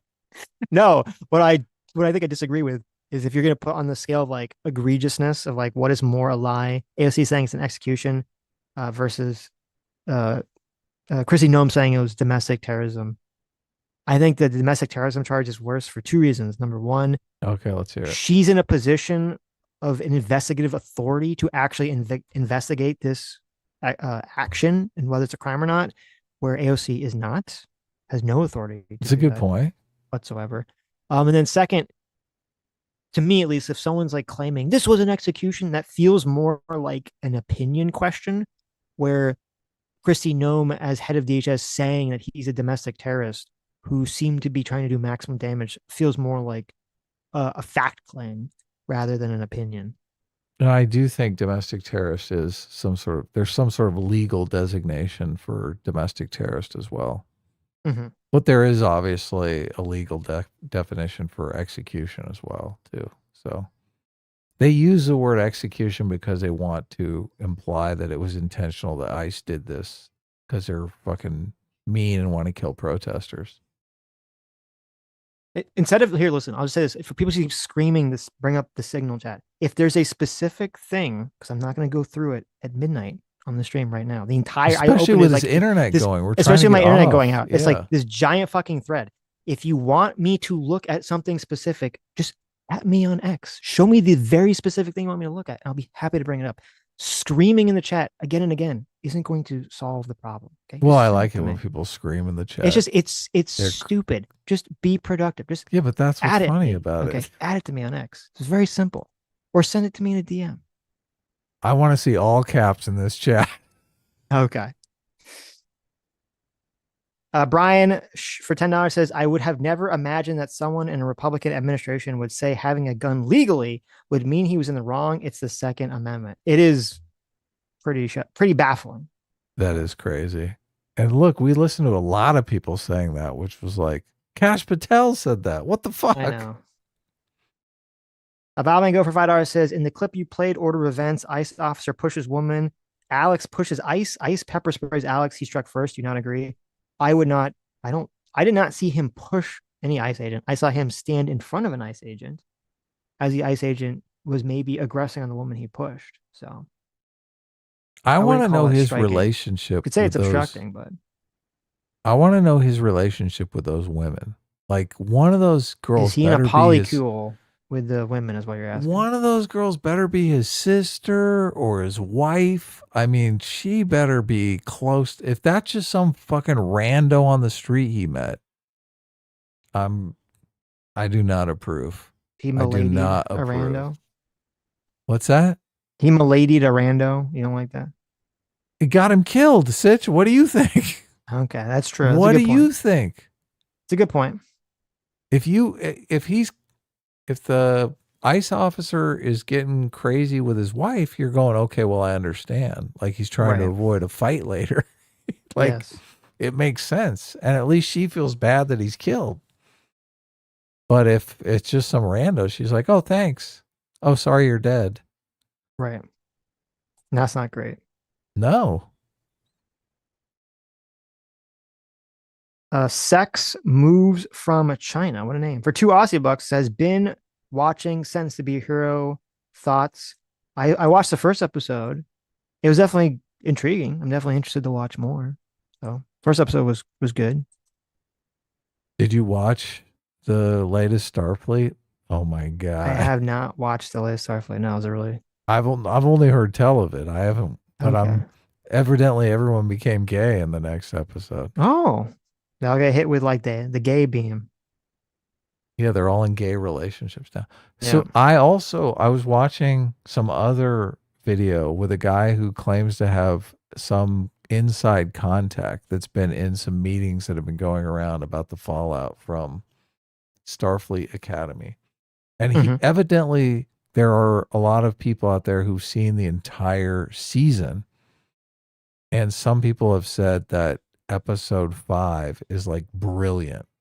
That it's just, it's like a slow burn. But once episode 5 hits, it's like really hits its stride. And I'm thinking, there's no fucking way. Yeah. No fucking way, right? No. Yeah. But it did make me think, oh, Sitch and I, we got to watch episode 5. Maybe episode 5 is like the Borg. It finally, remember how the Borg was like amazing? You were like, holy fucking shit. Star Trek is really, I mean, the Borg really was like, wow, this is fucking great. They're going to go full Borg. It's going to be the first good. The first Borg episode was okay. It was really once they came back and stole Picard. Then you're like, oh shit, this is crazy. Yeah. No, things getting real. That's the one. Yeah, I guess the first Borg was with the Q, right? Where he just kind of knocks. They have one interaction with the Borg, and then Q saves them. So you're like, oh well, that was weird. Yeah. But I think that episode was super popular, and that's like, okay, we got to do more with this Borg thing. People are fucking loving it.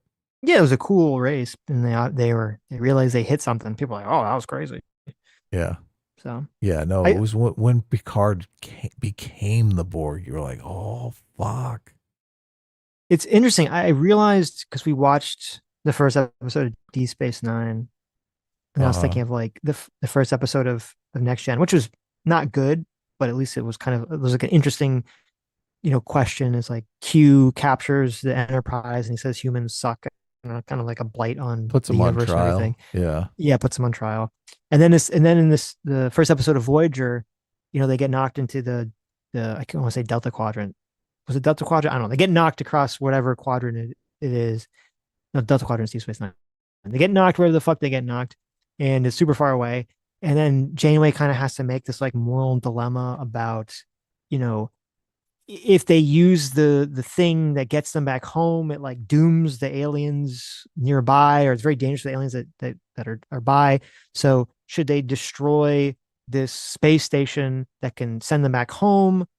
Or is it better to destroy it and just take the long route back home, try to find a way back home? And they make the moral decision to, destroy the space station and take the long way back home because they think it's like better.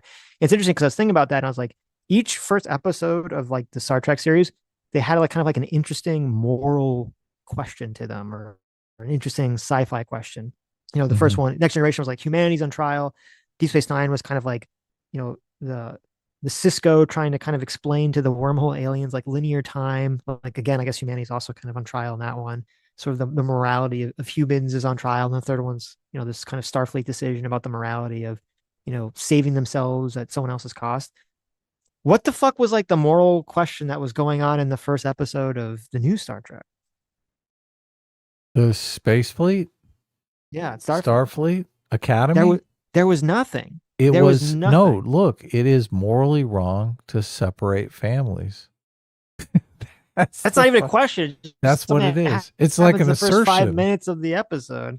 It's the like moral dilemma like is like, should I separate this family? No, obviously not. What are you, a conservative? I guess. Yeah, I guess. I'm just thinking like the other ones, they had these moral questions, these very interesting science fiction topics that they're kind of covering on the first episode. And then this one is like, I guess, yeah, the first 5 minutes is family separation. And then the rest of the episode is what? We got to I bring should have the never renegade. done the family separation. I should have never done the family separation. It's not really a moral question. It's just her I was lamenting so it. Then wrong bring the about renegade to doing the school, family separation. and then bad guy attacks ship, and they defeat bad guy. Like there's like You don't nothing interesting understand. happening in that first episode at all. An orange man was running Starfleet at the time. I had to separate that family. They should have done that. I was caught in the middle. They should have had her wearing like an orange Starfleet uniform, even though that's not like a color normally associated, I guess, with Right. They could have put like a red ball cap on her, right? right. Would that have been enough? I'll just give her like a blonde wig. Oh. Yeah, no. Good writing is all about moral dilemmas. We want to savor the indecision of the characters, right? Which way? Do we go the long way and save the aliens, or fuck these aliens and we take the shortcut home? Right. Yeah, what do we do? What are our values?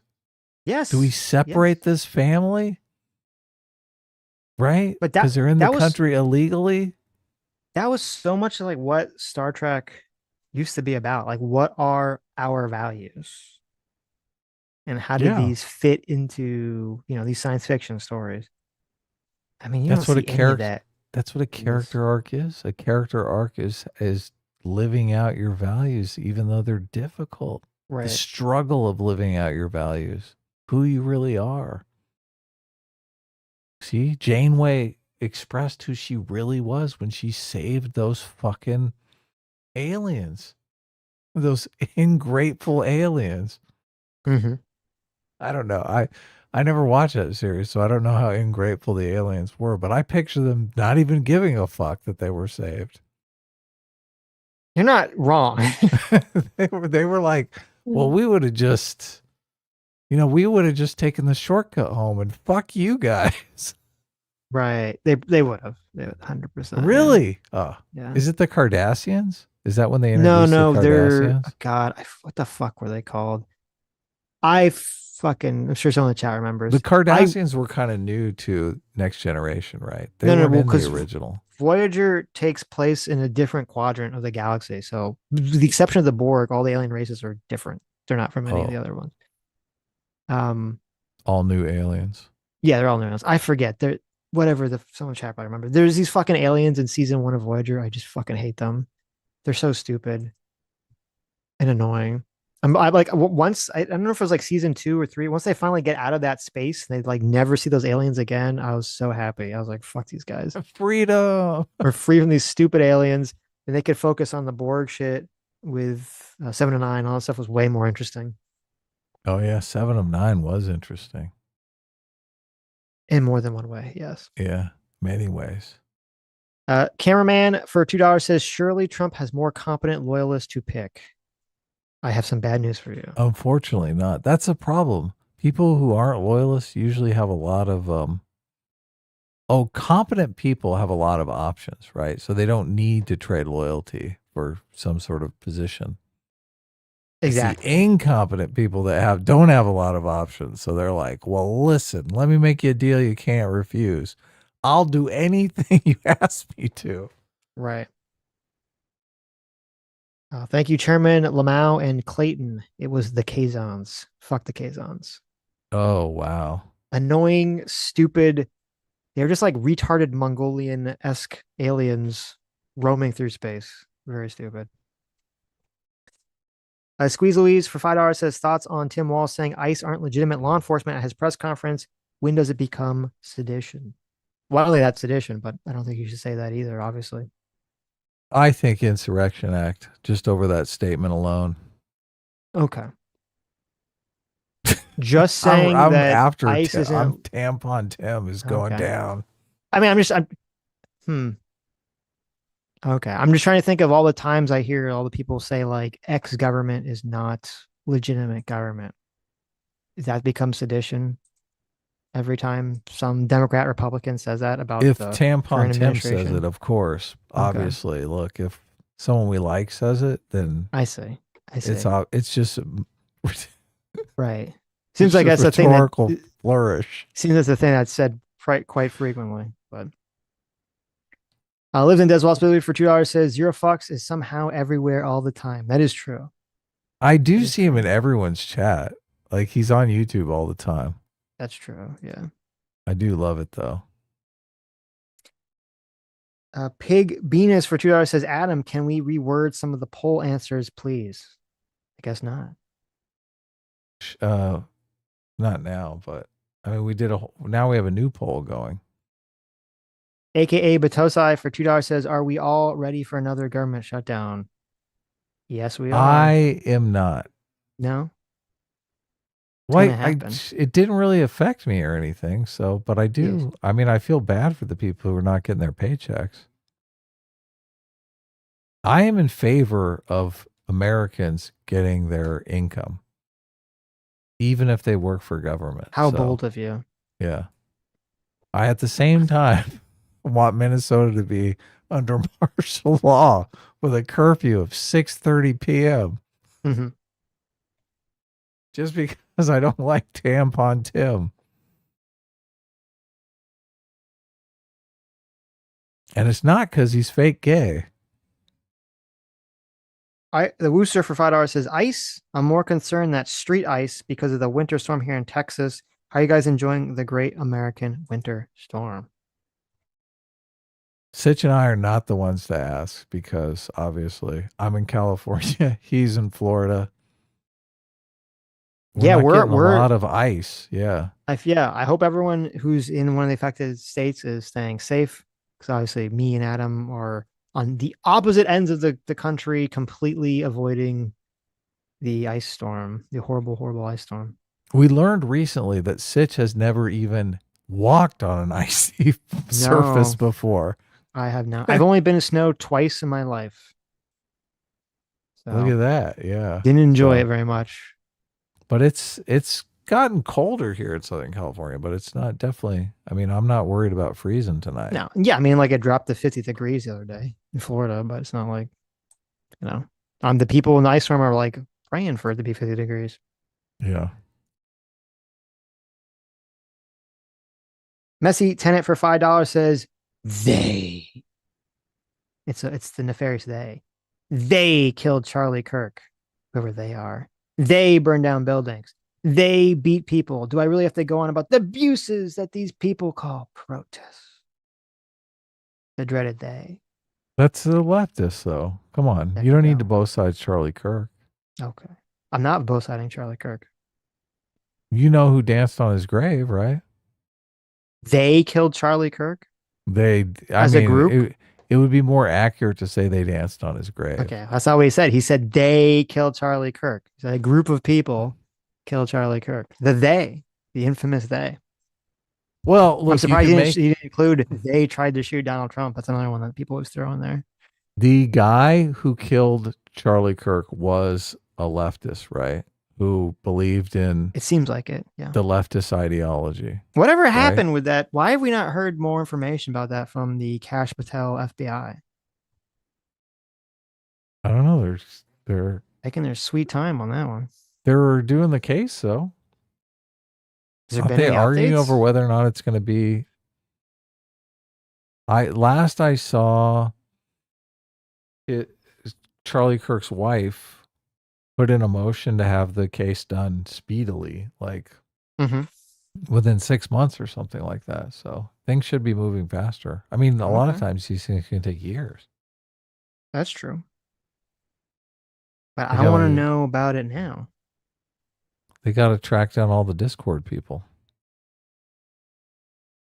They're following his gay lover all over the country.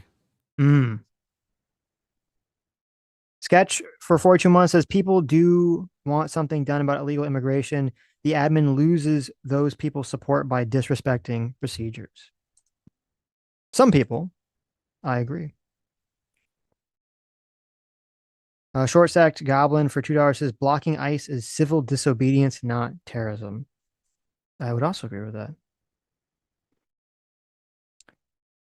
Voodoo for $5 says, did you guys see the signal chat leaks? No, as I said. Feel I've free heard to a lot about them. Feel free to send them. I'm dying to see them. Yes. Maybe I'll Google that after we're done. Fair Practical Progress for $2 says there might be a chunk of my unread super chats. There was, yes. Ad Moline for 5 Canadian says poll options are garbage. So I think ICE or power tripping and got caught up in the moment. Not exactly planned, not exactly an accident.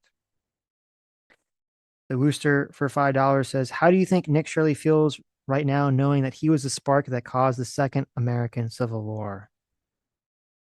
Was he? Obviously. He's a little dominant. I'm hoping it's not going to be the next dominant. American Civil War. Alex Wright for $5 says, got to love the gaslighting of, quote, this is just normal policing by law enforcement. Nothing radical is happening here.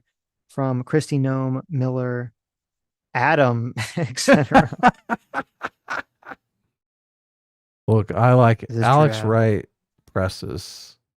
He likes to try to push my buttons, but it's all in good fun. So okay. Stephen Miller, that guy's like my hero. So look, I'm just happy my name is next to his. Val Van Gogh for $10 says, in response to the super saying ICE isn't doing normal policing, what's actually bizarre is that ICE is being made to do normal type police arrests because of the environments the Democrats created. That's true. Yeah. Righteous Indifference for $5 says, couldn't watch today. Pat's going to the Super Bowl. Look forward to listening as I dig my way out of 2 feet of snow. Hope it's a good one. Go, Pats. Well, thank you for the super chat. Either way. And good luck with the snow, Righteous Indifference. You can watch on the replay if you want to. The Oceanist for $5 says, a lot of Mamdani supporters sure seem to hate the warmth of collectivism. Will they learn anything from this? LOL. No. Of course not. No one ever learns anything. What is that? What I don't know what you're referencing. Warmth of collectivism? It's all about the money. Oh, that was the thing when he said, that's right. When he said we're replacing rugged individually, the frigidity of rugged individualism with the warmth of collectivism. Yes. Yeah. An insane thing to say. AKA taking your money. Yes. Jeff McIntyre for $5 says, what happened with the Epstein files? Maybe both sides are spinning extreme narratives so the news cycle doesn't have a chance to remember. It's just, so the way that news works is even if there's a crazy story, if there's not anything new to report, it will get lost. Right? So. Reading sketches, super chat. I read ahead, and unfortunately, it's very funny. Okay, we'll get there in a second. But so that's how it works. So until there's something really new, I mean, a bunch of shit happened. You know, the Maduro thing happened. People complain about Greenland. Now these 2 ice shootings have happened. So it's a lot of news coverage stuff happening. So if things calm down or there's some new movement, and we'll kind of reopen all the Epstein file wounds again. Really? Donald Trump's just going to come out and say, you guys are still talking about Epstein? Oh my God. It's a Democrat hoax, Adam. Dead forever. Okay. Yes. Sketch for $2 says, what does Don's boyfriend call him? Don Lemon Pound Cake. Funny. Lemon pound cake. That's you don't. Oh, I guess you didn't like it. It's funny. Does he give lemon head? I think that was funny. That's terrible. That's terrible. Yes. Alex Wright for $5 says, sending 280 people to CCOT, expanding at large arrests and expedited removals, Operation Metro, etc. Nothing radical here, just normal policing. That's right. True. You got to understand. You should be happy it wasn't 300 people. Oh, okay. Accidents are going to happen. Yep. Well, I'm just glad it wasn't you, Alex. Still don't know if all the people that got maybe wrongly sent to CCOT got sent back or not. I know there's like a couple of them we heard about, but the Oceanist for $5 says the existence of the deep state implies the existence of the shallow state. Oh yeah, what would that be? That must be Tampon Tim's office. I was gonna say it's the Trump administration. Oh, really? Seem very shallow. You're right. And they are the opposite of the deep state, too. They're trying to get rid of the deep state. They want the whole state to be shallow. There you go. This state should be safe enough. Anyone can swim in it. There, I like it. All ends of the pool must be the shallow ends. It's right. Yeah. Yeah. No swimming allowed. The wading pool. Yeah. Equal Shit Ox for $5 says, if you built your company community on the backs of illegal laborers, I don't feel sorry for you. Operate your business within the law. I agree. Exactly right. True. We should send them to CCOT too. They should be some of the accidents. The Woot Man for 33 months. Thanks so much for making 33 months. The Free Will Seeker says, we here in the Canadian prairies just endured a bout of a negative 40-degree weather. My God! That's a temperature everyone can agree on. Wow. Now, are they using the Celsius? Because no. I don't know. I don't know. It's Canada. Was it negative 40 Celsius? Celsius or Fahrenheit?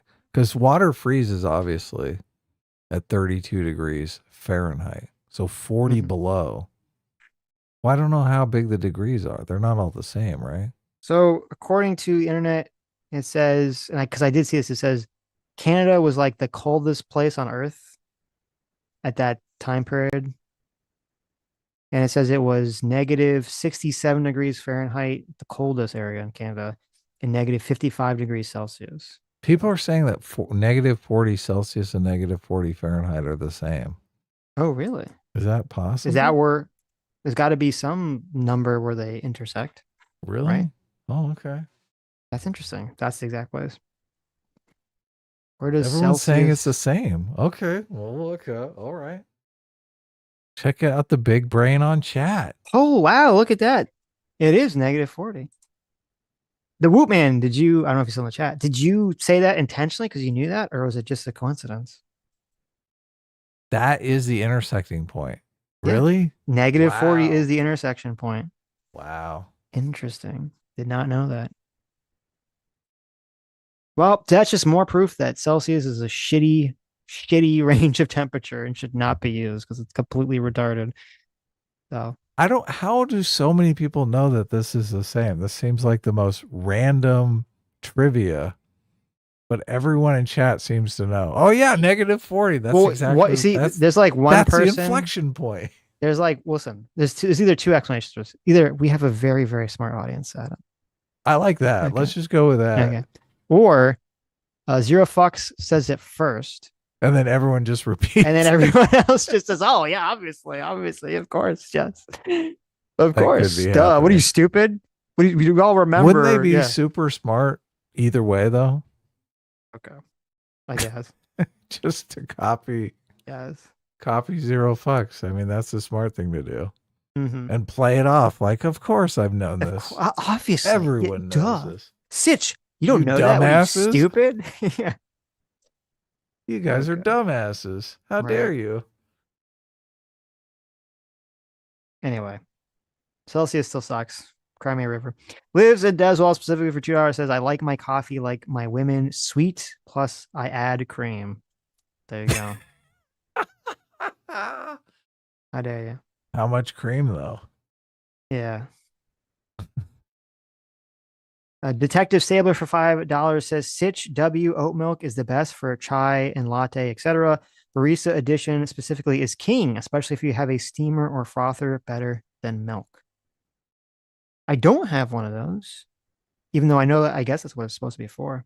I don't know what they do to it to make it the like barista version, but it does taste better. Oh my God. Oh my God, is coming after us here. Oh my God, for $2 says Sitch and Adam have the dumbest take on this 100%. Well, there you go. I don't know what part of it was. Maybe it was the whole thing. Well, I think Charlie influenced a lot of people. Charlie was like, oh my God, you guys are all bootlickers. Holy shit. The state came in and executed. I think Charlie used the term executed.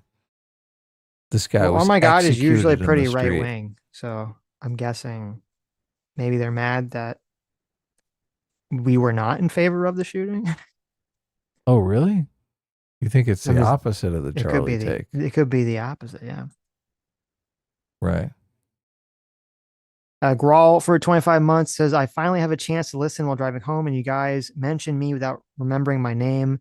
Love to know you're thinking of me. Oh, well, thank you. Sorry, Grawl. Grawl was, I guess, the AI person. Oh, okay. Yes. I'm very bad with We'll names. try to remember. I'm great with names. There you go. If you say you're bad with names, you're gonna prime yourself to be bad with names. You should just say you're great with names. Get this fucking new age hippie. He's gonna intention himself into having a better memory. Well, I am actually really good with names. Okay. I go out of my way because I like take a note or something. Right. Like right now, I'm gonna write down Grawl. Grawl. Is that Grolf? What is that? Grolf. Grolf? Grawl TH or Grolf. Yeah. Grawl. Fair and practical progress for $5 says the Atlanta Voice investigation found no evidence that Dr. Rashid Ritchie's degrees are fraudulent. He is considering a defamation lawsuit. Wow. I saw Nate's video and I found it very convincing. So I'd be very, very shocked. I'd be very shocked if that was the case. So I'm skeptical. But I'll read the Atlanta Voice's investigation. See what. Why is he just considering a defamation lawsuit? I guess because they're tough to win. That's not too suspicious. That's a good point. If he was very clearly correct, yeah, why don't you just do it? Do it. Yeah, but look, even if you are 100% correct, it's still a lot of money for a lawsuit, and you can still lose because you might not convince the jury. So that's true. Lawsuits are gambling just as much as gambling is gambling. You don't know what the fuck people are going to do in it. Right. This was what was so crazy about what Wick was saying about how, oh yeah, you want to clear your good name. I'm like, why? It's like playing Russian roulette with your life. Well, yeah. I don't know if I've not consider a civil lawsuit the same as like you're on trial for jail. Still, yes. Money, a lot of money, Right. very expensive. Proteron for 10 New Zealand dollars says, hey, fellas, hope you guys are keeping yourselves safe during these interesting times. Looking forward to the New Year celebration next. Wait, what do you mean it's only January? Bad joke, LOL. Wasn't that bad. Yeah.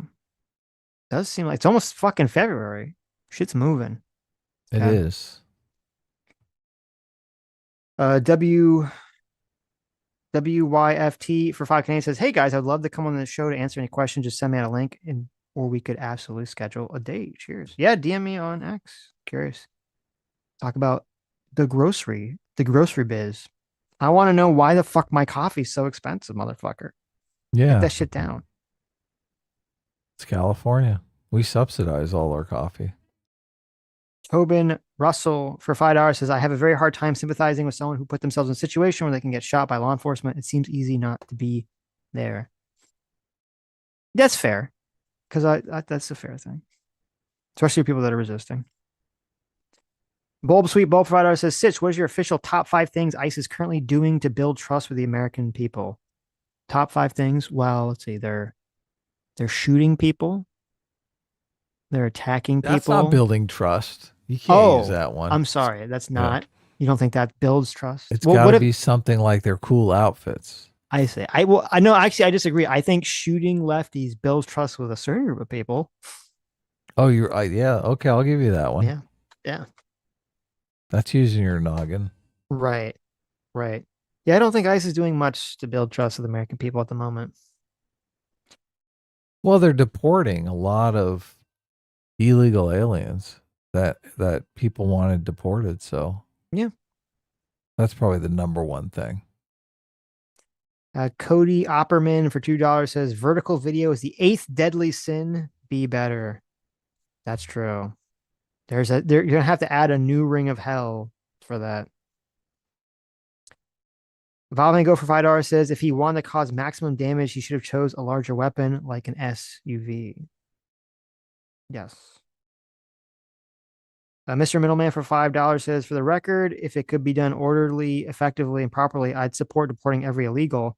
I feel ICE is a MAGA tool right now. Tobin Russell for $5 says, that's a nice hypothetical, but in reality, Tim Walz and the Democrats are using the issue as chaff to hide their corruption and racketeering. There's probably some of that going on. Mm-hmm. Tim Walz is super happy that nobody's talking about the Somali daycare fraud, right? Yeah. Which rumor has it they are going to bring him up on some kind of charges. So tell ICE to be better. Mr. Middleman for $2 says, is being Hispanic probable cause? LMAO. Yeah, Adam, is being Hispanic probable cause? I mean, if you don't speak English, I think it is. Did you see that video? I mean, where why wouldn't it be? Did you see that video where the ICE guy's like, show me your papers? And the guy's like, why? And he says, you have an accent. And the guy says, you have the same accent I have. I heard about that, but I didn't see it. Oh, it's so bizarre. That is like a peak Spider-Man meme. I heard another person complaining about that video on, it might have been like a TYT video. Mm-hmm. The Wooster for $5 says, why hasn't Trump invoked the Insurrection Act and arrested tampon? Oh, you read that one. Jacob Frey already. This is fraudulent regime must be held accountable. That's true. The Trump administration is definitely very fraudulent. Angry Bells for $10 says, YouTube wouldn't send chat, so I sent a DM and added links. It's probably for the leaks. The leaks. Did you see the videos about secret group chats with government officials organizing ICE watch patrols and riots? Wrote for the treasonous officials, organizing prisons for everyone else participating. And he sent me a YouTube video. Nice. Okay, I'll check it out. I don't know if this is a video about the leaks though. Oh, I guess it is. Okay, yeah. Yeah, send it to me. I want the leaks. Okay. You want the leaks, Adam? I could just look it up. You want the leaks? The DM leaks, yeah. Everyone's talking about. Hopefully there's some nudie pictures in them. Probably not that exciting. There might be. I missed one. Mr. Supercross for $20. Sorry about this. Says some cops got sued for barging into a home illegally to arrest a guy who had a general warrant. They didn't have a warrant for that house. Just go to a judge and get your warrant and come back. There you go. See? They're going to self-deport before that happens. Come on. Well, isn't that what you want? We got to get in there and get them. There was a story. I don't know if it was true. I just kind of saw like a headline for it on social media, so it could be fake. It claimed that there was a guy who stole like millions of dollars of jewels or something, and he was in the country illegally. And then he went to ICE and self-deport and said like, oh, I want to self-deport. And then they self-deported him, not realizing that he was a thief who stole like millions of dollars and didn't realize he had like a warrant out for his arrest, and he escaped. Now, it sounds kind of like a meme story, but wow. Also, I could believe it. And everyone stood up and clapped. And everyone stood up and then he used those gems, Adam, to pay for all the people in his dying village so they could have food. Oh, it's got a happy ending. I like it. Yeah. Sammy G, look at this. Sammy G for $2 says, in other news, I have acquired a Labubu. Is that your first Labubu? It is. Her friend gifted her a fucking Labubu. You only have I was trying to stop her from Labubu? getting a Labubu. I think she has two. Wow. I think there's one she got me. She was never, she just screamed. She never was going to buy one. I thought we were free of the curse. And her horrible friends are like, here you go. Here's your fuck. And it's not just they gave her like a giant Labubu too. It's not even just a normal one. It's like a giant Labubu. And it has a crown on it. Scooter. It's 14 inches. Sam is giving me, she's yelling from the other room. She's giving me all the specifications. Okay. It's a 14-inch Labubu with a crown on top. So I don't know if that's like a good one or not. Either way, it's horrible. Renault Zero's here for $5 says, I have not watched it, but Sargon made a video arguing it is an insurrection. I have not watched either, but I did see that pop up in my feed. Oh, that's why you were reflexively against it. That is exactly it. Yes, exactly. I saw a video and I said, Shargun.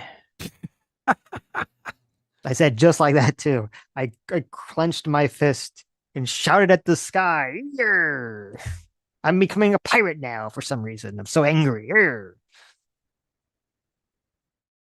Ecoshaddox for 44 months. Thank you so much for being 44 months of discipline equals freedom. Says, while we're on the topic of literature, I highly recommend Cormac McCarthy, No Country for Old Men, and Blood Meridian, etc. Blood Meridian. I haven't watched that movie in forever. I feel like I have to rewatch No Country for Old Men. I only saw it once, and I had very, very mixed feelings about it. I gotta watch it again as an adult. Did I mention Arla Booba has a Vespa? I believe you brought up a picture of it on stream before. Oh, yeah. A cute little Vespa that drives all over the house. Arnaldo Zorro's here for $2 says, are Labubus the new Furbies? They're the new Furbies for women who think that they're like, I don't know, trying to be fancy, right? Yeah. Like, look at me, my fancy Labubu. Oh my God. I can put it on my Dolce Gabbana purse and show off. We were at the mall and they have these machines that you put money into that there's various different ways that you try to get items out of the machine. Do you know what this is? I have no clue what you're talking about. It's not, there's claw machines obviously that pick up objects and put them in the I know, yeah, sure. exit. But this is kind of different. This is like a thing moves around and you kind of joystick your way and try and get it. Oh, okay. It's one of those games. Yeah, it's a game. You try to get the key into the keyhole thing. Gotcha. And you get the Labubu. And I mean, we probably spent like $25 in that machine trying to get a Labubu out. Yeah. And I'm just convinced like it's impossible to get. They're scams. Out. All those machines are scams. Well, look, we got pretty close a couple times, so it was fun. I'm not. It was worth the money, but I was like, that Labubu. It looks so. There is good. one of those machines that, like, you know, you like press the button and like the light stops, like it goes around like a circle, and the light stops, and that pissed me off because like I did it and I was doing it like literally perfectly, and it was moving slow enough that I could see it would like skip like the one jackpot spot. It would like skip it, or it would go like a little bit like fat, like it'd be the same speed for the whole thing, and then when it gets to the jackpot spot, it kind of like hiccups, and I'm like, what the fuck? It was robbing bullshit. You. Yes, I'm like, this is rigged. Like all those fucking games are rigged. That's why I hate all those games. You should never waste your money. Sam always says, she swears in Japan, the claw games are different. They're not rigged. You can actually win them or something. But in America, they're all fucking scams. Don't ever waste your money on any of that shit. My wife wins the claw games all the time, though. No, I don't. She comes home with like being paid by Big Claw. Okay, this is bullshit. I'm not. I don't believe you for a second. I am not kidding. And she treats them like slot machines. She's like, it's not about the strategy. It's about when it's about to pay out, and when it pays out, it like reaches down in there and it just grabs that fucking thing like it won't let go. It like grabs 10 times harder. You know, sometimes it like barely grabs on. It's just like basically fondling the thing. That's how it's a scam. The way it works is they pre-program it. So it'll say like 1 out of 100 pay-ins, it will actually physically be able to grab one. And then every other 100 time, it's impossible because it doesn't grip hard enough. Yes. Yeah, but she watches the machines and she's like, oh yeah, this one's about to pay out. Like she's got her little star charts out and she knows like, oh yeah, this one right here. And she'll come home with like 7 things from the claw machines. I like that your wife is like, she's like, listen, Anna, I've developed a system. No, she brags about the system. Like, she's like, I'm meditating. I'm like speaking to gurus. I've like climbed the mountaintops. I developed a mild level of precognitive spider sense future sight, and I'm only using it to win claw game. This I the know. feel, Look, the sense when they're gonna pay out. I should ask her for some stock picks, huh? But Yes. That's she's like, look, you terrible. can tell by the way this one grabs that it's grabbing slightly harder every single time. It's about to pay out. You're gonna hear some like weird noise coming from like a room once, and you're like, "What the fuck's going on in there?" And you open the door, and you're gonna see your wife's in there. She's got like paint all over her body, like a feathered headdress. She's like killing a chicken in front of like an Exactly. altar of like claw machines. She's like, I'm Yes. summoning Yeah. the spirits of the claw machine to Yeah. grant me their favor. Oh yeah. You're going to the arcade this weekend, huh? Mm-hmm.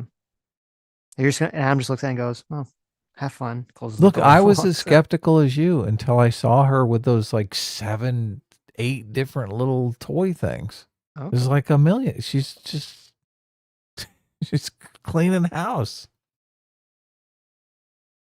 Okay. She wins consistently. Okay. She hasn't got the Labubu yet, though. Right. I don't know if I think there is one that has a Labubu in it. Here's what you don't know. You're like, oh look, she wins consistently. She's got like 6 or 7 things. You don't know she spent like $1,000. No, I strongly suspect she did spend $1,000. To be honest with you, It's like, look how good I am. I can totally sense it. It's like 99% of the time she's throwing money into this fire. No, you're doing so good on it. I think she puts like $500 at a time on her car. Oh my god, it's terrible. See, it all makes sense. It's like you got it's the little diagram of the airplane with the bullet holes. What are in it. you gonna do? Yeah, What are exactly. you gonna do? You should do. I mean, I was the at an axolotl is pretty cute. I was at an arcade with Sam, and she wanted this. It's like a sushi roll cat. It's like a sushi roll with a cat inside. No, we have one of those. What do you? Yeah, we have that. Oh, okay. We have a Yeah, couple different ones. There you go. With the And, sushi roll cats. Yeah, there's a whole line of them. And she was like just throwing money in this machine. And I was like, stop. I'm like, listen, just stop putting money in this. I will find this thing and buy it for you. Okay. And it was like $20 at Walmart or something. It was like, so I just bought it. I just bought her the Such a bargain, huh? thing. Yeah. And then listen, I bought her a little grabby claw so she could like do it herself. So she could pick So it up. she likes the claw games too. Yes, she does. Yeah. Maybe it's like a Jessica chick thing. Fucking loves these things. Maybe it's like a woman thing. I could not. I mean, Look it's there, like she's in the chat. torture. I was gonna win, Sitch. No, you were not gonna win. It's like torture for me. I feel like I'm wasting my time. It's like a slot machine. Like, why am I sitting here pulling this thing? I could just buy it on Amazon and have it mailed to the house. That's what's so annoying about it, because it tricks you. You think it's some sort of game of skill, but it's not. It's 100% all chance. Yeah, Just but a it is fun for them. I mean, she seems to really enjoy it. So whatever you're yelling, I don't know what you're yelling, Sam. It doesn't. I don't enjoy it, but look, if they enjoy it, knock yourself out. Have some fun. Okay. Spend $500 for that axolotl stuffed animal. In Japan. Yeah. Okay, but she has some giant Pikachu head pillow. Yeah, in Japan, that's fine. I tell you, in America, they're fucking scams. They're ripoff. Yeah. Just threw the pillow at me. Almost broke the microphone and the computer. Okay. She fixed your internet, Sitch. She did not. It's never worked this well. Yeah, exactly. Okay. D Judd for $10 says, what's the difference between ordering local, state, and police to disrupt ICE and ordering a semi-organized militia to disrupt ICE? There's a slight difference, but I would be more amenable to some sort of federal insurrection act sort of engagement or arresting of the mayor if the mayor is or the governor is directing the militia to disrupt ICE.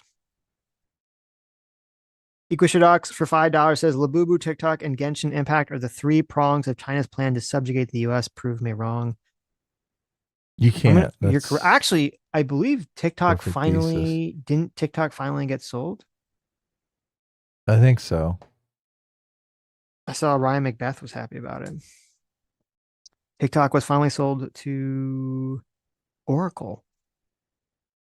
So we'll see. Is I'm not Mr. Wonderful a part of the deal? I don't know. But I'm not 100% confident. It's not going to be a total shit show. China still controlling the thing. Listen to this also for $5 says Sitch, if you have Labubu exposure, you need a Catholic exorcism, omamori, or ritual fire.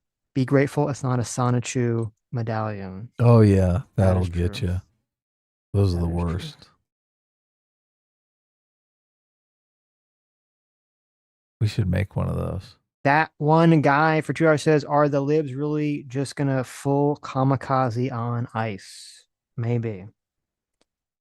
The Kurtism MK2 for 7 Canadian says, hey guys, just started watching the stream. Sadly, I'm gonna have to wait for the audio to catch up because light travels faster than sound. Another Wick reference. There you go. You guys don't be mean to Wick, okay? His heart's in the right place. Right. Well, yeah, what I remember saying that, but I don't remember what were we talking about? The light sound thing. It was when the girl got her window broken. Oh, yes. Okay. We saw it before she heard it because light travels faster than sound. Right. Yeah. Seller for $2 says necessarily the case. I don't think that was the case. Yes. Seller for $2 says, you said with Renee, good shooting, it's not likely the officer would be held liable because juries generally defer to police, but isn't that less likely now that the polls show most people disagree with that shooting? That's definitely possible. And it's also could be compounded just because I think it's going to be very difficult to find juries that haven't heard about these situations at all. And the more shootings there are, the harder that's going to be. So that could definitely have a big impact on something. I mean, I wouldn't be surprised if they charged a guy, but I wouldn't be surprised if he got off scot-free. So, well, there's going to be some whole Could go fight. either way. I forget how it plays out kind of complex because, yeah, I don't think the feds are kind of trying to pull jurisdiction, but they're not going to want to press charges themselves. So, what are you laughing at? Chat. Okay. They're always funny. Arrhythmus for $2 says, this one appears to be a bad shoot, not out of malice, but out of confusion and misunderstanding of the threat. It's unfortunate, but could have been avoided if the protester had not been armed and did not obstruct the road. Well, I don't think them being in the road had anything to do, unless like there's a longer video and they've just been out on the road the whole time. I don't think that was the issue because we see him walk out into the road. It's only like 10 seconds or something.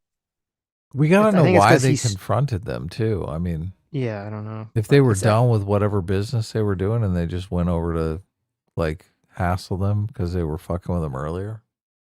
Yeah, I don't know. That's not good. When they walked away, why did the ice guy follow them? I don't know. Christmas for $2 says is a major second or major 2A advocate who carries a firearm regularly. I think it's foolish to carry a gun to a protest where you're specifically there to antagonize law enforcement. Being armed implies a threat to law enforcement. Yeah, stupid. I think it's stupid. I agree with you. But it's legal. Yeah. I don't know if I agree that it implies a threat to law enforcement necessarily. But I agree it's definitely stupid. It can be misconstrued as a threat, which is the problem. Yes, it'd be very easy if you're protesting against the police and you're armed. I definitely agree with that. Yes. Arrhythmus for Juro says also specifically resisting arrest while armed is unbelievably stupid. None of this absolves the ICE agents, but the protester undeniably contributes to the circumstances of his death. Yeah, I think that's obviously true. Arrhythmus for not $2 says the difference between this guy and Kyle is the implication of being armed. Kyle was armed because he was acting as security during a riot. This guy was armed at a protest against a law enforcement operation is different. Yeah, the facts of the case are different, but as I said, the way that the Trump administration officials are saying it is the exact same way that the left was saying with Kyle. They're saying that being armed at a protest is evidence of inherent wrongdoing or maliciousness of thought, which is untrue. And kind of retarded they keep bringing it up. Soto's Rogero says, I'm surprised you guys are still pushing the lie that it's about immigration. We have verifiable proof that DHS said they'll pull ICE out of the state. They'll pull ICE out if the state hands over voter information. It's deliberate mass violence for extortion. So I had heard this claim before. I don't know if you heard this. I did, Adam. but I don't know the validity of it. So Pam Bondi sent a letter to Tim Walz. That's let me read it for you here. To Tampon Tim. Tampon Tim. It says, Governor Walz, the state of Minnesota has refused to enforce the law, and the consequences are heartbreaking. Americans are watching politicians ignore federal immigration law, criminals attack federal law enforcement, and rioters storm church services. I write to urge a change. In December 2025, the Department of Homeland Security launched Operation Metro Surge to protect Americans from the dangers presented by unchecked illegal immigration, including violent crime and drug trafficking. Since the beginning of this operation, law enforcement has put themselves in harm's way to arrest dangerous criminals, including members of notorious violent gangs. Criminal illegal aliens convicted of homicide, drug trafficking, sexual assault against a child, rape with a weapon, and other horrific crimes are now off the streets because of Operation Metro Surge. Thank goodness. Thank goodness. Unfortunately, you and other Minnesota officials have refused to support the men and women risking their lives to protect Americans and uphold the rule of law. Because Minnesota, Minneapolis, St. Paul have chosen to ignore federal immigration law by enacting sanctuary laws and policies, the federal agents led by the U.S. Immigration and Customs Enforcement and U.S. Customs and Border Patrol have operated alone. And politicians in your state are not just refusing to help these agents, they're putting federal agents in danger. Minneapolis Mayor Jacob Frey said, ICE, get the fuck out of Minneapolis. We do not want you here. You refer to our law enforcement as Trump's modern-day Gestapo. Minneapolis City Council member Aisha Chugtai? Oh, Aisha Chugtai. Ugh. That old chestnut. Old Aisha stated the, quote, city must be ready to act as the last line of defense for targeted communities. Minnesota Attorney General Keith Ellison has previously compared ICE enforcement to being, quote, under attack by the Nazis. The result of your state's policies and politicians' anti-law enforcement rhetoric are a national tragedy. Violence against ICE officers and agents has increased approximately 1,300%. Vehicular attacks against ICE agents has increased 3,200%. Perhaps most disappointing, the lawlessness caused by these policies have bled into sacred spaces of worship. Parishioners were met by anti-ICE mob last weekend as several dozen individuals stormed cities, churches in Minneapolis to interrupt the Lemonheads and scream in the faces of frightened Christians and their families. The violence against our officers and the violation of religious liberties cannot be allowed to continue. The lawlessness in the streets is matched by the unprecedented financial fraud occurring on your watch, and the out of control fraud in your state also implicates election security. And the out of control fraud in your state also implicates election security. You can feel Trump like read this and he's like, put in something about the election. I know. What are you doing, Pam? You got to put in something about the fraudulent election. Okay, got to do it.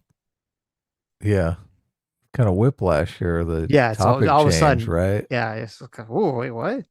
It is a tragedy that Americans have lost faith in Minnesota's ability to keep its taxpayers' funds secure and its citizens safe. You and your office must restore the rule of law, support ICE officers, and bring an end to the chaos in Minnesota. Fortunately, there are common sense solutions to these problems that I hope we can accomplish together. Common sense. Mm-hmm. First, share all of Minnesota's records on Medicaid and food and national service programs, including the supplemental or SNAPs program with the federal government. Allowing the federal government to efficiently investigate fraud will save Minnesota taxpayers money and ensure that Minnesota's welfare funds are being used to help those in need and not enrich fraudsters. Second, repeal the sanctuary policies that have led to so many crimes and violence in your state. Removing criminal illegal aliens from Minnesota neighborhood will save lives, and state and local officers should support this goal. All detention facilities in your state should cooperate fully with ICE, honor immigration detainees, and permit ICE to interview detainees in custody to detain immigration status. I urge you to reach an agreement with ICE that allows them to remove illegal aliens in custody of Minnesota's prisons and jails and avoid pushing these interactions into your streets. Third, allow the Civil Rights Division of the Department of Justice to access voter rolls to confirm that Minnesota's voter registration practices comply with federal laws authorized by Civil Rights Act of 1960. Fulfilling this common sense request will better guarantee free and fair elections and boost confidence in the rule of law. Again, you just throw in the voter stuff is kind of random. Why do they want the voter rolls? Because they have all the illegal Somalis voting at them, obviously. Okay. I am confident that these simple steps will help bring back law and order to Minnesota and improve the lives of Americans. The time has come for state and local office officials in your state to change course. As the chief law enforcement officer of the United States, I am committed to enforcing federal immigration laws and keeping every American safe, unless that American was violated by Epstein. Minnesota can and should be a partner with this administration. Do not obstruct federal immigration enforcement. Do not allow rioters to take over the streets and houses of worship. Do not hinder federal officials from investigating financial fraud and violations of election laws, whether state and local politicians stand in the way or not. We will work every day to protect Americans and make Minnesota safe again. I request that you join us in that effort. Sincerely, Pam Bondi. They want the voter rolls to find out if illegal aliens are voting. Probably something. Is that the something plan? like that. That's probably some idea. Okay. So the reason I read all that was because, as I said, I saw a lot of people making this claim repeatedly that there was something in that letter that said that DHS said they would pull ICE out of the state if they handed over the voter rolls to the Trump administration. Is that a fair characterization, you think, of the letter that I read? No, not at all. I don't didn't think hear it is. any of that. Yeah, I don't. Doesn't sound like that at all. There was that. I didn't hear any sort of quid talk pro about quo. pulling out. Yeah. Yeah, I didn't hear anything about pulling out. It sounded like they were saying They no, you were should be like, working "Look, with us to see more people." Yeah. So. Comply. Right. And we will continue our operations. That's true. It's a pretty bad letter because you're right. It's just all like, you should just do all the things we want us. You should do all the things we want you to do anyway that you don't want to do, and we're offering you nothing. Like, you get nothing. It's like, oh, okay. Well, if you remember from the Insurrection Act video, yeah, he has to tell them this is what you have to do before he brings the Insurrection Act on him. So this letter might be a formal declaration. Here's all the things you should do that you're not doing. Right. That is going to get you in big trouble with. Right? Here's the lawlessness I am witnessing. Right. That's probably true. That's a good point. I assume he can't just throw out a tweet, right? He has to notify them somehow in writing. It's I don't know. It's Trump, so who knows? A tweet could be sufficient. All right. I'm betting on the insurrection now. Yeah, okay. You're gonna go put something on this letter's convinced me. Okay, good. I'm glad. Go do your Polymarket bet. Arithmetic for Charge says, Sitch, you have to acknowledge the difference in the implied threat between being armed when acting in defense against violent rioters and being armed while antagonizing and resisting law enforcement. I do. I think I've already addressed this point, so I'm not going to rehash what I said. Solos for Charge says, turns out Tim Walz telling people to film ICE was really good. Otherwise, we would never gotten all this footage. It is not a Sitch and Adam show without an excuse to yell the left bad. So now telling people to get evidence is evil. I mean, I believe I literally made that exact point, Solos, but you can yell at Adam. Don't rope me in. Solodoge is going after you. Yeah. He's very mad at you. Okay. Sells temp for $6 says, you don't even have to cite Rittenhouse. There are countless examples of Second Amendment protesters showing up for peaceful demonstrations, fully strapped with rifles. Be well, everyone. Hope our country wakes up from this madness soon. That is true. I think he stood a better chance if he would have been open carrying. I said that.